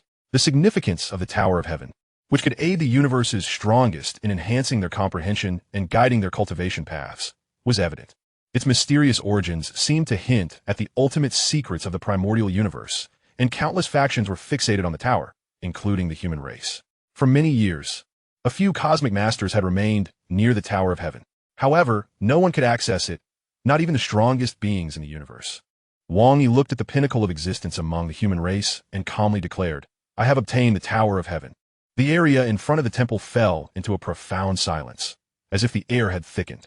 The founder of the giant axe, the Lord of Chaos, the Lord of Darkness, the Lord of Pengong, the Lord of Qingdong, the Lord of Huangjian, the Lord of Yuho, the Lord of Anju, and the Lord of Sujin, all the powerful beings of the human race, stared at Wang Yi in disbelief. The Tower of Heaven had been acquired by Wang Yi. The will of the cosmic masters was formidable, yet many were momentarily stunned, struggling to comprehend the magnitude of his statement. "Wang Yi, are you speaking the truth?" A deep voice resonated, emanating a terrifying force that stifled the surrounding space and exerted pressure even on the cosmic masters. A burly man, resembling a wild beast, fixed his piercing gaze on Wang Yi, his body radiating waves that shook the very fabric of time and space. "The Tower of Heaven, did you truly acquire it?" This is no jest. Those who had entered the Tower of Heaven understood its purpose all too well. To speak frankly, whoever could obtain the tower would likely become the foremost being in the primordial universe, and their race would ascend to unparalleled supremacy. Did you not see how the star prison, once trapped at the bottleneck of cosmic overlords, has now broken through to become a cosmic master? The demon race has suddenly gained 3 cosmic masters. The Lord of Chaos has also felt a hint of insight, leading to a breakthrough to become the strongest in the universe. How terrifying is that? Upon thinking of the Tower of Heaven, the eyes of all the cosmic masters sparkled. Their gaze was fixated on Wang Yi, filled with an extraordinary blend of disbelief and yearning. What if it were indeed true? Would the human race not soar to new heights? Chapter 472. The excitement of a human race's highest echelons. Hunyuan, are you truly speaking the truth? Is the Tower of Heaven genuinely in your possession? The cosmic masters of a human race could no longer contain their excitement, each expressing their fervor. This matter not only pertained to the future of the human race, but also influenced their own paths forward. The founder of the giant axe and the Lord of Chaos exchanged glances. They knew Wang Yi well and had witnessed his growth. They believed he would not lie about such a momentous event. "Everyone, please calm down," the Lord of Chaos said, his gentle voice soothing the fervent excitement in the crowd. The Lord of Chaos possessed considerable authority, and the cosmic masters present quickly quieted down, though their eager gazes remained fixed on Wang Yi, and skepticism lingered as well. However, just as the Lord of Chaos believed Wang Yi would not jest about such matters, the majority remained convinced of his sincerity. The founder of the giant axe also spoke. "Wang Yi, what exactly is going on? Have you truly acquired the Tower of Heaven?" He was eager to know whether the tower was genuinely in Wang Yi's hands. If it were, the founder of the giant axe could hardly fathom the implications. Seeing the eager and anxious expressions of the Lord of Chaos and others, Wang Yi pondered silently, realizing that this was precisely why he had hesitated to reveal the existence of the tower earlier. However, at this point, it was no longer of consequence. The Tower of Heaven is indeed now under my control. To explain the matter, we must go back over 90,000 years. To when the tower first descended upon the outer battlefield, Wang Yi recounted. He would not divulge details regarding the sign-in panel or the tower's specific origins, merely stating it was a treasure left by a mysterious powerful being to select a successor, which he had fortuitously obtained. He even refrained from discussing the existence of the origin continent beyond the primordial universe and the circumstances surrounding the void true God. Instead, he vaguely mentioned its potential to elevate one beyond the strongest cosmic beings, transcending the cycle of reincarnation. The strongest among the human race were familiar with the concept of transcending reincarnation through adventures in the cosmic sea and exchanges with other reincarnation-era sanctuaries. They had gleaned bits of insider information from the remnants of past powerful beings. They understood that surpassing the realm of the strongest cosmic beings could lead to transcending the cycle of reincarnation and evolving into a sanctuary universe, guiding their race toward eternity. To receive the recognition of the Tower of Heaven, an unparalleled treasure, and to gain such a powerful legacy was simply astonishing, beyond belief. A female cosmic master could hardly conceal her shock. On that day, countless formidable beings entered the Tower of Heaven, among whom were the universe's mightiest, their numbers beyond reckoning.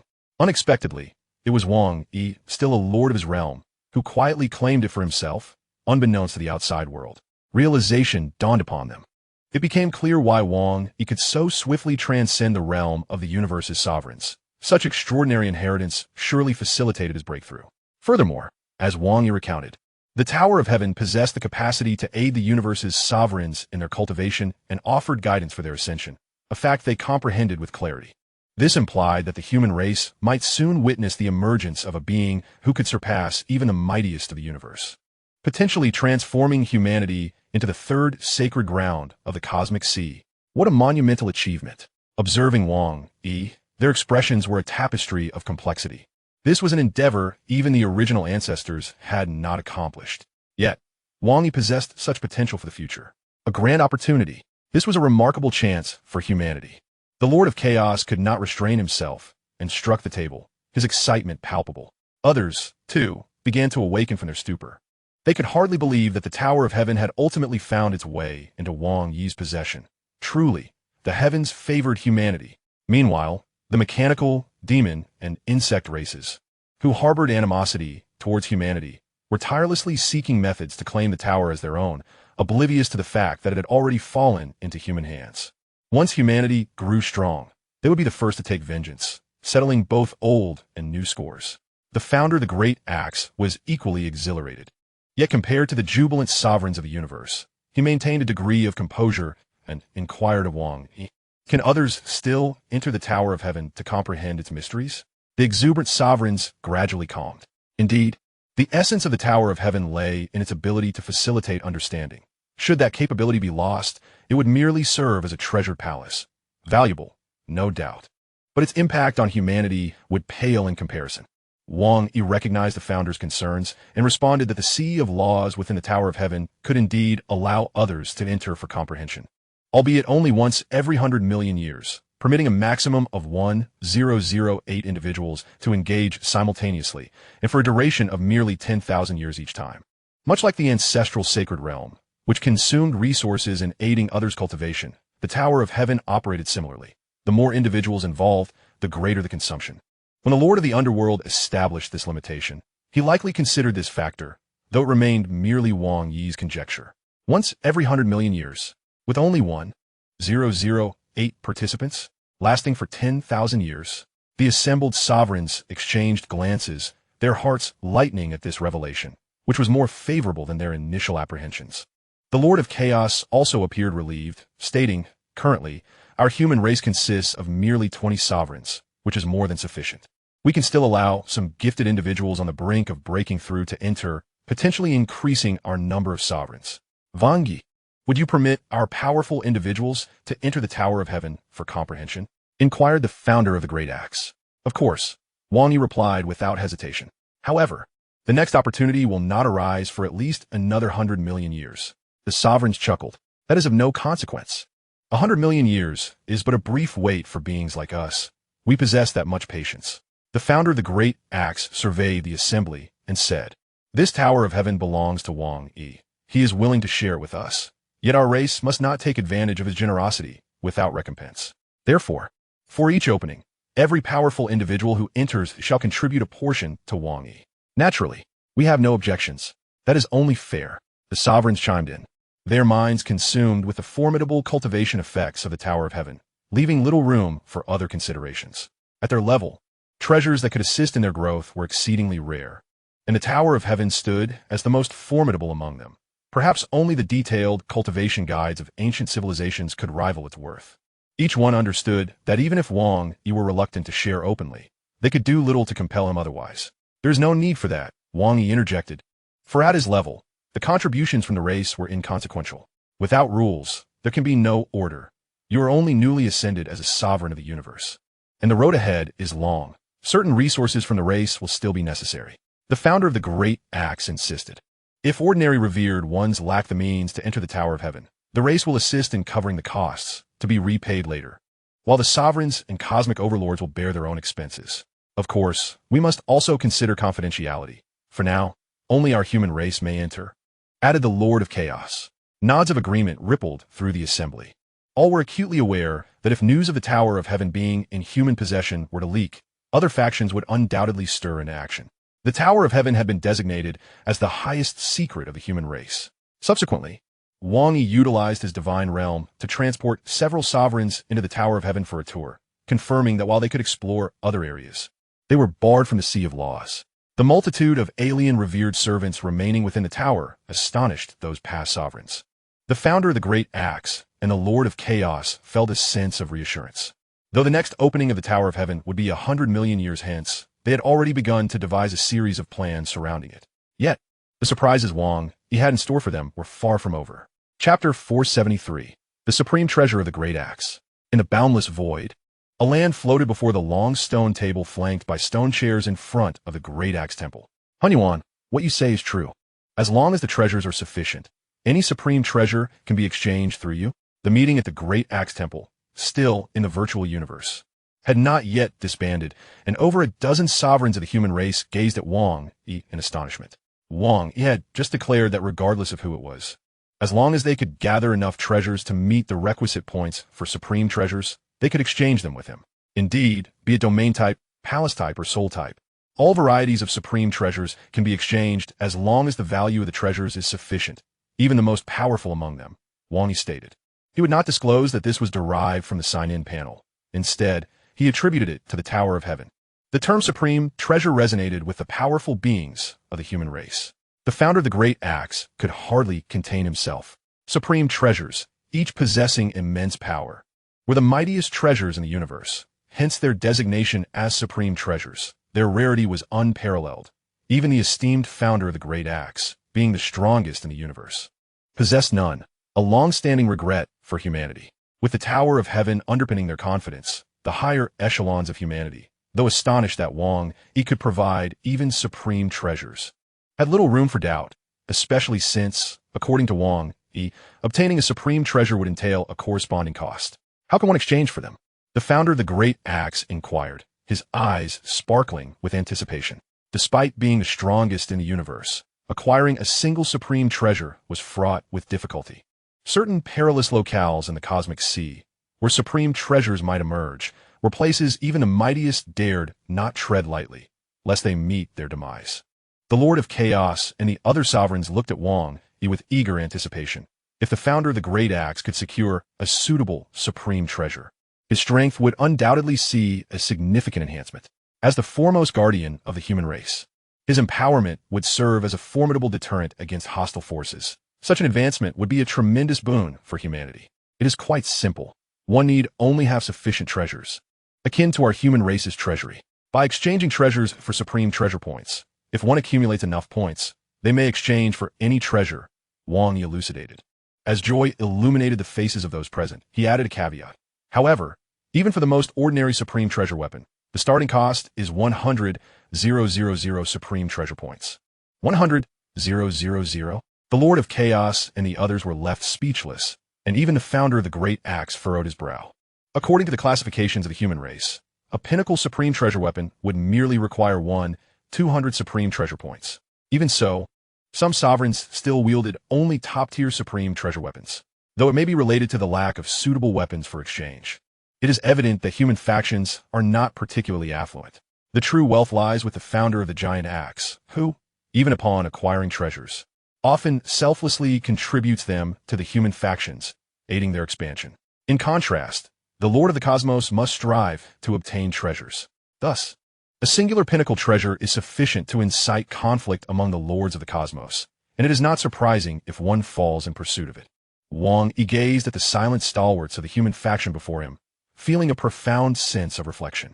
Within the human community, there exist two categories of individuals: those who enjoy resources and those who contribute resources.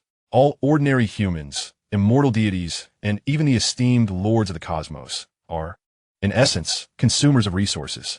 Ordinary humans bask in peace and stability, while the exceptional immortal deities receive guidance and instruction from superiors, even being bestowed with treasures. They are all recipients of resources. The human faction requires the contributions of genuine powerhouses. Only their offerings enable millions of humans, generations of prodigies, and countless immortal resources to be enjoyed. Various thoughts raced through Wang Yi's mind as he spoke. If the founder of the giant axe wishes to exchange for a supreme treasure weapon, I am willing to contribute 20,000 treasure points. 20,000 treasure points? Hunyuan. The lords of the cosmos present were astonished by Wang Yi's declaration. Hunyuan looked at him with a peculiar gaze. You are aware that I possess a legacy and have acquired some treasures. I am a part of the human faction. Let me lend my support.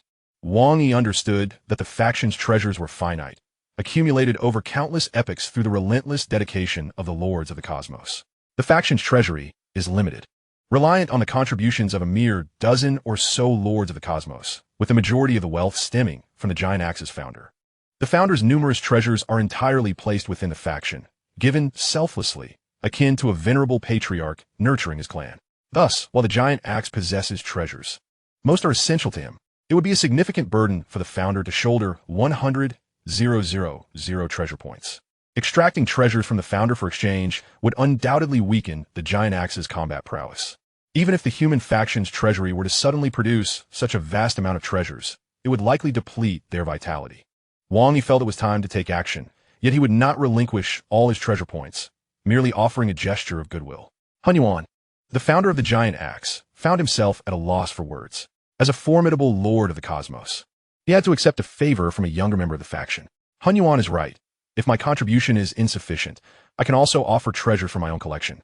I have them as well. Other lords of the cosmos exchanged glances, and without hesitation, they voiced their intentions, showcasing the solidarity among the powerful within the human faction. Perhaps there were disputes and conflicts, yet when it came to matters concerning the faction's future, clarity prevailed. Observing this scene, the founder of the Giant Axe felt a warmth in his heart. He said, "Everyone, let us calm down." As the assembly quieted, the founder's expression turned solemn. "I shall first use my own treasures for the exchange. If that proves inadequate, we will then draw from the faction's treasury. If further resources are still lacking, we shall explore alternative solutions. Regardless, you are all pillars of our faction, and those treasures are vital to your strength. They must not be squandered lightly."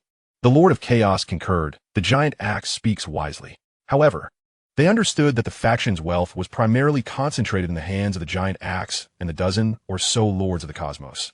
Without sacrifice, it would be challenging to amass 100,000 treasure points. Thus, the founder of the Giant Axe turned to Wang Yi and solemnly stated, "Han Yuan, consider those 20,000 treasure points as a debt I owe you. I owe you a favor." Wang Yi said little in response, merely nodding with a smile. Half a day later, in the primordial universe, within the City of Chaos, the founder of the Giant Axe presented his treasures alongside the vast wealth of the faction to Wang Yi. With Wang Yi's contribution of 20,000 treasure points, they finally amassed the requisite 100,000 treasure points, and in this regard, Wang Yi did not take advantage. Subsequently, according to the founder's request, he exchanged for a supreme treasure weapon in the form of an axe. Indeed, while axe-type supreme treasures may seem primarily offensive as supreme treasures, they typically possess multifaceted capabilities. The conditions for recognizing a master also aligned with the Giant Axe's circumstances, ensuring that no monumental blunder would occur, such as being unable to recognize the master upon retrieval. Amidst the chaotic currents of the void, a towering figure stood, grasping a bronze axe. The Giant Axe, the Lord of Chaos, and several accompanying Lords of the Cosmos observed with keen interest. The Giant Axe opened its eyes, barely concealing its excitement. I have successfully recognized my master. From this day forth, I too possess a supreme treasure." The Lords of the Cosmos within the human faction erupted with exhilaration. The supreme treasure is the cornerstone of the clan. For a pinnacle faction to lack a supreme treasure would instill a lingering unease among its many superlative beings. The acquisition of such a treasure by the founder of the Giant Axe signifies a formidable alliance, a surge in strength that invigorates the human champions. The Giant Axe has acquired a supreme treasure. This is a momentous occasion for our entire human faction. We must celebrate. The Lord of Chaos exclaimed jovially. "And let us not forget our benefactor, Han Yuan. Yes, we owe much to Han Yuan. Han Yuan, I wish to exchange for a treasure with you. What do you think?" The founder of the Giant Axe and the Lord of Chaos exchanged knowing smiles, looking at Wang Yi, who was surrounded by the enthusiastic Lords of the Cosmos. Looking somewhat bewildered. Chapter 474. The Future of the Human Faction. Within the Lord of Chaos's estate, a grand feast was laid out, with numerous Lords of the Cosmos gathered around an imposing throne. This time, the Giant Axe's acquisition of a supreme treasure heralded a future that transcended the cycle of reincarnation for the human faction, and Han Yuan's contributions were paramount. "Let's raise a glass to Han Yuan," the Lord of Chaos declared with a hearty laugh. "To Han Yuan, we owe much to you." The assembled Lords of the Cosmos showed no dissent. The cultivation benefits of the Heavenly Tower, which allowed for a continuous exchange of various necessary treasures from Wang Yi, had thoroughly won over these Lords of the Cosmos. The entire future of the human faction now hinged upon Wang Yi, who could possibly voice objections? Even leaders from other factions, such as the Lord of the Peng and the Lord of the Desolate Mirror, dare not offend Wang Yi, rushing to curry favor instead. At present, Wang Yi's significance and status had risen to a level comparable to that of the founder of the Giant Axe, perhaps even surpassing the Lord of Chaos. Moreover, the Lords of the Cosmos understood that while Wang Yi was currently merely a Lord of the Cosmos, his potential for the future was limitless. The hopes of the human faction rested upon him, and thus the previous coldness was unlikely to re-emerge, for they would all require his assistance in the future. Did they not see that the founder of the Giant Axe owed Wang Yi a favor? It was likely that Wang Yi possessed more than one supreme treasure. Some Lords of the Cosmos mused privately. However, this remained Wang Yi's secret. He chose not to divulge it, and none were so lacking in tact as to inquire. The Lord of the Star Prison, as Wang Yi's sole teacher, basked in this moment of glory. Compared to Wang Yi, he had connections with many more figures. Many could not help but feel a twinge of jealousy. Having a disciple with such immense potential, bolstered by their close teacher-student relationship, would likely yield numerous benefits for this pair in the future. The Lord of Chaos observed this pair of mentors and disciples with eyes filled with satisfaction and joy. Teacher, I shall not disappoint your expectations. Our human faction is truly on the brink of rising. Since the previous generation of human leaders, the original ancestor, was suppressed by the will of the cosmic origin, the burden of the human faction had fallen upon the shoulders of the Lord of Chaos and the founder of the Giant Axe. At that time, the human faction faced immense pressure and was constrained from all sides. Later, the founder of the Giant Axe, living up to expectations, broke through to become the strongest in the universe, allowing the human faction to maintain its status as a pinnacle faction and gain a moment of respite. Over the years, the Lord of Chaos has borne an immense burden. The trust of his mentor and the future of his kin weigh heavily upon him. He treads a precarious path, fearful that a single misstep might plunge his people into the abyss.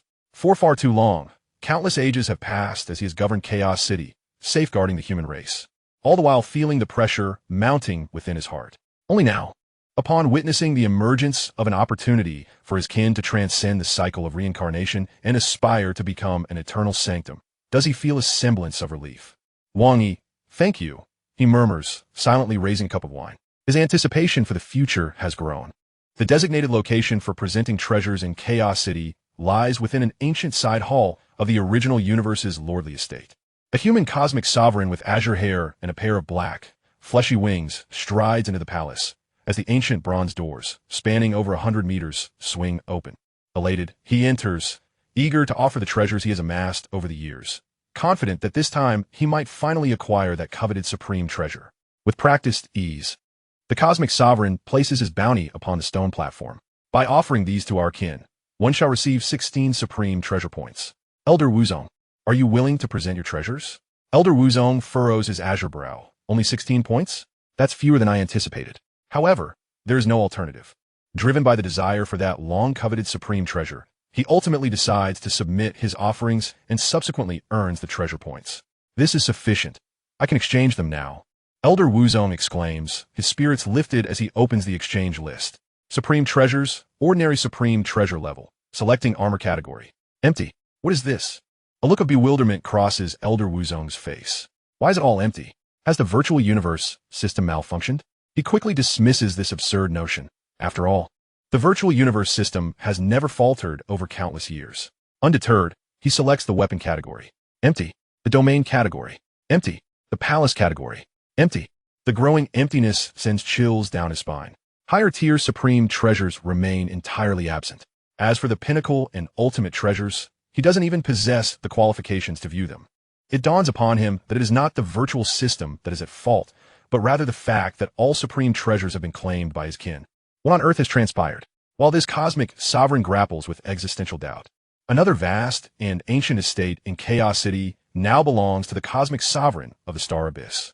Of course, Wang Yi also possesses a residence in Chaos City, allocated regardless of whether he resides there or not, with servants assigned to him, allowing him to arrange matters as he sees fit.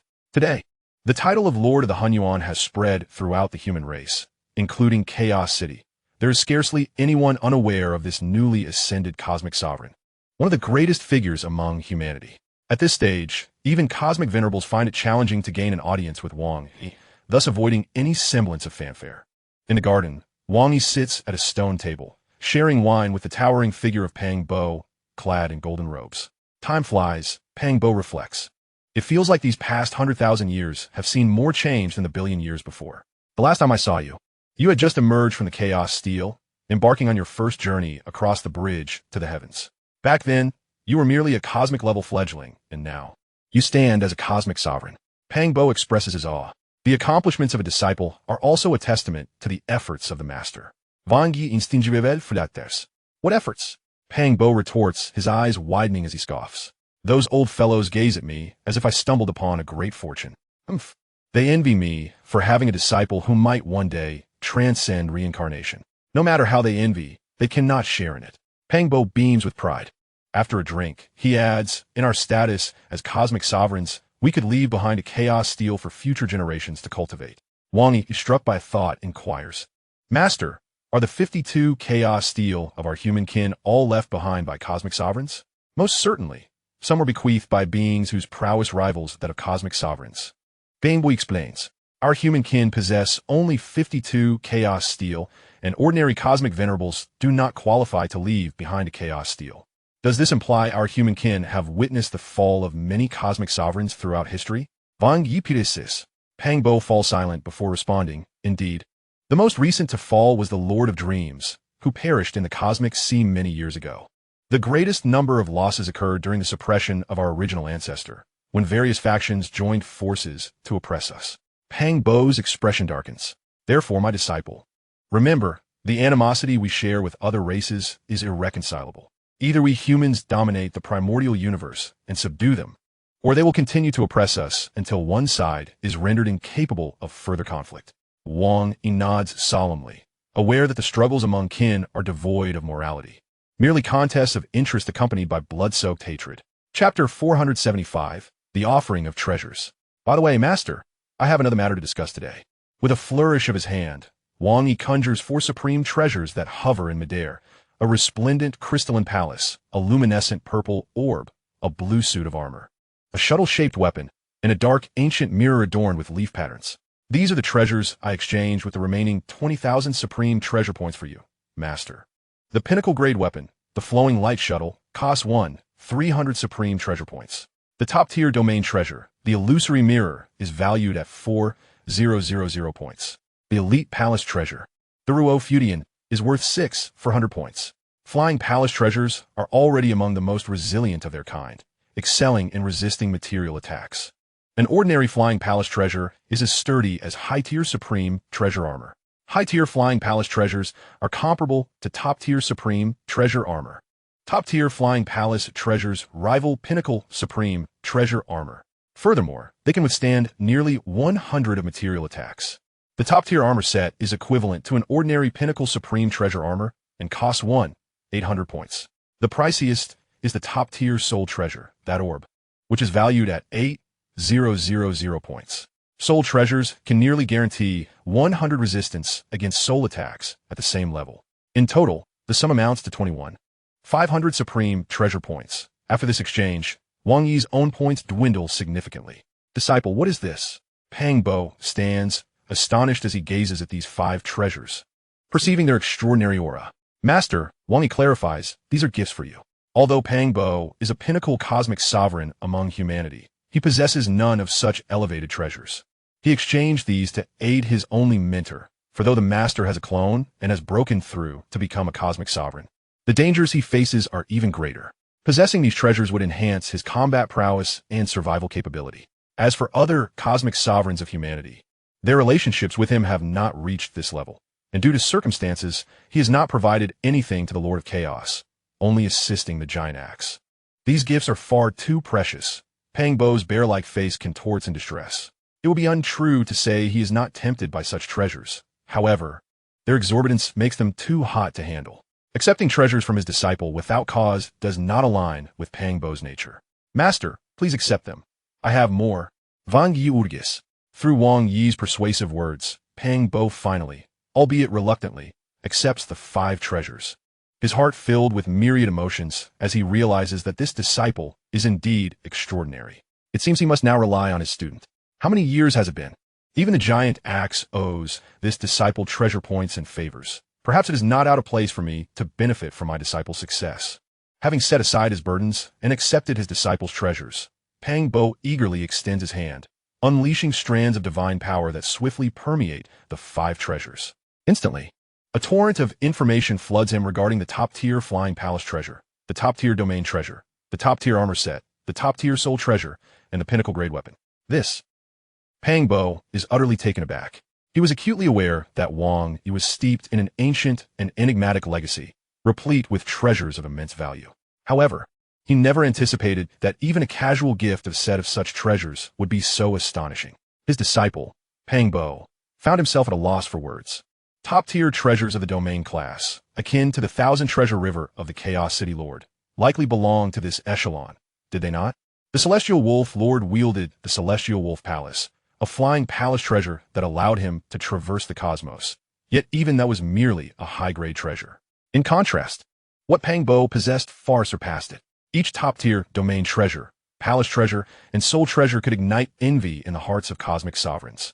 The mere appearance of one would warrant desperate pursuits. Pang Bo, as a newly ascended cosmic sovereign, had amassed over countless years. Yet his accumulation barely constituted 1% of the value of a single top-tier treasure weapon bestowed upon him by his kin, which paled in comparison to the 5 treasures before him. It is essential to recognize that the worth of peak-grade treasure weapons vastly exceeds that of top-tier treasure weapons. Not to mention other categories. The fact that Pang Bo could experience such a day, possessing an abundance of formidable treasures, felt surreal, akin to a dream. With these treasures in his possession, his combat prowess would ascend to an entirely new level, at the very least rivaling that of the Lord of the Nether. Witnessing his teacher's astonishment, Wang Yi could not suppress a laugh. "Teacher, how does it feel?" Pang Bo was left speechless. Moved and exhilarated, he emphatically patted Wang Yi's shoulder, exclaiming, "Good disciple." The two masters engaged in extensive conversation, touching upon various cosmic matters and the primordial star. "Teacher, will you attend the opening of the primordial star?" Wang Yi invited. "Of course," Pang Bo replied, brimming with confidence. With the arsenal of treasures gifted by Wang Yi, even amidst the multitude of cosmic sovereigns, he no longer felt weak. Even if he were to encounter a peak cosmic sovereign like the Chaos City Lord, he believed he could protect himself. "And how about your secret techniques, teacher?" Wang Yi asked with concern. Ultimate techniques of cosmic sovereigns are typically conceived solely by them, and the possession of self-created ultimate techniques is a significant measure of a cosmic sovereign's strength. Pang Bo pondered briefly before responding.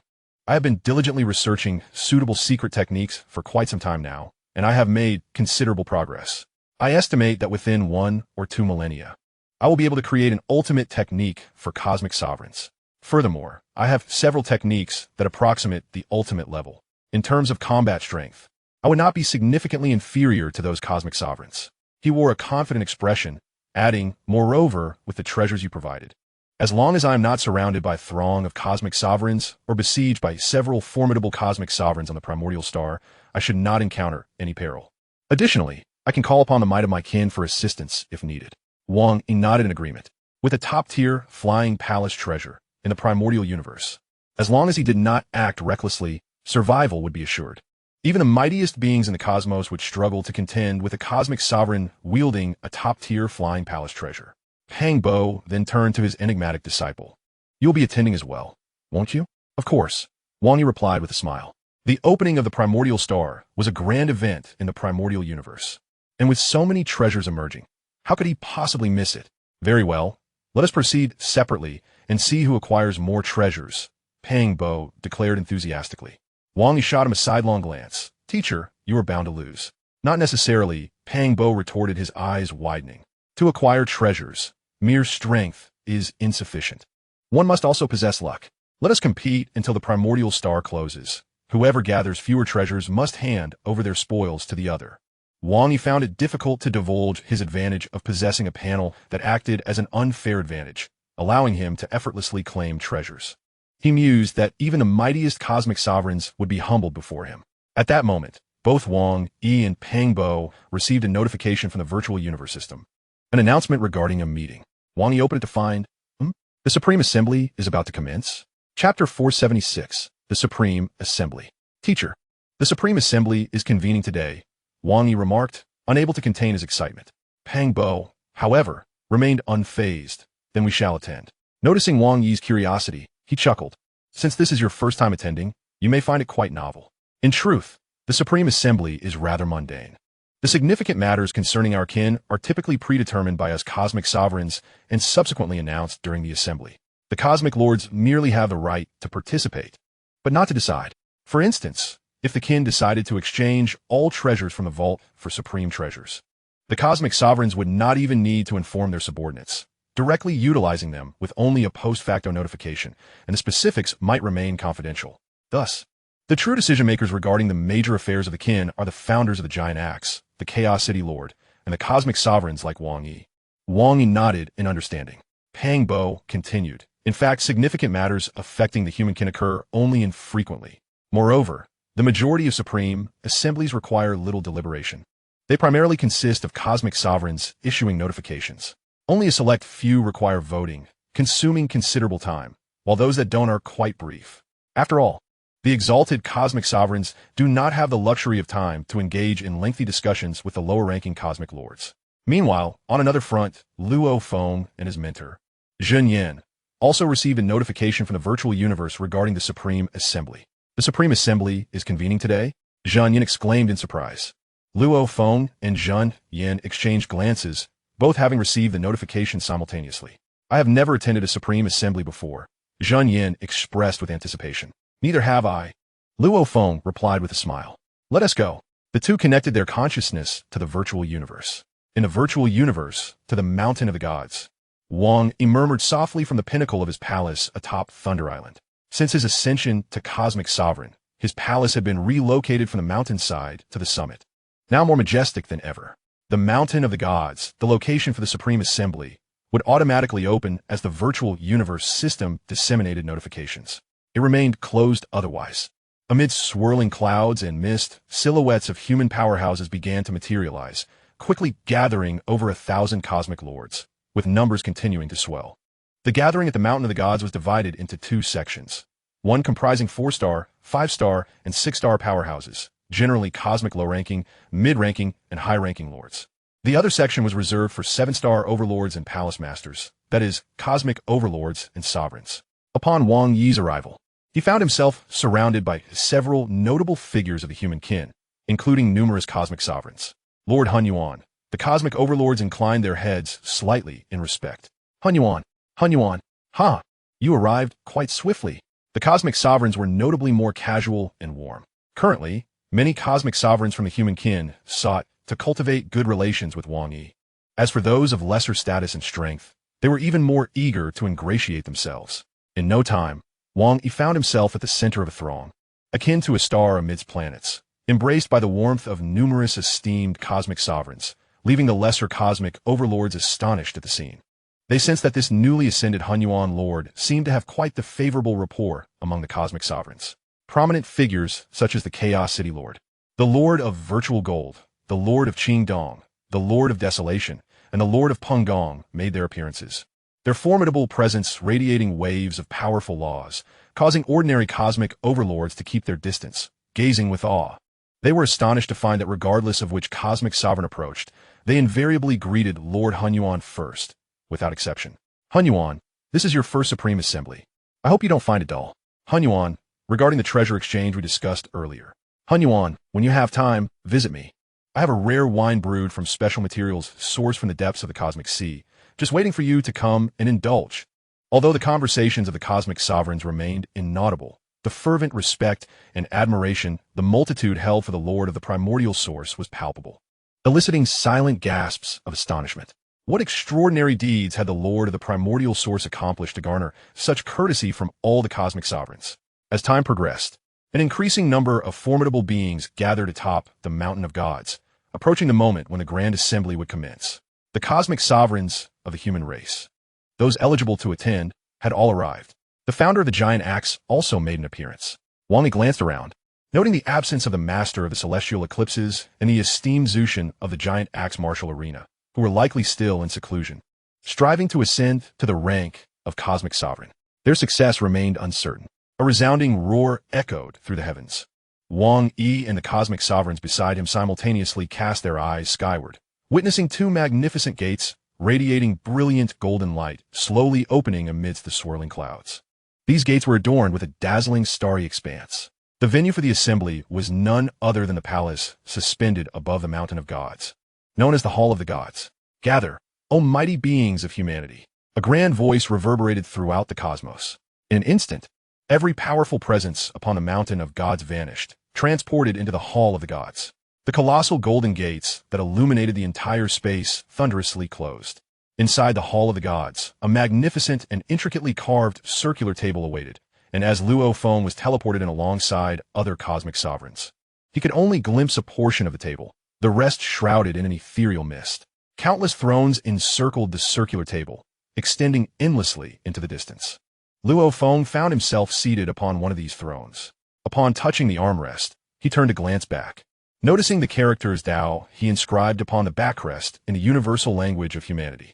A multitude of cosmic sovereigns surrounded him. As Luo Feng surveyed the assembly, he discerned numerous cosmic sovereigns of the lowest tier seated at the far end, each occupying the smallest thrones, approximately 2 meters wide. The thrones of the intermediate cosmic sovereigns measured 10 meters across, while those of the high-tier cosmic sovereigns spanned 50 meters.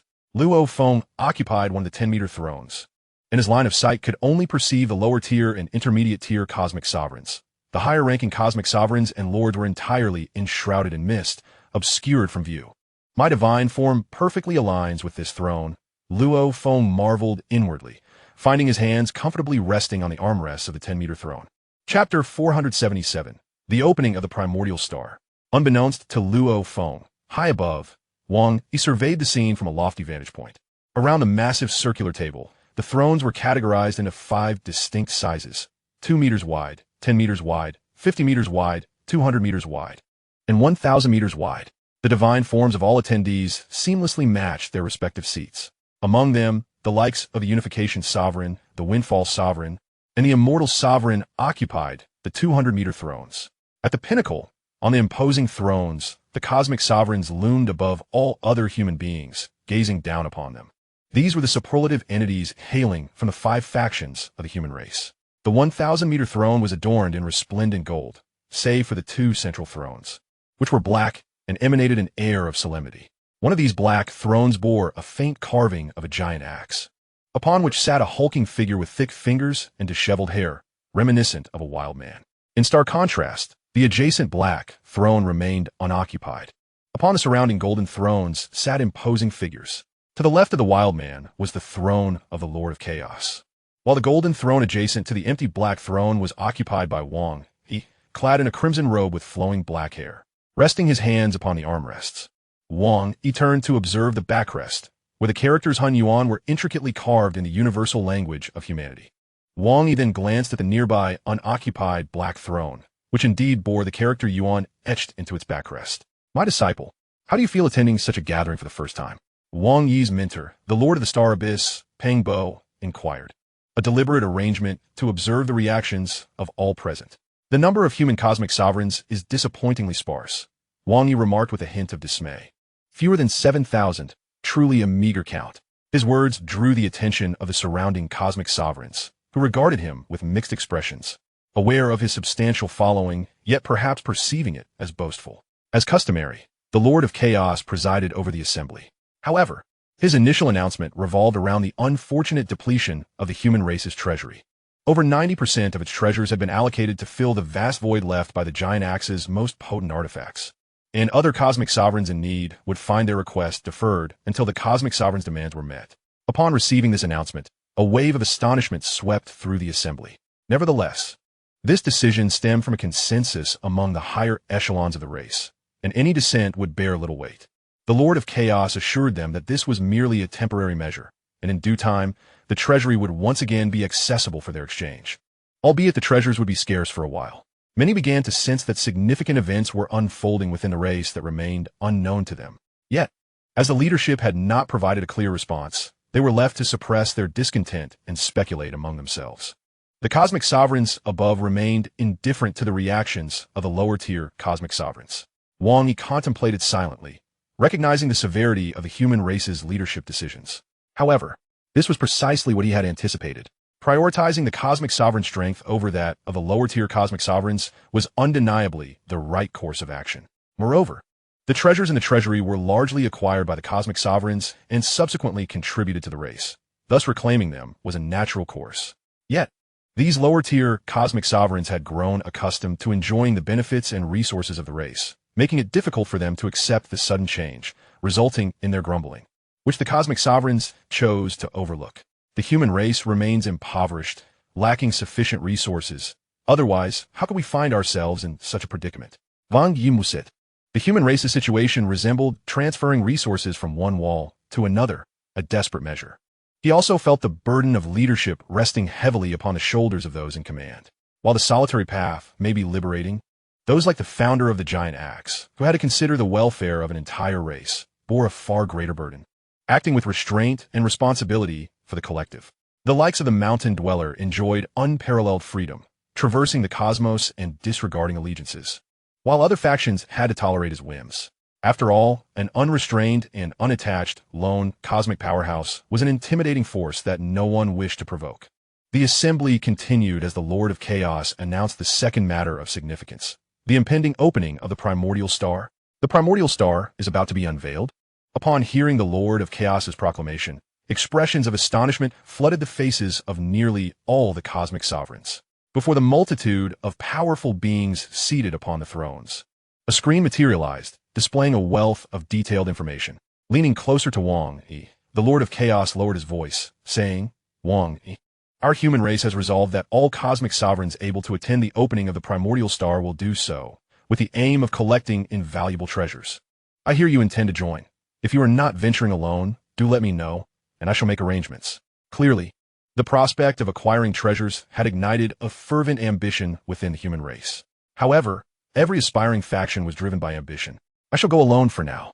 2 individuals may hinder efficiency," Wang Yi replied. The Lord of Chaos nodded in agreement. In reality, the cosmic sovereigns entering would also be acting independently. As Wang Yi noted, while companionship might enhance strength, it would concurrently diminish the likelihood of securing treasures. Separating to act independently undoubtedly increases the probability of discovering treasures, and it eliminates the necessity of sharing with others. If you unearth a treasure and cannot claim it, you may notify others, the Lord of Chaos reminds. This time, the formidable beings of the human race will launch a large-scale expedition to the primal star. Wang Yi gazes intently at the screen before him, which displays comprehensive details regarding the primal star. The very core of the universe is the origin of the cosmos. Yet, throughout infinite ages, aside from consciousness occasionally descending upon this primordial realm, no superpower has ever succeeded in reaching it in person. It is a place that seems ethereal. However, the primal star exists in reality. There are a total of 81 primal stars.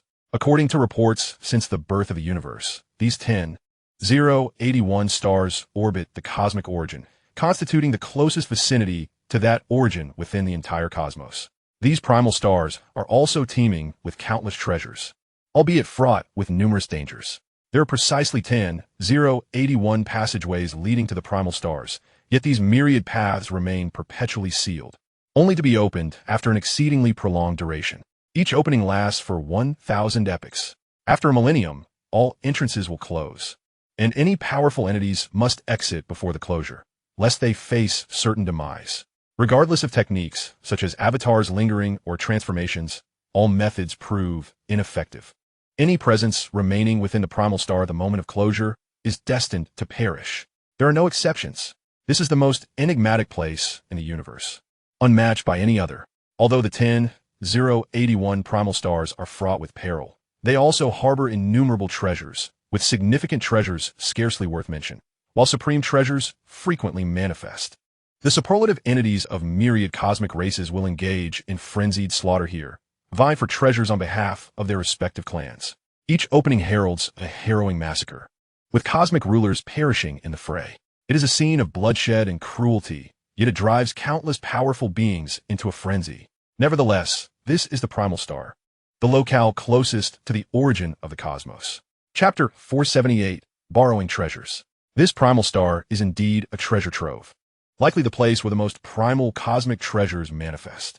Wang Yi marveled it. According to the information presented, each of the 81 primal stars is a treasure star, drawing together the various superpowers of the universe. The competition for some major treasures and ordinary supreme treasures is not overly brutal. But the contention for rare supreme treasures, such as flying palaces, domain-type treasures, and soul-related artifacts, provokes significant uproar. The more precious the supreme treasures that emerge, the greater the commotion, leading to conflict and bloodshed among the cosmic rulers of various races. Historically, every wave of openings of the primal stars has resulted in the demise of cosmic rulers. However, despite the myriad treasures that have appeared throughout history, no treasures of the utmost level have ever been seen. This is likely not due to their absence, but rather a matter of restrictions. Wang Yi comprehended. The primal universe nurtures countless powerful beings. Yet all information exceeding the strongest beings in the cosmos remains nebulous and prohibited from emergence. As Wang Yi absorbed the information and conversed with the cosmic rulers beside him, it was soon announced that in 10 years, our human race would advance towards the primal star, with the deeply resonant voice of the Lord of Chaos.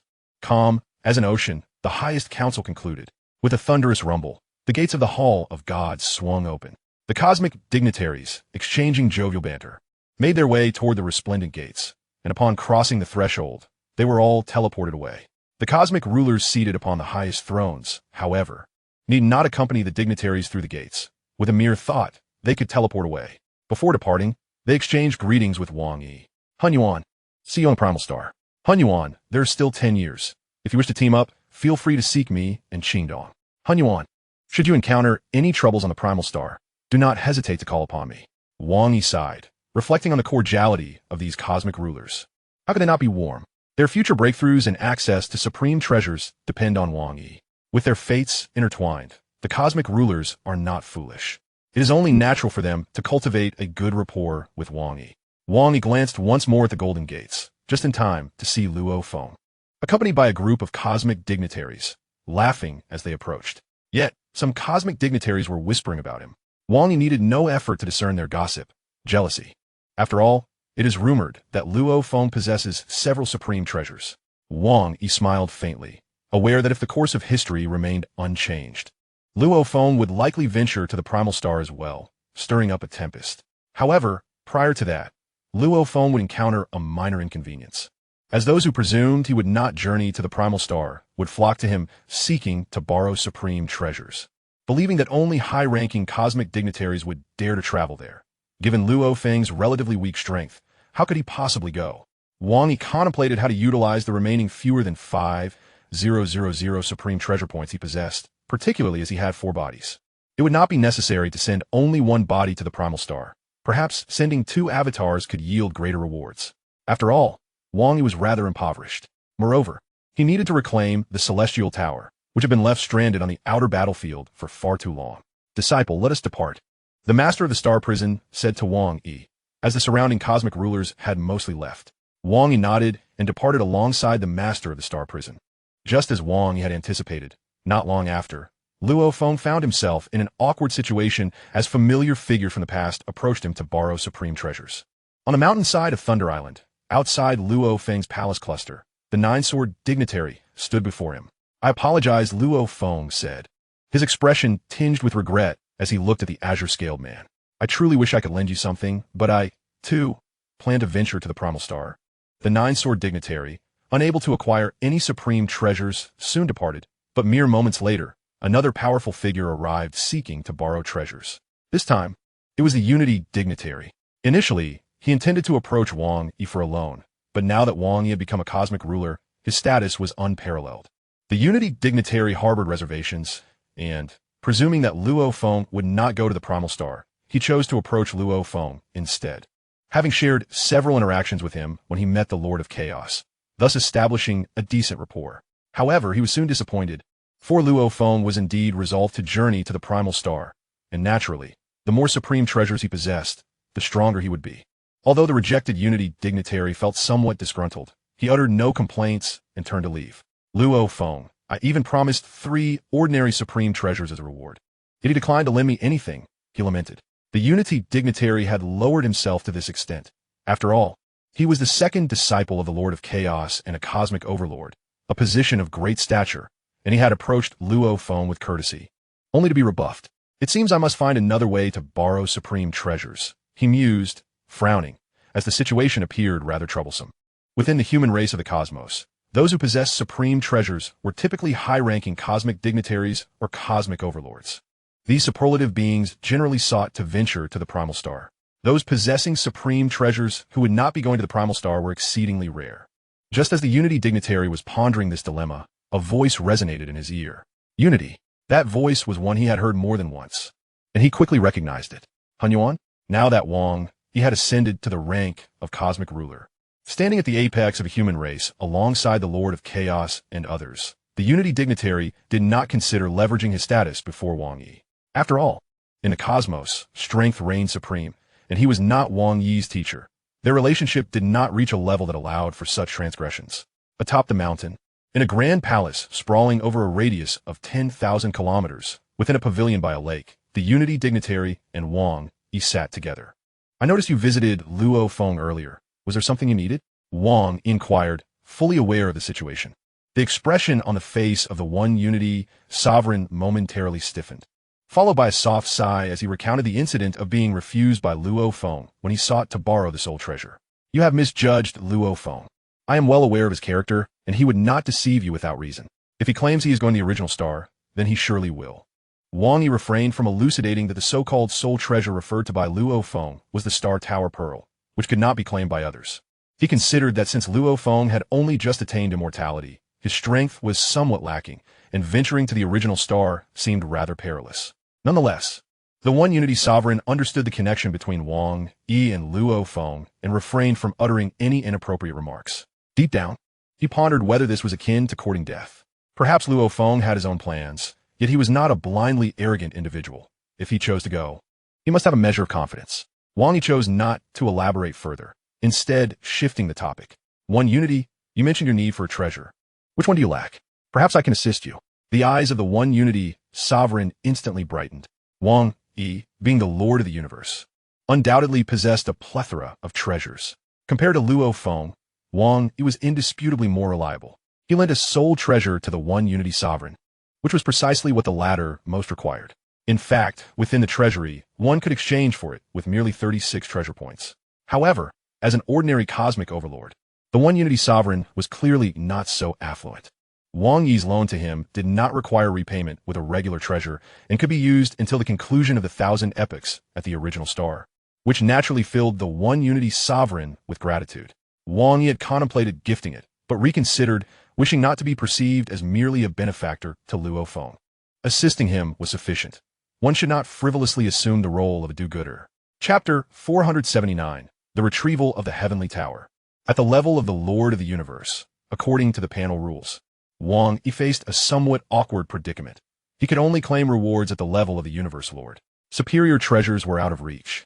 Only the soul treasures were obtainable. This meant that while the likelihood of acquiring high-level rewards increased, the frequency of obtaining them would substantially diminish.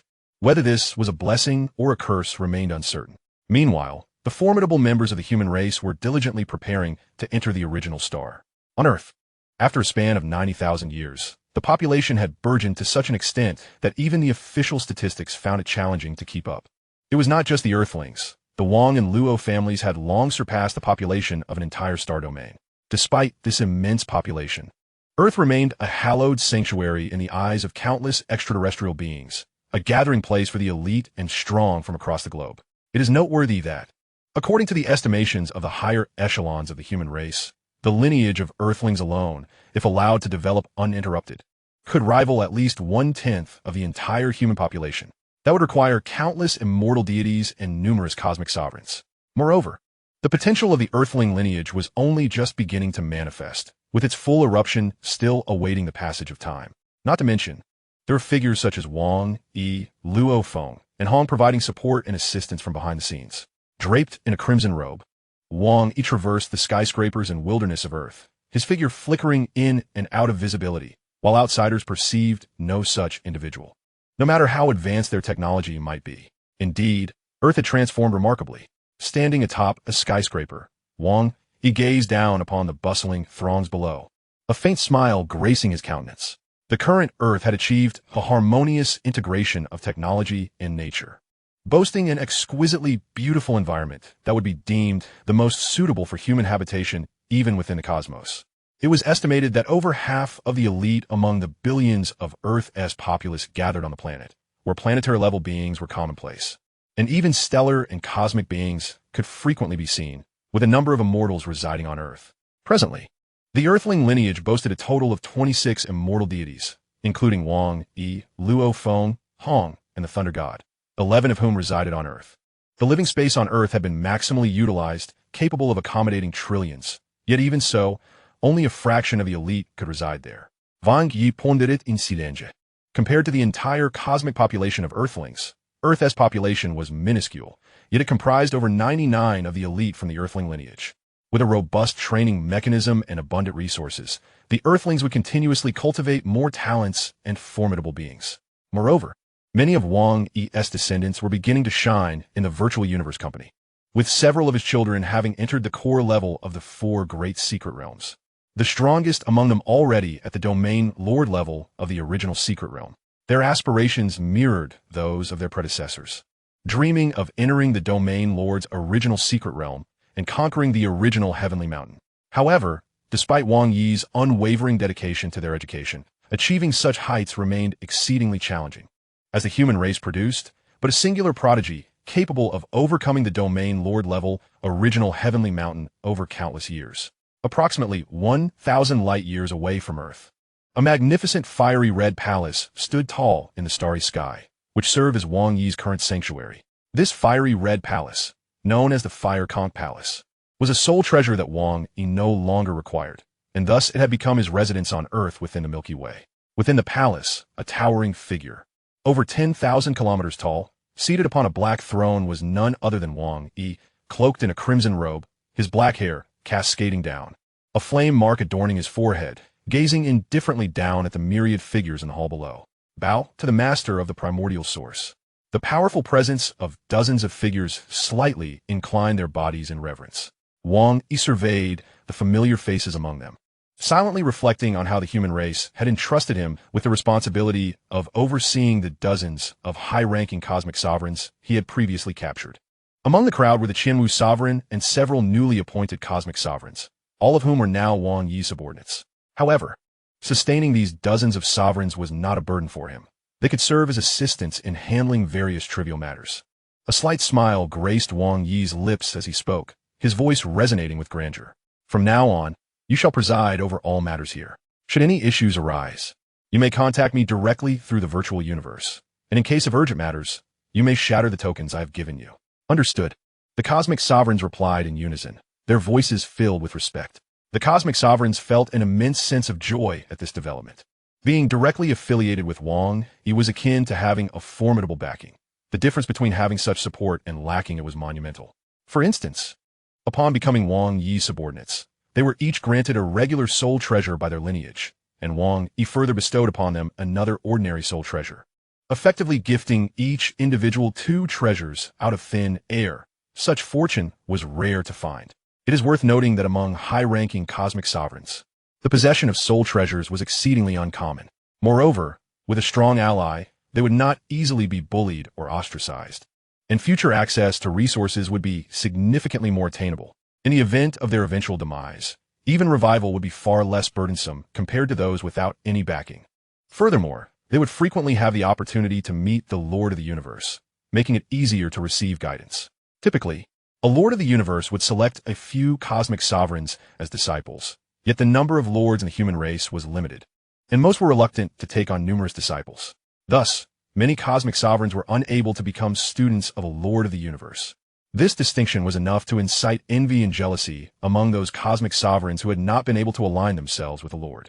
However, despite already being the Lord of the Universe, Wang Yi had no intention of taking on disciples. Even when urged by the Lord of Chaos City and other lords of the human race to accept students, he remained indifferent.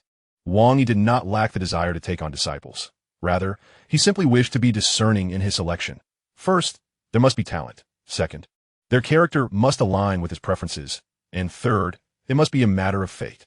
Thus, despite numerous individuals vying for a place among his disciples, Wang Yi remained without a single apprentice. In the outer battlefield, 2 towering giants stood resolute.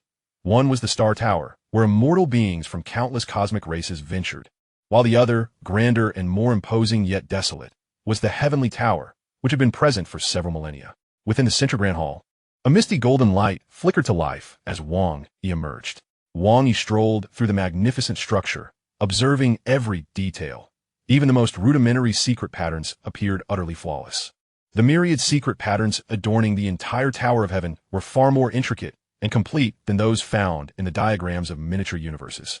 Mysterious, profound, inconceivable, time-space, gold, wood, water, fire, earth, wind, lightning, and light seemed to intertwine, each thread of law seamlessly woven together, creating a complexity a billion times greater than that of the miniature universe diagrams. Yet, what Wang Yi comprehended was merely the most rudimentary and superficial layer on the exterior. Eventually, he returned to the central hall.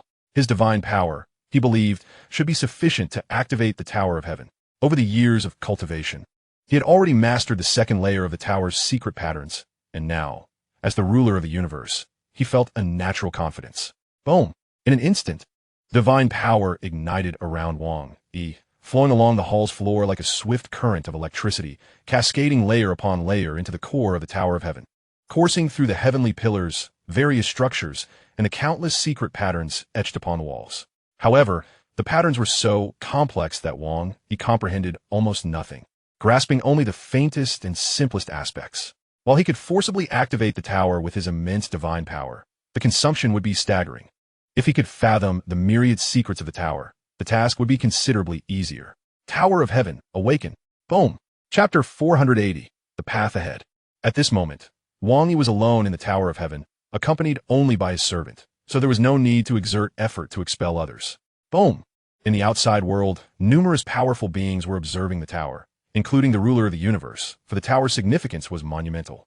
At this moment, they were astonished to witness the towering edifice, 100 light years high and seemingly covering half the universe, rapidly shrinking at an astonishing pace. In the blink of an eye, it transformed from a height of 100 light years to merely 1 kilometer. The 1 kilometer high Tower of Heaven then vanished into thin air, completely disappearing. It was gone.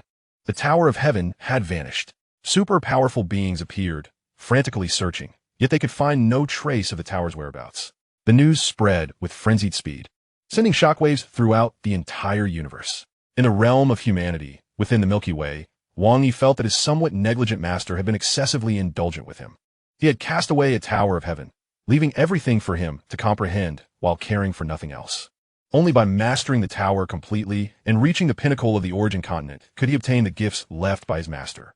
Regardless of the circumstances, the comprehension of the laws was the true path, the essence of everything. Wang Yi was acutely aware of the course he must take. First, he would pursue the divine power route to become a true god.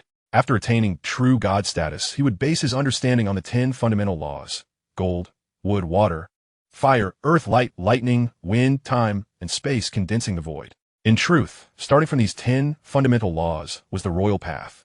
Advancing with 10 legs simultaneously would naturally be much easier.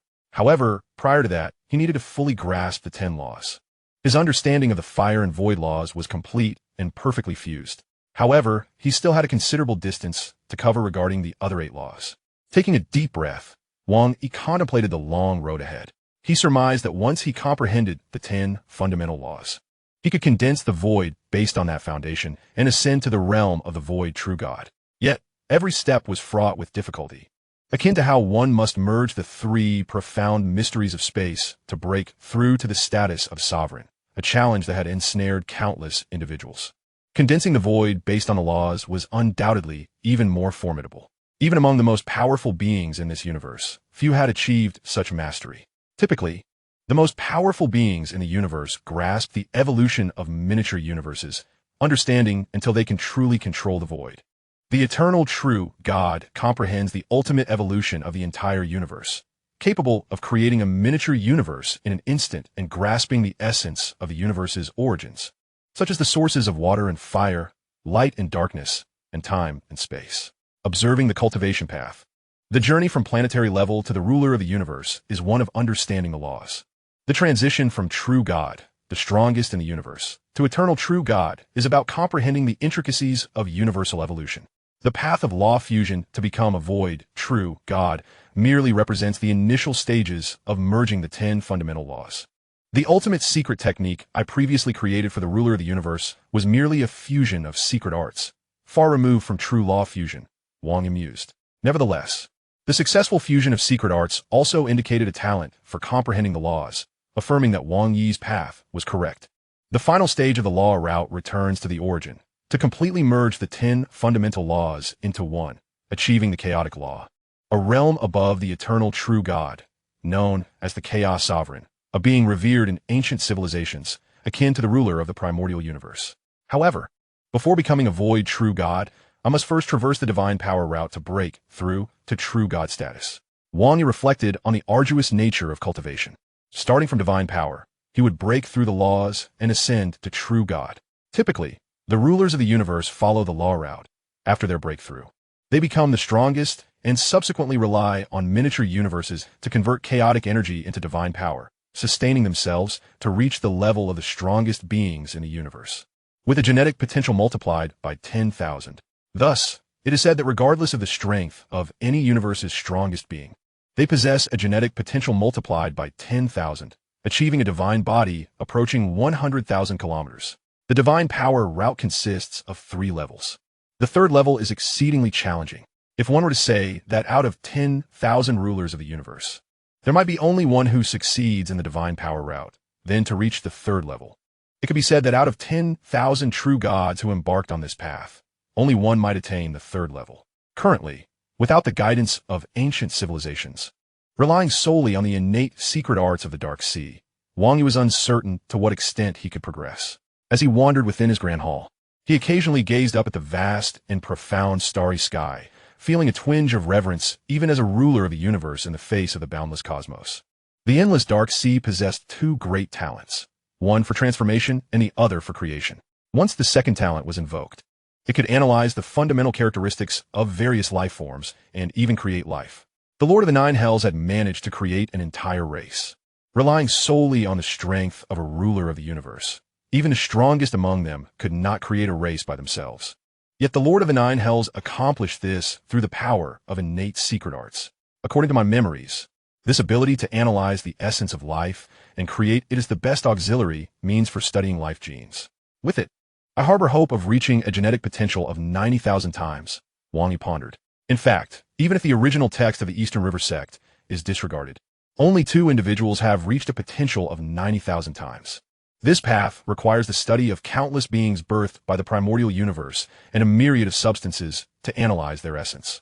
Integrating billions of beings and substances necessitates exhaustive time, boundless effort, and relentless research into countless lives and materials in search of a way to further break through divine power.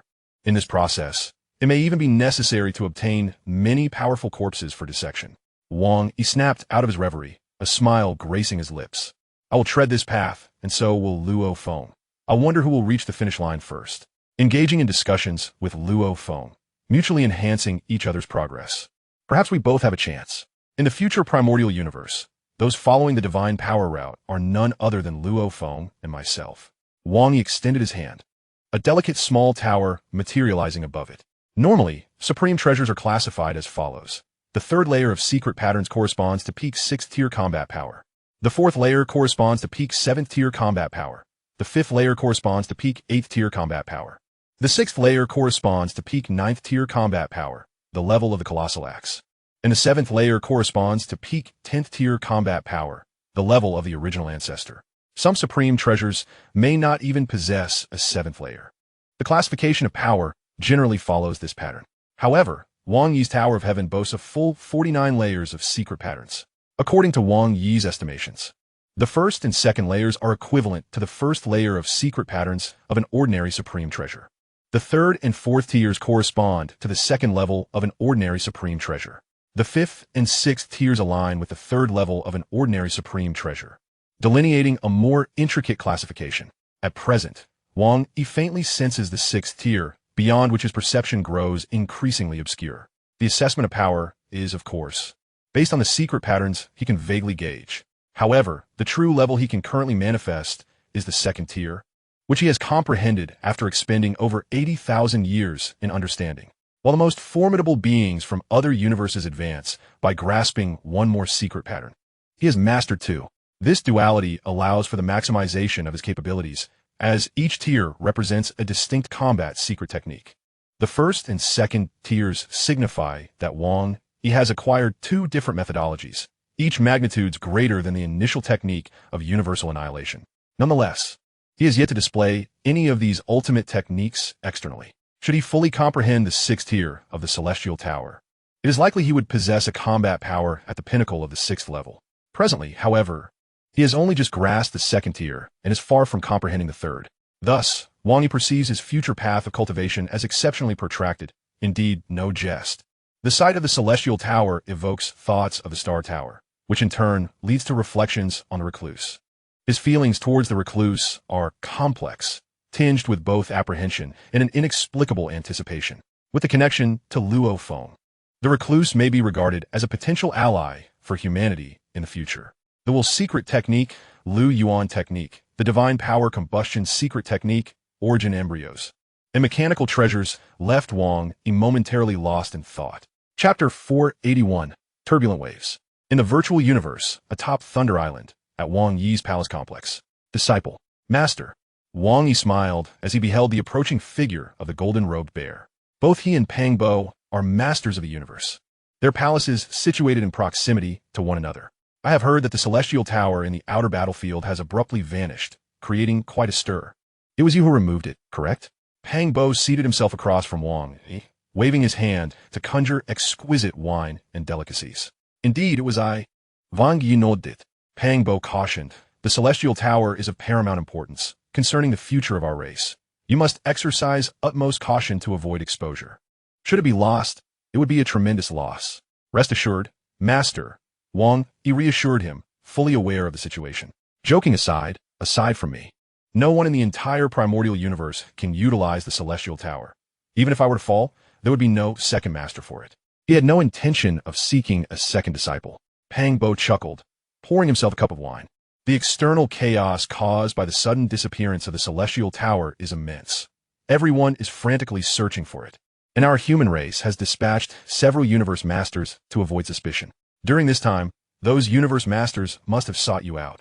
As Pang Bo stroked his golden beard, he gazed at his uniquely poised disciple with admiration. His disciple is indeed remarkable, drawing the attention of even the universe masters of the human race. Wang Yi's status and significance within humanity are now indisputable.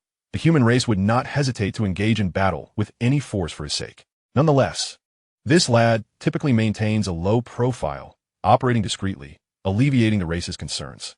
Yes, along with you, Master, many universe masters have come to visit Wang Yi. However, their visits have all been to the temple where Wang Yi's avatar resides in the Milky Way, not on Earth. They seek either future opportunities to comprehend the Celestial Tower or to exchange for treasures, and some are interested in the lost star orbs. After all, the talents of the human race far exceed those of Earth, who wouldn't covet treasures capable of breeding geniuses on a grand scale. 13. 600 lost star orbs equate to the potential to continuously produce 600 extraordinary talents akin to Bolin. While Bolin emerges once every 10,000 epochs. With the lost star orbs, it's feasible to cultivate thousands of comparable geniuses every million or 10 million years. In other words, the number of immortal deities within the human race will increase significantly. Even the Lord of Chaos has personally approached Wang Yi regarding this, highlighting the high regard in which the human leadership holds the matter. Wang Yi had not contemplated monopolizing the lost star orbs.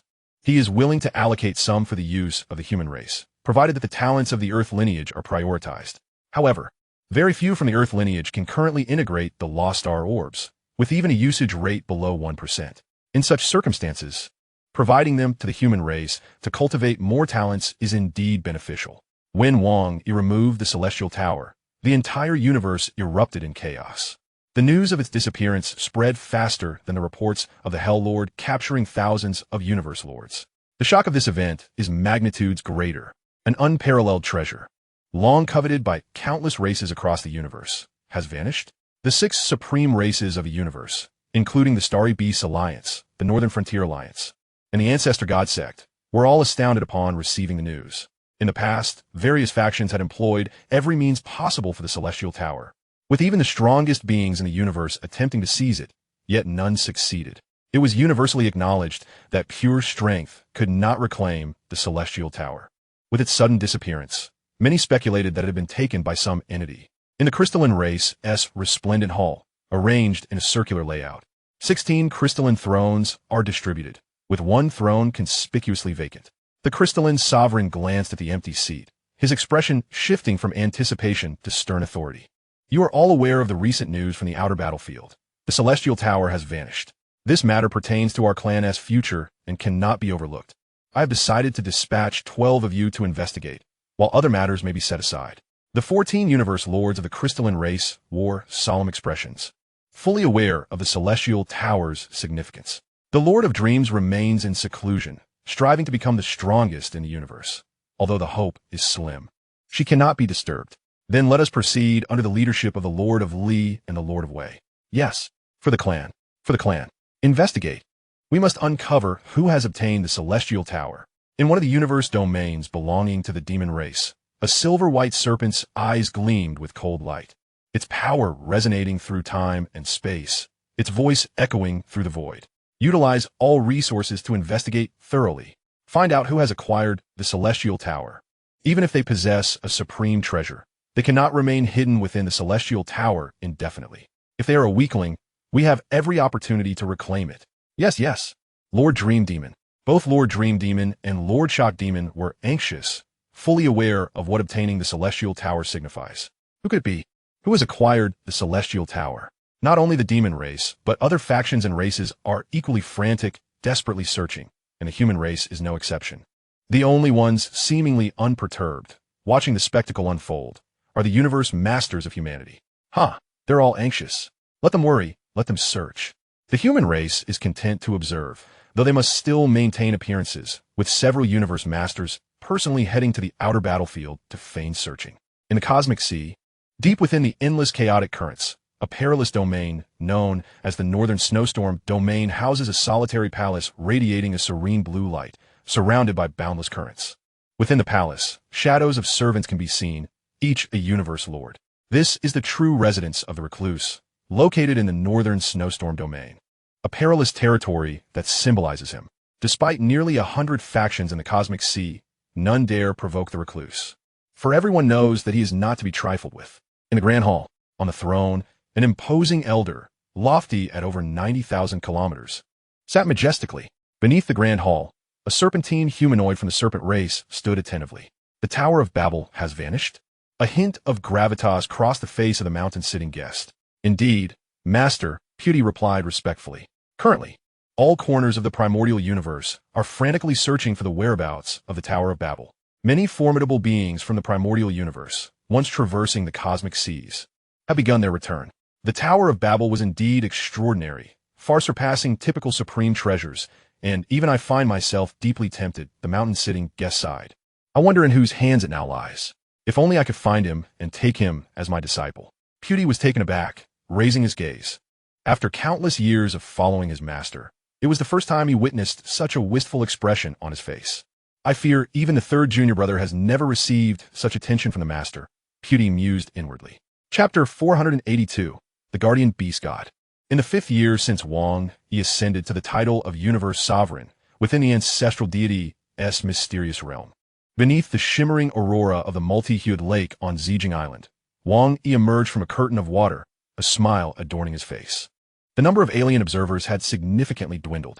Having already established himself as the Universe Sovereign, many factions deemed further surveillance unnecessary, save for hostile races like the Demon Clan, which still kept a vigilant watch over him. Although he had attained the status of Universe Sovereign through the path of the Fire Sky Beast God, which was now perfected and could no longer receive further inheritance, the other 7 paths of Beast Gods remained incomplete. This place of inheritance still held some value for me, albeit the enhancement would be minimal compared to before, yet it was better than nothing. Just as Wang Yi returned to his castle, preparing to continue his cultivation, a resonant and majestic voice echoed within his mind. Master of the primordial source. Wang Yi had never heard this voice before, yet he sensed an immense power within it. A thought flashed through his mind, leading him to a possible conclusion. Ancestral deity? It is I. Come to me, the grand voice proclaimed. Wang Yi pondered briefly, uncertain of the reason the ancestral deity sought him. Fear not. It is neither harmful nor beneficial to you. You will understand upon your arrival, the ancestral deity assured him. My ancestral deity sect does not intend to harm a universe sovereign. Once again, Wang Yi was enveloped by a beam of light, transporting him to the depths of the multicolored Aurora Lake, arriving at the grand palace of the ancestral deity. Master of the primordial source, please enter. The voice beckoned from within the distant hall, where 8 golden armored guardians stood. Upon seeing Wang Yi, they respectfully stepped aside to grant him passage. Wang Yi smiled slightly and took a step forward, crossing the threshold into the grand hall. The imposing hall featured towering pillars that seemed to stretch endlessly into the sky, each adorned with intricate totem carvings representing various races: humans, insectoids, mechanical beings, and countless other alien forms. At the far end, seated upon a majestic throne, was a formidable figure of an alien being with 6 arms and robust legs, possessing 2 faces, one serene and benevolent, the other dark and fearsome. The dual-faced ancestral deity. Wang Yi recognized instantly one of the 3 ancestral deities of the ancestral deity sect, though the 3 ancestral deities were not the ultimate strongest beings in the universe. Within the primordial universe, they could unleash peak combat prowess, equivalent to at least Tier 6. The ancestral deity gazed down upon the black-haired man in a red robe, smiling gently. Master of the primordial source, this is our first meeting. I am the dual-faced ancestral deity. I have long heard of your exploits, and the emergence of such a prodigy as you within the ancestral deity sect brings us immense joy. Wang Yi slightly bowed in respect. It is an honor to meet the dual-faced ancestral deity. May I inquire why you have summoned me? Having spent some time within my ancestral deity mysterious realm, you are already a member of our outer organization. As a universe sovereign, you are qualified to become one of the guardian beast gods of the ancestral deity sect. The dual-faced ancestral deity replied warmly. Guardian beast god? Wang Yi was taken aback. The ancestral deity sect comprised both formal and outer members. The dual-faced ancestral deity regarded Wang Yi with benevolent eyes.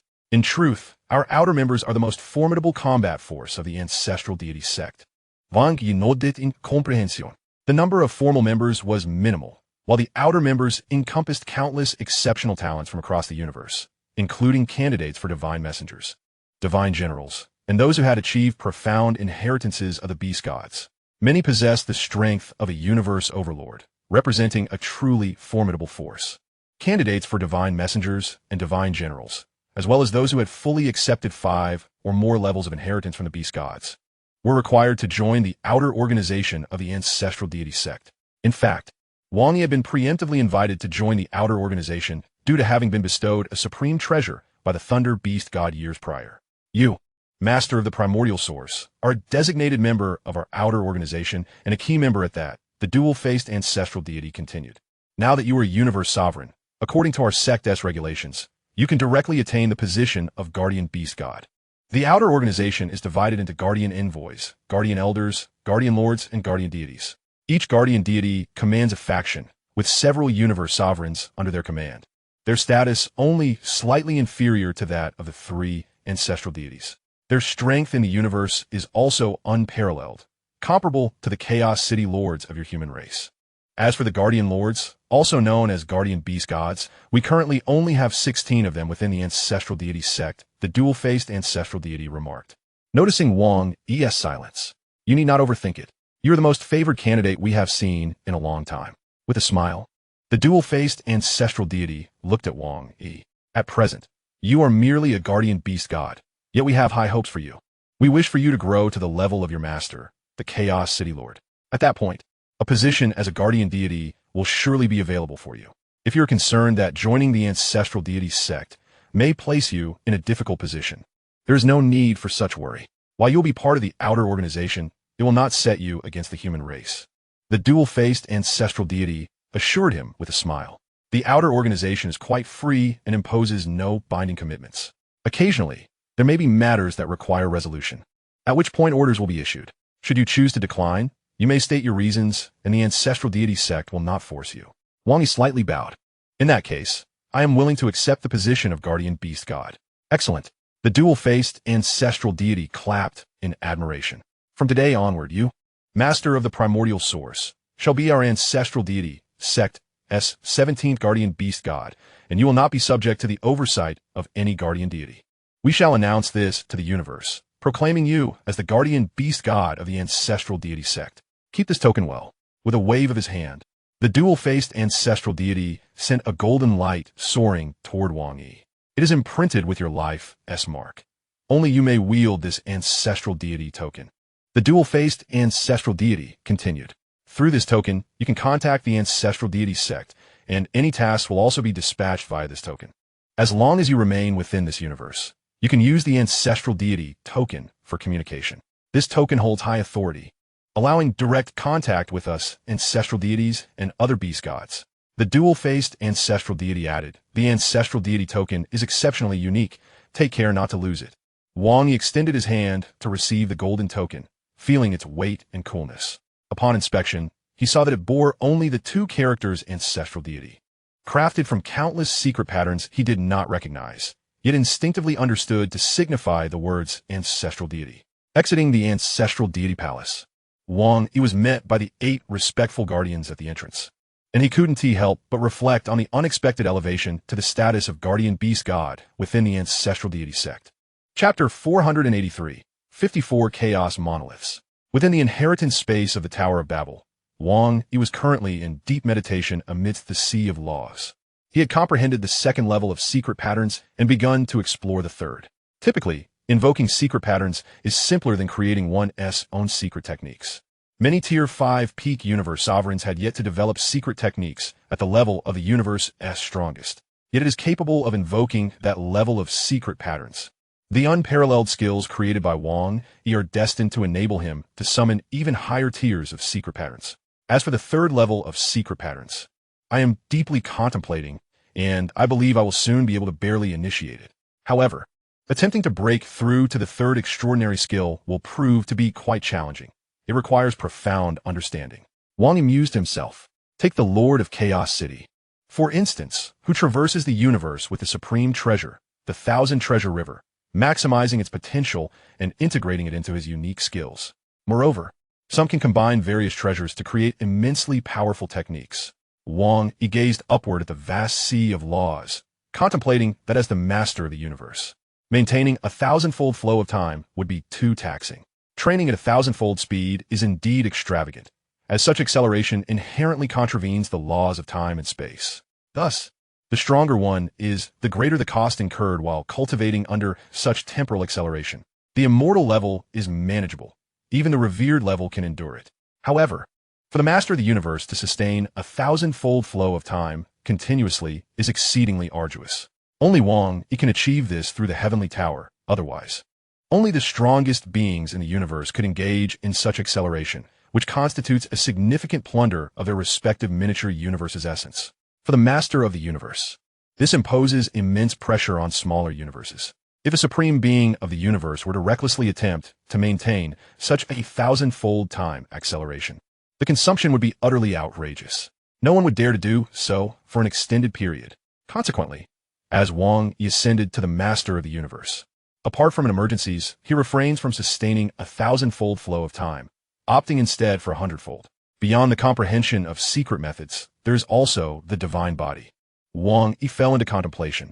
His shadowy ocean avatar will continuously create and expand, reaching the limits of the primordial universe, rivaling the Lord of the Nine Hells. It is merely a matter of time.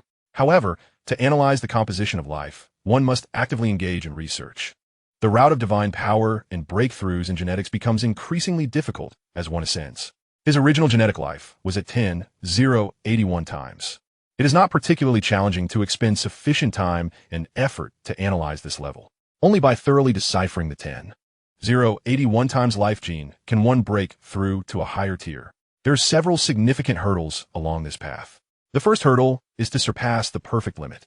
The second hurdle is to break through the 30,000 times gene. The third hurdle is to surpass 60,000 times. The fourth hurdle is to exceed 90,000 times. Ultimately, the pinnacle is the perfect 100,000 times divine body. In terms of genetic structure, the true gods transcend even the masters of the universe. This could lead Wang Yi to discover more avenues for breakthroughs. Yet, he has only obtained a minuscule amount of blood and hair from the giant axe's originator, necessitating more to proceed. Wang Yi, well versed in the methods of cultivating the divine body, understood the narrative. First, analyze billions of life forms and billions of material structures. Second, create life. The creation of life capable of reproduction is the most challenging. The life forms created by the Lord of the Nine Hells all originate from his ocean. Being energy-based and incapable of reproduction, they are the simplest and least difficult. To enable life to reproduce independently involves delving into the origins of life, a far more complex endeavor that significantly aids in the analysis of life. Of course, according to Wang Yi's understanding, he can at least evolve his divine body to above 50,000 times. At that level, he could have the qualification to create life capable of reproduction. This would assist him in ascending higher along the path of divine power. However, for Wang, who has yet to fully analyze the 10,081 times life gene and whose divine body has not surpassed the 10,081 times limit, this ambition feels distant. With the aid of the human race, a command was issued, and countless life forms from various races across the universe, along with a plethora of rocks, plants, metals, energy bodies, and other abundant materials, were sent to Wang Yi, cast into the shadowy ocean for analysis and study. Whether living or inanimate, all were collected and cast into the endless shadowy sea. This was destined to be a long and arduous process. In the primordial universe, Chaos City, Wang Yi and his mentor, the Lord of the Star Prison, were summoned by the Lord of Chaos City. Hunyuan, Star Prison, now that you both are masters of the universe, you may also leave a chaos monument within your race. The Lord of Chaos City remarked. Wang Yi and the Lord of the Star Prison exchanged glances, surprised that their summons pertained to this matter. To leave a chaos monument? Wang Yi contemplated and found no objection. This was not about taking on disciples, but merely leaving behind one's own doctrinal legacy. The 52 chaos monuments in Chaos City were all left by superlative existences throughout human history. Even those who were not masters of the universe were extremely close to that echelon. The highest, like the giant Axis Chaos Monument, boasts 32 layers, while the lowest has only 21 layers, with each monument capable of facilitating cultivation up to the revered realm. Given Wang Yi's current comprehension of laws and his realm, leaving behind a chaos monument would suffice. Indeed, I happen to have some insights on the laws that can be better expressed in the form of a chaos monument. The Lord of the Star Prison nodded in agreement. In that case, I shall also leave a chaos monument, Wang Yi declared with a smile. However, his path of cultivation is rather unique, with exceptionally stringent conditions and high demands for comprehension and talent. The chaos monument can aid future generations in their cultivation, but it remains uncertain how many will choose his chaos monument and how many will be able to break through to the revered realm. Haha, splendid! The Lord of Chaos City exclaimed. Our human Chaos City is about to gain 2 more chaos monuments, which will benefit generations to come. With a wave of his hand, the Lord of Chaos City summoned 2 towering gray stone monuments, identical in material to the cosmic chaos monument that Wang Yi had previously comprehended, both exceedingly precious, allowing the laws left by powerful beings to be conveyed through a unique medium to observers. Different cultivators viewing the same chaos monument would perceive it differently. The Lord of Chaos City produced a small carving knife, asking, "Who shall go first?" "I will," Wang Yi replied, stepping forward to take the Chaos City Lord's carving knife, approaching one of the blank gray stone monuments. After a moment of contemplation with closed eyes, he began to carve. With swift strokes, marvelous patterns emerged on the blank stone. The Lord of Chaos City and the Lord of the Star Prison observed, with their keen eyes. They could discern that each pattern Wang Yi carved seemed to embody the essence of primal laws, encapsulating profound truths. Traces of the 10 great laws were visible upon it, subtly intertwining as if the 10 laws were on the verge of merging into one. In truth, Wang Yi inscribed the path of the fusion of the 8 great laws on this chaos monument, akin to the path of the 8 beast gods, which could be cultivated up to the 6th level, reaching the realm of a cosmic overlord. However, it also contained the mysteries of the fusion of the 10 primordial laws, albeit only a glimpse, which could be comprehended. As Wang Yi envisioned, he estimated that one would need to deeply comprehend all 8 beast god paths inscribed on the stone monument to reach a profound level. If detailed, the entire chaos monument would roughly equate to the level of the 324th layer of the heavenly bridge. This chaos monument shall be named the Heavenly Chaos Monument. Chapter 484. The Lord of the Celestial Eclipse breaks through. In the primordial universe, Chaos City, the sky was rent with gaping spatial fissures. through which crystalline threads entwined with secret patterns floated, creating an odd amalgamation of various primordial law fluctuations. The ancient, vast chaos city was suffused with chaotic energy, tranquil and serene, seemingly unchanged for eons. Along the streets, the numerous villas stood, where the powerful cultivators in quiet meditation. Only a few remained conscious, while majority were absorbed in arduous cultivation. Many bore long beards and hair, as if hundreds or thousands of years had passed without a trim. In the center of Chaos City stood a majestic building towering over 300 meters high, where one could clearly see the three luminous universal characters: Heart City Lord's Mansion. The entire Lord's Mansion was frequented by messengers clad in black robes, and occasionally, some immortal beings and realm lords could be seen entering and exiting the mansion. Everyone is aware that within the chaotic city lies the most treasured 52 chaos monoliths of the human race. Each monolith is inscribed with an abundance of enigmatic patterns and symbols. These 52 monoliths represent 52 distinct paths of cultivation, each leading directly to the pinnacle of enlightenment. To comprehend even a single chaos monolith would elevate one to the status of a true super being within the cosmos, making the establishment of a cosmic dominion an effortless endeavor. The Lord's Mansion is vast and expansive, with edifices sprawling over 1,000 miles. In the chambers dedicated to the contemplation of the 52 chaos monoliths, numerous bronze doors stand tall, each guarded by a benevolent elder. This three-eyed elder smiled warmly at the newly arrived batch of aspirants. Ah, the latest newcomers from the Virtual Universe Company? Suddenly, his expression shifted slightly, becoming grave and respectful as he turned towards a particular direction. At the end of the corridor, three figures appeared silently, each seemingly an embodiment of the laws, exuding an aura of supreme existence. Among them stood the Lord of Chaos City. The other two were the Lord of the Star Prison and Wang Yi, who had just completed the carving of a chaos monolith. However, the novices from the Virtual Universe Company, including the black-robed messenger who had escorted them, remained entirely oblivious to their presence. The Lord of Chaos City communicated respectfully with Kandri, expressing his surprise at the arrival of the three cosmic lords. Could there be significant matters at hand?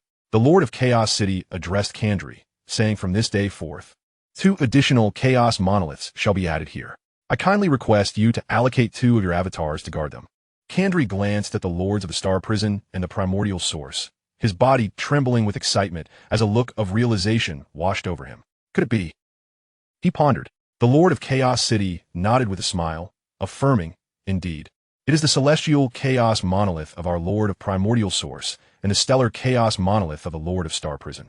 Understanding dawned on Kandri, and he bowed respectfully. With the Lord's command, I shall comply. Internally, he marveled at the memories of Wang Yi's arrival here thousands of years ago, astonished at how swiftly this young prodigy had ascended to the rank of a cosmic lord, leaving behind a chaos monolith that would be revered for eternity. The conversation between the Lord of Chaos City and Kandri went unnoticed by the nearby newcomers and the black-robed messenger. To them, Kandri appeared merely as a smiling figure standing still. Suddenly, a thunderous rumble shook the entire mansion, a tremor palpable throughout the chaotic city. The very currents of endless chaos enveloping the city surged and roiled restlessly. What on earth is happening? Why this sudden tremor? Countless ancient beings and practitioners within Chaos City were awakened, their gazes drawn towards the source of the disturbance, the Lord's Mansion. In the next moment, a resounding voice echoed throughout the chaotic city, proclaiming, "From this day forth, 2 more chaos monoliths shall be established in Chaos City. All who wish to comprehend may come forth." This grand declaration reverberated across the vast expanse of Chaos City. Have we, the human race, gained 2 more chaos monoliths? The stellar and celestial monoliths? Were they created by our 2 newly ascended cosmic lords? Countless individuals were left in awe. In the contemplation chamber of the Lord's Mansion, 2 new chaos monoliths had indeed been added. The three-eyed elder, Kandri, grinned at the astonished newcomers. By the way, should you wish to contemplate a particular chaos monolith, now is your opportunity to change your choice. The addition of 2 more chaos monoliths rapidly spread through the human race, soon reaching other cosmic factions. Members of the core teams from the Great Axe Martial Arena, the Virtual Universe Company, the Cosmic Mercenary Alliance, the First Bank of the Universe, and the Galactic Bank became aware of this development. The Celestial Chaos Monolith? Is this the creation of the Lord of Primordial Source, Wang Yi? I wonder if his cultivation system holds insights for me. The Lord of Virtual Gold from the Great Axe Martial Arena pondered.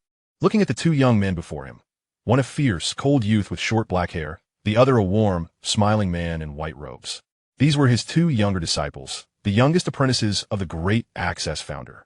Wang Yi has created a chaos monolith. The expressions of Hong and Thunder God became complex. Although they had made significant progress under the tutelage of the great Access founder and the Lord of Virtual Gold over the years, they remained merely immortal kings. Once, they had watched the rise of their younger peers from Earth, and now they found themselves standing at the pinnacle of the cosmos, leaving a chaos monolith in the sacred grounds of Chaos City for others to revere. Hong, Thunder God, turned to him. Hong smiled slightly. This is indeed a good thing. From today onward, we shall set our sights on Wang Yi. Both Hong and Thunder God harbored ambitions. As pure warriors, their mental fortitude was such that even cosmic lords would be astonished. In the primordial secret realm, a majestic black palace floated within the Thousand Treasures River. The Ninth Hall, measuring thousands of kilometers in both length and width, and equally tall, could easily accommodate Earth within its confines. In the hall, a figure sat in meditation. Clad in a silver robe with chestnut red hair, his skin radiant, and a vertical mark adorning his brow, rendering him strikingly similar to an earthling. Despite his average height, he exuded an aura that made even giants feel dwarfed before the boundless expanse of existence. Various essences of primal laws swirled around him, with deep and unfathomable patterns of law flickering in and out of visibility, intertwining and shifting continuously, as the tides of temporal and spatial origins ebbed and flowed like the ocean. Suddenly, he opened his eyes, deep black orbs that held the weight of the cosmos, revealing scenes of birth and destruction, as if depicting the infinite pathways of existence. Boom! In the next moment, the laws of cosmic origin descended. Chapter 485, Primal Star. Before the great Axe Temple in the virtual universe, cosmic lords gathered around the stone table. Among them sat the newly ascended Lord of Celestial Eclipses, alongside 7 other cosmic lords from the Virtual Universe Company, forming a remarkable assembly of 8 cosmic lords. The spectacle was unprecedented.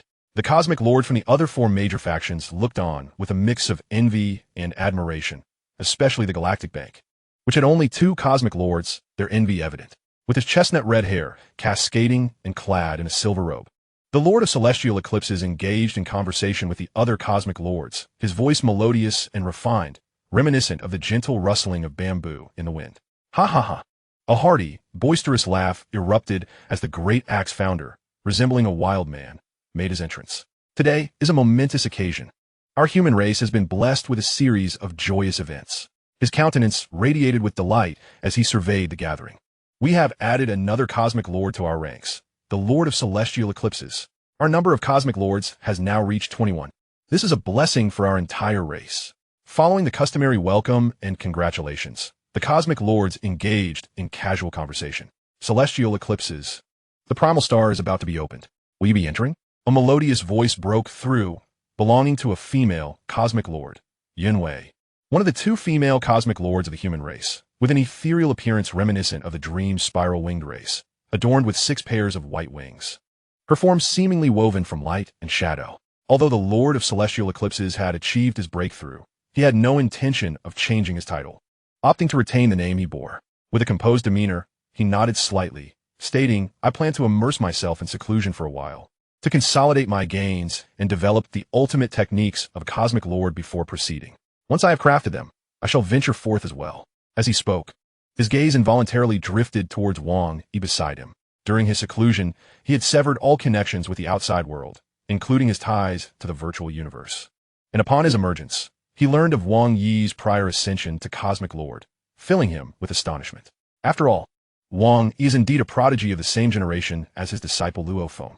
In less than 100 millennia, while his disciple has also proven to be an unparalleled genius with astonishing combat prowess, he remains merely immortal. Whereas Wang Yi has ascended to the status of the sovereign of the universe, now standing on the same echelon as his master. What left him even more astounded was the revelation that Wang Yi had inherited the Tower of Heaven and exchanged an extraordinary treasure with the founder of the Giant Axe. Such occurrences felt utterly inconceivable to him. Wang Yi's achievements have led the Lord of the Celestial Devouring Palace to fully comprehend the esteemed position he now holds within the human race. However, as a sovereign of the universe affiliated with the Virtual Universe Company, he naturally felt a closer affinity towards Wang Yi, alleviating any need for excessive contemplation. A multitude of superlative beings from the human race are set to enter the primal star, and I must exert myself accordingly, the Lord of the celestial devouring palace mused. The opening of the primal star spans a millennium, and he believed he still had a chance. Human powerhouses were preparing earnestly for their entry into the primal star, forming teams of complementary strengths and borrowing artifact from those reluctant to venture into the primal star, among other strategies. As time passed, the years slipped by, and before long, the day for the opening of the primal star arrived. On the summit of Thunder Island, the Lord of the celestial devouring palace traversed the palace corridor, his voice resonating. Tomorrow, the primal star shall open. I have heard you plan to make the journey as well. Indeed, Master, Luo Feng replied, trailing respectfully behind the Lord. What are your plans? Who do you intend to team up with? Have you extended invitations to any formidable beings? The Lord inquired, continuing his cultivation and unable to enter, but still deeply concerned about his promising disciple. With Wang Yi now a sovereign of the universe, he harbored hopes that this disciple could also achieve greatness. His concerns stemmed from his high regard for Luo Feng. Otherwise, he would not have gone to such lengths to procure the wing of the Slayer for him, though unsuitable for the Lord's own use. It remained a treasured artifact, not easily bestowed. If you wish to form a team, I could offer my assistance, the Lord of the celestial devouring palace suggested. Your strength still appears somewhat lacking. Even the high-ranking sovereigns of the universe seek out 2 or 3 allies to complement each other's abilities, thereby enhancing their chances of survival. You should similarly seek out suitable partners for cooperation. I plan to venture forth alone, Luo Feng asserted. Alone? The Lord halted, regarding this disciple who had pleased him greatly. I merely wish to broaden my horizons and will exercise caution, Luo Feng replied. Indeed, you share a foundation of blood with the master of the primordial chaos, the Lord pondered before nodding. Nevertheless, it is prudent to remain vigilant. The opening of the primal star attracts powerful beings from across the universe, including many sovereigns. Should you encounter peril, do not hesitate to call for aid from other human powerhouses. Do not overexert yourself. The Lord continued, you were once close friends with a master of primordial chaos, who is exceptionally powerful among the sovereigns. He will also be entering this time. Should the need arise, you may seek assistance from him. Understood, Master, Luo Feng nodded, though he secretly yearned to rely solely on his own strength within the primal star. The following day, the primal star opened. This event marked a grand occasion for countless races across the universe. Of course, the immortal deities remained oblivious to this. It was a massacre feast for the superlative beings. The scene of the myriad pathways to the primal star opening was nothing short of earth-shattering, with immense power radiating from each passage, surpassing even that of the sovereigns of the universe. Subsequently, waves of powerful factions commenced their entrance into the primal star through 10,081 pathways scattered throughout the cosmos. Each superlative entity, whether acting independently or in small alliances, soared into the passages, entering the primal star. 10,081 planets awaited them. The bloody slaughter was about to commence. In the vast expanse of the starry sky, over 100 billion light-years from human territory, lay a void devoid of planets, only tumultuous storms of electromagnetic fluid. Amidst this cosmic tempest stood a figure clad in dark crimson armor, emanating a robust and formidable aura that rendered the surrounding space stagnant, even causing the fundamental laws to tremble. Wang Yi gazed into the distance, where a colossal vortex, approximately 10 billion kilometers in diameter, shimmered with an endless array of radiant colors, distorting the surrounding space. The sheer pressure emanating from the vortex was such that even the most potent immortal beings would be reduced to nothingness. The passage to the primal star. Wang Yi murmured, I wonder what I shall gain this time. In the next moment, Wang Yi plunged into the dazzling passage, the oppressive force intensifying as he ventured deeper. With a resounding roar, the pressure caused the very fabric of space to tremble and distort, and Wang Yi's diminutive figure vanished into the depths of the passage. A towering figure emerged through a passage of the primal star, directly descending upon one of its planets. The primal star is the closest place to the origin of the universe, a veritable treasure trove. Yet, it is fraught with peril. Moreover, once one steps into the primal star, the connection to the virtual universe is severed. Chapter 486, Wang Yi's Arrival. This is the primal star. Wang Yi stood in midair, gazing into the distance. Behind him loomed the vortex passage, suspended in the void. The endless expanse weighed heavily upon him. The immense pressure he felt far surpassed that of a neutron star, even exceeding the pressure from some sealing artifacts. Ding! The host has triggered the sign-in task, treasure hunting, requiring the collection of 10 treasures on each primal star to exchange for a lottery opportunity.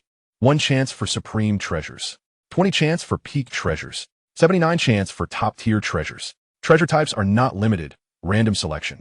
Only 1 collection can be made per primal star. Treasures must be gathered by the host personally. No other means may be employed. All actions will be automatically judged by the panel. At each primal star, the sign-in and lottery options are mutually exclusive. Friendly reminder: the normal sign-in probability for obtaining supreme treasures on the primal star is 0, 0, 1. Current treasures collected, 0, 10. Lottery opportunities, 0. Wang Yi had not anticipated that the panel's tasks, long unseen, would reappear at this moment, bringing him an exhilarating surprise. A lottery? Collecting 10 treasures for a single primal star? The highest reward being a supreme treasure? Wang Yi couldn't help but gasp slightly. This reward is quite formidable. Though the probability is merely 1, the value of the rewards is substantial. Supreme treasures start at 100,000 treasure points, with some reaching millions or even tens of millions. Even if he doesn't draw a supreme treasure, peak treasures and top-tier treasures remain enticing. The most basic top-tier weapon is worth around 100 treasure points. If he were to obtain treasures related to domains, palaces, or souls, those could easily be worth thousands. Moreover, the probability of drawing a peak treasure stands at an impressive 20. Supreme treasures are truly rare and sought after, no matter how one looks at it. It is an opportunity not to be missed. Wang Yi felt a surge of excitement. With 10,081 primal stars opening for a millennium, 1 million years, before closing, he realized this meant he could stay on each primal star for a maximum of 1,000 years. This is not enough. I must summon all 3 of my avatars. Aside from my main body, which remains in the divine kingdom, my new avatars, each possessing a genetic level 1,000 times higher, must join this endeavor to enhance efficiency. For bodies equate to the combat strength of 4 sovereigns of the universe. And with my main body present, even if all 4 avatars were to fall, I could still resurrect in the ocean of shadows. Furthermore, being alone feels somewhat precarious. I cannot afford to act without support. I must seek assistance from the Human Alliance. Although I cannot directly acquire treasures from the human powerhouses, I can enlist their help in obtaining them indirectly. For instance, how could I, on my own, discover where treasures might emerge? I shall leverage the power of the entire Human Alliance. In the esteemed realm of the Hongmeng, a multitude of venerable beings has entered, dispersing across myriad primordial stars, thus expanding the scope for exploration and surveillance. Should Wang Yi rely solely on himself, with his 4 bodies, the utmost he could guard would be 4 primordial stars, rendering the efficiency alarmingly inadequate. Upon the discovery of treasures, although communication via the virtual universe is not feasible within the primordial stars, humanity's elite had already ensured that all powerful beings left behind divine incarnations during this operation. These incarnations are connected to the virtual universe and can facilitate communication. Humanity boasts 21 cosmic masters, and with the inclusion of the Hongmeng, this number exceeds 40. The combined presence of cosmic masters and their avatars is even greater. Nevertheless, in relation to the 10,081 primordial stars, their power remains painfully meager. Traversing within the primordial stars is cumbersome, and instantaneous movement is impossible. Often, by the time the cosmic masters arrive at the site of a treasure's emergence, it is already too late. Wang Yi promptly reached out to the human faction. Although the higher echelons, including the Lord of Chaos, were puzzled by Wang Yi's requests, they immediately took the matter seriously upon hearing it concerned the exchange of treasures with the Tower of Babel. Perhaps it was a trial left by the tower's legacy?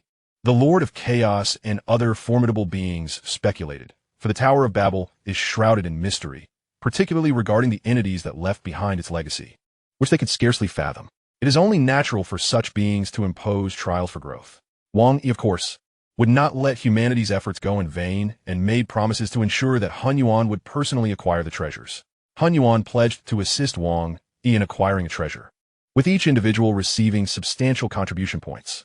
If a treasure was discovered by an individual and could be claimed, as long as it was safeguarded until Hun Yuan recognized its ownership, Hun Yuan was willing to offer an even greater price for exchange. Many cosmic masters, though initially bewildered, became invigorated by these prospects. Contribution points are a pressing necessity for the cosmic masters of humanity, equating them to treasures in value. Ordinary treasures do not capture their interest, and they may not even engage in contention for them.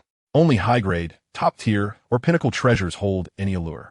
Acquiring precious treasures within primordial stars is no simple feat. It often involves competition with numerous cosmic masters, and success is not guaranteed, with the potential for injury or demise. However, assisting Hun Yuan in seizing treasures is significantly more feasible. The probability of ordinary treasures appearing is considerably higher than that of their more exalted counterparts, and typically, cosmic masters would not engage in conflict over them, deeming it not worthwhile. Although Wang Yi's peculiar stipulation of needing to personally obtain the treasures raised eyebrows, the cosmic masters were nonetheless intrigued. They promptly responded, assuring that should they encounter treasures in other primordial stars, they would definitely inform Wang Yi and even wait for his arrival. Not only the human faction, but also the cosmic masters of the Hongmeng exhibited keen interest, especially given Hun Yuan's generous rewards, which made the endeavor seem even more appealing.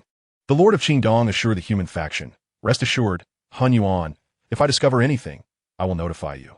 The Lord of Yuo added, "The human faction will keep me informed." The Lord of Suisher from the Hongmeng chimed in, "Of course, I will assist Hun Yuan with this minor task." The Lord of Langhan from the Hongmeng chuckled, "Since Hun Yuan is willing to pay such a high price, I shall join the fray as well." One by one, cosmic masters, whether from the human faction or the Hongmeng, expressed their commitment to notifying Hun Yuan should they discover any treasures, with incarnations left behind. Their consciousness could enter the virtual universe at any moment, making communication instantaneous.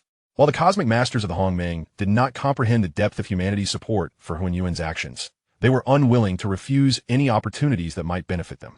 Discovering an ordinary treasure and successfully claiming it, while awaiting Hun Yuan's recognition, could yield at least half the contribution points of that ordinary treasure.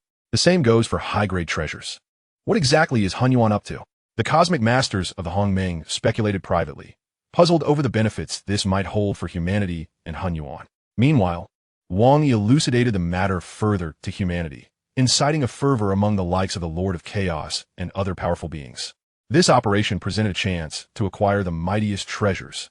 This singular statement was sufficient to galvanize humanity into a resolute commitment to assist Wang Yi in securing the treasures. The entire strength of the Hongmeng was swiftly mobilized. However, the cosmic lords remained oblivious to these developments, only aware that upon discovering treasures, they were to report immediately, promising them even more generous contribution points than before, thereby igniting their enthusiasm for exploration. Initially, some of the Hongmeng's powerful beings intended to remain in a singular location, waiting passively or engaging in other tasks, but they swiftly altered their objectives, scattering across the primordial stars in search of treasure's emergence. Chapter 487, The Quest for Treasure. On the primordial star numbered 00239, although the decision to undertake the lottery task had been made, Wang Yi still felt compelled to test the waters with the sign-in rewards. He mused that relying on collecting treasures to conduct a lottery across all 10,081 primordial stars was somewhat unrealistic, akin to needing to gather 100,000 treasures. It was uncertain if even 10,000 treasures would manifest during the entire duration of the primordial star's opening.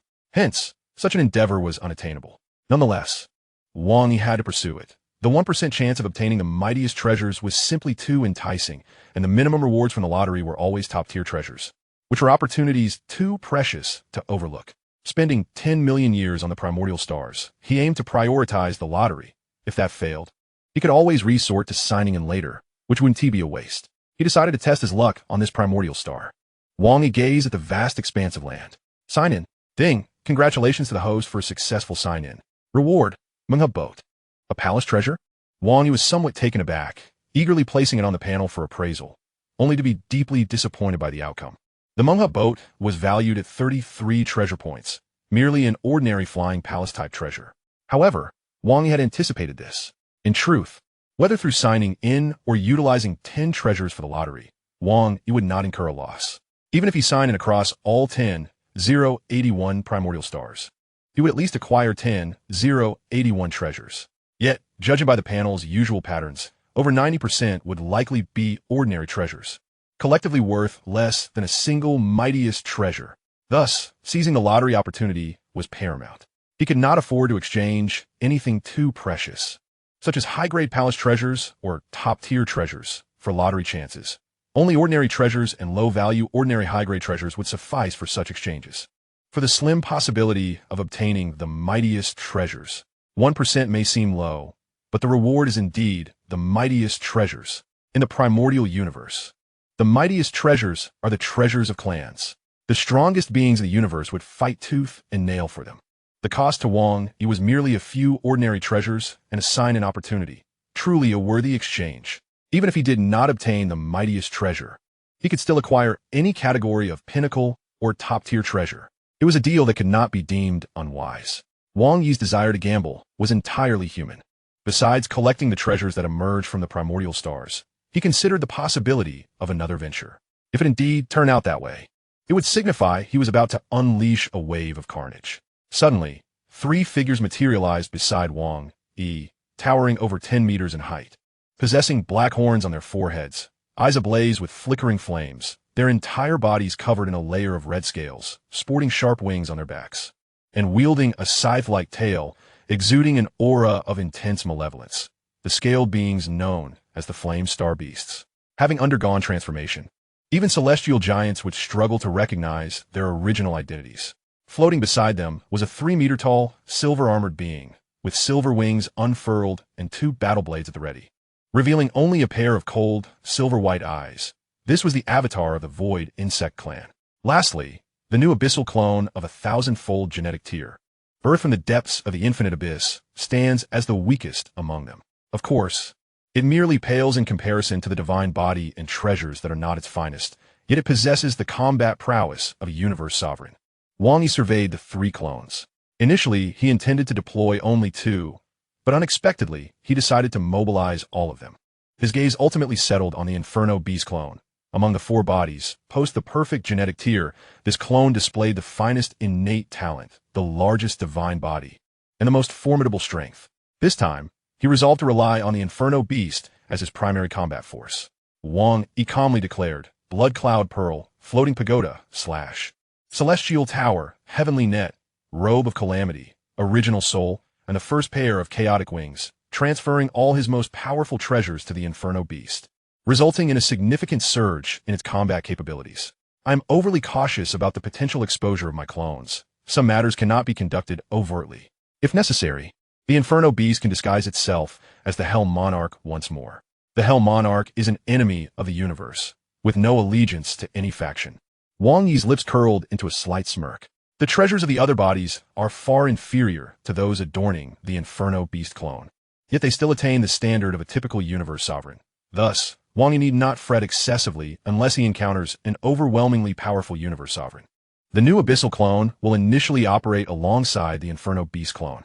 Meanwhile, I shall separate from the Void Insect clone. The 3 factions shall proceed together. Wang Yi glanced at the peak treasures adorning his human form. The Hellblade, exchanged for another peak treasure Warblade, and the top-tier treasure armor, the Blazing Sky Divine Armor, alongside the recently acquired palace treasure, the Munghub Boat. He couldn't help but grimace slightly, although he was aware that these were standard configurations for most ordinary universe sovereigns. He still felt inexplicably impoverished. When will everybody be equipped with a set of supreme treasures? That would be truly exhilarating. Thus commenced the treasure-hunting journey on the Primal Star. The Primal Star consists of 10,081 identical celestial bodies, each with a diameter of approximately 100 billion kilometers. The spatial fluctuations throughout the Primal Star are utterly stilled, and the overwhelming pressure is sufficient to render ordinary immortal deities to mere void. This formidable pressure causes the very fabric of space to tremble, rendering divine kingdom teleportation impossible. Instantaneous movement is futile. With a mere diameter of 100 billion kilometers, it may seem insignificant to superlative beings, yet under such terrifying pressure, while Wang Yi and his companions can accelerate to near-light speed, the process demands considerably more time. Sudden changes in direction, acceleration, or transformation occur at a drastically reduced pace compared to the outside world. This immense pressure is akin to the domain released by a colossal treasure. To orbit this planet would require approximately 4 days. Even the strongest in the universe can only achieve this speed. The Primal Star is the location closest to the origin of the universe, where the commands of even the mightiest beings falter.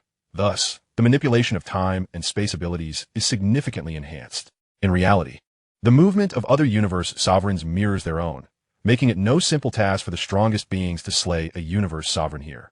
Wang Yi refrained from unleashing the time-space domain to assert control over this realm.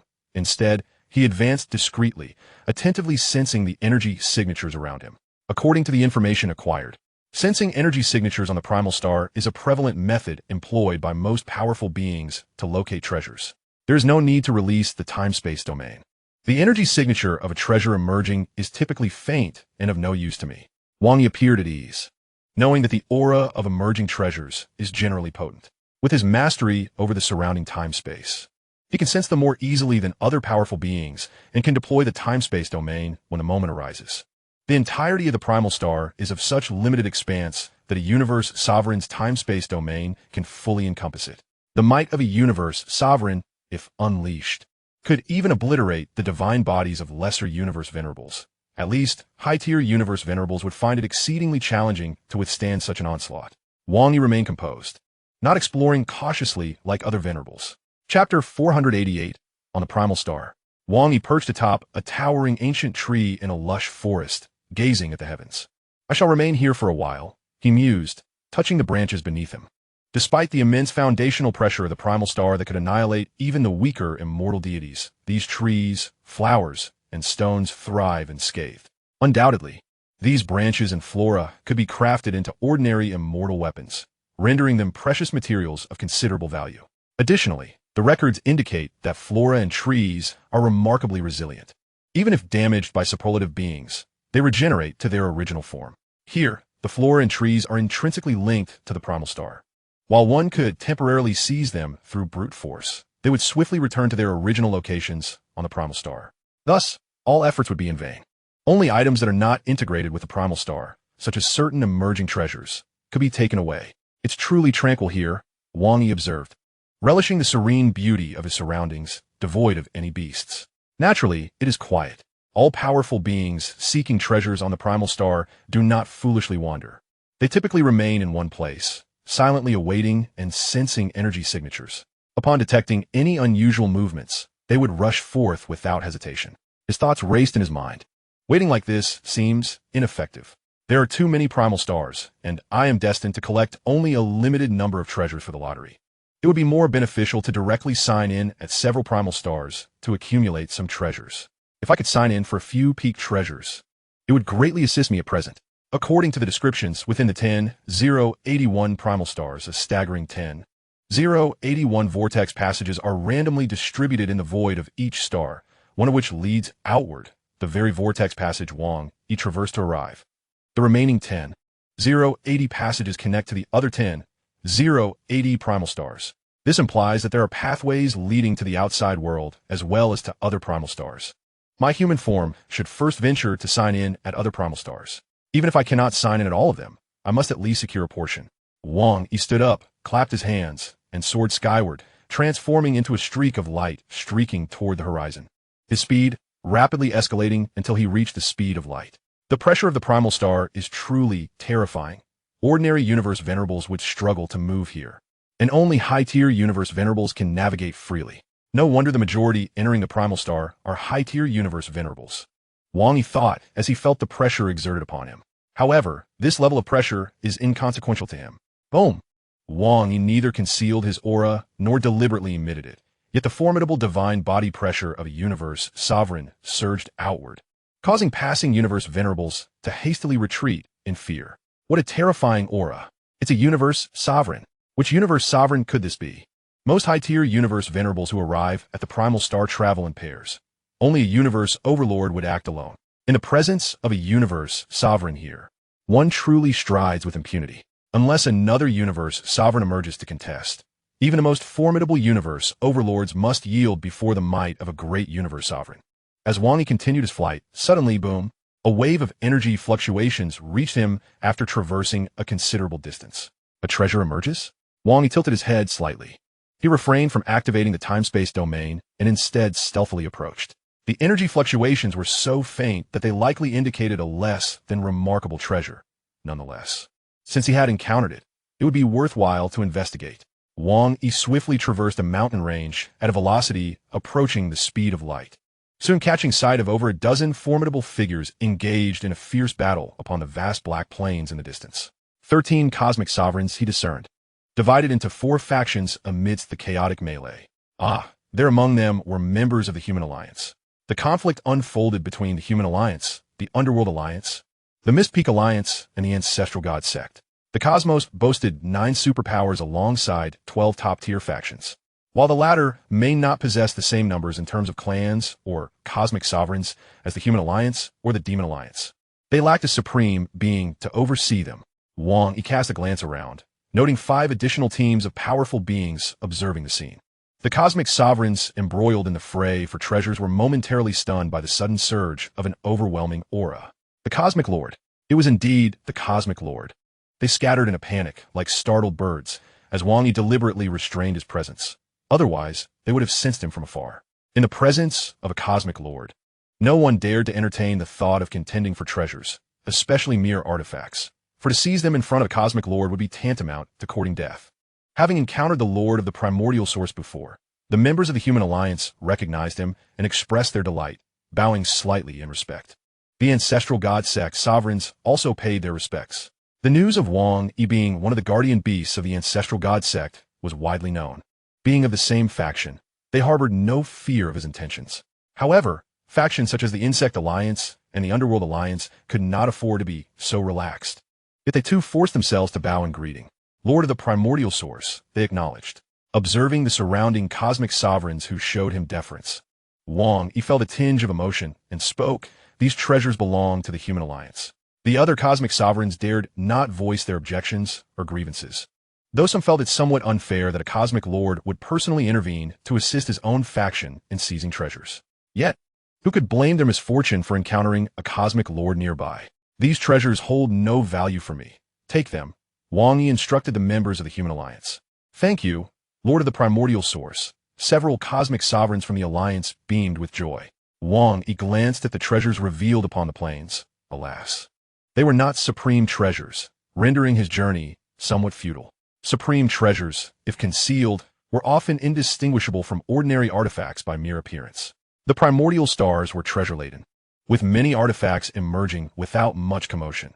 Only the most elite treasures would create a stir upon their arrival. The greater the commotion, the higher the caliber of the treasure. Some would even emerge from beneath the earth in the form of palaces concealing supreme treasures.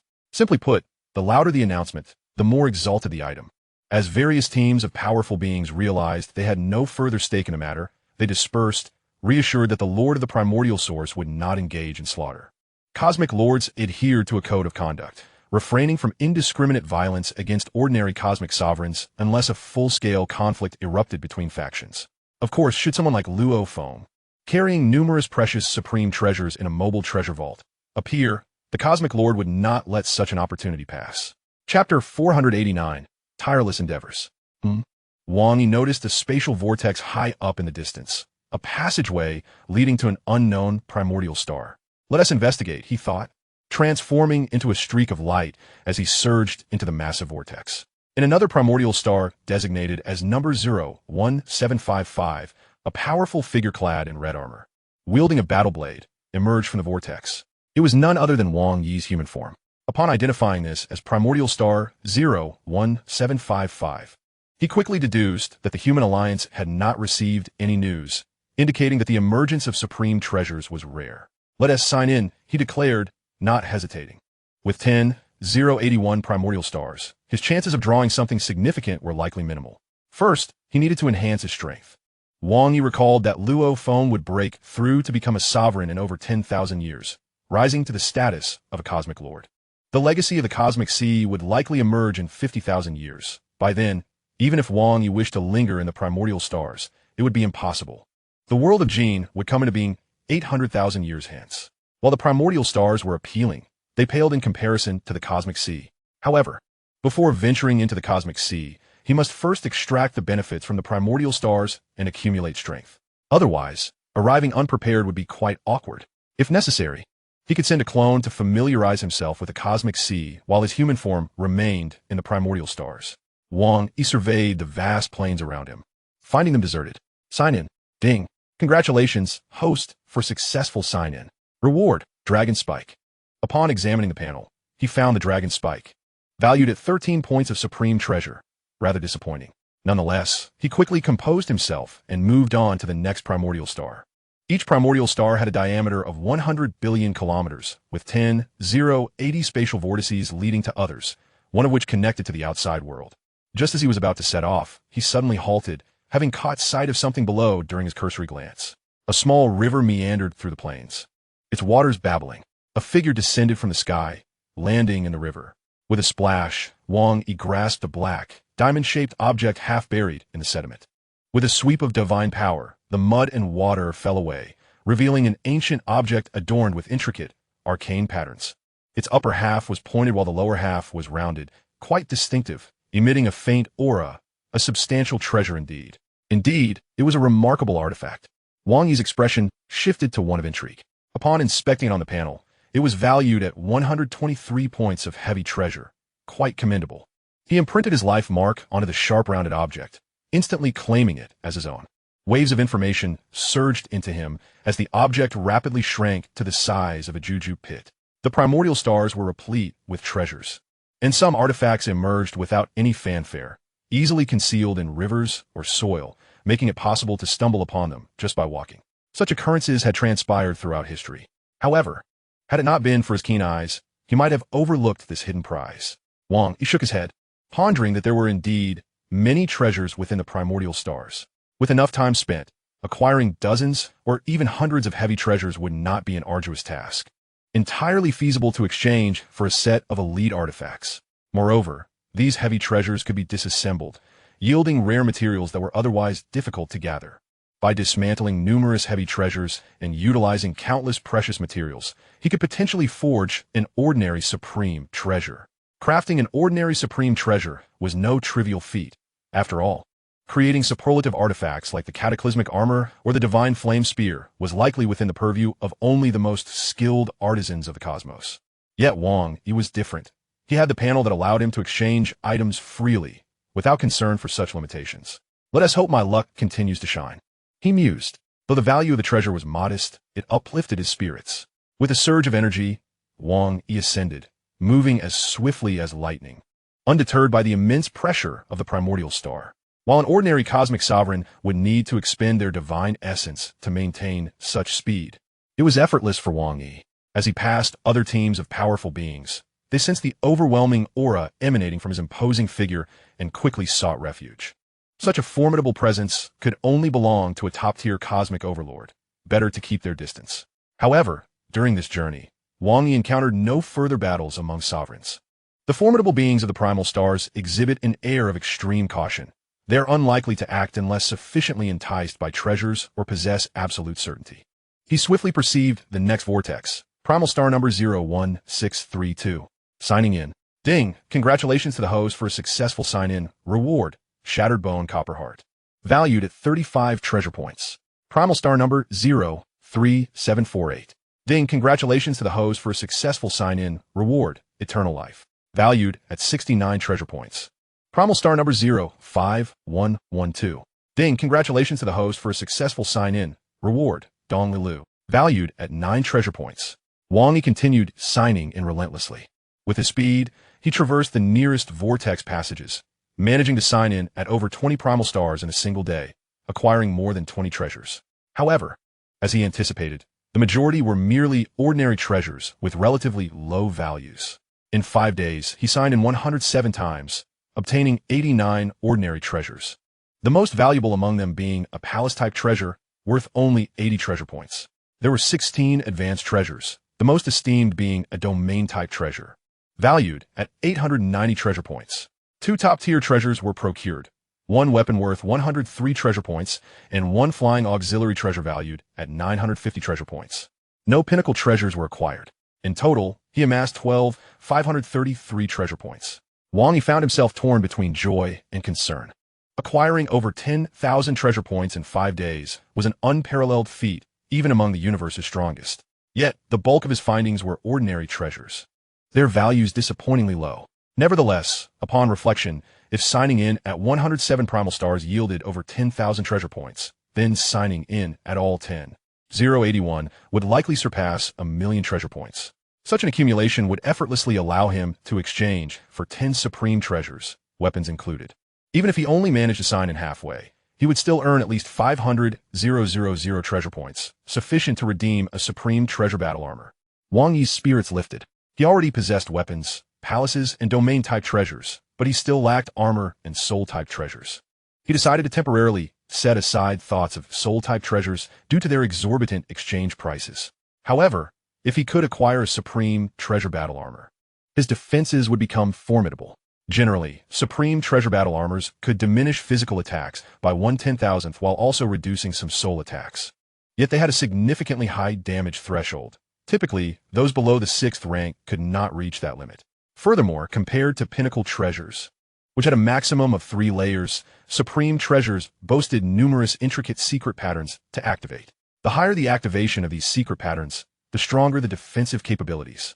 He chuckled to himself, feeling a surge of pride, and continued his tireless sign-in endeavors. At this rate, he anticipated signing in at half of the primal stars within 2 years, which meant that within that time frame, he could obtain a set of supreme treasure battle armor. Chapter 490. The action commences. Days spent on the primal stars were monotonous. Absent the emergence of treasures, the various powerful beings remained quietly vigilant, biding their time in anticipation of any indication of treasure's arrival. Once a treasure's presence was detected, they would converge like sharks drawn by the scent of blood. Yet, amidst this stillness, a solitary figure traversed the primal stars unnoticed. By deliberately maintaining a low profile and refraining from unleashing his temporal domain, Wang Yi arrived at each primal star, signing in and then departing through the nearest vortex passage, thus evading significant attention.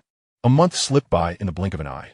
During this period, the Hong Alliance received news of treasures twice, but before Wang Yi could arrive, the treasures had already been claimed. In such circumstances, there was little he could do.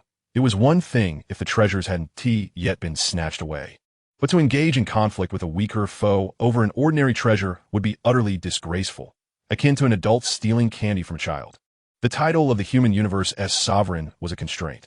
If he were a malevolent lord of the underworld, he could act with reckless abandon without such limitations. Wang Yi musit. Nevertheless, in these 4 months, he signed in 230 times, accumulating over 300,000 treasure points. A spark of inspiration ignited within Wang Yi, lifting his spirits.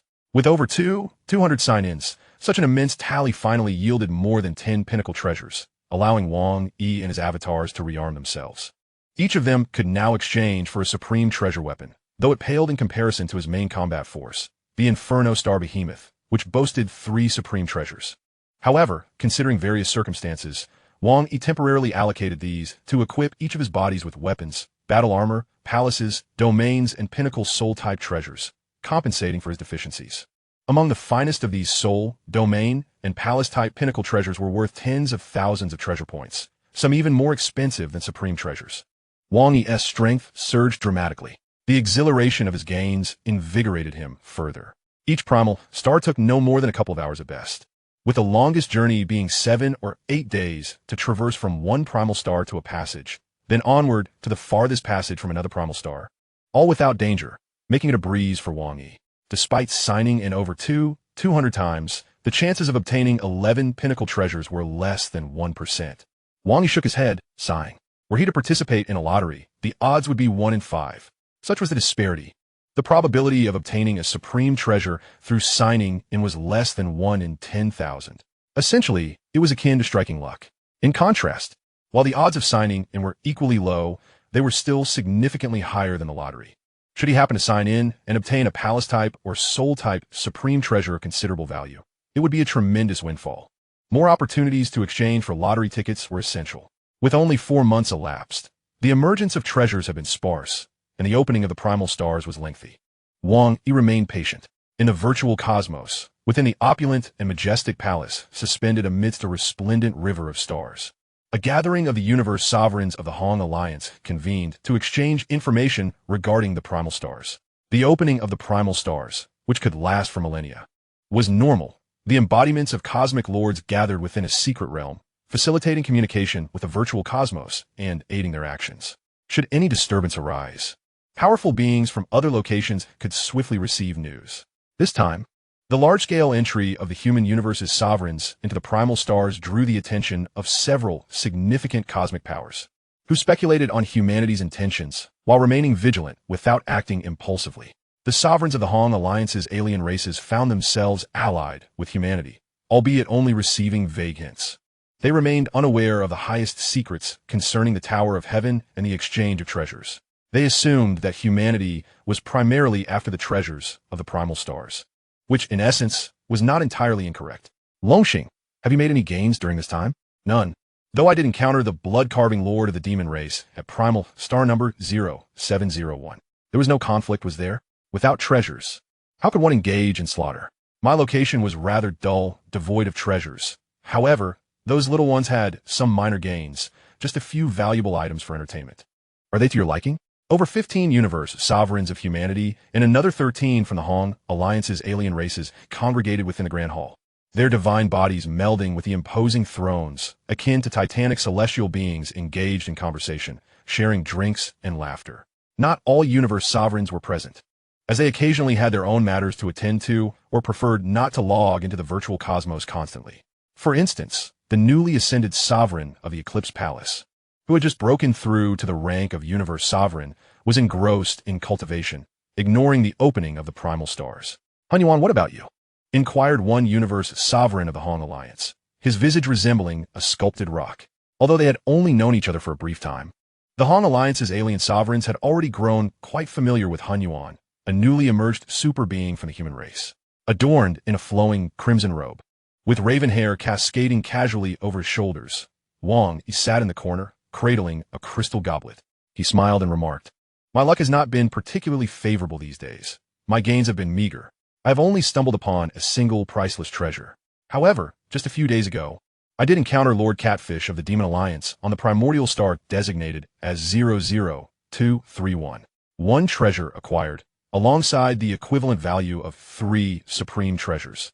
Wang amused himself, discovering a priceless artifact. Well, that is indeed a stroke of luck. Haha. Speaking of which, the number of cosmic lords within the Demon Alliance is truly staggering.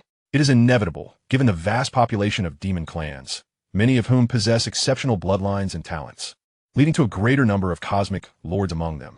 Yet, the Demon Alliance pales in comparison to the Northern Frontier Alliance, which boasts an even greater multitude. I have heard whispers that the Lord of the Stellar River from the Northern Frontier Alliance has also made an appearance on the primordial star. Indeed, the powers of the Lord of the Stellar River, the Lord of the Black Lotus, and the Lord of the Misty Mountain are formidable. Even the Lord of Chaos is among them, wearing a smile. The Northern Frontier Alliance is a super alliance, gathering an immense number of disparate clans, with the count of cosmic lords exceeding 100. In contrast, elite alliances like the Hong Alliance comprise only around 40 cosmic lords. The sheer scale of the Northern Frontier Alliance is evident, with its internal factions further complicating matters. As for the Northern Frontier Lord, merely a titular figure, with both sides offering mutual assistance. It is the lords of the Stellar River, the Black Lotus, and the Misty Mountain who hold genuine influence. Each of them ranks among the pinnacle of Tier 5 combatants, every one of them on par with the Lord of Chaos. For cosmic lords from the Hong Alliance, encountering such top-tier cosmic lords as the Lord of the Stellar River can be perilous. Chapter 491. The Contest for Supreme Treasures. In the primordial universe, there exist 9 major superpowers, each comprising approximately 40 cosmic lords, like the Hong Alliance and the Insectoid Alliance. The Northern Frontier Alliance, while having the highest number of cosmic lords, tops out at around 100 and remains relatively loose-knit. Thus, the primordial universe remains quite tranquil. As time flows on, the opening of the primordial star will persist for a full 1,000 epochs, ensuring that the probability of rare treasures emerging is exceedingly slim, occurring only after long intervals. In contrast, the emergence of set treasures and ordinary treasures has become a common object of contention.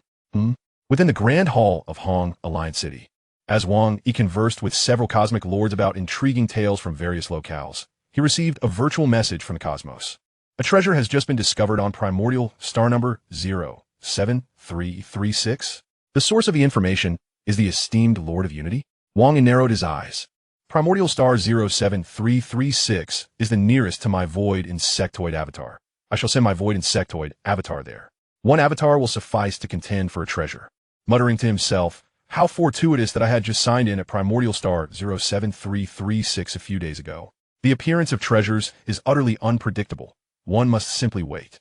On another primordial star, Wang Yi's void insectoid avatar transformed into a streak of light, embarking towards the whirlpool passage leading to primordial star number 07336. This marks the 5th time I have received such news in the past few months. with previous attempts yielding no success. The emergence of ordinary treasures and set treasures is relatively commonplace, while true supreme treasures are indeed rare. How keen are the senses of the powerful? Those closest to the source of the treasures are the first to seize them, if Wang Yi or any strong member of the Hong Alliance is too far away. By the time they arrive, the contest for the treasure may have already concluded. Either the distance is too great, or the members of the Hong Alliance lack the strength to guard it, rendering any late arrival futile. Wang Yi shook his head. Thankfully, my void insectoid avatar is close to this passage. According to the coordinates, it will take some time to reach Lord of Unity. I hope he can hold his ground until my arrival. Meanwhile, the avatar of the Flame Star Beast, who is with the avatar of the Ghost Sea, remains stationary, idly gazing at the sky. This primordial star harbors no other cosmic lords, with just over 1,000 cosmic lords across the entire primordial universe. Only a fraction have entered the primordial star, scattered across 10,081 celestial bodies, making encounters exceedingly rare. I should seize an opportunity to validate my hypothesis. The Flame Star Beast, nestled within the world ring, sharpened its claws and extended its long tongue to lick its lips, its blood-red eyes narrowing dangerously, emanating a palpable aura of menace. In a vast expanse of snow-capped mountains, several factions were already locked in a standoff. On the primordial star, cosmic overlords typically operate solo, with alliances forming primarily among high-ranking cosmic lords. Among them were formidable demon creatures of immense stature, fierce mechanical beings radiating metallic hues, and crystalline entities resembling exquisite crystal sculptures. Encircled by them was a bald man clad in a fiery red battle robe, a faint smile gracing his features. He was none other than the cosmic overlord of the human race, the disciple of the Lord of Chaos, Lord of Unity. Beside him, a stone pillar was gradually rising from the snow, adorned with intricate and arcane patterns, faintly exuding an oppressive aura. It was unmistakably a supreme treasure. In truth, supreme treasures are easily identifiable. One can discern them by the commotion they create and whether they emerge singularly. If several appear, they constitute a set treasure.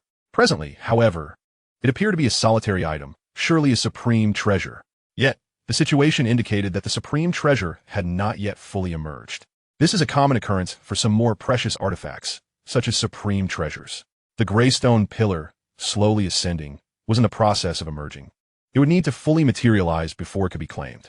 Lord of Unity, a disciple of the human Lord of Chaos, stood poised as the surrounding factions of powerful beings gazed hungrily at the gray stone pillar rising at his feet, tempered by a wariness of his strength. As the second disciple of the Lord of Chaos, Lord of Unity held considerable renown. A cosmic overlord is not easily trifled with. Yet, in the face of the emerging supreme treasure, no one was willing to yield easily. Although the rewards on the primordial star are substantial, they come at the cost of life. Having come this far, each individual hopes to seize as many treasures as possible at the slightest opportunity. Lord of Unity maintained a serene smile. Esteemed guests, I was the first to discover this supreme treasure. I kindly ask that you withdraw. What nonsense! Supreme treasures on primordial stars are unclaimed. Whoever seizes them claims ownership. Do you think a mere statement will compel us to abandon our pursuit? Lord of Unity? You may be powerful, but we fear you not. With the supreme treasure on the verge of emerging, the surrounding powers could no longer contain themselves. They need not defeat Lord of Unity. They simply needed to drive him away from the vicinity of the emerging treasure, creating an opportunity for themselves. Lord of Unity frowned, as he had been instructed by Wang Yi not to claim the treasure prematurely. He must wait for Wang Yi's arrival, but this presented a dilemma. The factions around him converged in unison. Soul attacks, illusionary assaults, and telekinetic weapon strikes surged towards Lord of Unity beside the stone pillar. Lord of Unity snorted coldly, and with a flourish reminiscent of a peacock displaying its plumage, vibrant, multicolored feathers suddenly materialized around him, encircling him and enveloping the ascending gray stone pillar. Bang! Bang! The attacks from alien powers struck the peacock feathers, causing them to quiver slightly, but that was the extent of their effectiveness. What kind of treasure is this? Its defense is astonishing. It cannot be breached. The surrounding powers, after launching repeated assaults, found themselves unable to make a dent, their urgency mounting. Lord of Unity sneered. These colorful feathers can withstand even cosmic overlords. Your attacks are far from sufficient to breach them. While Lord of Unity is of standard cosmic overlord caliber, his treasures are superior, and his proficiency in illusions and close combat is exceptional. Yet, none were aware that his defensive capabilities were equally formidable. Originally, The Unification Sovereign was somewhat lacking due to a deficiency in soul treasures, which rendered him vulnerable when facing cosmic overlords adept in the realm of souls. However, upon acquiring a soul treasure lent by Wang Yi, he has rectified this shortcoming. Coupled with the numerous treasures and unique techniques at his disposal, he now stands unafraid against the onslaught of these high-ranking sovereigns. Suddenly, a group of allies soared towards them from the distance. Unification Sovereign, we have come to assist you, declared the Hongmeng Sovereign as they arrived. The teams from the Crystal Alliance, the Insect Alliance, the Mechanical Alliance, and the Northern Border Alliance exchanged knowing glances. What shall we do? The Unification Sovereign is far too formidable. His treasures are impenetrable, rendering any attempts to breach his defenses utterly futile. My illusions, even when fully unleashed, have a mere impact on cosmic overlords, yet they fail to distract the Unification Sovereign. He must either possess a soul treasure or wield formidable soul techniques. Or perhaps his will is exceptionally strong. The various alien sovereigns felt a sense of helplessness. Chapter 492, Gathering. At this moment, a silver-white figure emerged from a swirling passage in the void above a location on the primordial star numbered 07366. It was the avatar of the Void Insect Clan, clad in silver battle armor, with a pair of chilling silver wings and two battle blades slung across its back. Here lies the primordial star numbered 07366, where my human avatar had recently registered. The avatar hovered in the air, its cold silver eyes scanning the surroundings before unleashing a temporal domain, asserting control over this space-time. A wave of incomprehensible pressure instantly enveloped the primordial star, rapidly spreading across its vast expanse. In every corner of the primordial star, be it wilderness, forest, desert, mountains, swamps, or oceans, an unyielding force of restraint took hold. The powerful beings from various cosmic races present on the primordial star were left astounded, as if bound by an invisible power, experiencing a complete subjugation of time and space. At that moment, only Wang Yi, the cosmic lord, remained on the primordial star, so no one contested his dominion over time and space. Everything within the temporal domain was under his command. This is bad. The cosmic lord has descended. It is indeed the cosmic lord. The cosmic lord's arrival on this primordial star left the cosmic sovereigns bewildered, most of whom were unaware of the reason behind his presence, leading them to refrain from any form of resistance. Wang Yi soared through the skies, instantly commanding everything on the primordial star. His gaze pierced through multiple layers of spatial obstructions, rocks, and soil, allowing him to see far into the distance, where various powerful beings battled upon a snow-capped mountain. The combatants on the snowy peak stopped in their tracks. Unification, I have arrived. Wang Yi's voice echoed in the ears of the Unification Sovereign. Meanwhile, the members of the Hongmeng Alliance received notifications through the virtual cosmos, their contributions for this endeavor duly recorded, each displaying expressions of delight. Fellow allies, the cosmic lord of humanity has descended, proclaimed the Unification Sovereign.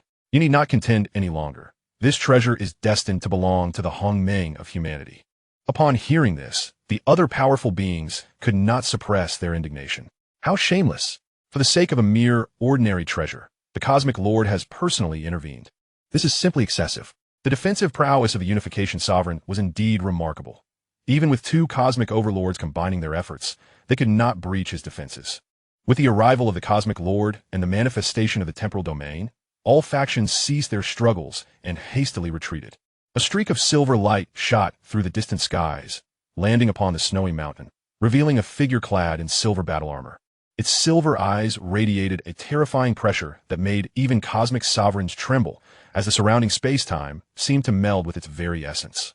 I have heard that the Lord of the Primordial Source possesses multiple avatars. The Unification Sovereign mused, astonished. This must be one of the Lord of the Primordial Source's avatars. Unification. Wang Yi stepped forward. The Unification Sovereign deactivated the defense form of the seven-colored feather and approached. Lord of the Primordial Source. Is this the legendary treasure? Wang Yi's gaze fell upon the now fully manifested gray pillar on the snowy mountain, towering over 1,000 kilometers, ancient and mottled, inscribed with dense and intricate runes. Exuding an undeniable aura of power, it was indeed a treasure. Indeed, the Unification Sovereign replied with a smile. Several factions attempted to lay claim to it, including a few cosmic overlords. Fortunately, my treasure, the seven-colored feather, excels in defense, and with the assistance of the Hongmeng, we managed to safeguard it. You have done well. Wang Yi commended. If you trust me, I shall appraise this treasure, and based on its value, I will provide you with appropriate compensation. The acquisition of this treasure primarily depended on the Unification Sovereign. The others merely provided support, requiring only a fraction of the merit, while the Unification Sovereign would be compensated by Wang Yi. Initially, the Unification Sovereign had the opportunity to claim the treasure as his own. Once he inscribed his life mark upon it, it would belong to him entirely, making it impossible for others to contest. However, in waiting for Wang Yi, the Unification Sovereign and the Hongmeng had persevered until his arrival, thus earning significant merit. I certainly trust the Lord of the Primordial Source, the Unification Sovereign assured. He had no concerns. Given the Lord of the Primordial Source's stature and their relationship, it was evident he would not covet an ordinary treasure. Very well. Wang Yi's gaze then focused directly on the gray pillar that floated in the air, its aura now entirely concealed, appearing as an ordinary artifact. The treasures birthed upon the primordial star varied widely in appearance.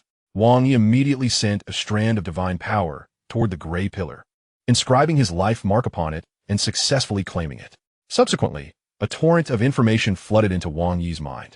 Like many treasures, when recognizing a master, the information was transferred into consciousness, typically encompassing detailed descriptions of the weapon, and potentially even a set of secret techniques for operating the artifact. Of course, some treasures lacked such information, such as the star map, the slaying of Wu, the feathered tower, and the pearl of the tower, many of which were devoid of messages. Whether or not there was information depended on whether the creator of the artifact had left behind any. However, the data Wang Yi had gathered concerning the primordial star indicated that any treasure birthed on the primordial star was a product of the cosmos itself, inherently possessing information. Upon successfully recognizing the treasure, Wang Yi placed it on the panel for appraisal, which revealed a value of 27 treasure points. The Unification Sovereign, watching with a mix of anticipation and anxiety, looked toward the Lord of the Primordial Source, hoping for a favorable outcome. Recently utilizing the Lord of the Primordial Source's soul treasure had granted him the exhilarating freedom to unleash his full power without fear of soul attacks. He eagerly anticipated acquiring a true soul treasure of his own through this expedition to the primordial star. Unification, Wang Yi addressed him. This treasure has been appraised at 27 treasure points. Coupled with my earlier promise, it can be increased by 50, amounting to 4 treasure points. This treasure will belong to me, while the 4 treasure points will be yours. Do you accept? Wang Yi inwided. The Unification Sovereign pondered for a moment before nodding. I accept. Very well, I will transfer it to you immediately, Wang Yi replied with a smile. Soon after, the Unification Sovereign received a virtual Cosmos email confirming the transaction of 4 treasure points. At this juncture, Wang Yi lacked nothing but treasure points. After all, his contributions to the human race had been monumental. Even the Great Axe owed him 20,000 treasure points, making him the foremost in treasure points within the race. However, without items to exchange, such wealth was rendered useless. Nevertheless, at his level, such concerns were trivial. The other members of the Hongmeng Alliance watched enviously as this scene unfolded. For treasure points that could be exchanged for 4 ordinary treasures, they mused, for countless cosmic sovereigns, this represented an unimaginable fortune, even surpassing the accumulations of many cosmic overlords over extensive periods. The Unification Sovereign had indeed struck a significant gain. Indeed, the Lord of the Primordial Source is quite generous, though I wonder why he insists on acquiring the treasure personally. As Wang Yi examined the information on the panel, he noted, current treasures collected, 110, lottery chances, 0. Chapter 493, Dominance. Primal Star. A brilliant crimson streak traversed the vast expanse of the sky with remarkable speed. 8 months had elapsed, and I had accumulated 250,000 treasure points. Wang Yi muset li susuri. In the initial 4 months, I had signed in at over 200 primal stars, acquiring more than 200 treasures, valued at approximately 300,000 treasure points. Now, with another 4 months past, Wang Yi maintained his efficiency, signing in at nearly 200 primal stars. However, fortune had not favored him as generously this time, yielding only 250,000 treasure points. A few more peak treasures would significantly elevate his treasure point total. If he expedited his sign-ins and continued for another 6 months, he would likely be able to exchange for a formidable treasure armor. The efficiency of sign-ins was not a constant. At times it might be swifter, while at others it could slow down. Nevertheless, he was generally able to maintain a rate of signing in at 2,000 primal stars every 4 months. As time progressed, the pace inevitably slowed, but this did not pose a problem. After all, there were only 10,081 primal stars in existence, and Wang Yi intended to reserve some for the upcoming millennia of lotteries. Signing in at 8,081 primal stars, he decided to keep 2,000 for the lottery. In truth, Wang Yi felt he was being overly cautious. Even with all 2,000 primal stars reserved for the lottery, it would require 20,000 treasures, a feat hardly achievable through the collection from primal stars. Wang Yi's prudence was merely a reflection of his cautious nature, a precaution against unforeseen circumstances. While Wang Yi busied himself with signing in and gathering treasures on the primal stars, far from the human realm in the dark universe, Luo Feng was en route to the Flame God clan, intent on reclaiming his rightful armor. Undoubtedly, the Flame Emperor, currently situated on the primal star, would not passively allow Luo Feng to seize the armor. Even if he personally arrived to demand it, he would surely intervene. Each individual was fervently striving toward their own aspirations. Buzz. In the 10th month since the primal stars were activated, a peculiar aura suddenly permeated one of the primal stars. Mountains, earth, rivers, deserts, oceans, lakes, and forests all resonated with the presence of this extraordinary essence. Instantly, the powerful beings who had previously remained hidden were stirred. This aura, so potent, is it a set of treasures, or merely an ordinary treasure? The powerful beings became animated. Unlike the previous minor disturbances, this marked the first significant emergence of such a remarkable artifact on this primal star. The appearance of ordinary treasures typically went unnoticed.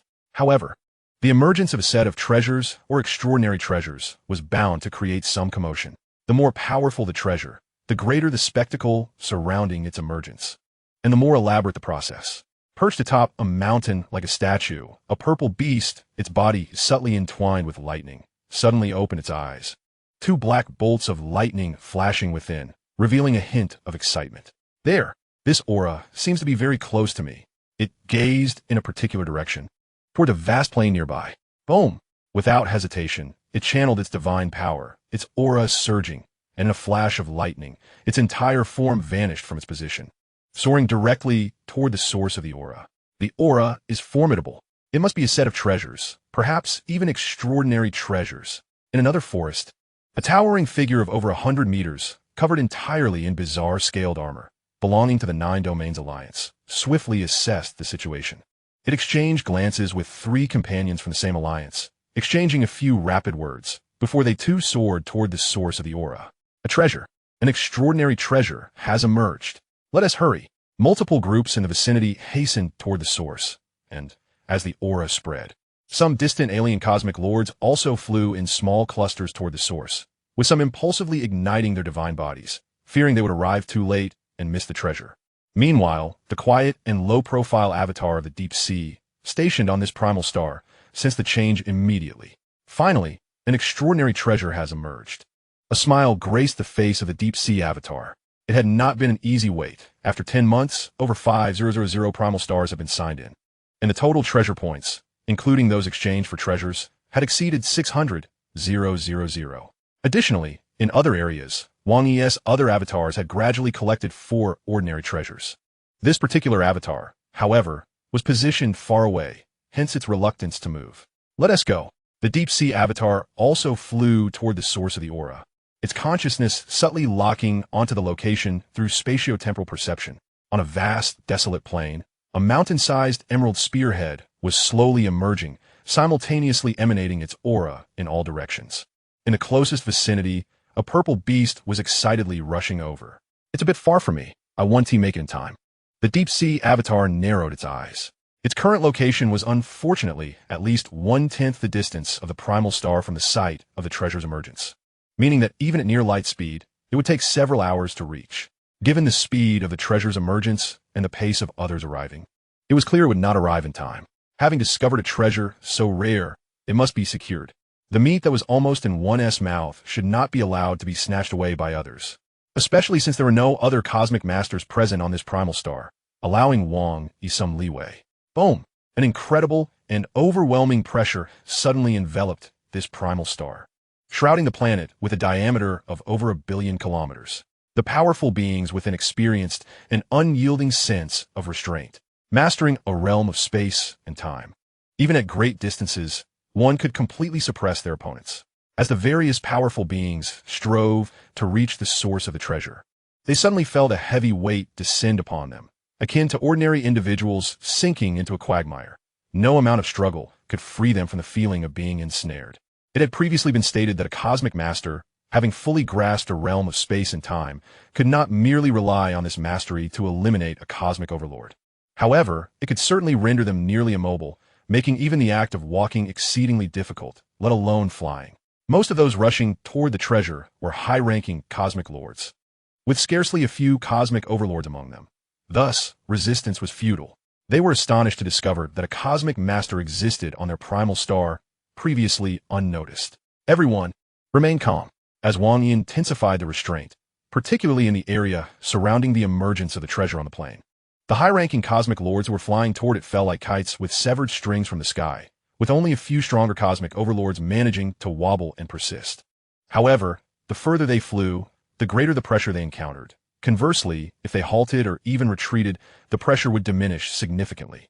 Soon, some powerful beings recognized this. Does this cosmic master covet that treasure? This commotion is merely the emergence of an ordinary treasure. It hardly qualifies as powerful. Yet the cosmic master wishes to seize it from us. Some powerful beings felt a sense of indignation. Especially the nearby purple beast, which had already reached the plain, was both furious and anxious. This cosmic master is too domineering, too oppressive. Chapter 494. Is this not seeking death? Dominant? Wang Yi did not perceive it that way. Were other cosmic masters present, they might have deemed it beneath them to contest an ordinary treasure with these weaker beings. However, Wang Yi was different.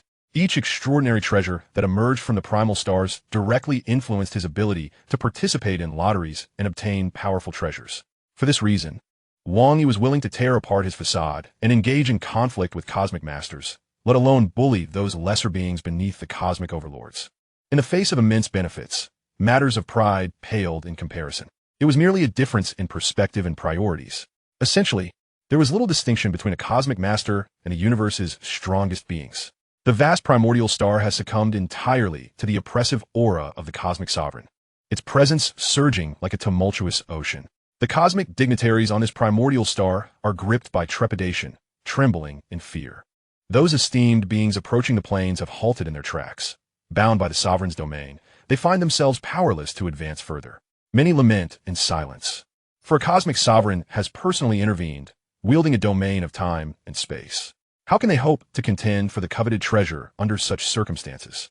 Though there is an undeniable sense of bullying in this display of power, none dare voice their dissent. Even if the cosmic sovereigns behind them were to harbor criticisms, they would merely scoff and leave it at that. In the universe, strength reigns supreme, and while the cosmic sovereign seizing a mere ordinary treasure, what can be done? The other cosmic sovereigns may scorn, yet few would risk voicing their objections. Should a sovereign find one's words irksome, they could easily extinguish one's life without recourse for justice. Indeed, such temperamental and self-important beings abound in the cosmos. Suddenly, the avatar of the abyss, en route to the plains where the treasure is to manifest, furrows its brow slightly before relaxing, a smile gracing its visage. The purple beast that had previously wavered in its approach now accelerates toward the treasure's location, its aura intensifying as it evidently ignites its divine essence in a fervent blaze. It defiantly bears the weight of the cosmic sovereign's domain, closing the distance with fervor. Wang Yi is taken aback. What audacity! Despite my exertion of a time and space domain, applying pressure to warn you, why press forward? It is not my intention to end your existence. Rather, you compel my hand. Wang Yi reflects on the situation. He had no desire to engage the cosmic dignitaries or the sovereigns. After all, he is now a cosmic sovereign of humanity, and his every action reflects upon his race.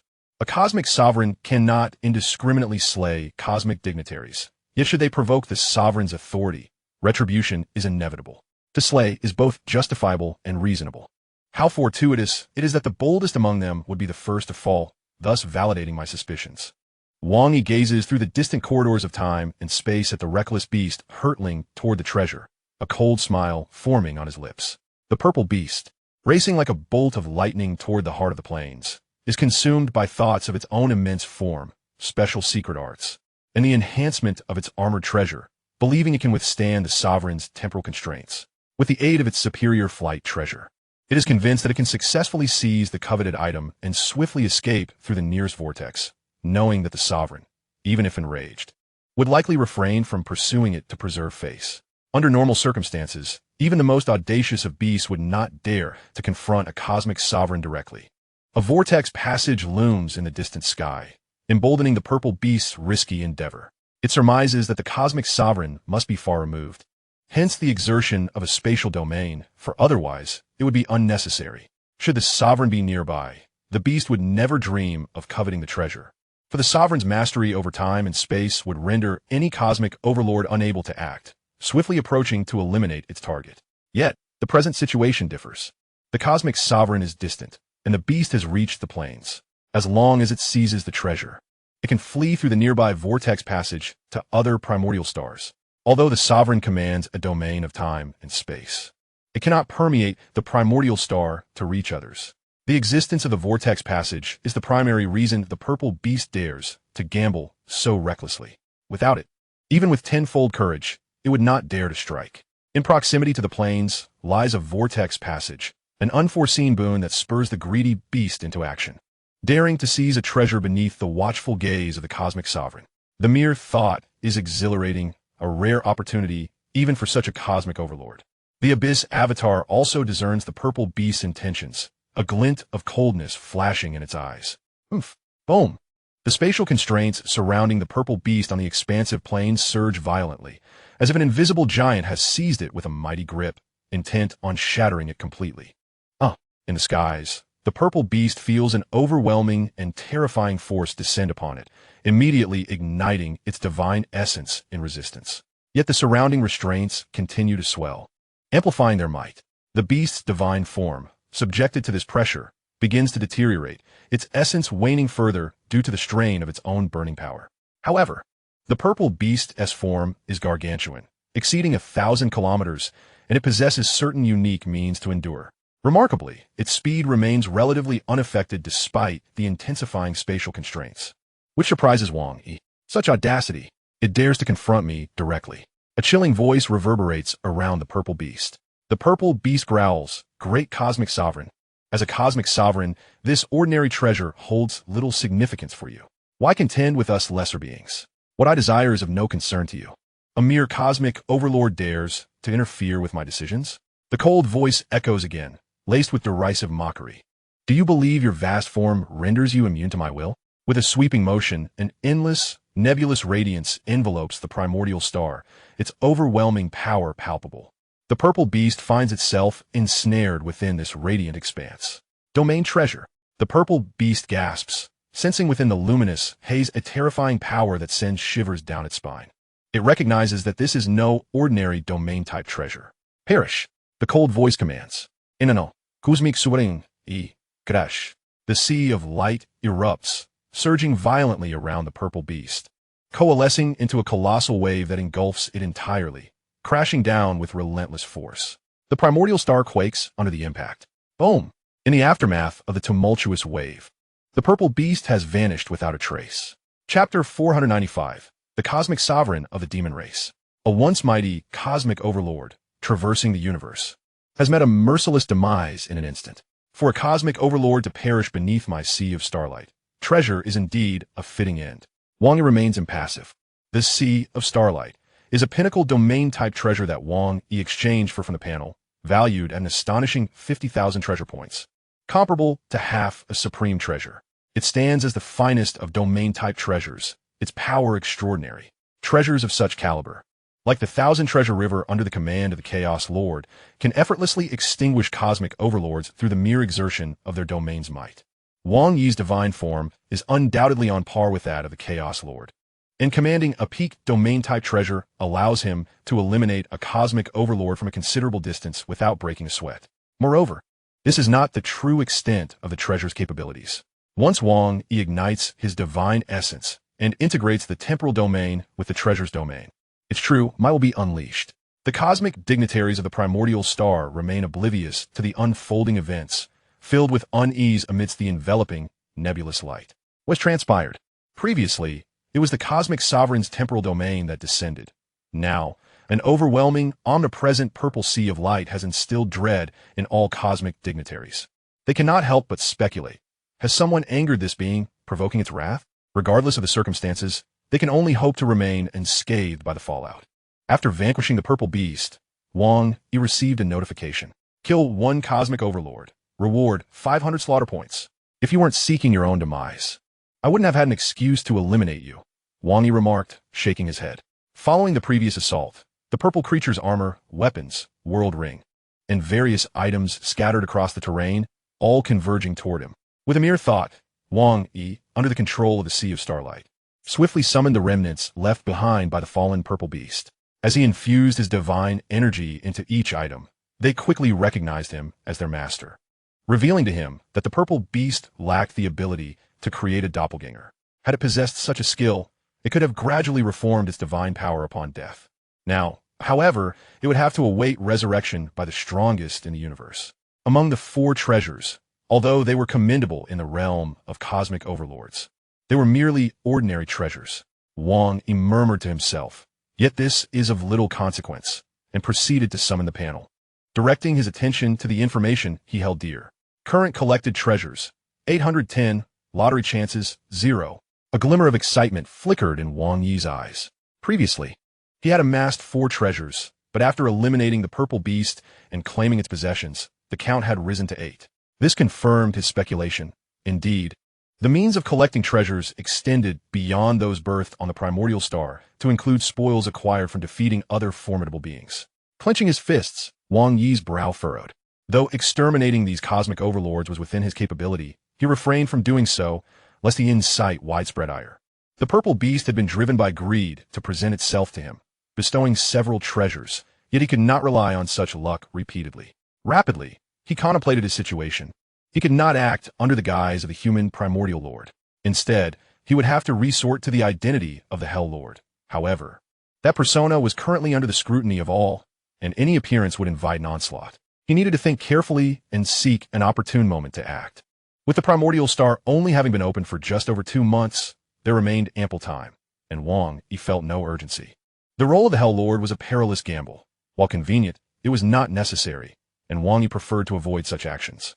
Wang Yi's gaze shifted toward the plains below, now fully manifested, where a floating emerald spear resembled a flawless work of art, so beautiful that it left him in awe.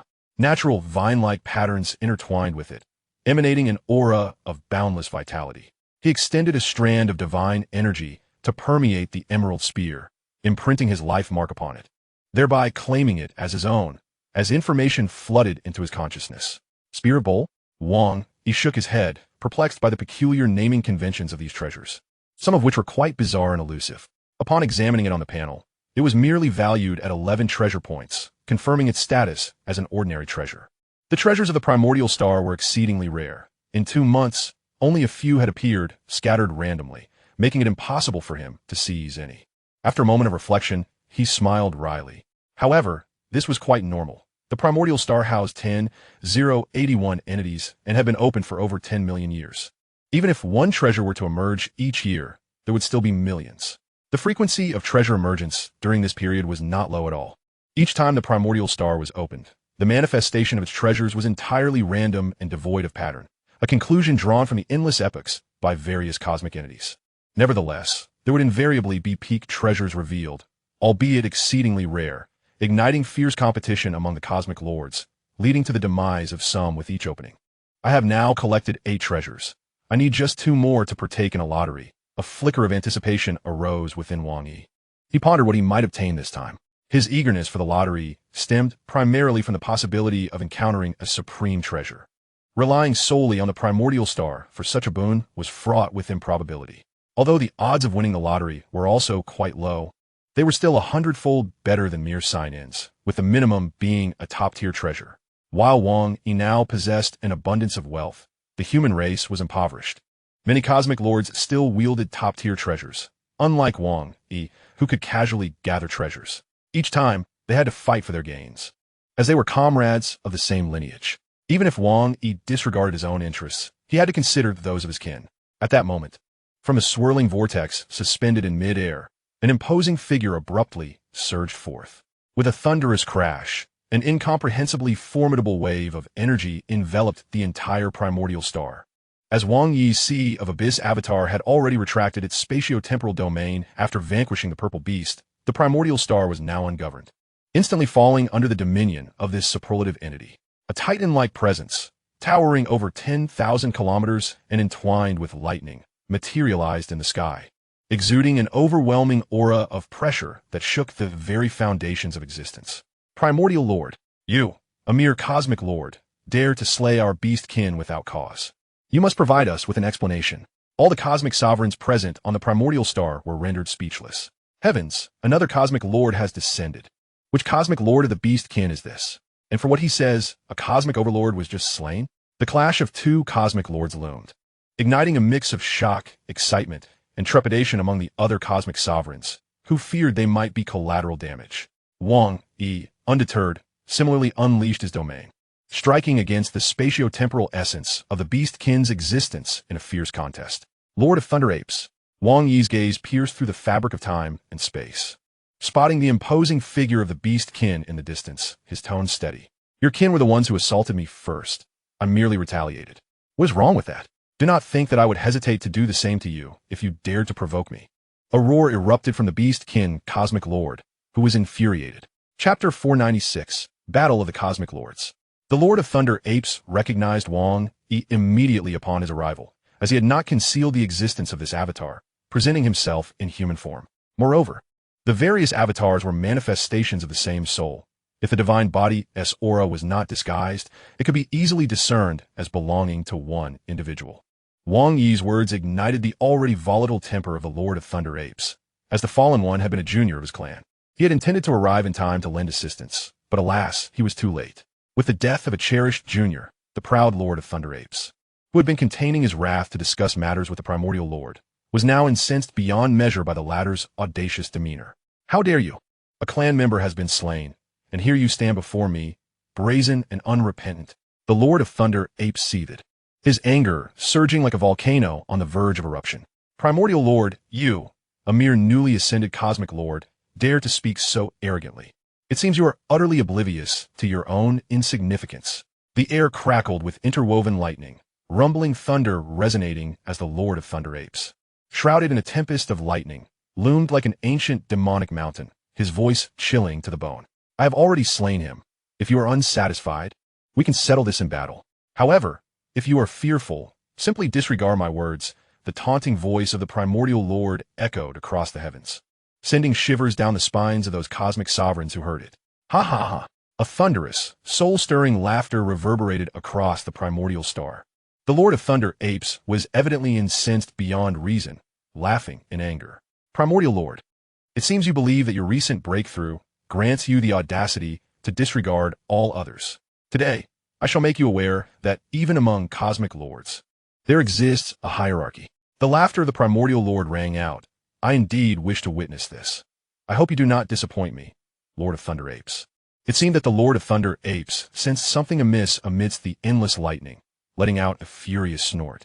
The entire primordial star trembled with a resounding roar, every inch of its space vibrating as the Lord of Thunder Primates, who had previously wielded complete control over this realm, found his dominion contested by the Lord of the Abyss.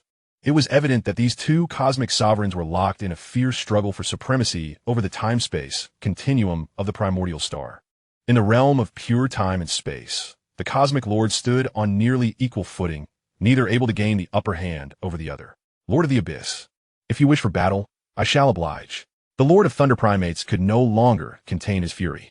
A torrent of endless silver light erupted forth, surging like a mighty river, with bolts of lightning dancing through its shimmering currents, creating an almost palpable sense of rift in the fabric of space-time.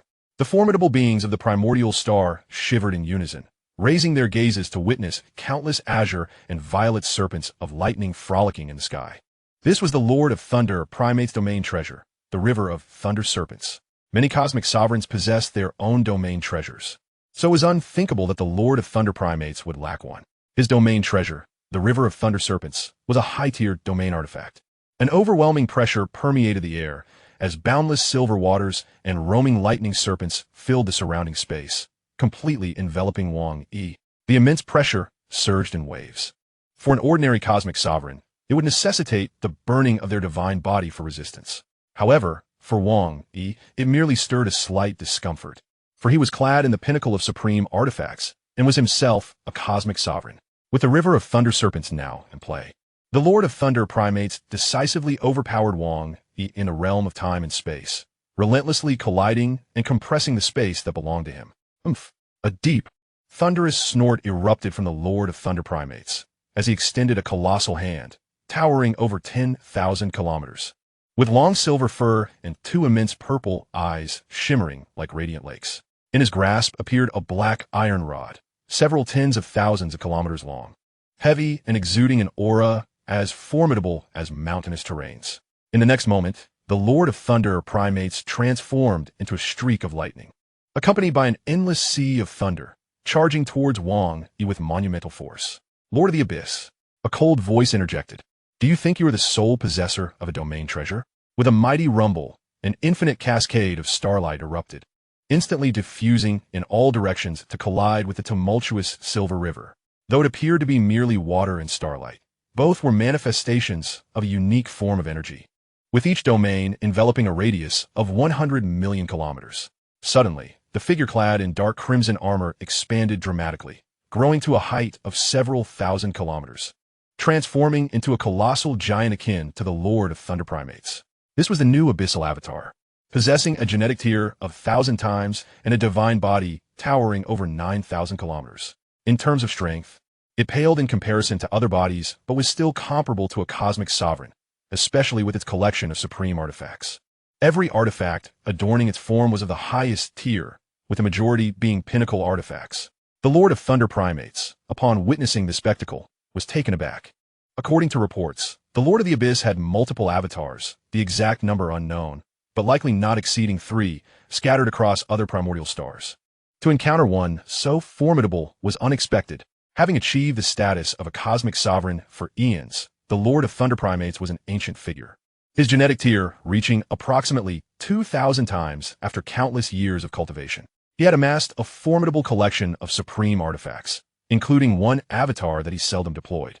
The one confronting Wang Yi was his most potent manifestation, wielding only the finest treasures, which explained the presence of a high-tier domain artifact. Yet, the Lord of Thunder primates was now astonished to find his domain river faltering against the starry light of the Lord of the Abyss, with the spatial control slipping from his grasp. Is it stronger than my domain treasure? What is this? A top-tier domain artifact? This human Lord of the Abyss possesses a domain artifact? The Lord of Thunder primates could scarcely believe his own eyes. Top-tier domain artifacts are exceedingly rare, treasures that are sought after but seldom encountered. Only a select few cosmic sovereigns possess such artifacts, and even the renowned Lord of Chaos only held one top-tier domain artifact, albeit a remarkable one among its kind. Had the human race bestowed this upon him, indicating their significant investment in the Lord of the Abyss? A greedy thought flickered in the Lord of Thunder primate's mind. An incarnation of divine power remaining in the external realm rapidly contacted his fellow cosmic sovereigns. What? The Lord of the Abyss possesses a top-tier domain artifact and is currently engaged in combat with you? A top-tier domain artifact? The humans are willing to entrust such a treasure to a newly ascended cosmic sovereign. We cannot let this opportunity slip away. Let's go. The Lord of the Abyss has only just become a cosmic sovereign. His strength should be relatively weak. We have every chance to surround and eliminate him swiftly, before the human alliance can come to his aid and seize the artifact for ourselves. The alliance of the demon race had not sent a large contingent into the primordial star, yet more than 10 cosmic sovereigns had arrived, most now ignited with the desire to claim the treasure, hastening towards the location of the 2 cosmic sovereigns. The fierce competition among the 4 premier races was fierce. Even within the primordial star, encounters often devolved into bloodshed, though the demon race held reservations against the cosmic sovereigns of the human race. The allure of a top-tier domain artifact was sufficient to cast aside their hesitations and engage in open conflict. Chapter 497, A One-Sided Battle. In truth, the demon race alliance was also selective, targeting the weaker foes. Had the Lord of Chaos possessed the top-tier domain artifact, who would dare to encircle him? Who would dare to attempt a theft? Not even a more precious treasure would draw their ambition. However, the Lord of Chaos had 3 divine bodies, one stationed in Chaos City, one in the primordial universe, and one roaming the cosmic sea. It was said that the body exploring the cosmic sea possessed the most formidable combat prowess. Yet Wang Yi had never laid eyes upon it. The incarnation of the Lord of Chaos in the primordial universe wielded the Thousand Treasure River. Lord of the Abyss, you possess such a formidable domain artifact, yet you should not wield it. The Lord of Thunder primates felt the constriction of the starry sea around him. Yet his frenzy remained unabated as he charged towards the towering red-armored giant, his eyes filled with murderous intent. Only the strong are worthy of matching treasures. Possessing artifacts beyond one's capacity invites scrutiny and theft. This belief is widely held among the powerful in the universe. The Lord of the Abyss was merely a newly ascended cosmic sovereign, having broken through less than a century ago. He likely had yet to create the ultimate secret techniques of the cosmic sovereigns, and his strength was probably among the lowest tier of cosmic sovereigns. Yet here he was, flaunting a top-tier domain artifact, essentially inviting others to come and claim it. The temptation was undeniable. How could the Demon Race Alliance let such a golden opportunity pass? In an instant, a significant portion of the cosmic sovereigns from the Demon Race Alliance surged towards the primordial star. However, even for cosmic sovereigns, traversing the primordial star was not instantaneous. They would have to navigate through vortex passages, making their approach slower. On the primordial star designated as 07318, endless starlight ebbed and flowed, creating a dreamlike and ethereal world, surging like ocean waves, crashing against the silver river with a thunderous roar that shook the heavens. Despite the Lord of Thunder Primate's efforts to maintain control, his domain was rapidly diminishing. According to intelligence, the Lord of Thunder Primates was not as powerful as the Flame Emperor, thus he was not classified as a third-tier cosmic sovereign. Though he hovered near the pinnacle of the second tier, Wang Yi's mind raced with thoughts. The first tier was merely the entry level for cosmic sovereigns, with a life genetic tier of 100 times, having yet to create their ultimate secret techniques, and their treasures were typically unremarkable. At the second tier, the level of life genes is 1,000-fold, having created an ultimate secret technique, and the treasures are commendable, albeit of ordinary caliber. The third tier represents the pinnacle of power. One might obtain a transcendent treasure, forge the strongest secret technique, or elevate the level of life genes to approximately 10,000-fold.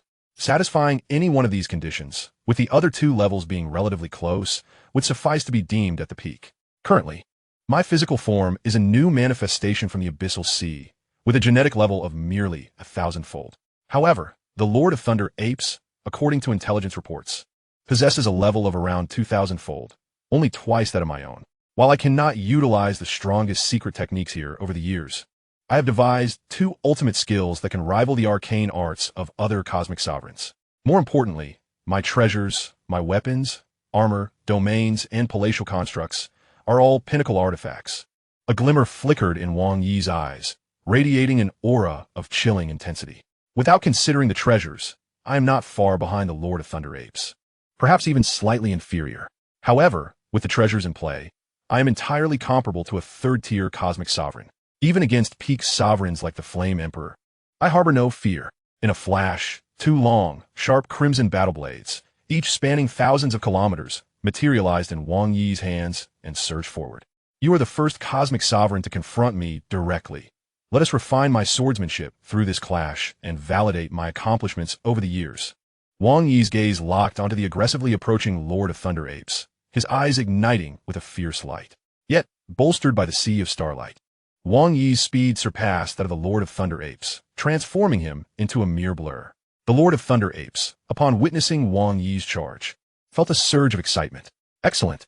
The two towering figures, each exceeding 10,000 kilometers in height, collided with tremendous force.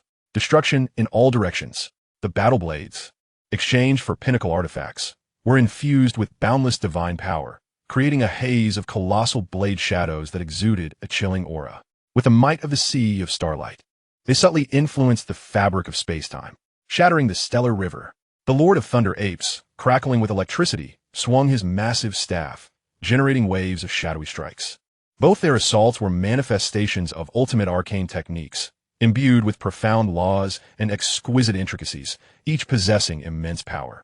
Upon their impact, the overwhelming force rendered the surroundings momentarily void, banishing the sea of starlight and the silvery rivers beyond reach, even dispersing particles of space itself. The colossal frame of the Lord of Thunder Apes was sent hurtling backward, crashing to the solid ground of the primordial star at nearly the speed of light, his pillar-like legs sinking deep into the earth, while Wang Yi merely stepped back a short distance before resolutely diving forward once more. The Lord of Thunder Apes felt a numbing sensation in his arms, which trembled involuntarily, displaying a look of astonishment. He had not anticipated finding himself at a disadvantage in this direct confrontation. What? Take another strike from me. Wang Yi charged forth, his expression alight with exhilaration, unleashing divine power as he swung his blades down once more. Second move, storms from all directions. The Lord of Thunder Apes, his eyes blazing with fury, roared in response, igniting his divine power and fiercely swinging his ultimate treasure, the Black Mountain Staff. As the Lord of Thunder Apes stood firm on the ground, Wang Yi descended from above, relentlessly hacking at him with his blades. The Lord of Thunder Apes roared, his staff creating swirling shadows that filled the surrounding space. As the very fabric of reality shattered and reformed under the clash of these two titanic entities. Boom! Boom! Boom! At the level of cosmic sovereigns, engagements transpired with astonishing rapidity. Within mere seconds, they clashed hundreds of times, with the Lord of Thunder Apes perpetually being pressed down. How is this possible? The force is greater than before. Shock flickered in the Lord of Thunder Apes' eyes. Third move, illusory dreams. Wang Yi abruptly shifted from his earlier ferocity, the blade shadows transforming into an indistinct haze, their unpredictability soaring as their speed surged. The Lord of Thunder Apes, caught off guard, resolved to strike at the Lord of the Abyss, thinking to himself that if Wang Yi did not withdraw his blades, both would be gravely injured. Yet, Wang Yi remained unfazed, his sharp blade light slicing through the armor of the Lord of Thunder Apes, propelling him away with immense force. Simultaneously, the Lord of Thunder Apes landed a blow, causing Wang Yi to stagger back a few steps. The Lord of Thunder Ape's supreme artifact armor absorbed much of the cataclysmic impact, but the residual force still ravaged his body, prompting a pained grunt as his expression shifted. My divine body has sustained a loss of 3,000s? He glanced towards Wang Yi, increasingly astonished. The latter's aura appeared almost entirely unscathed. The Lord of Thunder Apes could hardly believe it. Wang Yi, on the other hand, found the clash rather manageable. In terms of secret technique power, they were nearly equal, but the pinnacle artifact weapon elevated Wang Yi's assault to an unseen level. His supreme artifact armor also allowed him to withstand far less damage, resulting in the recent exchange where the Lord of Thunder Apes lost 3,000ths of his divine body, while Wang Yi's new abyssal sea manifestation suffered less than 1/10,000th. The distinction was palpable. In the 498th chapter, titled The Powerful Lord of the Abyss, during typical confrontations, weapon clashes would often result in significantly diminished residual power. However, in this instance, it was a pure exchange of injuries, with no weapons obstructing the impact. Wang Yi's long blade struck directly against the Lord of Thunder Apes, and the latter's staff similarly collided with Wang Yi. Nevertheless, the damage Wang Yi incurred was noticeably lighter, barely a fraction of 1/10,000th, almost negligible. In stark contrast, the Lord of Thunder Apes faced severe repercussions, while 3,000ths might seem trivial. It was merely from a single blow. If this continued, enduring 10 or 100 more strikes would render the Lord of Thunder Apes incapable of sustaining further damage. At this moment, the Lord of Thunder Apes remained engulfed in shock. The Lord of the Abyss, merely a newly ascended human cosmic sovereign. How could he possess such strength? In truth, Wang Yi had yet to fully unleash the power of his domain-type artifact, merely maintaining it at the level of a top-tier artifact. Otherwise, the Lord of Thunder Apes' prowess would have been even more severely diminished. Possessing a top-tier domain artifact was one thing, the sheer might of his attacks, combined with mastery over ultimate arcane techniques, left the Lord of Thunder Apes in disbelief. Yet he had no choice but to accept it, having just broken through, to grasp the ultimate arcane techniques of a cosmic sovereign and wield such formidable strength. This human's power was truly astonishing, perhaps even surpassing my own. Moreover, the armor he donned was extraordinary. Otherwise, it could not possibly have withstood the impact of my strike with such minimal effect on his divine body. A flurry of thoughts raced through the mind of the Lord of Thunder Apes. Was it a top-tier artifact set or a pinnacle artifact armor? Recognizing the gravity of the situation, the Lord of Thunder Apes promptly relayed this intelligence to the other cosmic sovereigns. The power of the Lord of the Abyss had completely exceeded his expectations, rendering him incapable of facing it alone.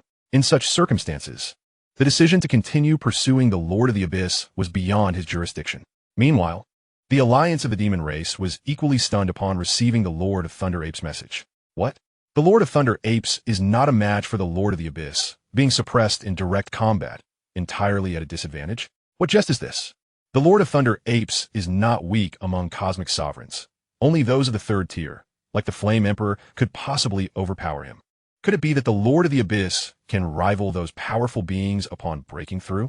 The Lord of the Abyss had already mastered ultimate arcane techniques, and the Lord of Thunder Apes suspected that, aside from the top-tier domain artifact, he possessed at least one pinnacle artifact armor. In their battle, exchanging injuries, the Lord of the Abyss had sustained virtually no damage, while the Lord of Thunder Apes had suffered significantly. Many cosmic sovereigns were left aghast. If this were indeed the case, possessing a top-tier domain artifact, coupled with a pinnacle artifact armor, alongside that immense divine body, would make him exceedingly difficult to defeat. Perhaps only fifth-tier cosmic sovereigns, like the Lord of Chaos, stood a chance against such a formidable being. Should we continue our assault? One cosmic sovereign inquired. If the Lord of the Abyss truly possessed strength comparable to that of a third-tier cosmic sovereign, the chances of success in this encirclement were virtually non-existent. After all, the human alliance is not merely a decorative facade. How could they possibly allow their cosmic sovereign to be besieged? If action must be taken, and should the primordial lord not be swiftly vanquished, any delay could escalate into a colossal conflict between the two great forces. The primordial lord has only just broken through, yet he displays such formidable strength. Had I known, I should have eradicated him at any cost during the time of the ancestral god sect. Let us not forget that he possesses avatars. This is merely one of his divine bodies. If his other divine forms are of similar caliber, the terror they would invoke is unfathomable. How could the human race possibly provide him with such an abundance of treasures? The high-ranking officials of the Demon Alliance were filled with rage, frustration, and helplessness. They chose to abandon this endeavor, recognizing the futility of the situation. The Demon Alliance prudently rescinded the encirclement order and commanded the Lord of Thunder Primates to retreat. Furthermore, they advised the other members of the Alliance to refrain from provoking the Primordial Lord lightly. On the Primal Star, the Lord of Thunder Primates solemnly remarked, "Primordial Lord, I never anticipated you to be this powerful. I am truly in awe." He lifted his gaze. "All those treasures you possess must have been bestowed upon you by the human race. I did not realize they held you in such high regard. Yet, if it were not for your treasures surpassing mine, I would never concede defeat to you." The Lord of Thunder Primates still harbored resentment. His strength was not inferior to Wang Yi's new avatar of the Abyssal Sea. However, he fell short in terms of treasures. Wang Yi acknowledged that treasures contribute significantly to one's power. The Lord of Thunder Primates did not refute this. Indeed, treasures are a facet of strength. I concede this time, but should you dare to indiscriminately slay my kin again, it will not be so easily settled. The Lord of Thunder Primates unleashed his domain, soaring skyward and breaking through layers of starlit waves towards a swirling vortex. Wang Yi did not make any deliberate attempt to obstruct him. His Abyssal Sea avatar possessed strength superior to that of the Lord of Thunder Primates, and with a plethora of treasures at his disposal, he could have slain the Lord of Thunder Primates, but he was acutely aware that the other cosmic sovereigns of the Demon Alliance would not remain idle. He would then face the wrath of the entire alliance. After contemplation, Wang Yi deemed it prudent to allow the Lord of Thunder Primates to escape for the time being. His offensive powers still lacked a measure of potency. If he were to possess a singularly powerful weapon, his might would be greatly amplified. A strike upon the Lord of Thunder Primates, even with his top-tier treasure armor, could significantly obliterate his divine body. Wang Yi pondered it. Historically, Luo Feng had merely been a cosmic venerable, yet he wielded the Star Tower as a weapon and the Calamity Armor to vanquish the Lord of Fire. This was due to the Star Tower's second layer unleashing an attack power that reached the pinnacle threshold of top-tier treasure armor. The activation of the second layer's mystical patterns, combined with the inherent might of the Star Tower, had surpassed the power of the strongest innate secret technique, I Am the Universe. Originally, top-tier treasure armor could diminish external attacks to 1/10,000th of their original force. However, exceeding the threshold could potentially reduce it to merely 1%, or even less. This resulted in the Lord of Fire's divine body being instantaneously obliterated by a third. The Lord of Thunder Primates was somewhat stronger than the Lord of Fire, and his treasures were superior as well. Yet Wang Yi, as a cosmic sovereign, wielded weapons that were also pinnacle treasures, making the task of slaying the Lord of Thunder Primates still quite formidable. The dread of ultra-top-tier treasures was palpable. Wang Yi sighed inwardly. contemplating whether to delay the acquisition of ultra-top-tier battle armor in favor of obtaining formidable ultra-top-tier weapons for each of his bodies first. However, he quickly dismissed this thought.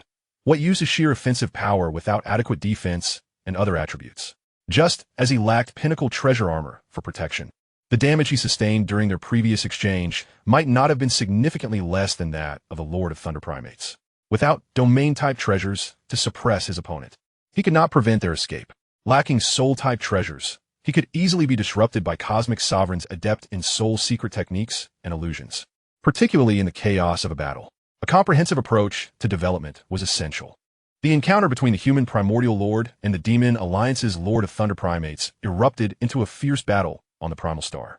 News of this confrontation swiftly spread, and the formidable prowess of the primordial lord was duly acknowledged. Major cosmic factions soon became aware that although the newly ascended cosmic sovereign of the human race, the primordial lord, had only just emerged, he had already crafted several ultimate techniques and possessed treasures that left even cosmic sovereigns envious, his power rivaling that of third-tier beings such as the Flame Emperor. Chapter 499, The First Lottery. Even if I were to obtain an ultra-top-tier treasure, I would still need to comprehend the mystical patterns inscribed upon it to unleash its true might, which requires an immense amount of effort, far exceeding that of deciphering a pinnacle treasure.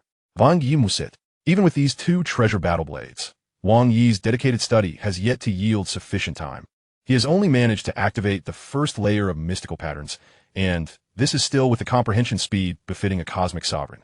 However, these two pinnacle treasure weapons are the finest of their kind, specifically exchanged by Wang Yi, possessing immense power, capable of unleashing capabilities that surpass all top-tier treasure weapons. Now that this battle has been publicized, various factions have come to recognize that I am not to be trifled with. If they wish to confront me in the future, they will likely need to employ far more formidable means. I cannot afford to be complacent. Wang Yi reflected inwardly. After becoming a cosmic sovereign, it is generally exceedingly difficult for ordinary cosmic sovereigns to be slain, unless one possesses extraordinary artifacts like the Lord of the Galactic River. As for those with slightly higher strength or superior treasures, even the Lord of the Galactic River would find it impossible to defeat them. Regarding the realm of the Galactic River, even marginally inferior beings like the Lord of Ice Peaks or other top-tier existences are beyond the reach of even the strongest cosmic beings. What then can be done? Suppression and sealing. While perhaps one cannot slay them, gaining the upper hand and subduing them is generally achievable, as long as one can first suppress the opponent, then utilize sealing-type treasures to compel them into being absorbed. They will be trapped within such treasures, which, when stabilized, such as with a top-tier sealing treasure, cannot be breached even by the universe's strongest beings. They could then be dispatched to places like the primordial universe. In the primordial universe, the Lord of Chaos utilizes the primordial essence, rendering him absolutely invincible, able to slay even the universe's strongest beings, let alone a mere cosmic sovereign. Wang Yi's might, when combined with ultra-top-tier treasures, could rival beings like the Lord of Chaos.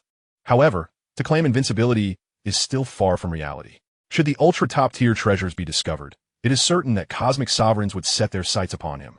If several of the universe's strongest beings were to conspire against him, Wang Yi might very well meet his downfall. Even if he were to seek refuge within the Celestial Tower, should the tower become ensnared within the microcosm of a particularly powerful cosmic being, he would find himself in dire straits, with no recourse to call upon the heavens or the earth. Moreover, in comparison to those peak cosmic beings, my mastery of secret techniques still falls significantly short. Wang Yi's most glaring flaw remains the level of his secret techniques. He has yet to create even the strongest secret technique of a cosmic sovereign, let alone merge the strongest techniques. Were he able to create and merge the strongest techniques, he would truly become the sixth-tier cosmic sovereign of the primordial universe. As Wang Yi's three avatars, the fiery star behemoth, remained within the world ring of the abyssal sea avatar while signing in and gathering treasures. News of the battle between the primordial lord and the Lord of Thunder Primates reverberated throughout the upper echelons of the universe. Wang Yi also found himself receiving inquiries from cosmic sovereigns of the Great Alliance. Among the human cosmic sovereigns, awareness of Wang Yi's inheritance of the Celestial Tower and the myriad of secrets he possessed elicited little surprise. However, for the cosmic sovereigns of diverse races within the Great Alliance, this was their first encounter with Wang Yi's prowess, leaving them astounded. Most of the inquiries directed at Wang Yi stemmed from these foreign cosmic sovereigns, as he had previously acquainted himself with numerous alien lords in the Great Alliance. In the blink of an eye, another year had passed. Above a desert on primal star number 03129, a towering figure emerged from a swirling vortex, clad in silver armor. With a pair of silver wings adorning his back and silver eyes gleaming beneath his sealed helmet, he bore two battle blades, Wang Yi's void insectoid avatar. Having signed in on Primal Star for nearly 2 years, he had completed over 6,000 sign-ins, in addition to the 300,000 treasure points already redeemed. Wang Yi currently possesses an additional 470,000 treasure points. He is merely 30,000 points short of exchanging for a formidable supreme treasure armor. The message from the Hongmeng sovereign indicated that a treasure was about to emerge here. He felt a sense of incredulity, having gathered 9 treasures on the primordial star. Including the slaying of 4 demon race cosmic overlords, he was still waiting for this last piece, and it had taken a full year. Wang Yi gazed into the distance, and in the next moment, an overwhelming pressure was instantaneously unleashed, enveloping the entire primordial star. Ah, the Lord of the Universe. The Lord of the Universe has arrived. The cosmic sovereigns from various forces across the primordial star were taken aback. Meanwhile, amidst a vast ocean, a multitude of powerful beings vying for the emerging treasure sensed an immense, unparalleled aura sweeping towards them. This entity belongs to the Hongmeng. You must retreat at once. A voice thundered in their ears and echoed in their minds. It was the Lord of the Universe, the Lord of the Hongmeng. The alien sovereigns were struck with terror. How could they dare defy the command of the Lord of the Universe? They hastily dispersed. The tumultuous sea, which had been filled with fierce clashes, suddenly returned to tranquility, leaving only the sovereigns of the Hongmeng. In a swift motion, a streak of light surged from afar, halting before them, revealing a towering silver figure.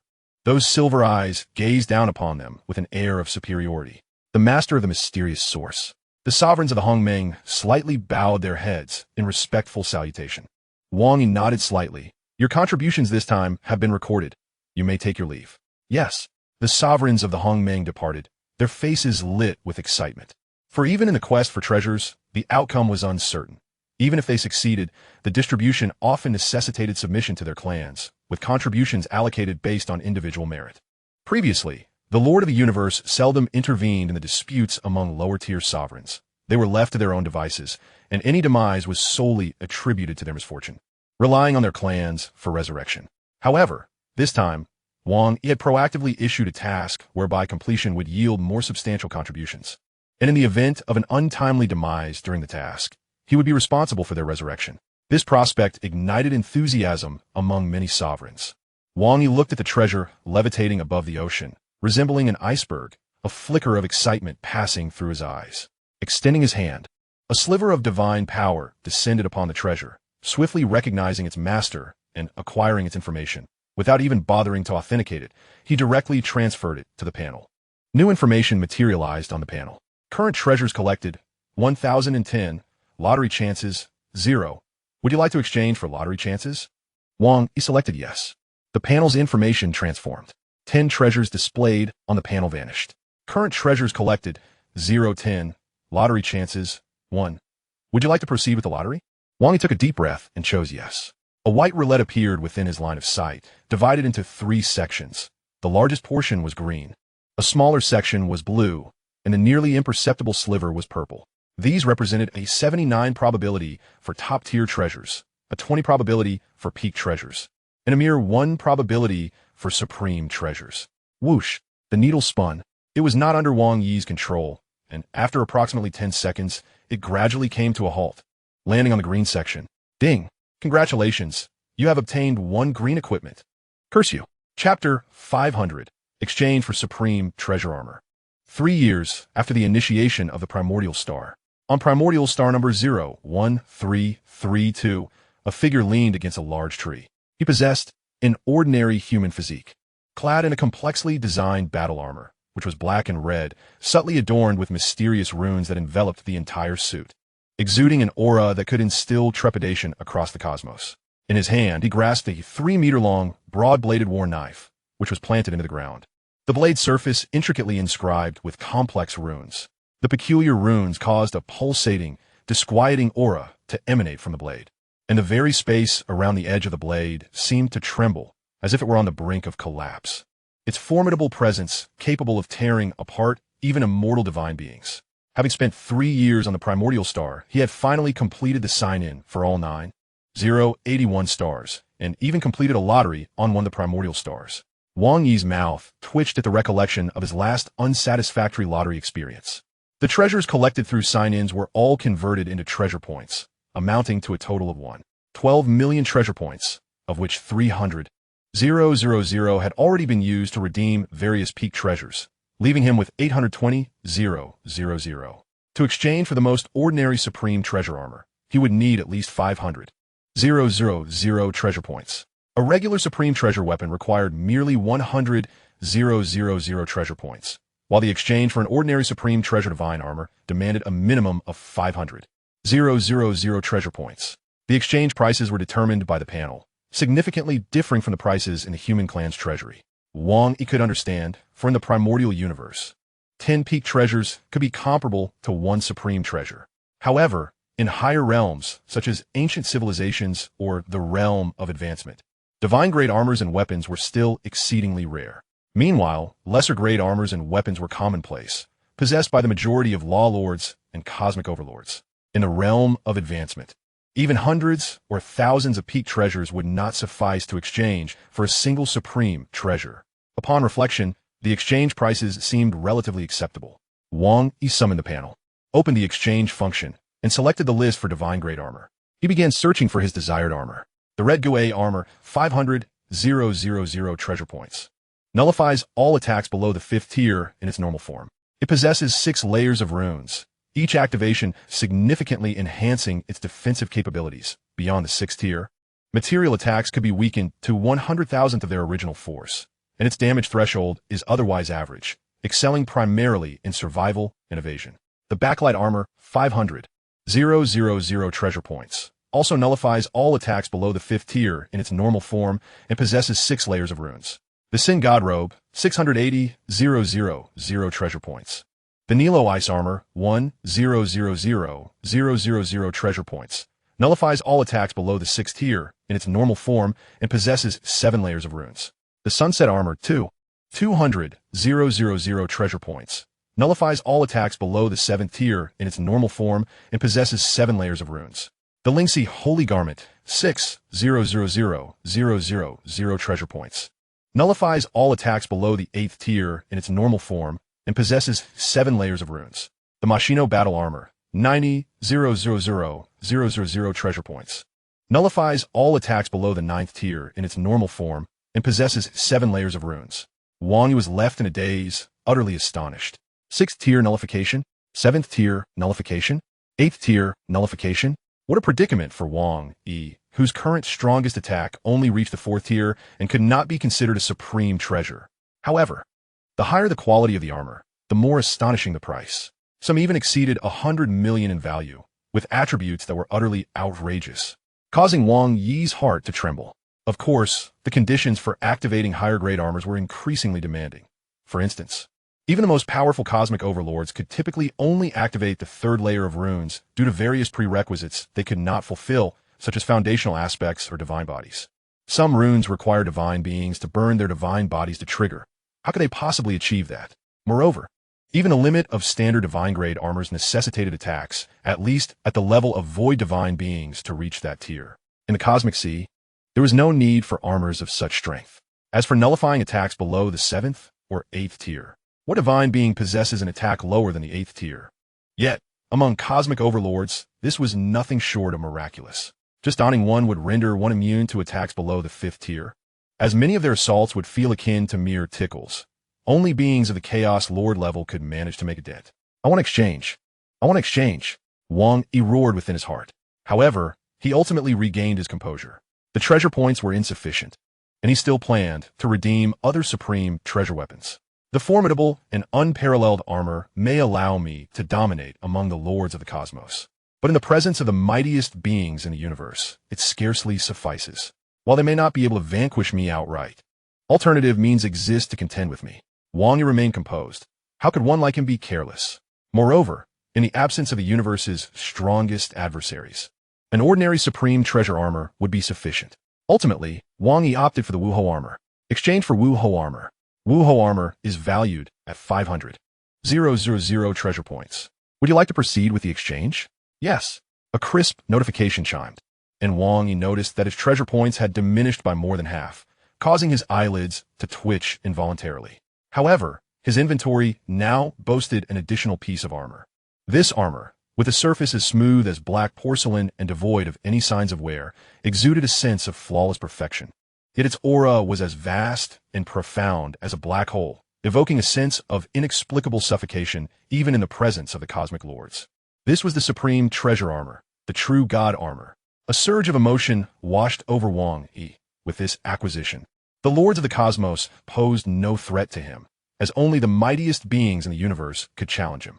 The Wuho armor rendered all attacks below the 5th tier ineffective.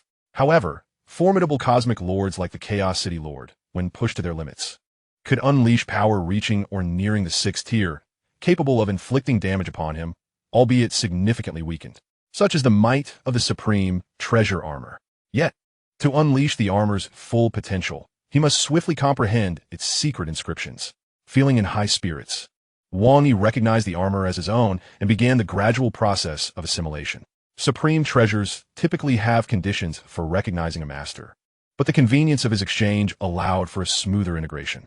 As they shared the same soul, all his avatars could utilize it, though Wang Yi would allocate it strategically to bolster combat effectiveness.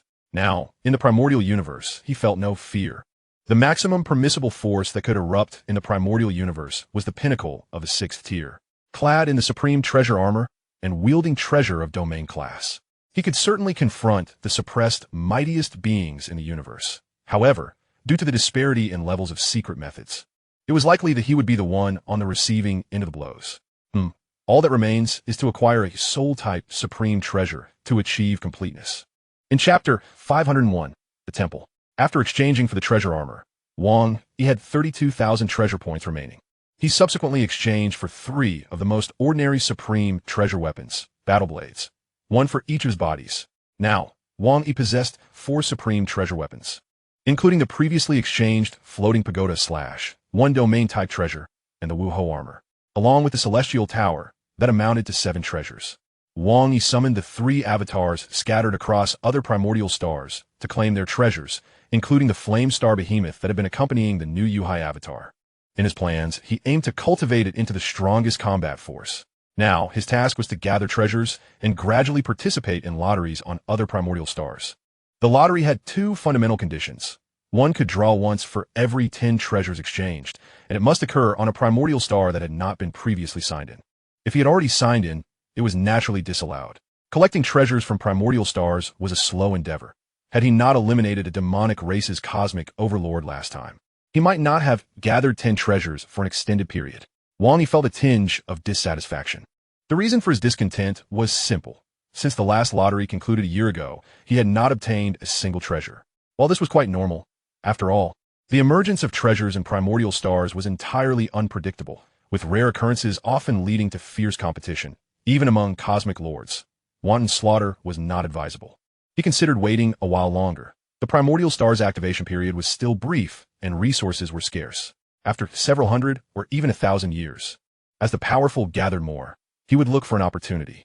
Wang Yi narrowed his eyes, calculating his next move. With the supreme treasures in place, the Lord of Hell could emerge at any moment. Although lacking a soul-type supreme treasure, the armor's defenses, combined with a peak soul-type treasure and Wang Yi's resolve approaching that of the universe's strongest, were already sufficient. An opportunity for a grand undertaking could arise. Another year slipped by. In the realm of primordial stars, a year was but a fleeting moment for the wandering powerhouses, almost passing in the blink of an eye. Even now, discussions continued regarding the conflict between the Lord of Hunyuan and the Lord of Leixing. Rumors of the Lord of Hunyuan, disregarding his status, competing with ordinary cosmic lords for treasures, began to circulate. It was even reported that a cosmic overlord of the demonic race had perished in the struggle against the Lord of Hunyuan for a treasure. Thus, various factions cautioned that if one encountered the Lord of Hunyuan during the emergence of a treasure, it was best to remain still. Consequently, the Lord of Hunyuan's reputation suffered, though he remained indifferent to it. While idly wandering on a primordial star, Wang Yi received a virtual universe notification. A treasure has emerged on primordial star number 09999. Wang Yi's eyes sparkled with excitement, rubbing his hands in anticipation. After such a long wait, he could finally stretch his limbs. Remarkably, it was on a primordial star he had yet to sign in. Conveniently, it was the closest one to his human essence, making things easier. On his way to primordial star number 09999, Wang Yi received additional information. A temple? Wang Yi was somewhat taken aback, being well acquainted with the circumstances of primordial stars. He knew that each time a primordial star activated, the most significant treasures would emerge first, followed by sets of treasures, and then supreme treasures.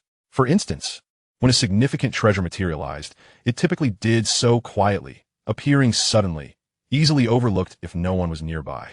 More valuable items, such as supreme treasures, emitted a far greater aura upon emergence, and while still in the process of materialization, they merged with the primordial star, rendering them unstealable. There were also instances of a temple or even the emergence of a mountain or an extraordinary secret realm. However, these appeared at a significantly slower pace than other treasures. During their manifestation, one could not penetrate their interiors until they fully materialized, at which point one could devise a method to access and seize the treasures within. It could be said that the more powerful the treasure, the greater the commotion it caused upon emergence. In Wang Yi's memory, the Temple of Qi appeared approximately 600 years after the activation of a primordial star, causing considerable upheaval and attracting the attention of various factions. It is worth noting that primordial stars require endless ages to activate, with each activation lasting only 1,000 epochs. During this 1,000-epoch period, top-tier domain treasures, peak soul treasures, and supreme flying palace treasures of the same caliber would appear multiple times. However, they were typically incomplete and scattered. Moreover, within the entire 1,000 epochs of a primordial star's activation, there would generally be one exceptionally formidable treasure, surpassing all others.